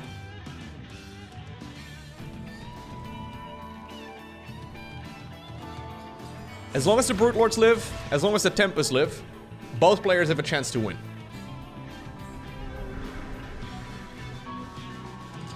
In case it is a tournament match, which this is, and it is indeed a draw, map would be replayed. Reynor is asking, what's the plan? Goblin says, not sure. The ultimate late game. I ain't moving out. The ultimate late game is where talking to your opponent takes over the macro. I might. Do it then. Diplomatic measures are rarely a successful play in StarCraft 2, but sometimes it's your only option. I think this is, so the WTO is the tournament organizer, and they're a Chinese, yeah, I think he's translating, that's probably what's happening. They're a Chinese organizer. Find DN. What does that mean? Is that D's, is that what Reynor's saying right now? Is he saying find these not is alright. I think that's what it is. There's also a Hydra Den. Maybe he's saying find Hydra Den. If it's a draw, is it replayed? I think so. Careful though. Woo! Distraction strategy working well. It should be replayed. If it is a draw, it should be replayed.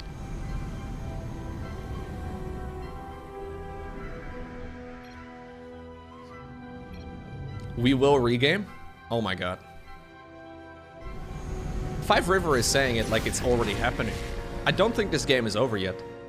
Like, Reynor is not going to attack for all of the reasons described, but I think Goblin might.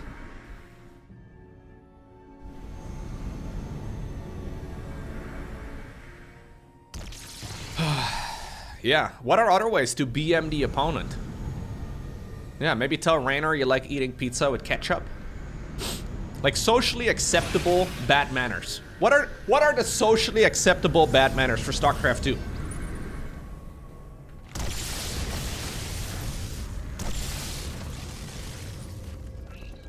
Current army value, heavily in favor of Protoss.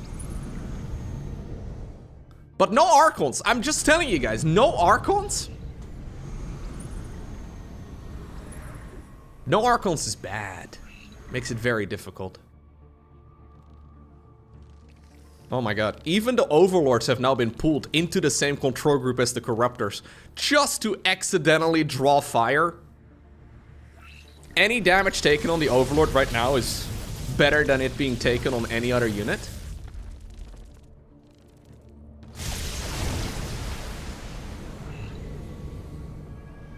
Goblin's feeling adventurous. I always feel like he's going too fast, man. Jeez. Like, he's decided to move out. He's like, okay, we're going. Like, breathe, bro. Like, this is still very losable. We don't really want to be caught in a position where we are just jumping in. Okay. He's trying to kill whatever he can. Reynor is not gonna want to fight, though, without aesthetic defense. So any structure kill right now is nice. But ultimately, it doesn't even matter.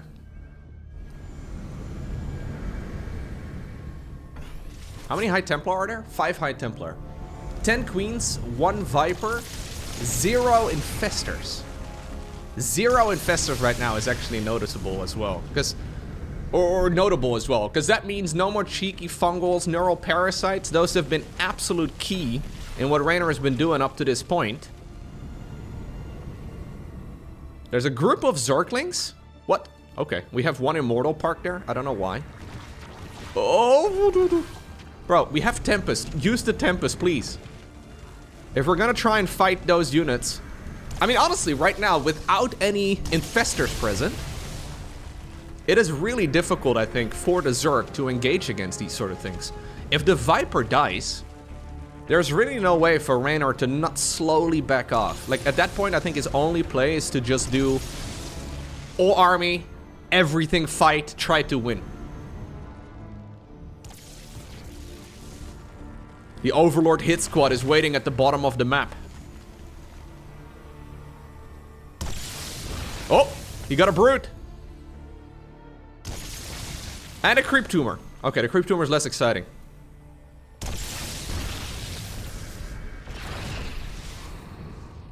Revelation shows the next line of attack. Reynor is not gonna let himself get bullied much longer, I don't think. He has to get something done. Because this is just a recipe for a loss now. No way you can transfuse that. The sync right there. Oh, he's gonna... Ooh, he's thinking about sending in the Overlords first. Overlords first and then everything else?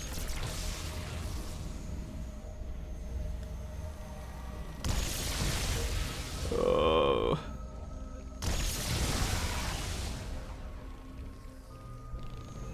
Can he get it done? This is really nice for Goblin.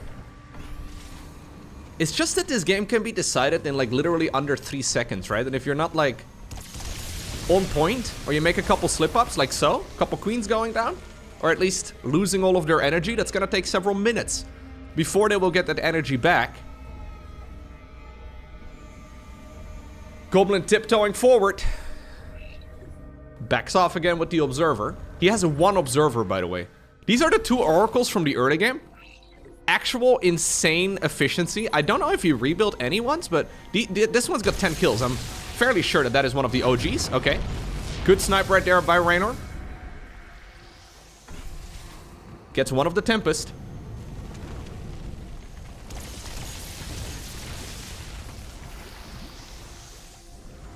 Reynor, by the way, probably needs to lean into Parasitic Bomb here rather than Abductions. He needs to be a little cautious. Like, in the main fight, he's gonna need to have energy for a Parabomb.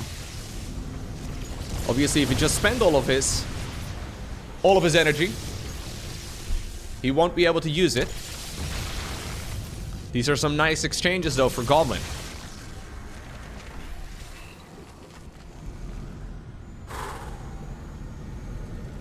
Corruptors, looking for another angle. Now the Immortals can start stepping forward. And look at that firepower.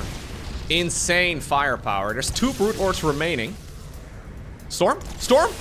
Oh! Oh, why didn't we Storm? Perfect opportunity for Storm, man. Corruptors take ages to regen. In the meantime, by the way, there are Zerglings set up everywhere. So Reynor is starting to try and set up a surround. That's all of the static defense gone, but he's deep onto creep now. Well, deep-ish.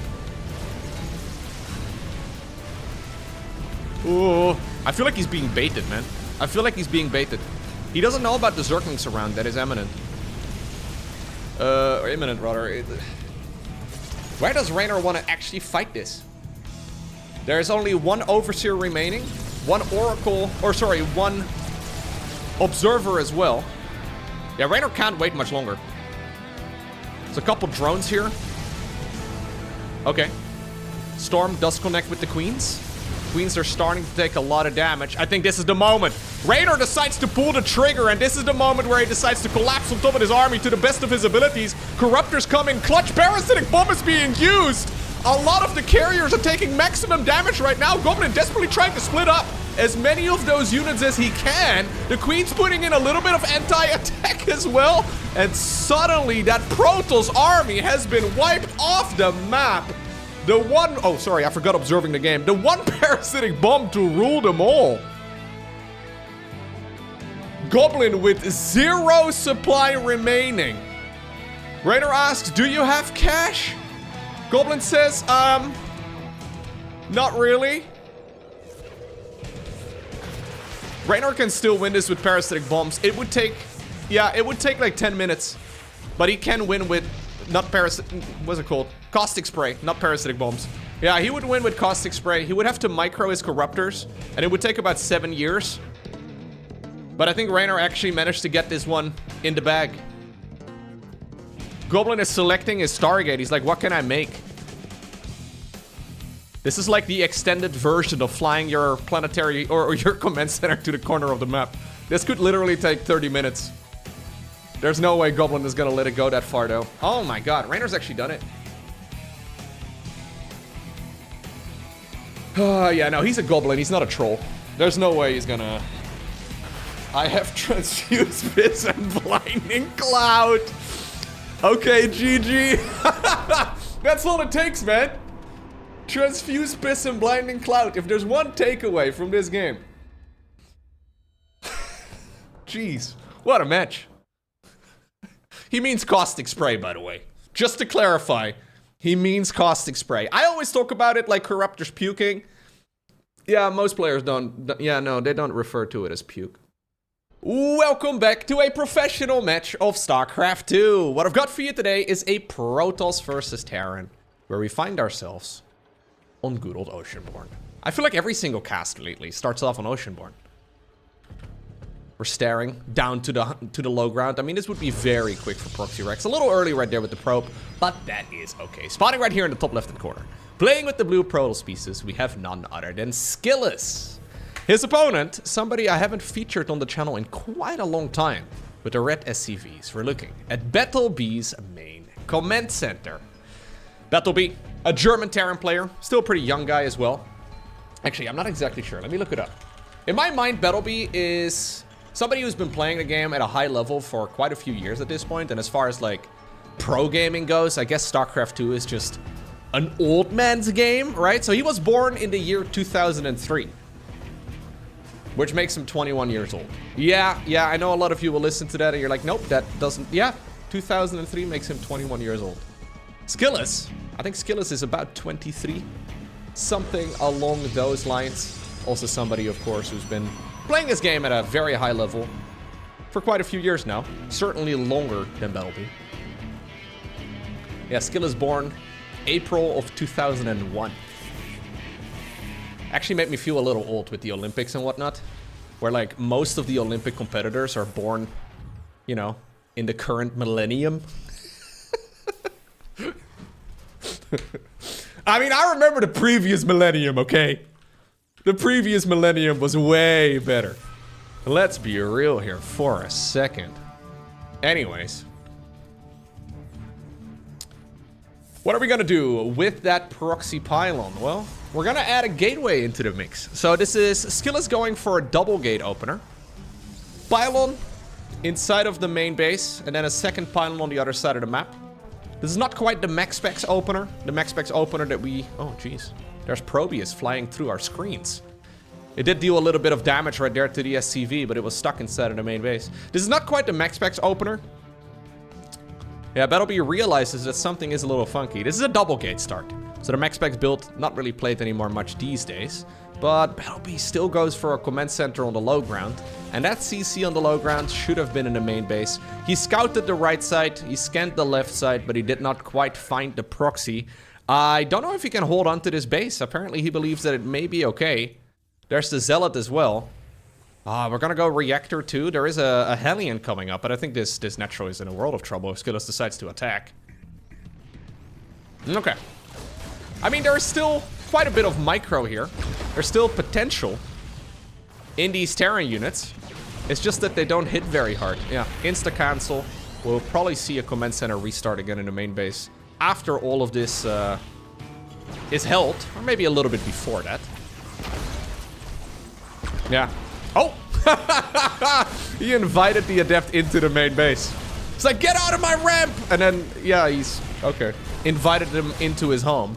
And this is actually a bit of a disaster right now. Loads of SCVs are starting to take damage. Natural expansion, obviously, has been denied. And in the meantime, there's a Nexus almost done on the other side of the map. Now, Cyclones are coming. There's one already done. Second one will be out in a moment. There is also a Medevac on the horizon. The Medevac is going to make life a lot easier for the Terran player here, who's now going to shut this down. I mean, I was going to say, there's really only one final location where it could be. He thought it was down over here, or maybe over here. Turns out it was hiding behind the grass. Wait, what? We're going to warp in right now? Skillous, that is very brave. He does complete the warp in. A little bit of body blocking. We can pick this up, but we're not quite close enough with the Medevac. Cyclone goes down. Stalker goes down as well. A very aggressive game right from the start. Yep. But this is where the Medevac can really start providing value. Until Blink is done, Protoss is actually not really in a position to have map control. But Skillous is pretending like he does, and it's gonna cost him. One of the Stalkers has already gone down in addition to the one that already fell. Okay, he needs to back up to the safety of the battery, and he gets back home right now. A Raven is building for BattleB. He's gonna finish up his command center momentarily too. Worker-wise though, the game is looking real nice for Skillous.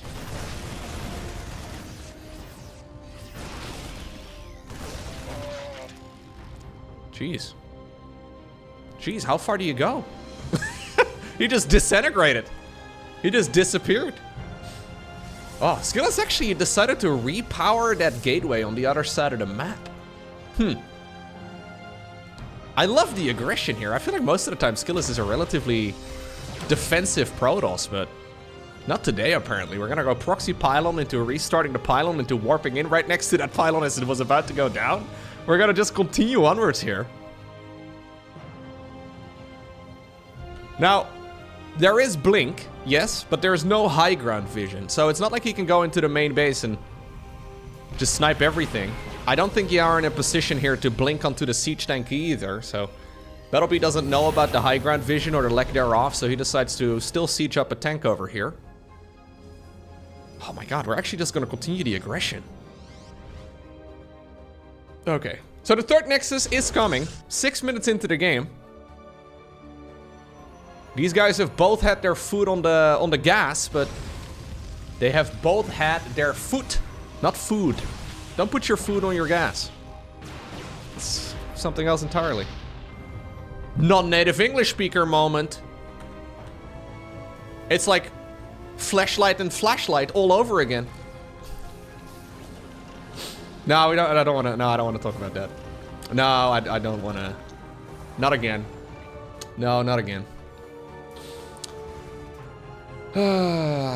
I made this mistake several times, actually. Oh, really? We're gonna use the hallucinated Phoenix to get into the main. Now we're in the main. Yeah, I think it's time to go down. I've said this several times on Twitch, but also on YouTube, where I very deliberately said fleshlight, because I thought the pronunciation difference between these two words is negligible, which is not. And then I ended up Googling what the other version of, and yeah, don't do that. Don't do that. The A and the E are pronounced differently in English, okay? It's much like the V and the F, also pronounced differently in English. Food and foot. A little different too. Let's see, can we snipe another one of those units as they go back home? Skillous, dude, Skillous is just hyper aggressive here. Now there has been a Raven, yeah, that snuck towards the other side of the map. Finally, he gets a bit of counter damage done. Honestly, I really like this position now for BattleB. Most Terrans would have already crumbled under the pressure, but he's been doing a phenomenal job just not dying, which is one of the most difficult things to do. He wants to maybe build another command center, but yeah, at this point he realizes, Skillous that is, that something is a little fishy. He sees this army coming in, and my question is there enough for Skillous to defend? Oh, he meets this army head on. Storm has finished, charge is done as well. Dude, he is just... What has happened to Skillous, man? He's just hyper aggressive here. You'll love to see it. Lovely work. Kills the SCV that was building the command center too. Really lovely work. That was, like, in order to meet an army like that in the middle of the map, right, before it sieges up, it's critical but also incredibly scary. You need to have the perfect engagement and preferably a distraction as well, so you can actually lend the storm. Did Brian just say hello? Brian! Ay, ay, ay, ay, ay. Sometimes Brian wants to sneak into my casts. I'm not sure what happened to Brian. Sometimes he wants to be part of this. Alright. Zealots go in. And I think there is enough. Yeah, Skillous has successfully deflected this attack. Start command center is about 75, 80-ish% or so of the way done, which is good. But Skillous, of course, has been mining off of his for a long time. Nice splits here by the German Terran player. Reinforcing Terran units show up, but the same can be said for the Protoss. A literal minefield over here, but expertly split right there by Skillous, who will be able to, yeah, kill most of those units. And now he is the one grabbing a supply lead. Proby is in the bottom left-hand corner. Once again, another proxy gate. Ghost Academy is coming up. Very nice, yeah, very nice set of units to have, of course, but it takes a while until the units will actually hit the battlefield. And until then, Ghosts and Zealots are incredibly, or Archons and Zealots rather, are going to be incredibly scary. Okay. Does Skillous feel like this is a good opportunity to attack? I think he could. There's not really that much available right now for BattleB to defend. He doesn't have a ton of infrastructure set up for those Zealots to be charging at. And since Ghosts aren't out yet, it'll be tough for BattleB to really hold on. Well, Skillous has been aggressive. He is going to be more aggressive. He doesn't really want to go down to that choke point. I mean, he does have the gateway finishing up. Okay. Well, those very critical Ghosts are now available. Obviously, their EMP skill here in particular is the big one. And he immediately used it right there also to reveal that one observer. I feel like Skillous has been playing some really good StarCraft in the games I've seen him play as of late. winning over some people that I think a lot of... Yeah, like for example, I recently got to watch him play against MaxPax, and he actually took down MaxPax in a series. MaxPax's PvP is ridiculously good. And just overall, Skillous really has been fighting the top dogs in the game. And I feel like in this game so far, he's also playing incredibly well. Maybe a little over-eager with some of the fights, but Skillous certainly has been stepping it up as of late. I know that Skillous has been living in the Netherlands for a little while now. That's gotta be it, right? Yeah, that's gotta be it. Yeah, no, that's gotta be it. For sure, that's gotta be it. Auto turret going down. Trying to be annoying, gets another kill. Nicely done by BattleB. He's hunting down these medevacs, and luckily for the German Terran, he keeps these around. But that could have been a disaster.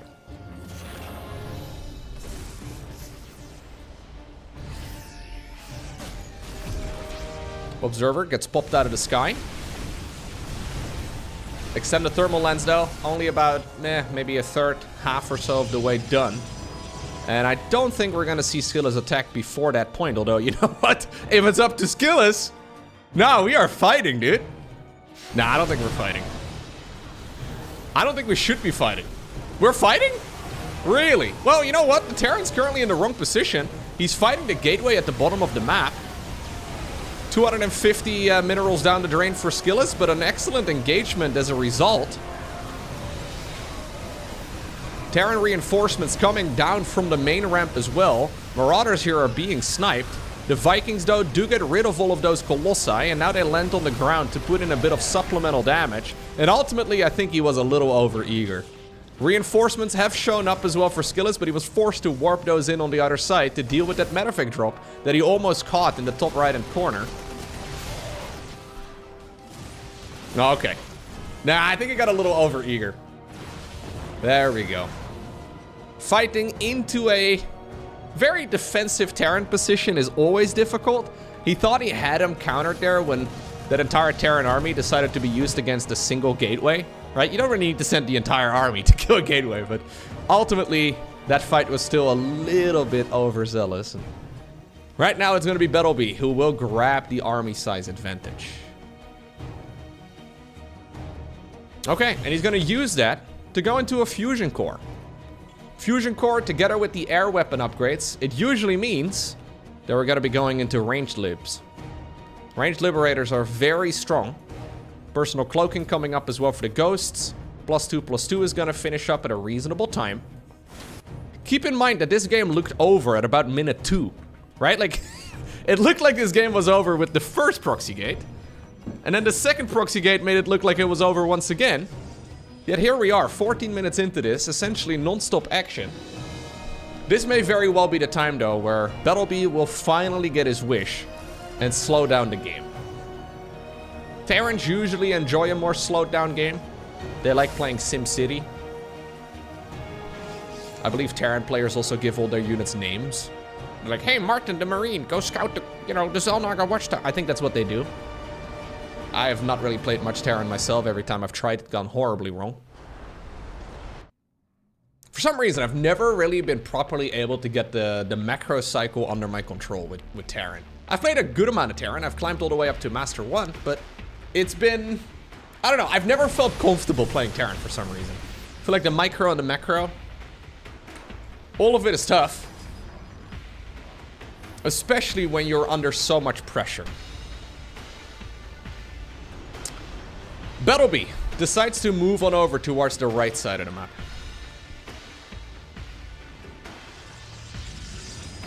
Yeah, StarCraft 2 in general. Like, there's always this endless discussion of, like, what race is the easiest, and I think we all know which one that is. Okay, no, I'm just kidding. Well, do we? I don't know. No, it's always a discussion, like, which race is the easiest one in StarCraft 2, right?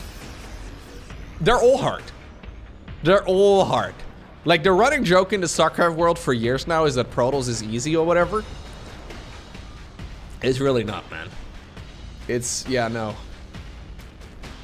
It's very difficult to play well. It's easy to get to, like, maybe, like, one of the... Anyways, doesn't matter. Fight goes on over here. One thing I have learned is that it's the other race that's the easier one to play. Always. Like, you decide to play Terran, Zerg and Protoss. Way easier. You decide to play Protoss, Terran and Zerg. Way easier. You decide to play Zerg, Protoss and Terran. Clearly the easy race. The grass is always greener on the other side, and can Skillous get the kill on this base? My god, using those storms to zone away the entire army. In the meantime, dude, this Raven has been BattleB's lifeline. 20 kills. I mean, we should probably... He doesn't care about it. He doesn't even realize it, I don't think. But that thing has been putting on so much work. Okay, he gets the Prism over here too, but at least the Templar dropped to the ground before it ended up going down. Yeah, that Raven is not getting the prestige that it deserves, man. Oh, another big storm, and ultimately the planetary fortress, it did get turned into a planetary, it does fall. BattleB not repairing it back up to full, but he does now have, once again, a supply lead. Well, I say that, and then 12 Zealots get warped in. +3/+3, just about to finish up right here for the Terran. Protoss is not quite there yet, but he does have very solid upgrades overall, and he's also gone for the Fleet Beacon. Fleet Beacon has been planted right underneath that Raven. Another shout out to the Raven. This guy should have, like, at least 12 medals. I'm not sure if Ravens are, like, manned drones, or if they're, like, I don't know how this works. I have no idea, but, whoa. Sick move, dude. Either way, that guy should have medals all over his hull, wherever you would stick the medal. Maybe like one of those Warhammer 40k banners, you know, like at the bottom of it. Like one of the... Yeah, I think that'd be cool. One of those banners right over here with all of the one engagements. Maybe it would not be able to do barrel rolls anymore at that point, though. That would kind of suck. Anyways, Skillous has started building up some static defense in the middle of the map, and I quite like that location. This is one of those spots that's quite difficult usually for Terran to break. So Skillous just adding additional defense to that spot. I mean, it's good, but we're getting to the point where both players still have a pretty large ground-based army. Yeah, he's doing the same thing over here. You're also gonna mess up your own AI a little bit, right? Like, your units are gonna struggle walking around all of this.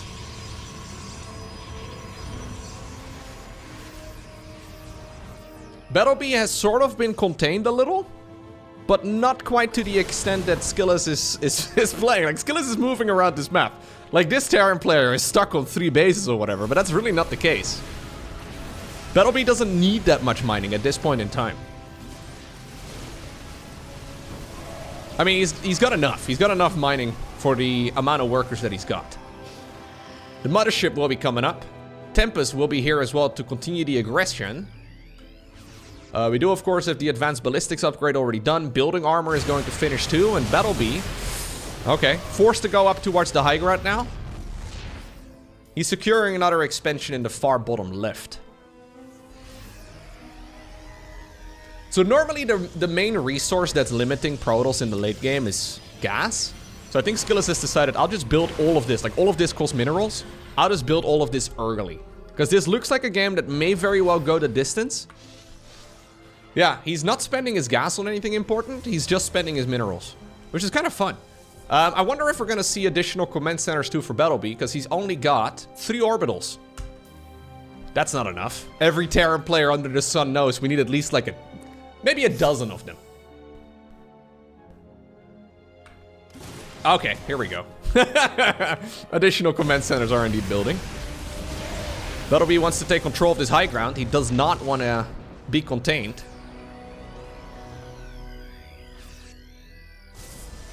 Additional Stargates coming up. He's already maxed, but Skillous is just preparing to remax. He doesn't currently have minerals for it, but I think it's the correct play here. Because this is not likely a situation where he's really gonna need a lot of minerals anytime soon. Plus, he's still mining a lot, right? Like, this is normally one of the bases that the Terran will try to take. I don't think he can chase that so far. Nah. I mean, he's gonna try and move up. The Liberators make it difficult for the Protoss army to really move forward. But he really does not want to be stuck over here on this low ground. BattleB finishing up his command centers. He's got a good chunk of bio. Skillous actually has a big a big group of units on the right side too. You can obviously EMP a lot of this as well. I think BattleB could make a bit of a move up a little bit further. Yeah, and that's exactly what he does. The problem is, if this base is going to be mined out by the Protoss and the game does go the distance, is the time warp goes down. Okay, yeah. The problem is that you can obviously not mine those minerals anymore when they have run out. So, securing the position here is critical. Otherwise, you're going to have to take one of the expansions that normally would be the Protosses, and that's much more difficult to achieve. Okay. Lovely splitting here, though. I'm actually really impressed by the way that Skillous has been playing lately. He's denying another base once more. He needs to be careful, because this Terran player can very quickly bring the army units together. He decides to recall the majority of it. Pushes up towards the high ground once again, now that the recall is completed. And Skillous takes the position back. In the meantime, though, BattleB is securing another expansion on the right side. Cloaking gets activated on the Mama ship to try and maybe get the planetary fortress, but this triggers the entire Terran army to run in. He decides to fight under the time warp? Dangerous play. Time warp reduces your movement speed by 50%, but also your attack speed. That second part is the big problem.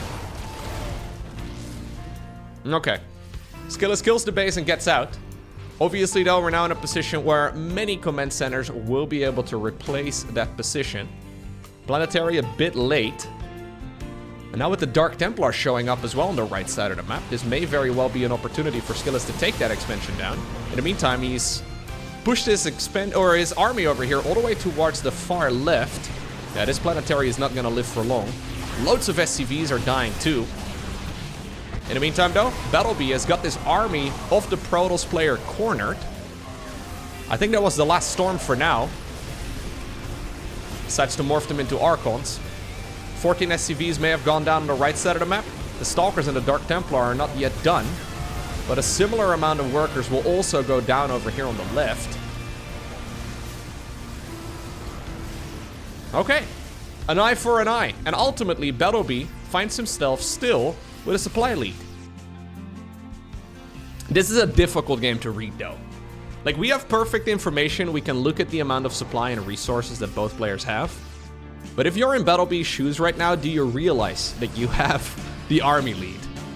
Because there are so many different fights happening all over the map that it's difficult to realize, hey, did I take like one extra storm to the face? Have I lost more units than I realized? Okay, well, this is essentially the entire Protoss army right now, and I think BattleB has realized it. Maybe a bit of all army hotkeying to bring everything over in this direction. He does now, in the meantime, though, lose 12 SCVs in addition to the ones he already lost. Another command center will be landed on the low ground.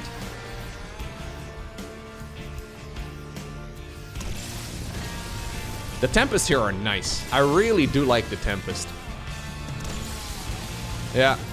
They just make it difficult for Terran to sit.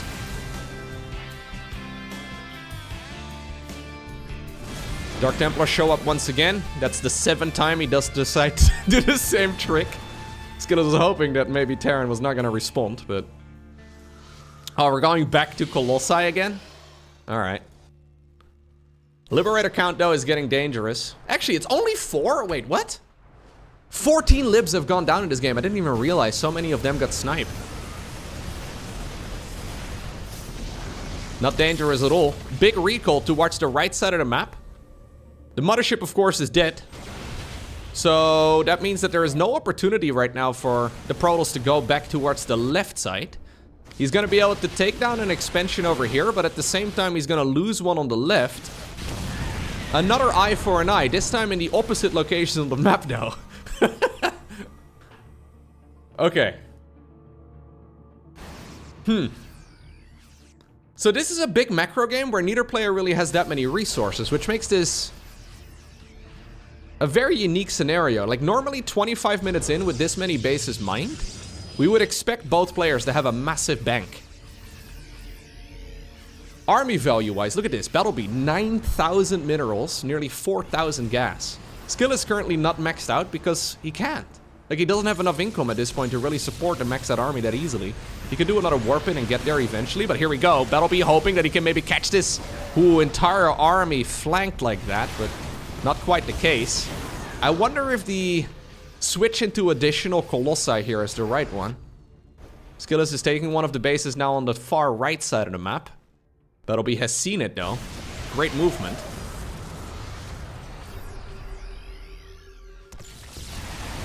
I think Colossi are nice, but I think Disruptors might be better. Just obviously another tool to micro, and that is much easier said than done. This expansion gets the Knight. Lovely work. And at this point, you gotta start thinking here as the Terran too, right? Like, how much money can Skillous really have? Like, I've denied like 7 bases. I've killed about a gajillion photon cannons and shield batteries. He's got a big army, yes, but is it big enough? Now that was a bit of an overly aggressive fight though. He decides to come in right now with the flank a little bit after the first squad fell. Bit disjointed, but he does get rid of most of the Colossi. Only one remains. What a game. Oh my god, these Templar are very brave. Those Templar are actually so important. Sorry about that, Jimmy.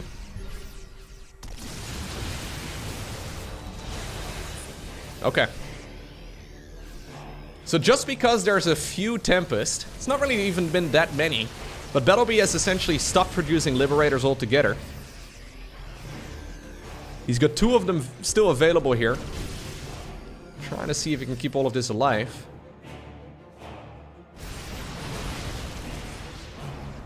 Okay. Yeah, Skillous is making his army look really big, but that's too many Templar. 13 High Templar? I mean, he could have morphed them into Archons a little while ago. Instead, he's let them accumulate energy.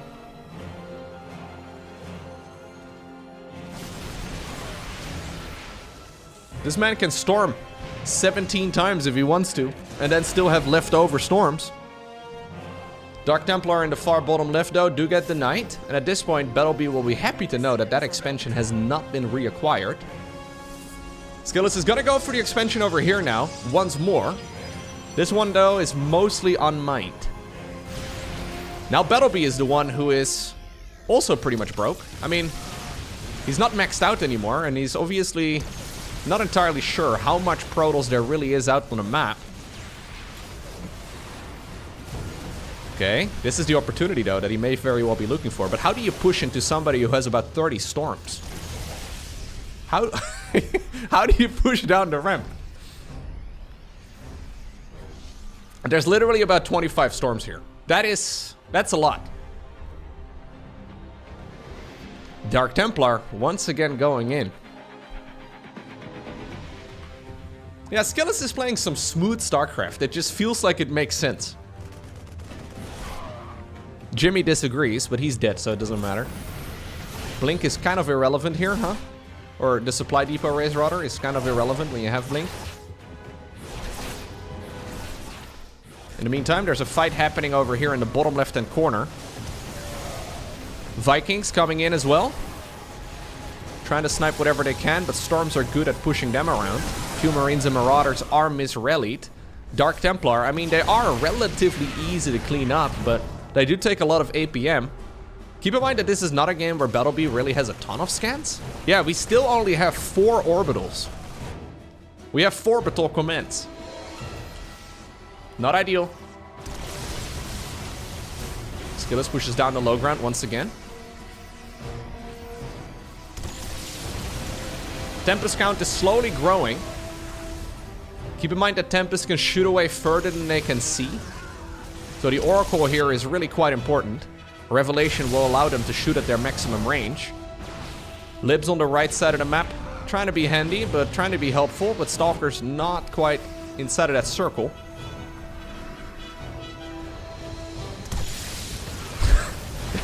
Skillous is not letting any of his units ever get shields again. We are not backing off. Where we are going, we are fighting. I'm surprised BattleB has any energy on his Medivacs at all. I feel like they have been non-stop fighting for a long while. Ooh. I mean, a lot of these Protoss units get countered by Vikings. BattleB is hoping that he can catch this army off guard, and this may just be the opportunity. There are a lot of storms available, but the Templar are not part of this engagement until a little bit later. How do we have like 10 High Templar and none of them are with the main army? 6 of them have gone down. Yeah, we have 12 Templar. Nexus gets denied once more, but Skillous is in the meantime sneakily mining this base. I feel like one of those Liberators needs to turn around, man. BattleB doesn't know. This is a super easy expansion for Terran to deny, but he simply does not have the knowledge. One Liberator with ranged over here, I mean, this expansion can get denied for ages.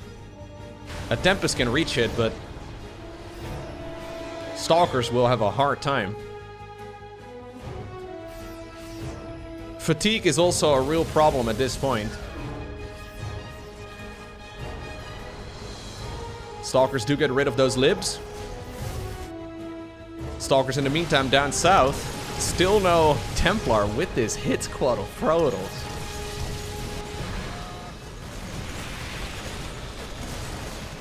I haven't quite seen Protoss be played like this. This is cool.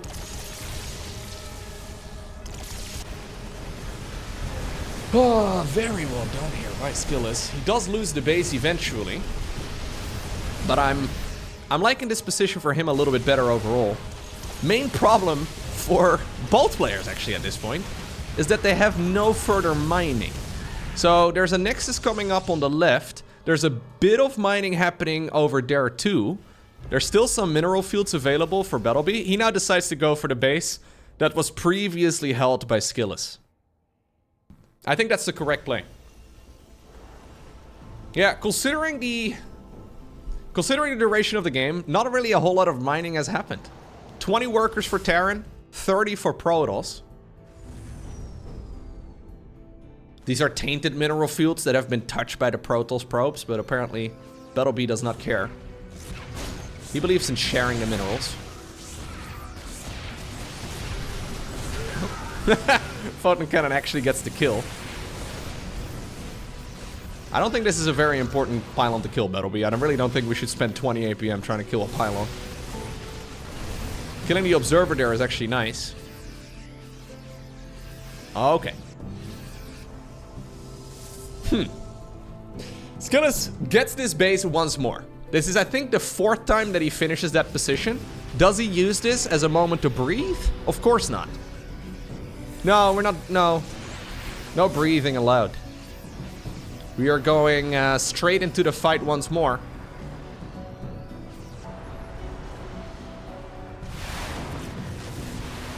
BattleB's Viking count, or his Viking count is becoming quite nice once again. We're currently up to 14. The Tempest can be sniped relatively easily, and without the Tempest, the Stalkers really don't deal much damage. The Templar are also nice, but yeah, this is not really a Protoss army that has a lot of sturdiness to it. Very easy for all of this to... The one crab beetle just running around. Very easily lost here for the Protoss. BattleB knows that, so he's just slowly trying to mix more and more units here. If both players max out with the units they currently have, it should be much better for Terran.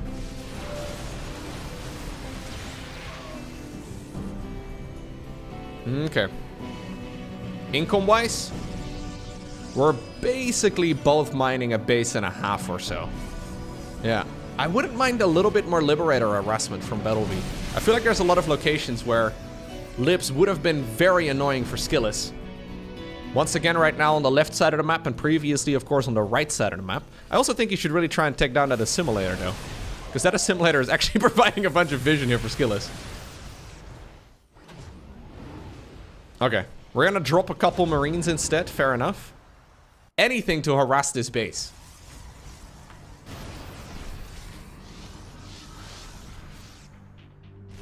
Skillous wants to continue fighting. BattleB has been trying to take a nap for the last 35 minutes, but he's never been allowed to. Just let me macro, bro. Just let me make some structures. Couple SCVs, some army units. Just let me chill for a little bit. Skillous is not somebody who's gonna chill. Alright, BattleB sees the amount of defense over here. Decides to turn it around. This is a really nice drop. Super annoying, because that's essentially the lifeline right there. For the Protoss. There's not a lot of income. Like, for both players, that is. Okay. EMPs, though, up into that choke point is really good. Skillous wants to continue fighting here. BattleB currently has no gas income. 0 gas. Now, Marines are good. Don't get me wrong. Yeah, he realizes it now, too. Decides to plant a bunch of refineries down.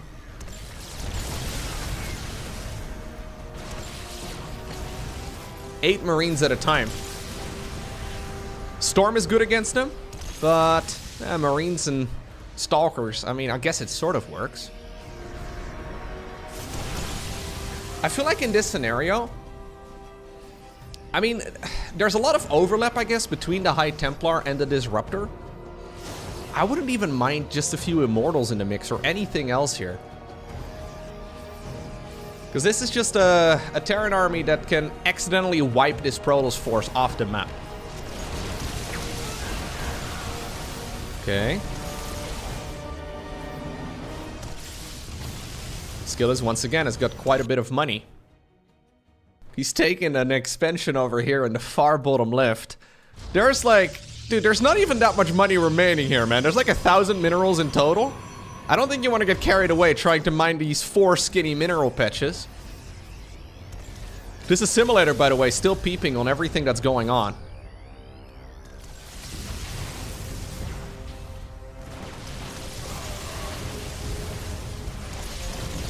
I have no idea who wins this.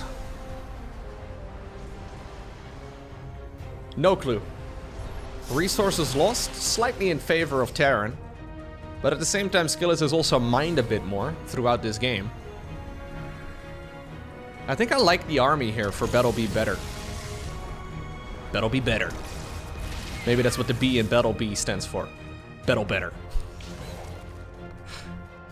Couple Marines apparently trying to be annoying. Ooh, BattleB has made the executive decision to send a lot of his squad towards the bottom left. That means that he's leaving most of this high ground undefended. Skillous has somehow sniffed this out. I think he must have spotted the army. Okay, yeah, BattleB decides to go back home. These units were just on a bit of a loop around the map. This may open up the opportunity for the Protoss. Yeah, I don't know. Like, losing this base over here is irrelevant. I don't think it's really worth losing any troops over. Instead, oh, we're gonna try and force the fight over here. Skillous has found an opportunity where basically only half of the Terran army here is present. The entire Terran ball, the rest of it, comes in as well. Another mothership will be coming. I think it's a nice addition, actually. Couple Vikings. At least took damage. I think only 1 or so fell.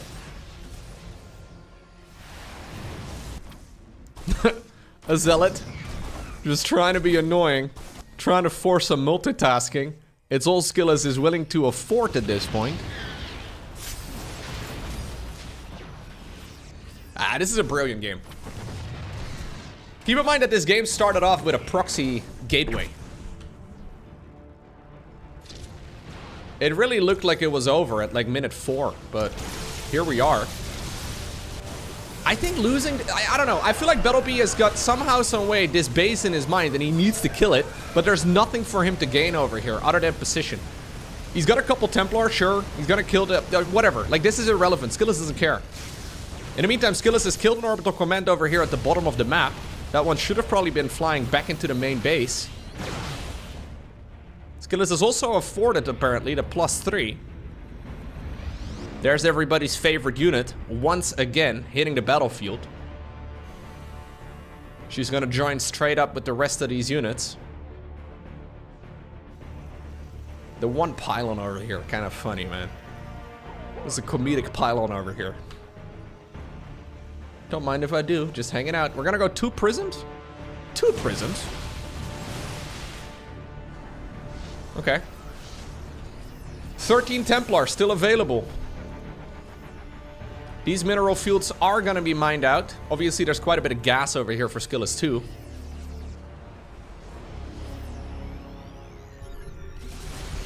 Oh, nice snipe on the Observer. Nice snipe on the Viking. It looks like BattleB has decided this is where he wants to move in. Little does he know there was a Templar hiding inside of that mineral line too. There's a big chunk of the Terran units currently on the left side of the map. BattleB feels the pressure and realizes he needed to make a play, and I don't think that was the one. But brilliant game of StarCraft 2. I am especially impressed with Skillous. The first 30 minutes of this game, he just didn't let his foot off the gas. That was ridiculous. He just kept fighting the entire time. It's time for a best of 5 series of top level StarCraft 2, where the highest ranked Protoss in the world is taking on the highest ranked Zerg. As you may have already guessed, spawning right here in the top left hand corner in game number 1. Playing with the red Protoss pieces, we have none other than Hero. His opponent down in the bottom right, going for a quick extractor trick. Of course, we have none other than Serral. This particular series is from the Esports World Cup. Now, if you've been watching every single one of my uploads very closely, you may have realized that I already uploaded Hero vs. Serral from the Esports World Cup. Well, it turns out these two, they played 2 best of 5 series. The very first one that I got to cast, I think about a week or so ago, absolute banger, one of the very best games, one of the very best series of StarCraft 2 I've ever seen. So I'm very excited to find out exactly what ended up going down between these two in the second match. So they played once in the upper bracket semifinals and then once as well in the lower bracket finals, meaning that both of them, well, they ended up losing a series. I know, insane. Even the very best in the game can sometimes lose. Alrighty, so let's see. It's gonna be a 15 supply hatchery here on the low ground for Serral into a pretty quick spawning pool as well. This is usually a build where you delay your gases, well, at least other than the ones for the extractor trick. You delay your gases for a little while, and you are obviously allowed to get that expansion going on the low ground, pretty much guaranteed. Even a 15 hatchery can be blocked on some maps, but generally speaking, especially on a map like this, you can get away with it even if Protoss starts off the game by immediately sending a probe across. So far, tiny little mind game right here going in favor of the finisher. Main problem, of course, here for the Zerg player is that he's not going to be able to get the Zergling speed nearly as quickly. And that's going to make the follow-ups here a little bit more tricky usually. So we'll have to keep an eye out on exactly when he decides to take those. Hero, in the meantime, once more, pylon on the wall off. He's been doing this a lot. He's gone for the Cyber Core at 20 supply, it seems. Same for that Nexus. We have a second pylon over here as well inside of the main base, and that is likely going to be the structure where the tech will be attached to. So it's probably going to be a Stargate. Most of the time in this matchup, it is going to be a Stargate opener for Protoss, but then again, it's Hero, and Hero has been mixing it up quite a bit, but no, not this time around. So remember that previous series that they played, Hero ended up going for a lot of Void Ray first. I'm curious to see whether or not that will be the case once again. He went for a lot of Void Ray first into denying everything from the Zerg player, and then, well, throwing 17.5 curveballs. That was basically the strat. He's been playing a lot of straight up StarCraft though, without really going for any cheesy builds. He's been mixing it up a lot. There have been a lot of like Tempest openers and a lot of shenanigans in general. But broadly speaking, it's been very few of those, haha, got you now, buddy, type of attacks. It's a lot of macro builds where he's opening up a little bit differently than what we consider to be the norm. Now, okay, well in this case so far, everything is quite normal. We've got ourselves a Oracle to start things off. It is also a Stalker, and the Stalker is a little bit funky, I guess. I mean, it's the tiniest little bit of funk, nothing all too crazy, but usually Protoss players at this point, they do favor the Adept production. In the meantime, on the other side of the map, Serral has been mining a little bit of gas as of just now. He's also gone for the hatchery over at the third base. Adept is mostly just scouting. When you have a single Adept, it's hard to really get any real worker damage in. Nexus at 3 minutes and 40 seconds, though, is really fast. So, yeah. I don't think Serral's really gonna do anything about it. He can't really, that's the thing, right? So I quite like this here from Hero. Hero knew that his opponent decided to go for a 15 hatch into a 15 pool. He knows that, of course, the gas geyser is going to be delayed with that strategy. So what is Zerg gonna do about your super quick third? Honestly, he could have taken the third even faster. What is Zerg gonna do? Without link speed? I mean, it just started. There's no way they're gonna ever cancel that. Serral is gonna get the follow-up scout here and just confirm whether or not it's continued Oracle production. So it will be a third Oracle. Despite the Stalker sleeping on the job, Zerg is still gonna get a full scout. There's a forge in the back of the mineral line too. Serral seems to almost be rallied right on top of that, and he will indeed see exactly what the opponent is gonna go for. Nothing all too crazy again though. Should be a forge in a Twilight Council, which is exactly what it is. Twilight Council has been planted over in the natural expansion. So even though we have some small mind games going on, all of this is very, very normal. Both players though, just keeping each other honest. The main problem here for Hero so far is that he hasn't killed any drones. When you open up with triple Oracle, you really are aiming for at least like 6, 7, maybe 8 workers or so. That's like the bare minimum. Serral is known for his phenomenal early game defense, okay? Nothing. Nothing minus 1 Oracle. So this is a horrible start for Hero now. When you commit this much into early game aggression, right? When you go for a very conventional build, you are expected to deal some sort of damage. Actually, the Zerg build orders are designed so that they can, well, probably lose like 5 workers or so without really falling behind. When you deal absolutely no damage whatsoever, not only is Serral just going to keep holding down the drone button, well, he's going to be able to get away with even more workers than he had earlier already. He sees the Adept move out too. Serral's going to respond here by going into a Spire, which is a little curious to me. I don't really love the Spire, if I'm being honest, but we'll have to keep an eye out on exactly what the plan is in that regard. If he can keep it hidden from the opponent, I guess if you can suddenly show up with like a dozen Mutalisks, it is something that can deal damage. I don't think we're going to see mass Muta here. It'll probably be like maybe 6 to 12 Mutas or so. Just one big group. Deal all the damage that you can and then, well, force out maybe a bunch of Phoenixes. Go back into regular Roach Raptor Zergling production. Okay, so Adept's looking around. He sees an infestation pit. That's nothing all too crazy. Robo Bay in the meantime. Serral keeps scouting. Okay, Serral's looking really good here so far. Finally, some worker kills. 4 drones. 6.5 minutes into the game. I don't love it. Did those Adepts fall? I guess so. Maybe not all of them. I think one of them got killed earlier, but that's now going to make it very difficult to hold on to a potential 4th Nexus. Honestly, all of this is decent by Hero, but decent is not good enough against somebody of Serral's caliber. This is the Serral we're all used to seeing. He's only got a little bit of gas here. Okay, 8 Mutas. Yeah, and I think he's gonna go straight back to Roach Ravager production. The idea being just to deal a bunch of damage and then get back into your regular, good old scheduled programming. Keeps the Queen alive? My god. Just, this has been a really nice game here for Zerg. Okay.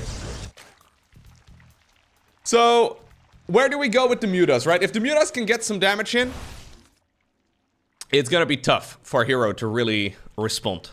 At that point, the Roach Ravager timing attacks that follow on the back of it are gonna be nearly impossible to hold. There's a Disruptor on the production tab. I'm assuming the Roaches and the Ravagers are probably gonna go over here. There are a bunch of Photon Cannons. The Mutas have taken such a path across the map that they are completely unscouted until just now, and Hero is gonna start dropping a bunch of workers. Yeah, this is as close to a flawless game from Zerg as you can hope for. The Mutas seem a little bit unnecessary overall, but as far as like the first 8 minutes of a game go, it really doesn't get much better than this. I haven't seen any moment here for Serral where it hasn't gone his way. Ay, ay, ay, ay, ay. And for this to be game number 1 in a best of 5 series has got to be very tilting as well for Hero. Because you've gone for a very normal style. It's just that everything you've done has fallen flat on its face. I'm assuming we're going to see lurkers on the back of this from Serral too. So at the moment, Hero is going to go into Phoenixes. He's going to go into a bunch of ground units that are all good against Roach Ravager. But obviously they suck when it comes to fighting Lurkers. So Serral a step ahead as well of the opponent in that regard. He's maximizing the damage, Phoenix production or not, on those Mutas. Phoenix may actually even go down if he's not careful. Gets a couple more probes on his way out. The one saving grace right here for Hero is that it's Golden Aura. So this is a map where Serral can't really just shove for the victory as easily. He doesn't mind. He can play the long game. It's not a problem. But I think on most other maps, Hero would have already gotten overwhelmed. Look at the supply count right now. Look at the cost efficiency here of the Zerg. Look at the army size compared to the opponent. This is a disgusting game. Zergling's going around. No unit will hold position because Hero is panicking most of this game long. And when he panics, he starts hitting the all-army hotkey. Links flood into the natural, flood into the main base. Luckily, at least for Hero, he still has enough army parked over at the newly acquired 4th. And there is, I guess, a small chance that he gets back into this using the Disruptors. The Disruptors are obviously really good at potentially hitting a strike on all of those Lurkers that are going to hit the battlefield. The only problem here for the Protoss is that there's already Vipers accumulating energy. And those Vipers are going to be primed and ready to abduct those Disruptors one at a time.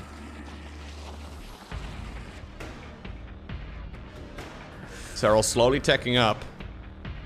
Hero's best chance right now is to hope that Zerg makes a gigantic blunder. It's a rough game, but it's not one where you can really tap out yet, right? There's always a chance that somebody messes up. Pro gamers are still humans, believe it or not. Prism goes down. Oh. Well, at least he got an expansion kill. That's nice and all, but now the Lurkers are marching through the middle of the map. I think that expansion was actually bait here. That expansion was taken, so the Protoss player would indeed be moving in a direction where they wouldn't be able to get much done. At least the stasis wards are decent. Okay, quite like the stasis wards here. A lot of Lurkers available. Yeah, a lot of that Protoss army is currently... Oh, a lot of the Zerg army here is currently asleep. The blinding clouds and the stasis wards are actually creating a funnel where all of those Protoss units are clumped up together. Serral maximizes the splash damage. Absolute domination in game number 1. Alrighty, game number 2. We find ourselves on Crimson Court. Yeah, I think everything went Serral's way that game. There wasn't really a moment where he didn't seem in full control, and any losses he had, they were all calculated decisions, right? It's gonna be pretty much impossible to play a, what was that, like a 15-minute game or so without losing anything, right? Technically speaking, you can't really call it a perfect game because you, I guess, always lose something.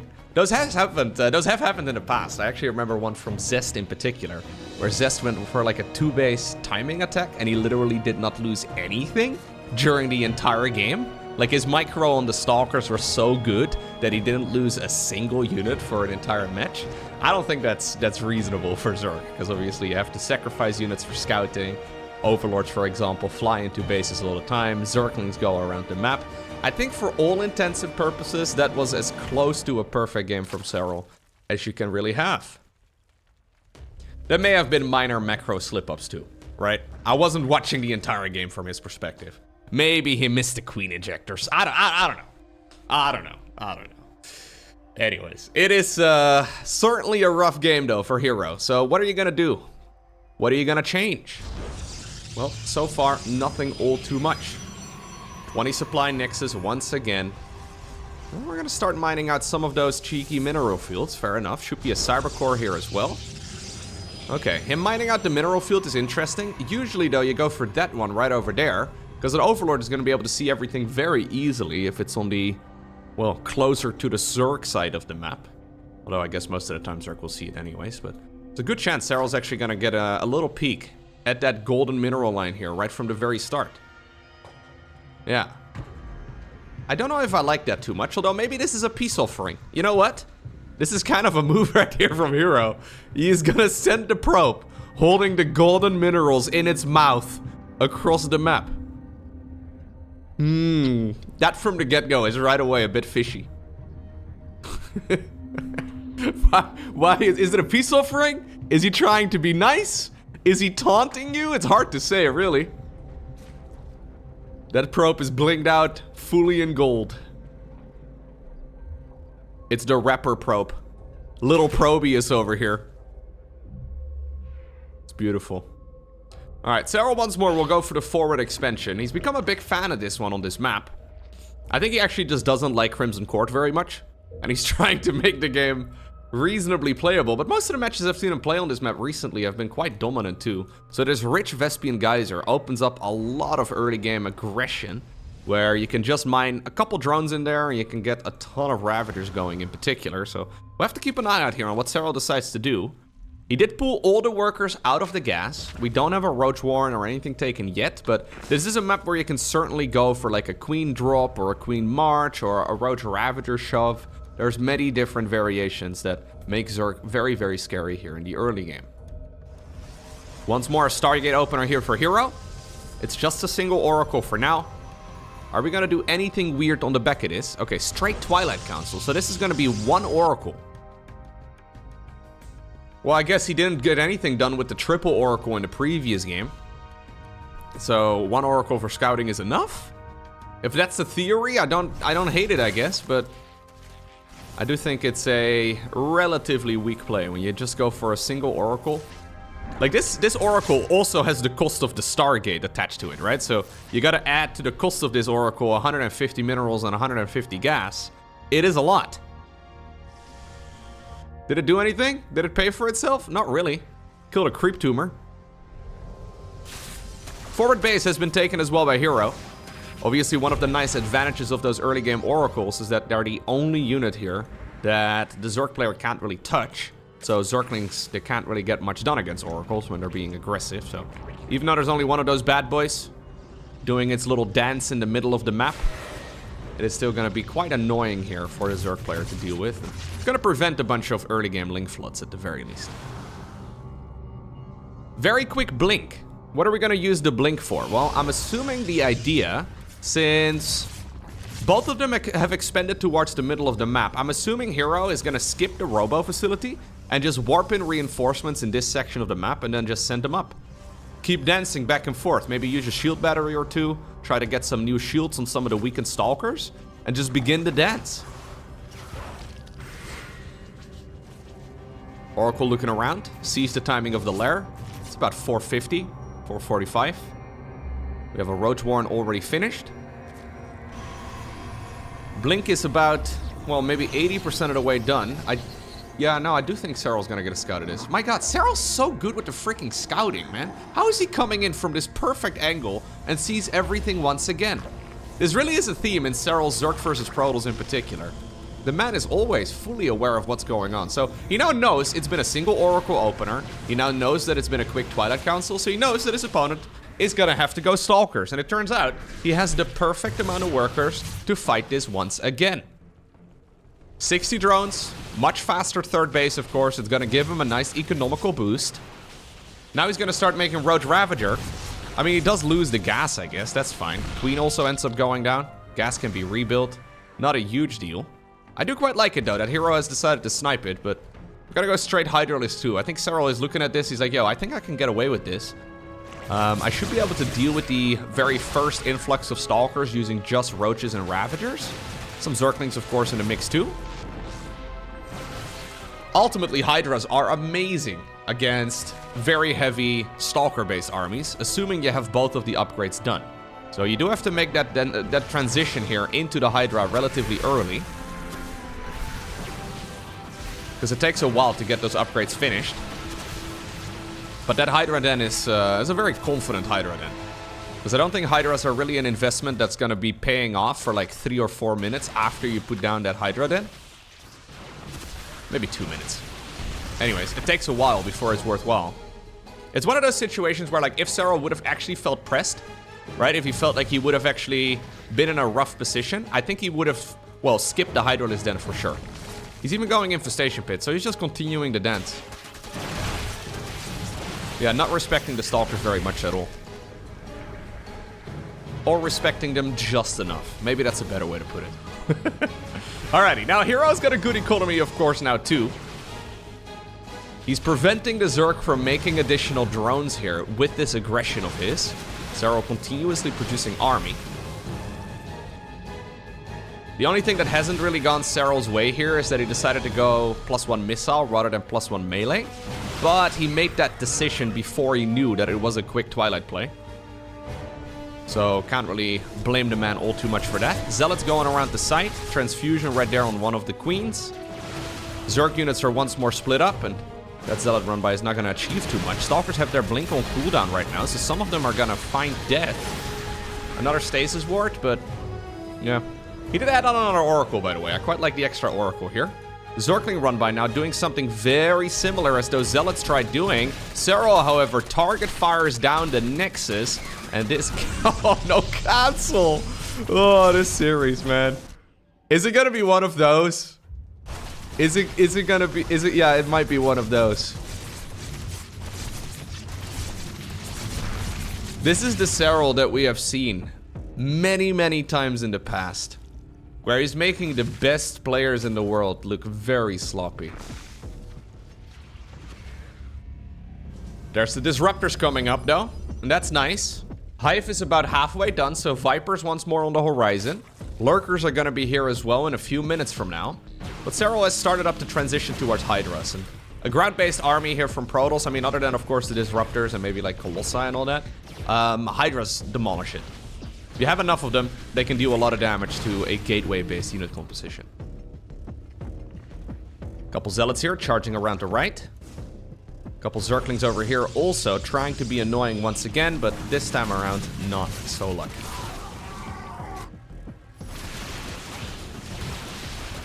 Now, there is an opportunity, though. I think this is a chance. Whoa, that was a chance right there for Hero to get some real damage done. He dealt nothing. That was 0 damage. That was the big surprise he had been building up. Disruptors get nothing done. And very soon, we're going to see Vipers once more hit the battlefield. Serral did, by the way, sneak out a couple drones. Okay, nice dodge on those biles. Lurkers on the high ground are finally gonna keep this gas alive. I mean, maybe it will fall one more time, yeah. But I think next time around, it will probably get cleaned up by those Lurkers. Zealots not really achieving that much, and now Spine Crawlers are also on the horizon. We've got ourselves a Storm upgrade coming here. Okay.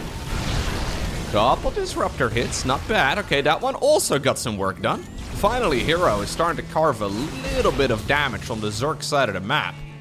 The Lurker Spine still left on the ground. Okay. Okay. My main concern is when those Lurker upgrades are all done. We're actually lacking one of the upgrades. We should see one more upgrade queued up in the Lurker Den. I think Serral's not getting it right now because he wants to prioritize spending his gas on... There it is. On just getting a couple more Lurkers. He also took an expansion here at the 3 o'clock, and then also one right below it. These are just for the gas, so the gas mining is going to be pivotal. The more gas, the better the Zerg army at this point. Now, Storm is going to finish up, and that's going to be a very nice, good abduction. Oh, another one. Yeah, this is what you get for now taking these gas geysers down. It's going to be real costly, but I think a second source of splash damage is a great addition right here for Hero. I don't think he really has an opportunity to make a transition towards like Skytals or anything like that. Although, yeah, he's thinking about it. Starts up to +1 air. Serral going into 3 Dropper Lords now too. We'll have to see if it's going to be Zerglings or Lurkers. Yeah, judging by these guys, I think it's going to be Lurkers.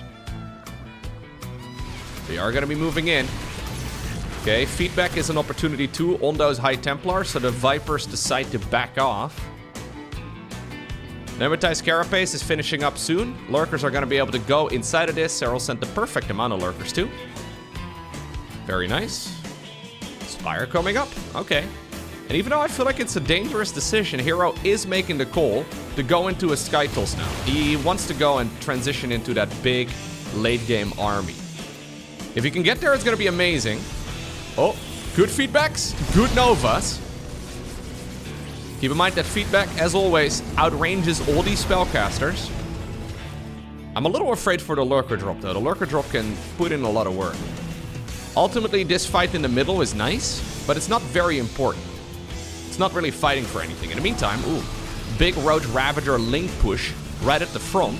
Lurker still in the middle of the map trying to keep this all going. Now we're gonna see the harassment on that gas geyser too. Nice storm right there by Hero. In the meantime, he's also cleaning this up. Now the Lurkers though have arrived inside of the main base. They're dropping out of the Overlords. So Hero just invested a ton of his resources into a potential Skytoss transition. But he doesn't really... I feel like it was slightly early. Now he loses his upgrades too. Main problem is that he just doesn't have a ton of money here to quickly reinforce, especially if he doesn't spend it though, because he does have some resources right now. We have robo facilities, we have 2 of them. I would love to see some production in those, Hero. Another nice abduction. He's very busy microing the troops that he does have. There are 6 gateways in total. It'll be quite difficult to spend all the cash using just those units. If the mothership can come out, life would be doable, but I think the Lurkers are going to be able to shut it down at this rate. Mothership, of course, takes a long time to produce, and indeed, the Nexus will fall. Serral's going to sacrifice these units. He knows he's... yeah, got more where that came from, so instead he's now distracting the entire Protoss army in the main base. He's going to go into a Greater Spire, too. Colossi will indeed be forced out. Extended Thermal Lance is coming up.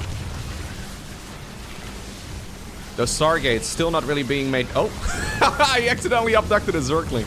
Yes, you can abduct friendlies, by the way. He was targeting a Disruptor there. Rarely do we see a Zergling abducted, though. Maybe you can use it to save some of your important units. Not to say Lenny the Zergling isn't important, but I do think it's a waste of energy. Anyways, middle of the map is gonna get cleaned up. Hero now forced to go around. And while this is a much better game for Hero than game number 1, he is still just outclassed. Like, some fights were going his way. Some of the gameplay was decent, right? Like, it was good enough to really contest with the Zerg. But ultimately, Serral just seems a little bit faster and a little bit better here so far. Supply count right now off Protoss is plummeting. Main base, Natural are gonna obviously be mined out.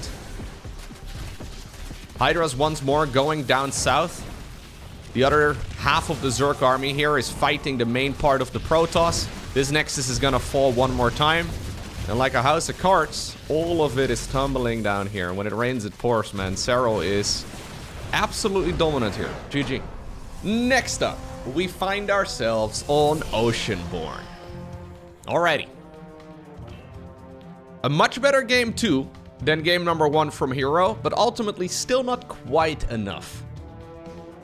But at least he wasn't mentally defeated, you know? I feel like a lot of players can very easily feel crumbled under that pressure in game number 1, and then the rest of the series looks like a bit of a disaster. Not the case there for Hero at all. Sentry? Really? Are we gonna tickle Overlords? You guys want to know how many shots from a Sentry it takes to kill an Overlord? 10 tickles. Okay, sorry, no. Sorry, no tentacle jokes. Tentacle jokes are not allowed. I've been made fun of those, and no, we can't do that. We can't do that. Anyways, additional gateways coming up here for Hero. So he is actually mixing it up. It is a 4-gate on 2 bases. A 4-gate? 10 tickles? 4 gates? What else do we have here, Hero? I'm actually not sure what to make of this. So he'll be able to make a bunch of stuff, but none of it is going to be very strong. Like, all of the good units that you can make out of a gateway require upgrades. So you can, I guess, make a bunch of Stalkers and stuff, but they're not going to be that great. Without a Prism, without Blink, it's going to be very mediocre. Serral right now is starting to notice that something is a little fishy. He hasn't seen a Stargate, he hasn't seen a Stargate unit, he hasn't seen a 3rd base. He goes for a much quicker Roach Warren than in the previous game, so this may very well be the key. That Roach Warren is about a full minute earlier, and he gets the perfect scout. Every time. Every time it's a perfect scout. So what are we actually going to produce? We're making Adepts, I guess? It's just a Nexus going down for now. This is a pretty quick Nexus.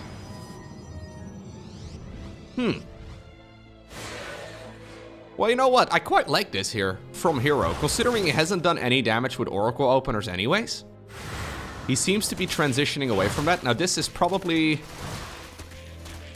Yeah, we want them to at least, you know, touch shoulder to shoulder. Because if we're kind of doing like a line of adepts and they can all be surrounded individually, it defeats the purpose. So, okay, well, cool idea. 9 out of 10 for the idea.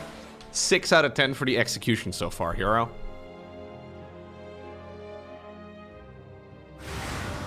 Maybe the follow-up? That's a lot of adepts. We could have easily had glaives done at this point too, right? The glaive adept upgrades.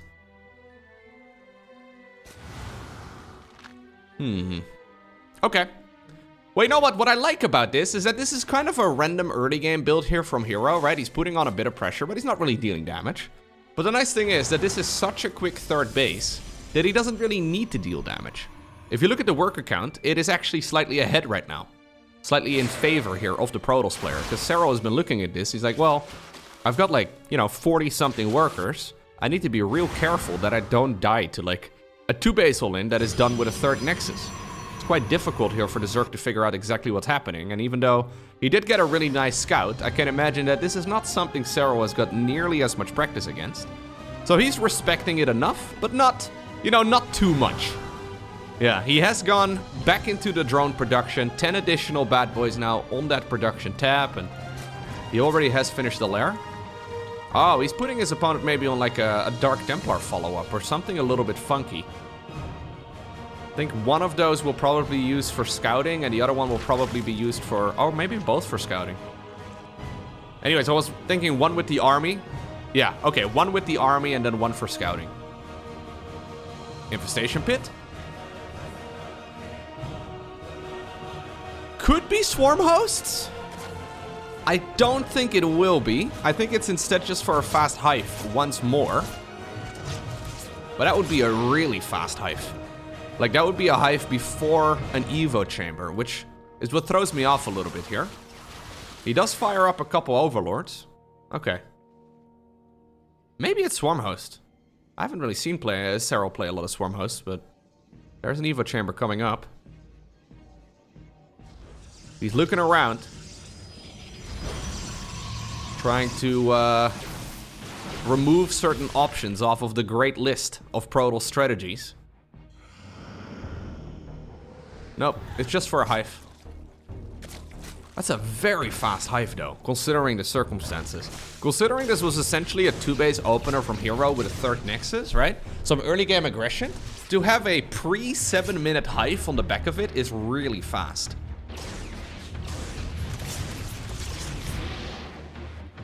It's interesting, because for years, in recent StarCraft memory, Zerg was always played as a lair tech type of race, right? So you would have about a dozen different options. They were all viable when you got the lair tech.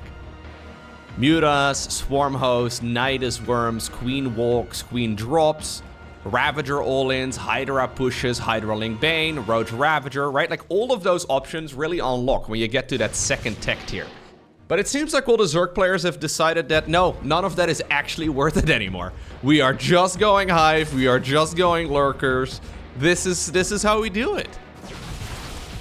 None of those nice mid-game options that were once all viable are actually worth pursuing anymore.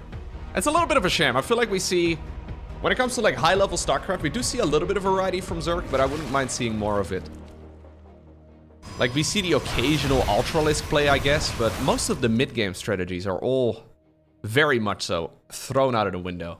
It's the same for like Brute Lord rushes. We used to see Brute Lord rushes a lot. Also, no longer the case. They're maybe made in conjunction with a bunch of Lurkers, but yeah, it's all variations of the same theme. Like, ultimately, Zerg tries to arrive at a lot of Lurkers, and a lot of gas, and a lot of tech. But a lot of passivity, too.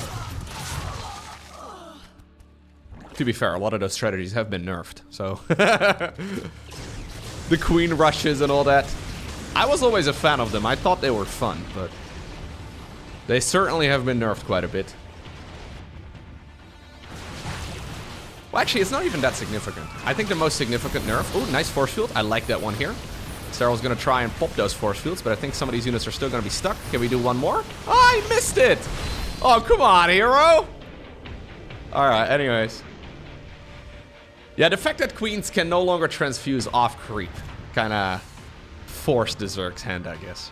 No longer that valuable of a strat unless you're really far ahead. Okay. Couple Dark Templar running in. They touch while they're running. They're very close. They're hugging each other while they run. It's a dangerous play, but if you have the same movement speed, it's totally reasonable. Zerg going around the site right now, though. Blinding Cloud? Ooh, Blinding Cloud on top of that little clump would be kind of nice. Nah, he's gonna preserve the energy. No need to waste it. We already do have a fleet beacon, by the way. Ooh, okay. Ooh, Blinding Cloud to save his butt as well. Great dodge right there from the Zerg against that Disruptor. But it looks like Hero's got enough stuff. He may not have a dominating amount of supply at the moment. He may be 50 supply behind, but he's got enough. Yeah, to push this Zerg army back. In the meantime, though, Zerg is going to go into the additional lurker production. We have the Adrenal Glands upgrade coming up. We've got the +1 melee, +2 missile. 13 lurkers is 1,300 gas. That is a lot.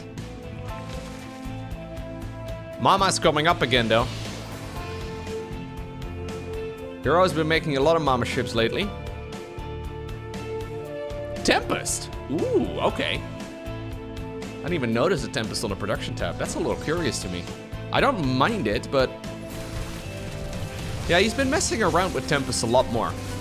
I feel like Tempests are considered to be, like, universally the worst unit in the entire game for a long time now. There's a couple of units that are pretty bad, but I feel like Tempests are the top of the pile. But he's been getting a lot of value out of them. In this particular tournament, for example, he's been playing them a ton. There are some units that are worse, I think, than the Tempest. But they're, like, designed to be worse, if that makes any sense. Like, Swarm Hosts, yes, they're worse, but nobody wants them to be... ooh, okay. Nobody really wants them to be better. Nice Novas right there from Hero. In addition, he's also buying a ton of time here against this Zerg push. And he needs it. Yeah, there's a quick transition right here towards those Tempests, though. It's kind of curious. These roaches are, yeah, I was gonna say, they're mostly sacrificial. He doesn't really want to have roaches anymore at this point, but to just give them away is also quite a suboptimal option.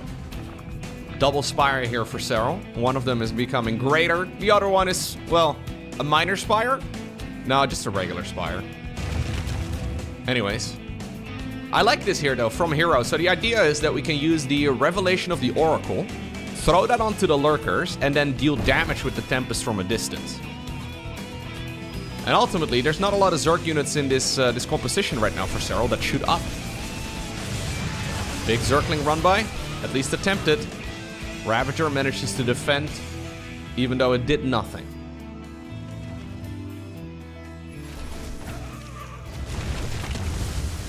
Ooh. Okay. Nice little set of plays right there from the Zerg player. And he's noticed the Tempest production for a while now, so he's gonna go double upgrades. And I like that he went for a greater Spire first, because that means he can always follow up with Brute Lords, right? So there's this weird moment sometimes where Zerg players make like 20 Corruptors, they absolutely destroy all of the Skytools units, and then they die to a Stalker transition, because they, you know, have a lot of supply caught up into Corruptors that can't deal damage to the ground. So to have the greater Spire ready to go, it means that Serral can jump in, kill all of the Tempest, go back home with the Corruptors, morph them into Brute Lords, and then have a great counter as well against a, well, Ground Toss follow-up that is likely to follow if the Skytools army ends up going down. I think every Zerg player on the ladder has experienced that at least once or twice. Where you're like, oh, I killed the Skytools, and now I died to 20 Gateway units. Because I have so much supply caught up in Corruptors that I can't morph into Brutes. In the meantime, we have a bit of a mass recall flank right here from Hero. All right, I love that play. Mama was trying to be sneaky, but Mama is also the biggest Protoss unit. Yeah, there's a Yo Mama joke there somewhere, but I'm not gonna make it because people get upset at me. Anyways, I love this play though from Hero because he's making it look like the mothership is actually one of the best units in the game, right? Like he's been getting so much value out of it. In the meantime though, there's a huge Zerg counterattack. The roaches and the Zerglings that were still left over have just been sent straight across the map. Serral says, yo, you kill my base? I don't care. I can just cancel it. I'll just defend and buy a ton of time right here with my lurkers and with all of my corruptors. Is there enough though for Serral to actually defend at home? Of course, Mama's gonna go down. But the lurkers, I think, are gonna buy enough time, and ultimately this exchange is still extremely well managed by Serral. Yeah, he looked at that recall once and he's like, yo, I actually don't care. I'll just do my big counterattack that I've been looking to do this entire time. You kill a bunch of my units, sure. You force me to cancel my hatchery, sure. But that is gonna be a lot less damage than I am dealing on your side of the map with my Zerglings and my Ravagers. Okay. A lovely play right there by the Zerg, who's now gonna follow this up with Infestors. Okay, double upgrades continue. The second mom is coming up, also known as the stepmother ship. She's going to be joining the battlefield here in just a moment. And we will have a lot of infestors that will join the Zerg army. Is there a neural parasite yet? No, I don't think so. No neurals, so at the very least that's something here. Yeah, I think these roaches and these ravagers were supposed to I mean, I don't want to be a jerk about it, but I think they were supposed to die a long time ago. They take up too much supply. So even though Serral is just sort of throwing them away here, they've gotten an extreme amount of value throughout the game. Okay, so Brute Lord's coming up. +3 melee, +2 armor, burrow. This is once again a little bit better though than game number 1 and 2. But Hero needs to get something done with this army now, very soon, because this is one of those setups right now that gets worse over time, right? Like, Protoss can't really easily expand from here. All of his bases are quite disconnected. So it can be difficult here for Protoss to really get much done. But this is an army that needs to be respected. Serral's got the ground army covered. The Tempest here, 10 of them, are quite scary though. There's only 11 Corruptors. Nice fungal growth here, makes it difficult for most of that Protoss army to retreat. Yep, and the Brute Lords now can close the distance. Fungal growth also makes it difficult for those Tempests to get away. 2 of them go down. A third one will be joining in. There's the mothership once again joining the battlefield.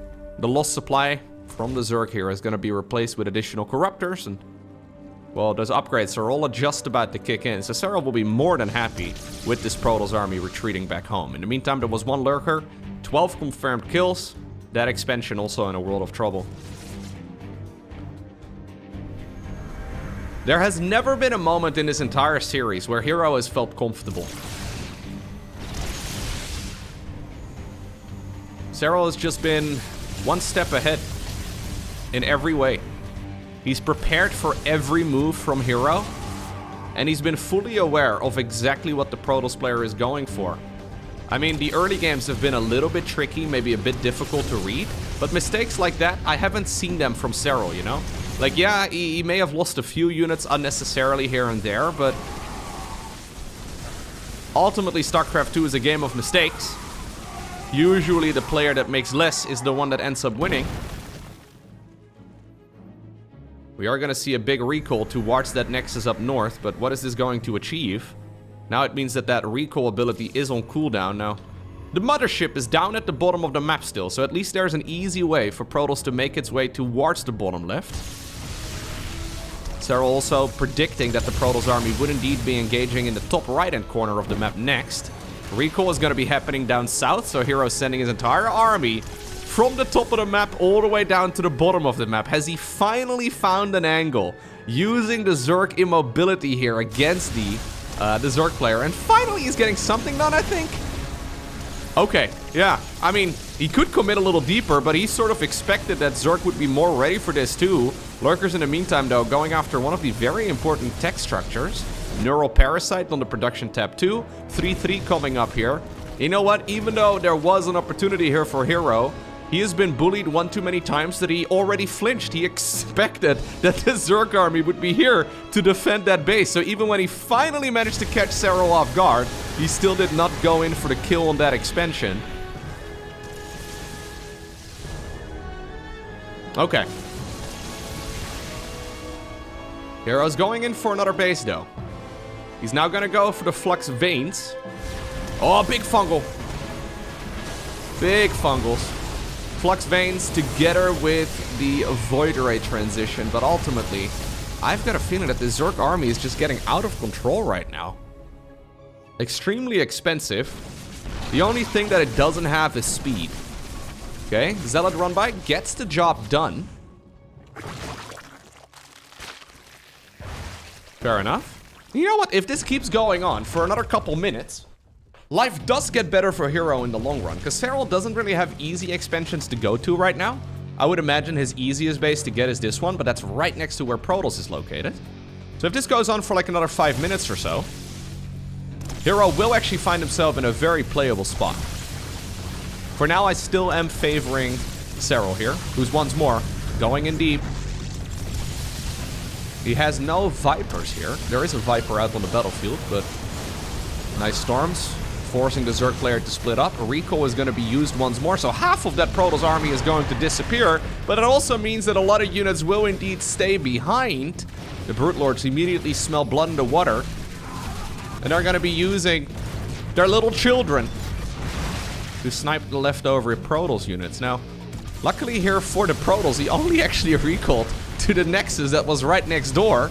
Or maybe to the Mothership? I don't know exactly where the recall went. No, it must have been to that Nexus. Okay, we did have an attempted Neural Parasite there. In the meantime, the Hydras, the Zerglings, and the Lurkers have found another base. Serral looks at it, doesn't need that much. So he decides to only leave behind the bare necessities. And cool guys don't look at explosions, apparently. This fight has also been directed by Michael Bay. Okay, so that was the lifeline, I think. Recall? Another big recall.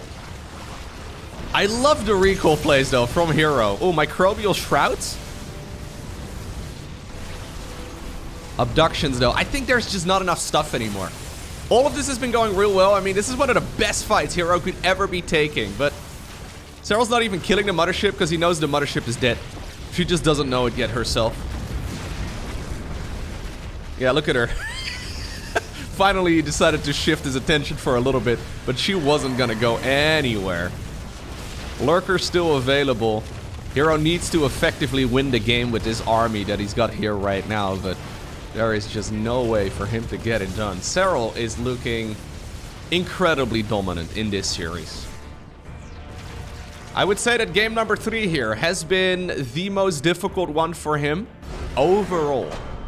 But there is still really no chance for Hero to get a point on the board. GG is called. It's the Zerg here who wins 3-0.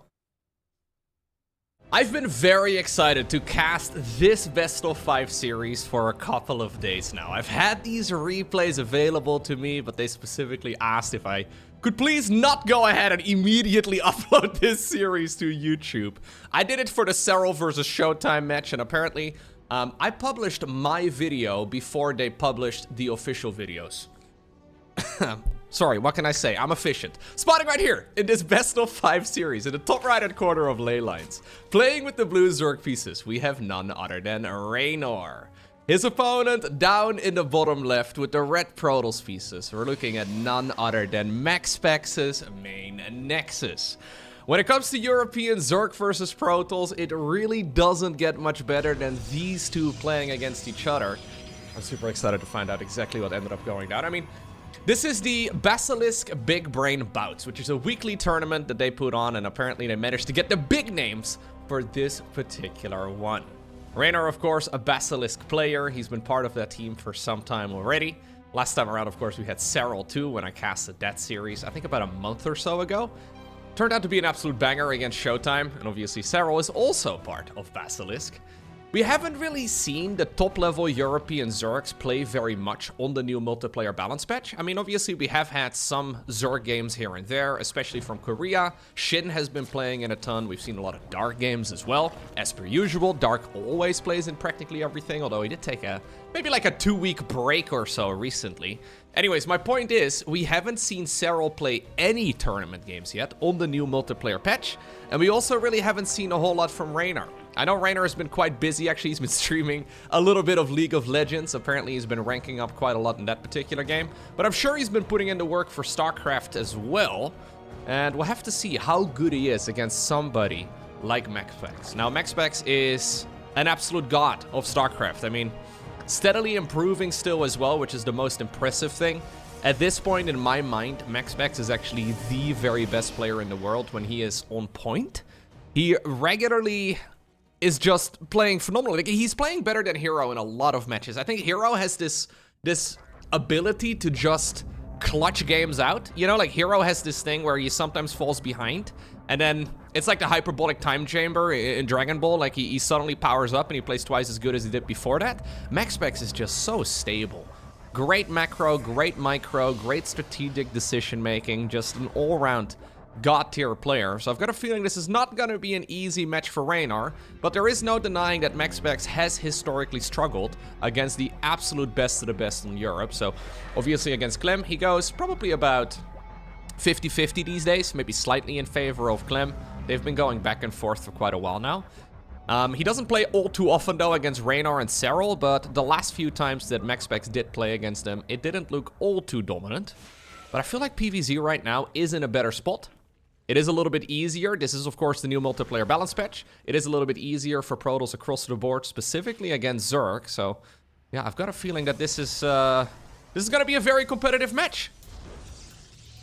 But I guess we'll find out. It's a best of 5. First player to win 3 maps will be the victor. I got myself 2 liters of water. I got myself a large cup of coffee. I think we should be in for a treat. Now, so far, a very conventional opener from both players. Nothing all too crazy. We got ourselves a triple hatch right here for Reynor. He loses that very first Overlord that he sent across the map, but that is, of course, well, pretty much the standard. Even though it didn't quite see anything inside of the main base, it already has seen that this is indeed an Oracle opener, and therefore, well, it has to be a Stargate opener, which is really all the information Reynor is looking for at this point in time. And Reynor is gonna go, or at least he's thinking about it. He wanted to go for a really fast forward 4th base. That might be a switch up because of the new cost of the hatchery. Hatcheries are now 25 minerals cheaper. Excellent movement so far though on this Oracle. And this is what MaxPax does basically better than anybody out there. Now, I think his Oracle harassment is absolute god tier. This one not so much, but the first one was really good. Already getting 4 kills, delaying obviously a little bit too to get that Overlord kill. He managed to snipe a creep tumor. Reynor though going for a much faster forward 4th hatchery than what we normally do see. So to clarify, the Queen is 25 minerals more expensive, but the hatchery to make up for that is 25 minerals cheaper. And obviously, well, hatcheries do generate larvae as well. MaxPax going for a very conventional follow-up. So we have an Adept push right now, followed here with a Twilight Council and a Forge. These are basically all, yeah, very significant skill checks. It's gonna force Reynor to make a whole lot of Zerglings here. He can't really defend this. Well, I mean, he doesn't have enough links yet. You may as well commit. Yeah, I don't mind this. Normally, Zerg is gonna have enough units available, and there are a lot of links popping out of those cocoons right now, but this is an excellent engagement for Max. And this is a slip-up right here from Reynor. Yeah. A lot of lost mining time. In the meantime, Protoss is chrono boosting out more and more workers. Oracle swoop in, snipe a couple more drones. Lovely stuff right here by the Danish Protoss.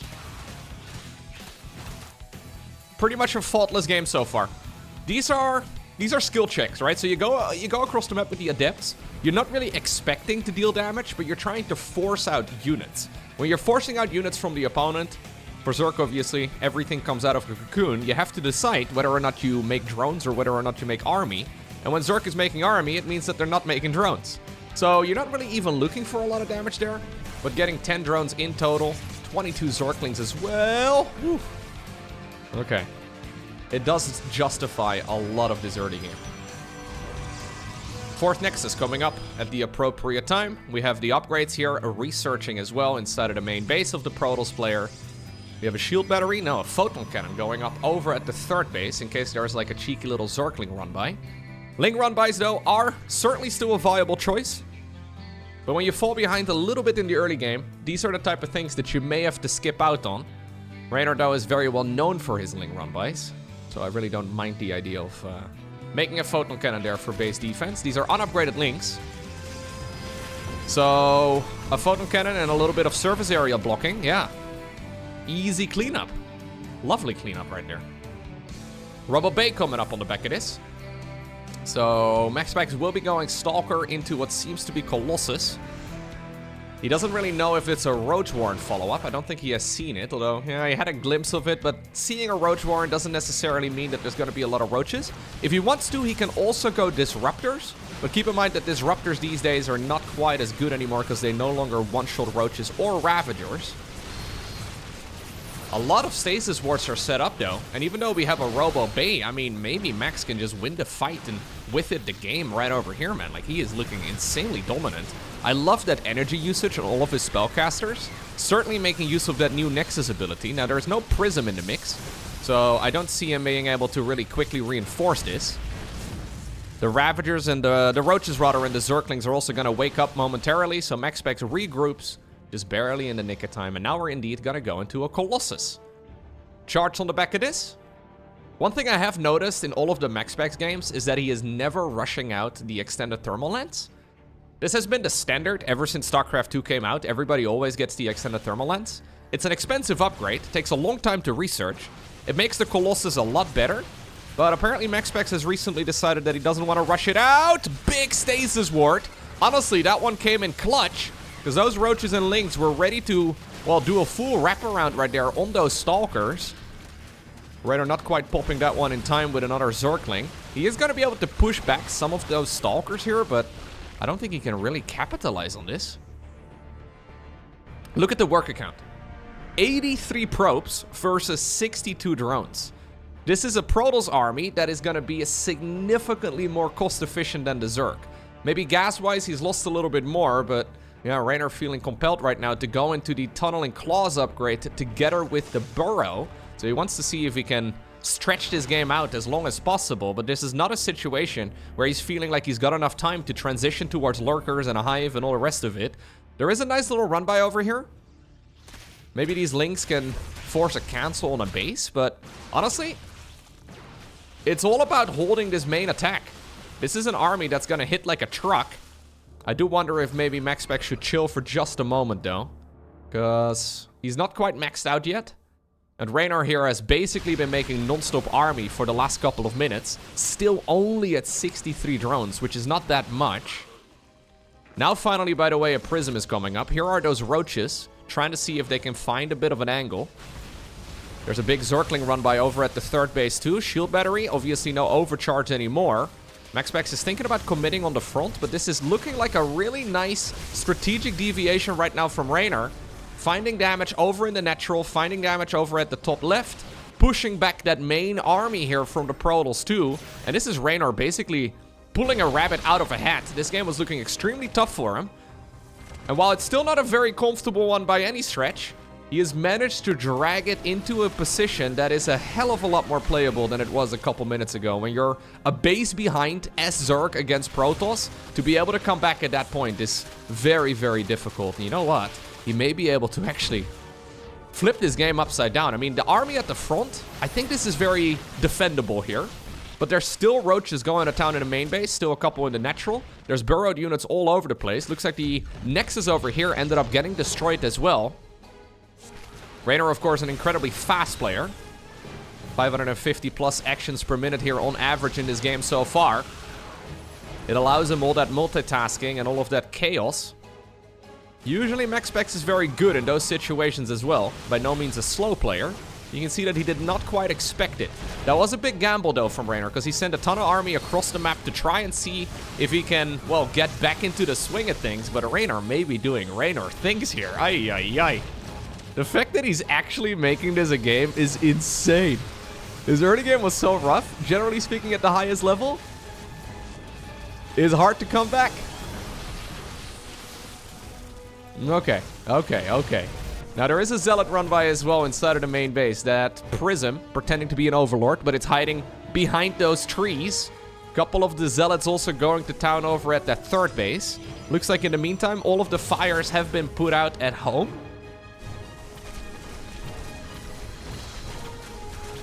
Lovely work actually here by Max. The fact that he decided, you know what I need to do? I need to be aggressive while there are literally, I think, 4 you're under attack markers on the minimap, right? Like there's a lot of fights happening all over your bases. And MaxPax decided perfect opportunity to push across the map. Okay. Okay. Now that the dust has settled, we're still seeing Protoss with a near 20 worker advantage. Not quite. Not anymore anyways. When I started the sentence, it was looking a little bit more favorable. And he's got a really nice army, and that is ultimately very significant. He's finishing up an additional upgrade here, so +3 for Protoss versus +2 for Zerg. We don't have a Hive here, right? As a matter of fact, the Lair is now gone. This is just Roach Ling, and those Colossi and these Archons are gonna have a grand old time against any Zerglings. Extended Thermal Lens is well done at this point, and MaxPax is roasting some drones. There is another attempt of a run by here. Photon Cannons now in every mineral line. MaxPax is dancing on the edge of the creep. I think... Yeah, Reynor is just forced to make non-stop army, but this is not an army that can really win against the late-game ground toss. Still though. Oh, look at this. Flank coming in clutch. Couple of Archons here. The left side of your screen getting picked off as well. Dude, Reynor is so good in these chaotic situations. Ay, ay, ay. He will not be happy with how this game is going overall. But he's making this look really close. It's MaxPax who wins game number 1, but he had to fight for it. Game number 2, we find ourselves on Lost and Found. Now, this is a map that has been lost and found. When did we play this? I don't know why we're playing these... Okay. This map was... Yeah. This map was used in competitive StarCraft games back in 2018. I can imagine MaxPax sees this map for the very first time. Because MaxPax was like 11. I don't know. We don't know much about MaxPax. We just know that he's a young player from Denmark. I don't know when he started playing StarCraft, but it's been a very long time since we have played Lost and Found. Okay. I know for the big brain bouts, they sometimes do mix in some of the more popular maps from the olden days of StarCraft. And you know what? I honestly don't mind it. There's a lot of really good maps, right? So I can have a look at the statistics for this particular one. So in total, as far as tournament games played go, Lost and Found has got 2,474 logged games. That's a lot. For Protoss versus Zerg, it's got about a 53% advantage for Zerg. So relatively balanced in that department. But I can also imagine, like StarCraft players have a really good memory in general, but I can imagine that these guys have not played on this map in a very long time. Anyways, does it matter that much? Probably not. Let's have a quick little look around. Natural expansion, 2 third base options. Reynor decided to go for the one right over there. I mean, StarCraft map design has been standardized, of course, over the years. Yeah, this is all looking very solid. I honestly don't mind that. I think mixing in older maps, like for the most official tournaments, right? Like if we're running like a... For example, with the EWC, we had $1 million prize pool, right? Like that's a lot of money. Having a completely standardized map pool at that point is good. But if we're running a tournament that is either a couple $100 or maybe even upwards of like a couple $1,000, I think it's fine to mix up like maybe 3 out of the 9 maps. Go with some of the tried and true maps. I think a lot of us would love to see maps like, for example, Abyssal Reef or maybe even Frost or any of the like, you know, early Legacy of the Void maps make a bit of a return. Maybe those maps are actually trash these days. I don't know. I remember loving Abyssal Reef back in the early days of StarCraft, but I'm not exactly sure how good it would be in the current day and age. Alrighty, so Stargate opener here for Max. I don't think we're really going to see any switch-ups in that department. Same for Reynor. I'm fairly sure that he is going to try and defend. So what went wrong in the previous game? Well, he took too much damage early on. The oracles came in, he took like 5-6 drones worth of damage then. Then a little bit later, those adepts came in, a lot of the drones, I mean, they had to run. They didn't necessarily get sniped then, but a lot of zerglings did, and a lot of lost mining time in total too. It puts you behind, over the course of a game, probably like 1,000+ resources. And all of that is very recoverable if your opponent isn't super good at StarCraft. But that's exactly where you run into issues. Yeah, MaxPax, generally speaking, does not give up an advantage, and the previous game was a great example of that. It was close. Those big counterattacks really did catch the Danish Protoss player off guard, but I don't mind it. Circling run by? Yeah, snipe the probe. I think you target the probe down. Okay, he wants to get the adepts and the probes. I was gonna say, why not target the probe here? Can he kill that Nexus? Yeah, maybe he can actually. Ah, okay, that works out. This could be a disaster. Okay, this is a lot more comfortable of a beginning though. A couple of things there. So this is another big buff, by the way, for Protoss. Look at that. A couple of things. First off, a cancel on the Nexus, right? 100 minerals down the drain, a little bit of lost time as well. Those adepts get sniped, the probe gets sniped, everything dies, right? That's a good beginning for Reynor. But then usually when the Oracle swoops in and activates its Pulsar Beam, you also effectively defend your bases at home, because the Oracle needs to wait until it accumulates energy again. Now, that new Nexus ability, allowing it to get that energy a little bit more comfortably, it is a, very significant deal. MaxPax found himself in a corner, decides to recall. Okay. Broadly speaking, this game looks similar to the one that we just now saw. But it is not. It is very different. We also have a very different follow-up here from MaxPax. So MaxPax realizes that the wind is not in his sails here. He decides to go into a fleet beacon together with a second Stargate. Dude, if you're a ladder hero, we've seen this now from MaxPax, we've seen it from Hero, we've seen it from Classic has played it a bunch. Estrella has gone for these type of builds. If you're a ladder hero in StarCraft 2, and you don't like playing against Skytles, aka me, this is a build that I think is going to be very common when the new multiplayer balance patch hits. Void Ray being a little overly ambitious. Oh my god, straight carriers. So we're 5 minutes 45 seconds in. This is a delayed Protoss, okay? This is a Protoss player who's had his builds delayed, who goes for like 5 minutes, 45-ish seconds on the clock on that double carrier production here. +1 air weapons is coming up. Reynor doesn't quite see it. He's expecting a 4th Nexus right now, and he doesn't see that yet either. Seeing the spinning right here in the Cybercore is a big tell that this is going to be a Skytles transition. Back when the double Void Ray meta was the norm, Zerg players would always be checking for the Cybercore upgrades, but I don't think Reynor has had a glimpse of that ever since the +1 started. It's a very uncommon build, actually. We don't really see 3-base double carrier production like this much anymore, but we'll see if it works out. Here they are.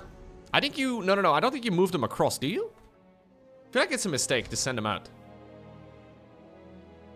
Reynor's always active, and he's accidentally gonna find him, maybe? Oh my god. Ooh! I mean, still no Nexus. That's a little funky.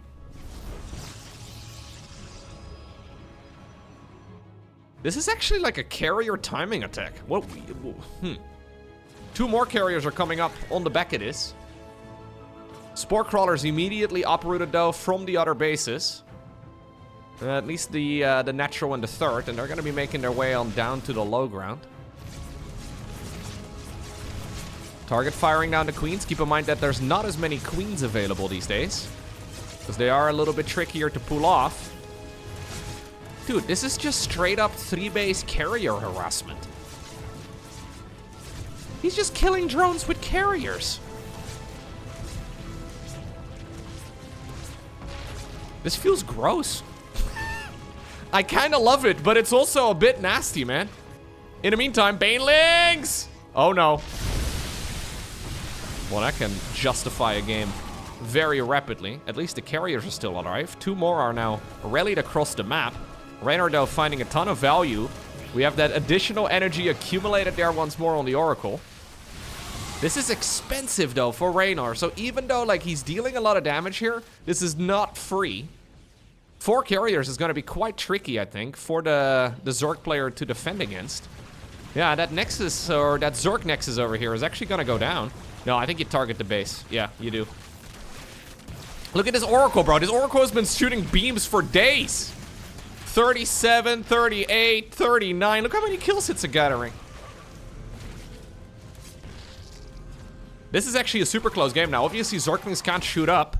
3rd base from Reynor has disappeared. The Queens can't really be targeting this down. And the Queens do require a spawning pool to build. I think you actually keep targeting that pool. MaxPax probably distracted, not quite realizing it. 2 additional Void Rays now coming out, though, and I do like that addition. Spire on the production tab here for Reynor. Hydras would be a... yeah, it would be a viable option, but I don't love it. The Void Ray from the early game finds that base at the 12 o'clock position. MaxPax has been reduced to just 2 base economy. He's gonna need another base, and he will be starting one up in the other... on the alternative angle right over here. At least he's thinking about it. Base over here, by the way, has been denied. This hero Oracle, man. 61 kills! 61 kills on 1 Oracle. Carriers are, in the meantime, going to town on the other side of the map.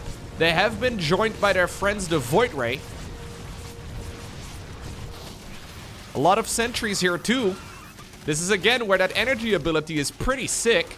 You can force field for days. Recall is going to be used, and that will force these Lings away. Reynor still has 53 workers, though. MaxPax, likewise, well, at 53.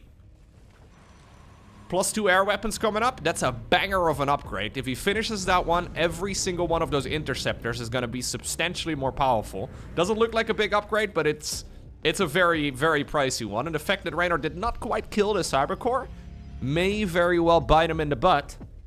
I think we're actually making infestors for Microbial Shroud here. Keep in mind that Microbial Shroud in the new patch sticks to units. So you can throw it onto a queen, and the queen will have a little radius around her, which is very significant, because it means you can actually chase units down reasonably well. So Microbial Shroud, probably the least used ability in all of StarCraft, but it reduces damage from flying targets by 50%. Absolutely massive. Usually quite bad because, well, we don't really see carriers like this. We don't really see Void Rays like this. They're always accompanied with either High Templar or even Disruptors or something along those lines. Microbial Shroud, actually a banger here.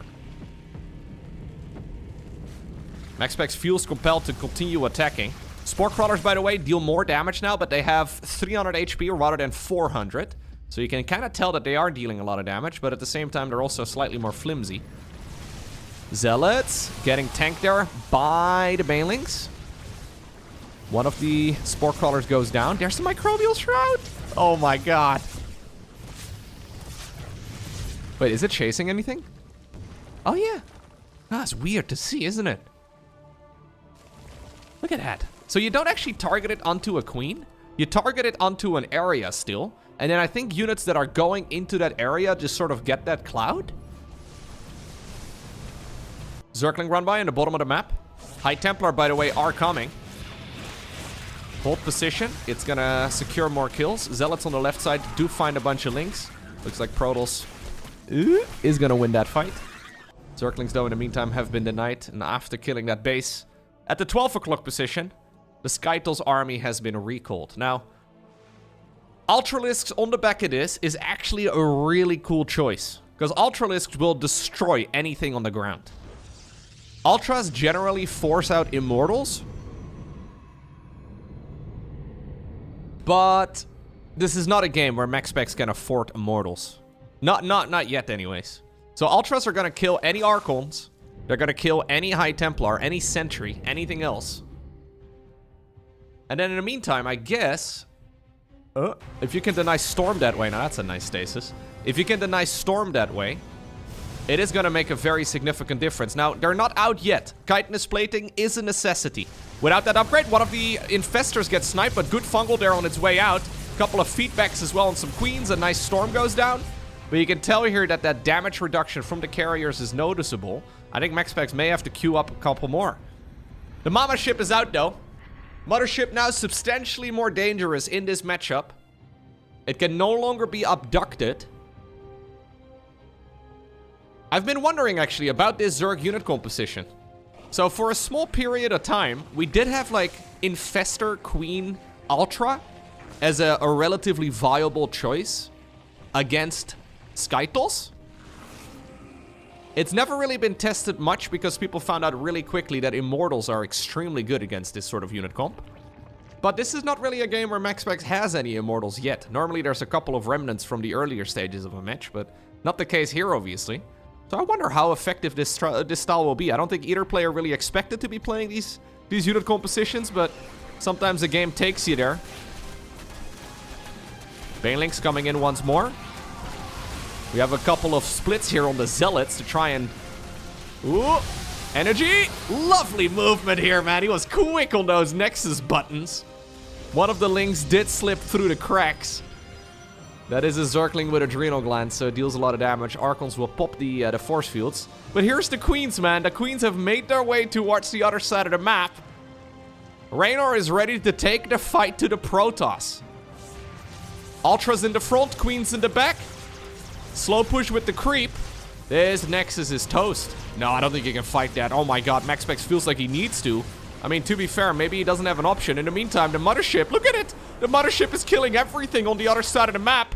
I think we're gonna maybe see a mass recall. If he can't fight this Zerg army, I think he's gonna recall the opponent's base. Towards the opponent's base, rather. And he will probably try to see if he can do a base race. That is certainly an option here. Normally, you do it the other way around. Normally, you recall home. But maybe in this instance, you're better off doing it like this. Recall is going to be used, however. I think Mama is coming back home as well to throw down a Time Warp here. We have some Cloaking Field being activated. That Time Warp reduces attack speed and movement speed by 50%. But the Ultras, in the meantime, have already destroyed a lot of the ground. Luckily here, though, for the Protoss player, some of the units in the back were cloaked.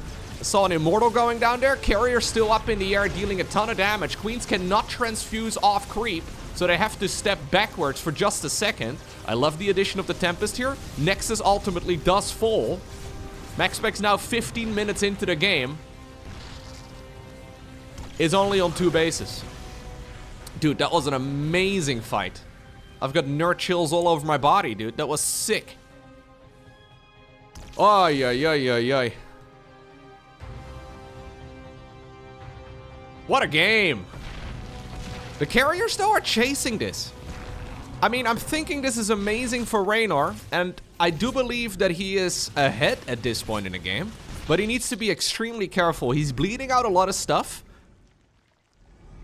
The Mothership is coming. A lot of that army supply for Zerg is obviously caught up in Ultralisks. He needs something to kill the fleet. And at this point, there's 13 Corruptors. That's actually more than I thought. There's 13 Corruptors, 4 more coming up. Void Rays are being forced out too.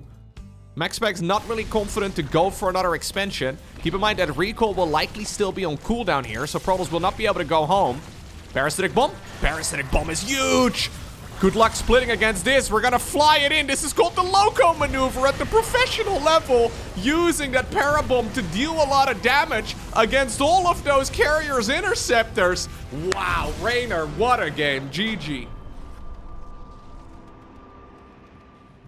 Next up, we find ourselves on Data C. Another old map. That was such a good game. I actually think that might be my favorite game on the new patch so far. So scrappy, you know? To be forced into Mass Queen as really your best early game option there.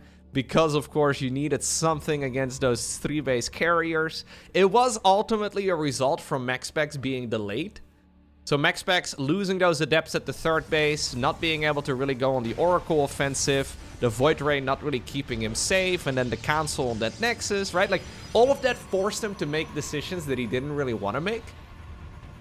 Momentum in this matchup is huge, and he decided, you know what? This is how we're going to take this game forward. This is what we're going to go ahead and do. Oh, okay. Now, by the way, I know there's always people that ask. The Lowko maneuver. Look, I didn't invent this. I didn't come up with it. I took it from somebody else, and then a pro gamer saw me do it, and they thought I was the one that invented it. And now apparently all the pro gamers call it the Lowko maneuver, even though I was not the one that invented it. Anyways, when you're in a situation where Protoss does not have Archons, Corruptors are suddenly a lot more dangerous. So you have a couple of Corruptors, you have a Viper or two, and you're fighting Mass Carrier. The Carriers, they have little interceptor ships that are flying around themselves. You cannot target interceptors directly, but they have 40 shields and 40 health. So they have 80 HP in total. Parasitic Bomb deals 120 damage. So if you would be able to target down the interceptors, you could, well, kill them very quickly with a Parasitic Bomb. What happens in a fight, if there's no Archons present and you do have Parasitic Bomb, is you throw the Parasitic Bomb onto the Carriers, then you fly your Corruptors into the Carriers.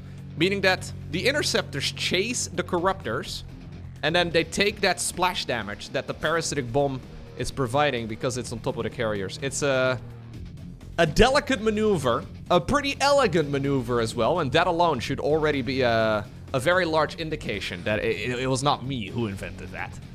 Like, that is some strategic brilliance over there. That is not my... that is not... But it's called the Lowko maneuver in the pro gamer circles. And you know what? I will take full credit for it. If you could use Parasitic Bomb on friendly units, there would be some crazy dive bomb strategies that would be viable. Not an option. That would be kind of cool, though. Anyways, Stargate opening here on Data C. This is another one of those old maps. Data C. When did we play this one last?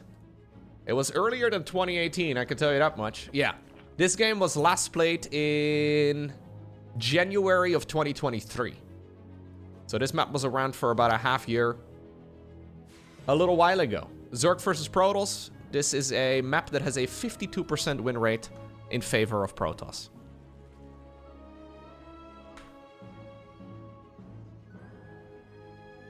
Imagine rushing out speed overlords to then throw Parasitic Bomb on overlords and then to fly the Parasitic Bombs into the carry. I mean, I wouldn't mind having a reliable anti-air source, you know, that isn't Corruptors as Zerg. Like, I feel like Zerg in general is a little limited as far as their air-to-air damage goes and anti-air across the board. But you know what? If more gimmicks is what we need, allow Parasitic Bomb to be targetable on your own friendlies. You could do a crazy set of strats there. Anyways, let's see. Let's see. How much damage can we do this time around in the early game? 1 drone. GG. 2 drones? Sorry, my coffee's gone cold.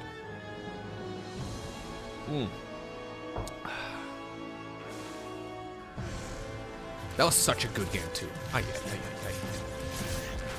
I think that's actually the first time I've seen a Zerg player win in a longer game on the new patch. I saw somebody leave a comment on my video yesterday saying, Lowko, you haven't uploaded a Zerg win in months. Now, I don't know if it's been months, but it did make me wonder. I haven't really been uploading a lot of Zerg wins. I feel like, I mean, I don't know who's going to win the series that I cast, but yeah, Zerg seems to be doing really well, making it to like the semifinals of the online cups and making it to the grand finals and stuff. But I have noticed that the top level players, they do seem to destroy Zerg more often than not lately. That was a super scrappy game, dude. A very scrappy game there. Low economy matches. And I feel like Reynor is one of those players who is really good when it comes to chaos. Chaos is a ladder. Peter Baelish already told us that years ago. What was the exact quote again? Chaos is a ladder? Such a good show. Chaos isn't a pit. Chaos is a ladder. Many who try to climb it fail and never get to try again. The fall breaks them, and some are given a chance to climb. They cling to the realm of the gods or love. Only the ladder is real. The climb is all there is. God. It's true, isn't it? Shout out to Lord Littlefinger. Oh. Reynor's going +1 melee. No, actually, I was gonna say, I thought for a second it was like a 1 basal, and he was accidentally going double lair. I was gonna say, this seems really weird to be canceling a lair here, but he already had one going inside of the main base.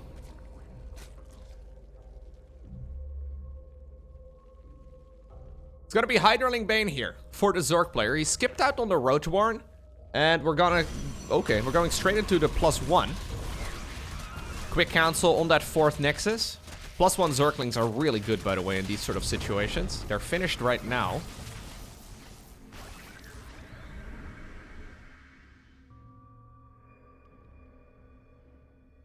MaxPax will be forced to remake it. Archon drop on the back of this, by the way, which is quite nice. We have a quick High Templar follow-up. A couple of Zealots get warped in. Charge is done. Very curious little follow-up, actually, from MaxPax. We don't see this one all too often anymore these days. But I guess if we're on an old map, we may as well. Okay. Make sure to save the Archons, though. Ooh, that was really clutch. Snatched them up just barely in the nick of time. A couple of Zealots over here fighting as well. So this is one of those really cool ground transitions from MaxPax.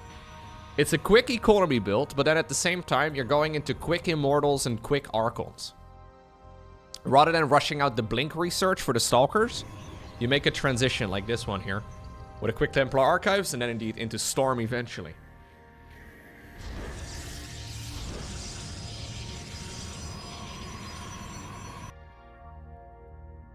This is one of those high risk, high reward type of strats though. Because if you lose the Prism, especially with Archons inside of it, you basically lose the game.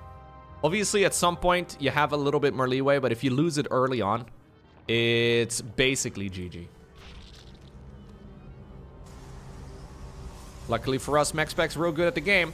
Now we have Immortals coming up. Immortals are a curious unit. It did get changed a little bit in the new patch. So it deals 10% less damage, which is a little silly, but okay. And then at the same time, it's also 25 minerals cheaper. So it deals slightly less damage, but it's also about 10% cheaper. A lot of people are calling this a heavy nerf. I'm not exactly sure if I agree with that. It is an adjustment. Quite an unnecessary one in my mind, but it is certainly gonna make the unit... Yeah. It's gonna be interacting a little bit differently, especially against, like, for example, like late game Zerg armies, where you're going up against Mass Lurker. In the past, Protoss had a really good shot at killing that sort of army with a Ground Toss force. You can still do that, but it's a little bit more dangerous. Protoss in the late game is usually quite limited by the amount of gas that they can get, so the mineral cost reduction is not super significant in that department. We haven't really seen that Mass Immortal style as much. Okay. Lovely split here by Reynor. Trying to dodge as many of those storms, but that's the nice thing about those Archons. You can damage their shields, but if you're not actually killing them, you're not achieving anything, because they regenerate extremely quickly. That was a trait right there for Reynor. Cleans up those Zealots, but you're still trading out minerals for gas. So I don't think MaxPax really minds that all too much. Zealots obviously are, well, just minerals. Prism finally goes down. Warping in the main base is also going to be the night here eventually. Queens will keep each other alive. Now, as the Zerg is making a transition towards Lurkers... Ooh, Storm is going to be really juicy here. Careful though, Max. He's coming in from every side. As Zerg is making a transition towards Lurkers, so that's the ranged upgrade for Lurkers. We have the Hydra speed upgrade coming up too. That's that new Frenzy ability. Protoss is already going into Skytoss again. So we have carriers coming. We have the +1 air weapons coming. And we've got ourselves a Mama ship coming up. This is a much more conventional game. A much more... high economy, high tech type of setup, right? And from this sort of position, I don't recall myself ever seeing a Zerg player win in the late game on the new patch. Now, obviously, I haven't seen every game. At least not at the highest level. I know there's been a bunch of games where, like, Shin has been nominating his opponents, but not when players are at a, you know, at, like, an even footing at the highest level of the game. I haven't really seen any Zerg player do particularly well against Protoss in this type of situation. But maybe Reynor can show us how it's done. Obviously, keep in mind, again, little asterisk right next to that. We have seen MaxPax play, we have seen Clem play, we have seen all the top-level Terrans and Protosses play. We haven't seen Serral. It'll be a big day when Serral sets foot onto the battlefield again. Nice little stasis ward over here. Yeah, MaxPax trying to see if he can maybe get some damage done, but there's a lot more lurkers on the back of this.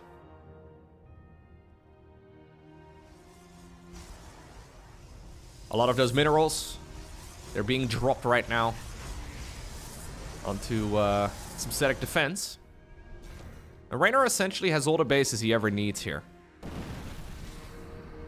Protoss army, though, coming in from the bottom right-hand corner right now. There's also another little section over here. Keep in mind that the mothership is now able to, well, recall this army very easily. So I think what you do is you snatch up this kill, and then you recall the army towards the other side of the map. Mama ship in the meantime, man, getting some damage done of her own. Not bad whatsoever. 4 kills. Man, once they get the taste of blood, it doesn't leave them anymore. Nope, nope, nope. That's a lot of lurkers. Good reaction speed, but there's the recall towards the mothership. Can MaxPax find an angle where he can avoid those lurkers? The lurkers are already running on over in this direction. 19 of them. There's about a 0% chance that Protoss is gonna win a ground-to-ground battle when the lurkers are already in position. Then again, though, Reynor thought he had this army retreating, but it turns out they're actually just, yeah, yo-yoing back towards the third base here.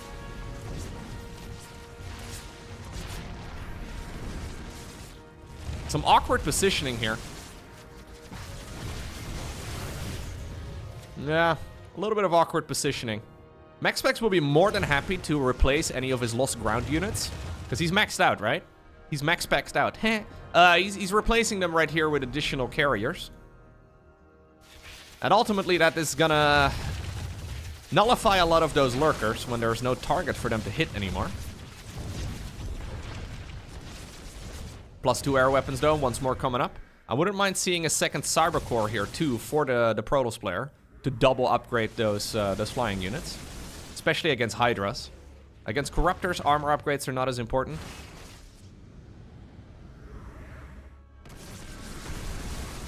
But against Hydras, it's a great choice. This could be a really awkward flank here, though. Yeah, I don't know if I like this position here for Reynor. Like, he's setting up shop in the middle of the map.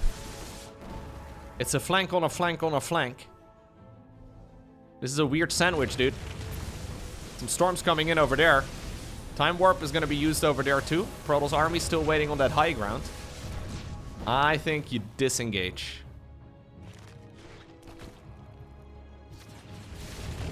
Oh.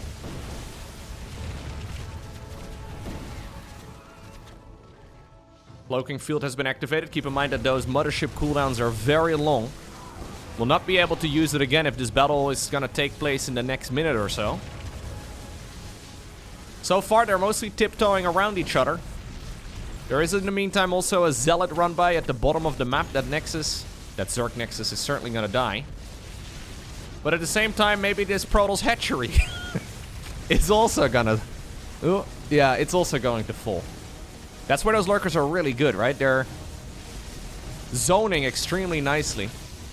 Tempests are available at this point, though, so they're gonna start picking those units off one at a time. Lurkers are by no means cheap. Zealot run by. Okay, still a stasis ward apparently was out. Zealot run by is gonna get cleaned up eventually. Both players, once more, considering the stage in the game, reduced to a relatively low economy. +3 air weapons coming up. MaxPax has a lot of money in the bank, though, and the same can be said for Reynor. Reynor a little low on gas.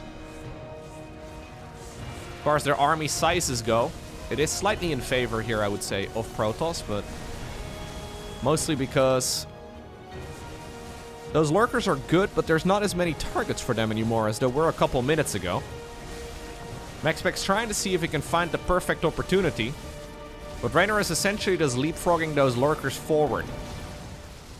Now finally though, the ground toss army has been left behind and only the flying units apparently are allowed to set foot into the battlefield. That does mean that the Hydras need to be protected against. Nice little frenzy forward, trying to catch some of those units. That time warp is going to slow them down.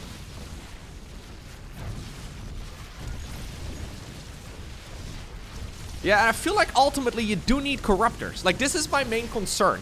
This is what I was trying to say earlier. I don't know if you can actually win a late game Protoss versus Zerg when you're going mass Hydra.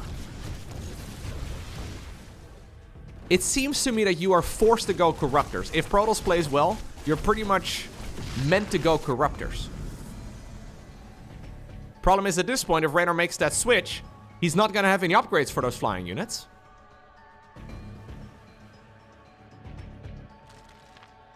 Interceptors are rebuilding. This is, of course, where the Hydras are really good. Hydras will be able to kill the Interceptors easy peasy and then sometimes capitalize on that situation. Interceptors are 15 minerals each. So it takes a little while for them to rebuild. But if you don't really kill the units, like, there's not really usually a mineral starvation for Protoss in the late game. Got most of those Interceptors back up. +3 air weapons, by the way, had to be restarted since the Cyber Core got denied. The Stepmother ship is coming up. She's currently stuck in the Nexus, but she'll be here soon.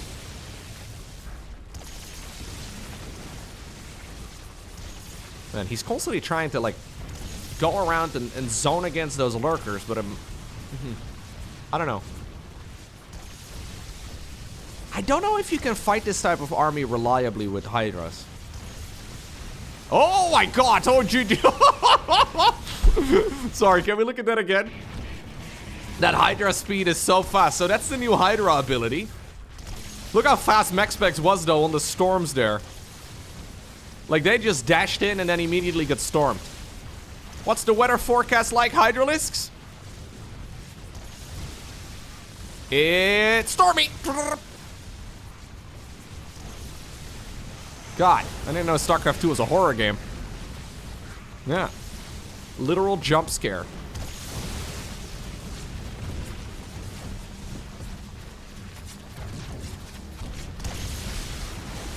Ay, ay, ay. Yeah, you're not gonna win these fights. I don't believe it. Big recall in the meantime, though, towards the other side of the map. My god, sorry. I was so focused on those Hydralisks that I completely missed a group of 7 Overlords flying on over towards that main base of the Protoss player. This is as those Hydras were dashing back and forth right over there.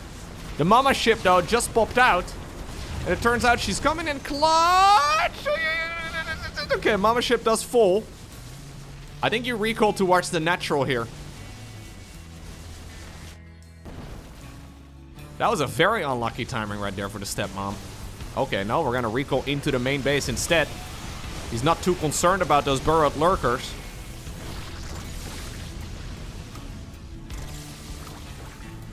And while that may have been 400 down the drain for MaxPax, I think that was about 2,000 down the drain for Reynor. He did kill some infrastructure as well, though. Fleet beacons are obviously not cheap. Yeah, and Reynor's bank has disappeared. MaxPax still is maxed out, and he's got 8,500 resources in the bank.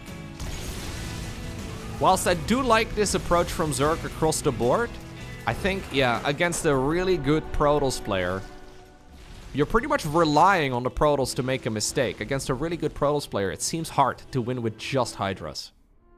Next up, we find ourselves on Whispers of Gold. I do across the board like the Hydra Lurker based unit composition, but you do need a spellcaster or two. It seems like it's quite difficult to do much there without a spellcaster. It's one of those situations where, unironically, Microbial Shroud would have actually not been bad.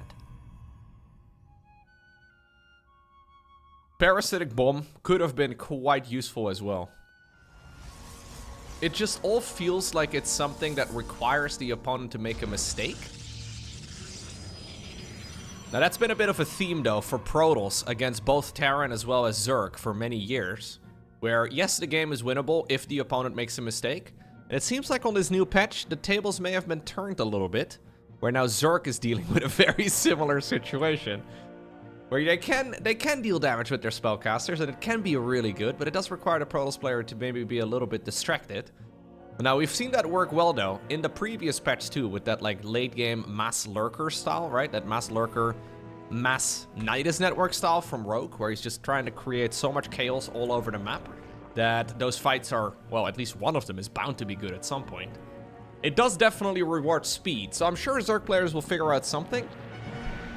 But yeah, just Hydras with lurkers, it works well until it doesn't, right? It works really well for some time, but then at some point that Protoss army is just too well done. So let's see. I think Zerg is forced to reinvent some of that late game, right? So the reason, by the way, to clarify why he didn't go Corruptors, there's a moment where you can go Corruptors, and if you choose to not go Corruptors, because you feel like you can do it with Hydras, if you don't build the Spire at that point, your upgrades are gonna never finish. So the problem you run into is that Protoss is obviously going into Skytos, they're already upgrading their units. If you then wait with going for a Spire, your, well, late game units are never gonna finish. Like it's gonna take about 7 years for those upgrades to finish. At least that's what it feels like. And when you're fighting against like +3, +2, or like +2, +1 carriers with unupgraded Corruptors, you just don't deal enough damage. So this is a bit of a puzzle that Zerg players will have to figure out.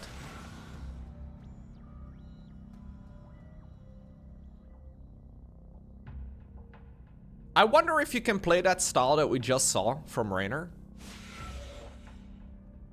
and add like a couple infestors, maybe like 2 infestors and like 2 Nidus networks or something like that, you know, to create chaos and to maybe try and find some better opportunities.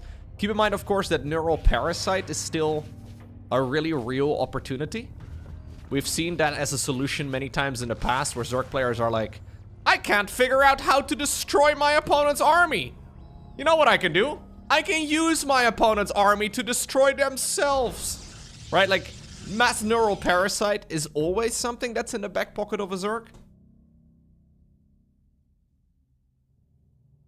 It's very costly and not easy to get to, and by no means something that Reynor could have reliably done in that previous game. But sometimes the best counter to anything is using your opponent. Yeah, using your opponent's army to try and counter it once and for all. Alright, now this is once more a Stargate beginning, but a different follow-up. So it's a Stargate, but only a single Oracle. And it looks like the Oracle is being used defensively here.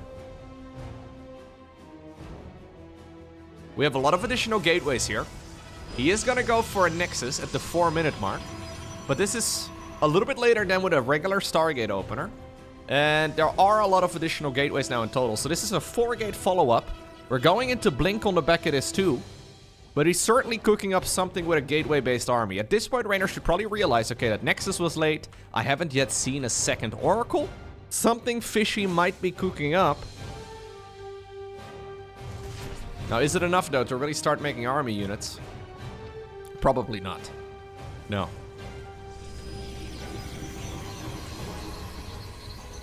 Okay. The Stalker Ball is being warped in.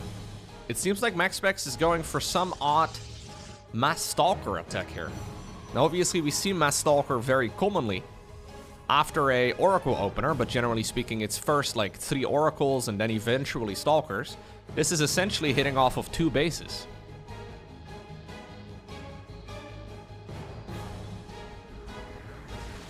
Okay, good scout right there by Reynor.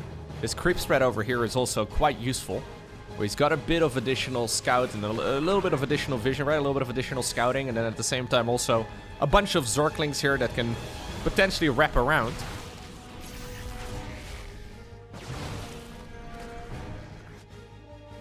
In the meantime, probes are being made for that Nexus. And while Zerg is making non-stop Zerglings, MaxPax is not really committing with anything yet, which is what making this quite tricky for the Zerg player to deal with. Like, he's picking off an Overlord, he's got a Creep Tumor or two.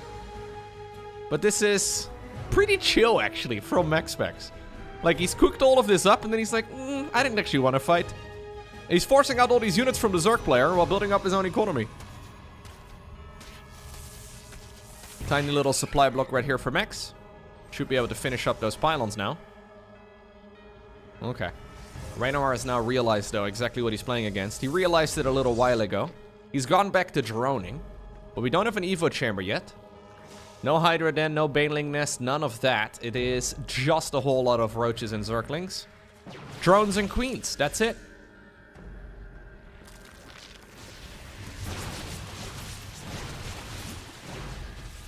It's a very chaotic little early game here for Max.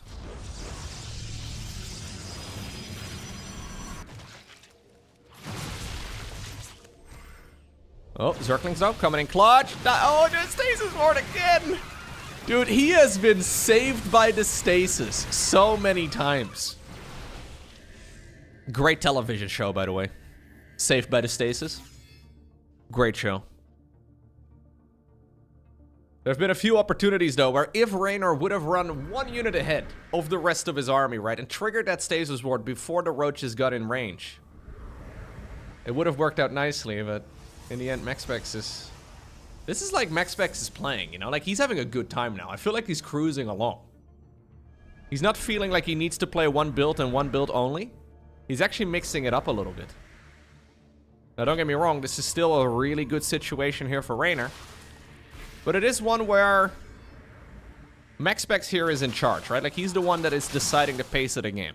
Maybe this sort of counterattack, though, can change that momentum a little bit. It's Storm on the back of this. We have a Forge coming up right now, too, together with an Evolution Chamber. And a fourth Nexus will be beginning here momentarily.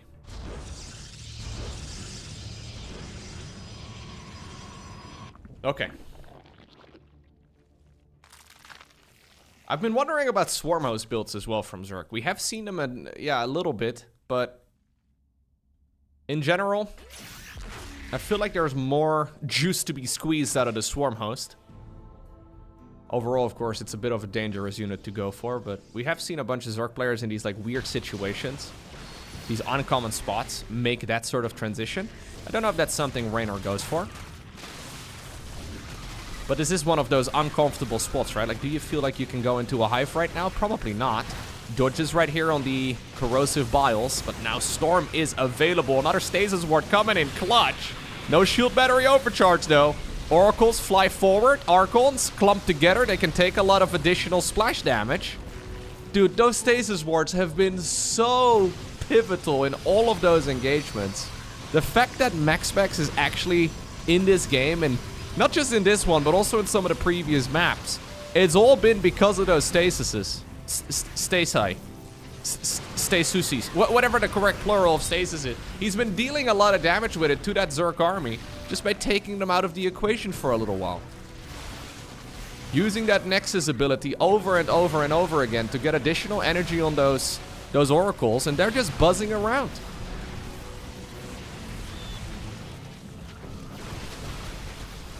Lasers.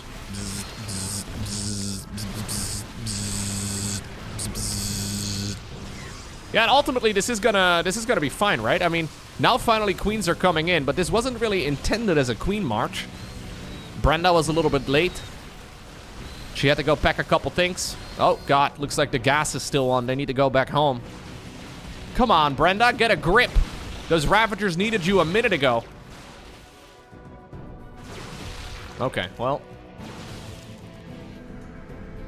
Whether or not the gas was left on, it doesn't matter anymore. Because Brenda is no longer here. Moment of silence for Brenda. Okay. Anyways. Nexus now at the bottom of the map finishes up. And that energy ability on the Nexus, though, coming in really nicely there from MaxPax repeatedly. 19 kills, 10 kills right there on that Oracle too. Most of that is Roaches and Ravagers. Creep threat has been pushed forward during all of that. That is one of the things we oftentimes see Zerg players forget about, but Reynor still pushing the creep forward in this direction. Trying to see if he can get a kill on the third base, but the thing is, when he first marched across the map, there wasn't a fourth base yet. Even if that expansion falls right now, MaxPax has got another mineral line to mine. So it's important here for Reynor not to overextend.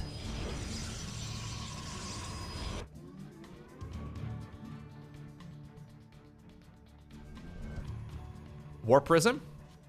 Hatchery up north. One Immortal in the mix here. Hey, look. It's those Oracles again from the early game. Ay, ay, ay, ay, ay. Good Storm. Really lovely bait here on that Storm as well. Forcing the Zerg into that choke point. Waiting a second. Then storming. Dude, Oracles are insanely good. Yeah. I feel like we need to make, like, more Oracles. More Oracles. I think you go all the way up to 4 Oracles. I think that's... Okay, never mind. We're going into a Fleet Beacon instead. We don't see a second Stargate, so I would imagine that this is going to be... This is going to be for a Mama ship.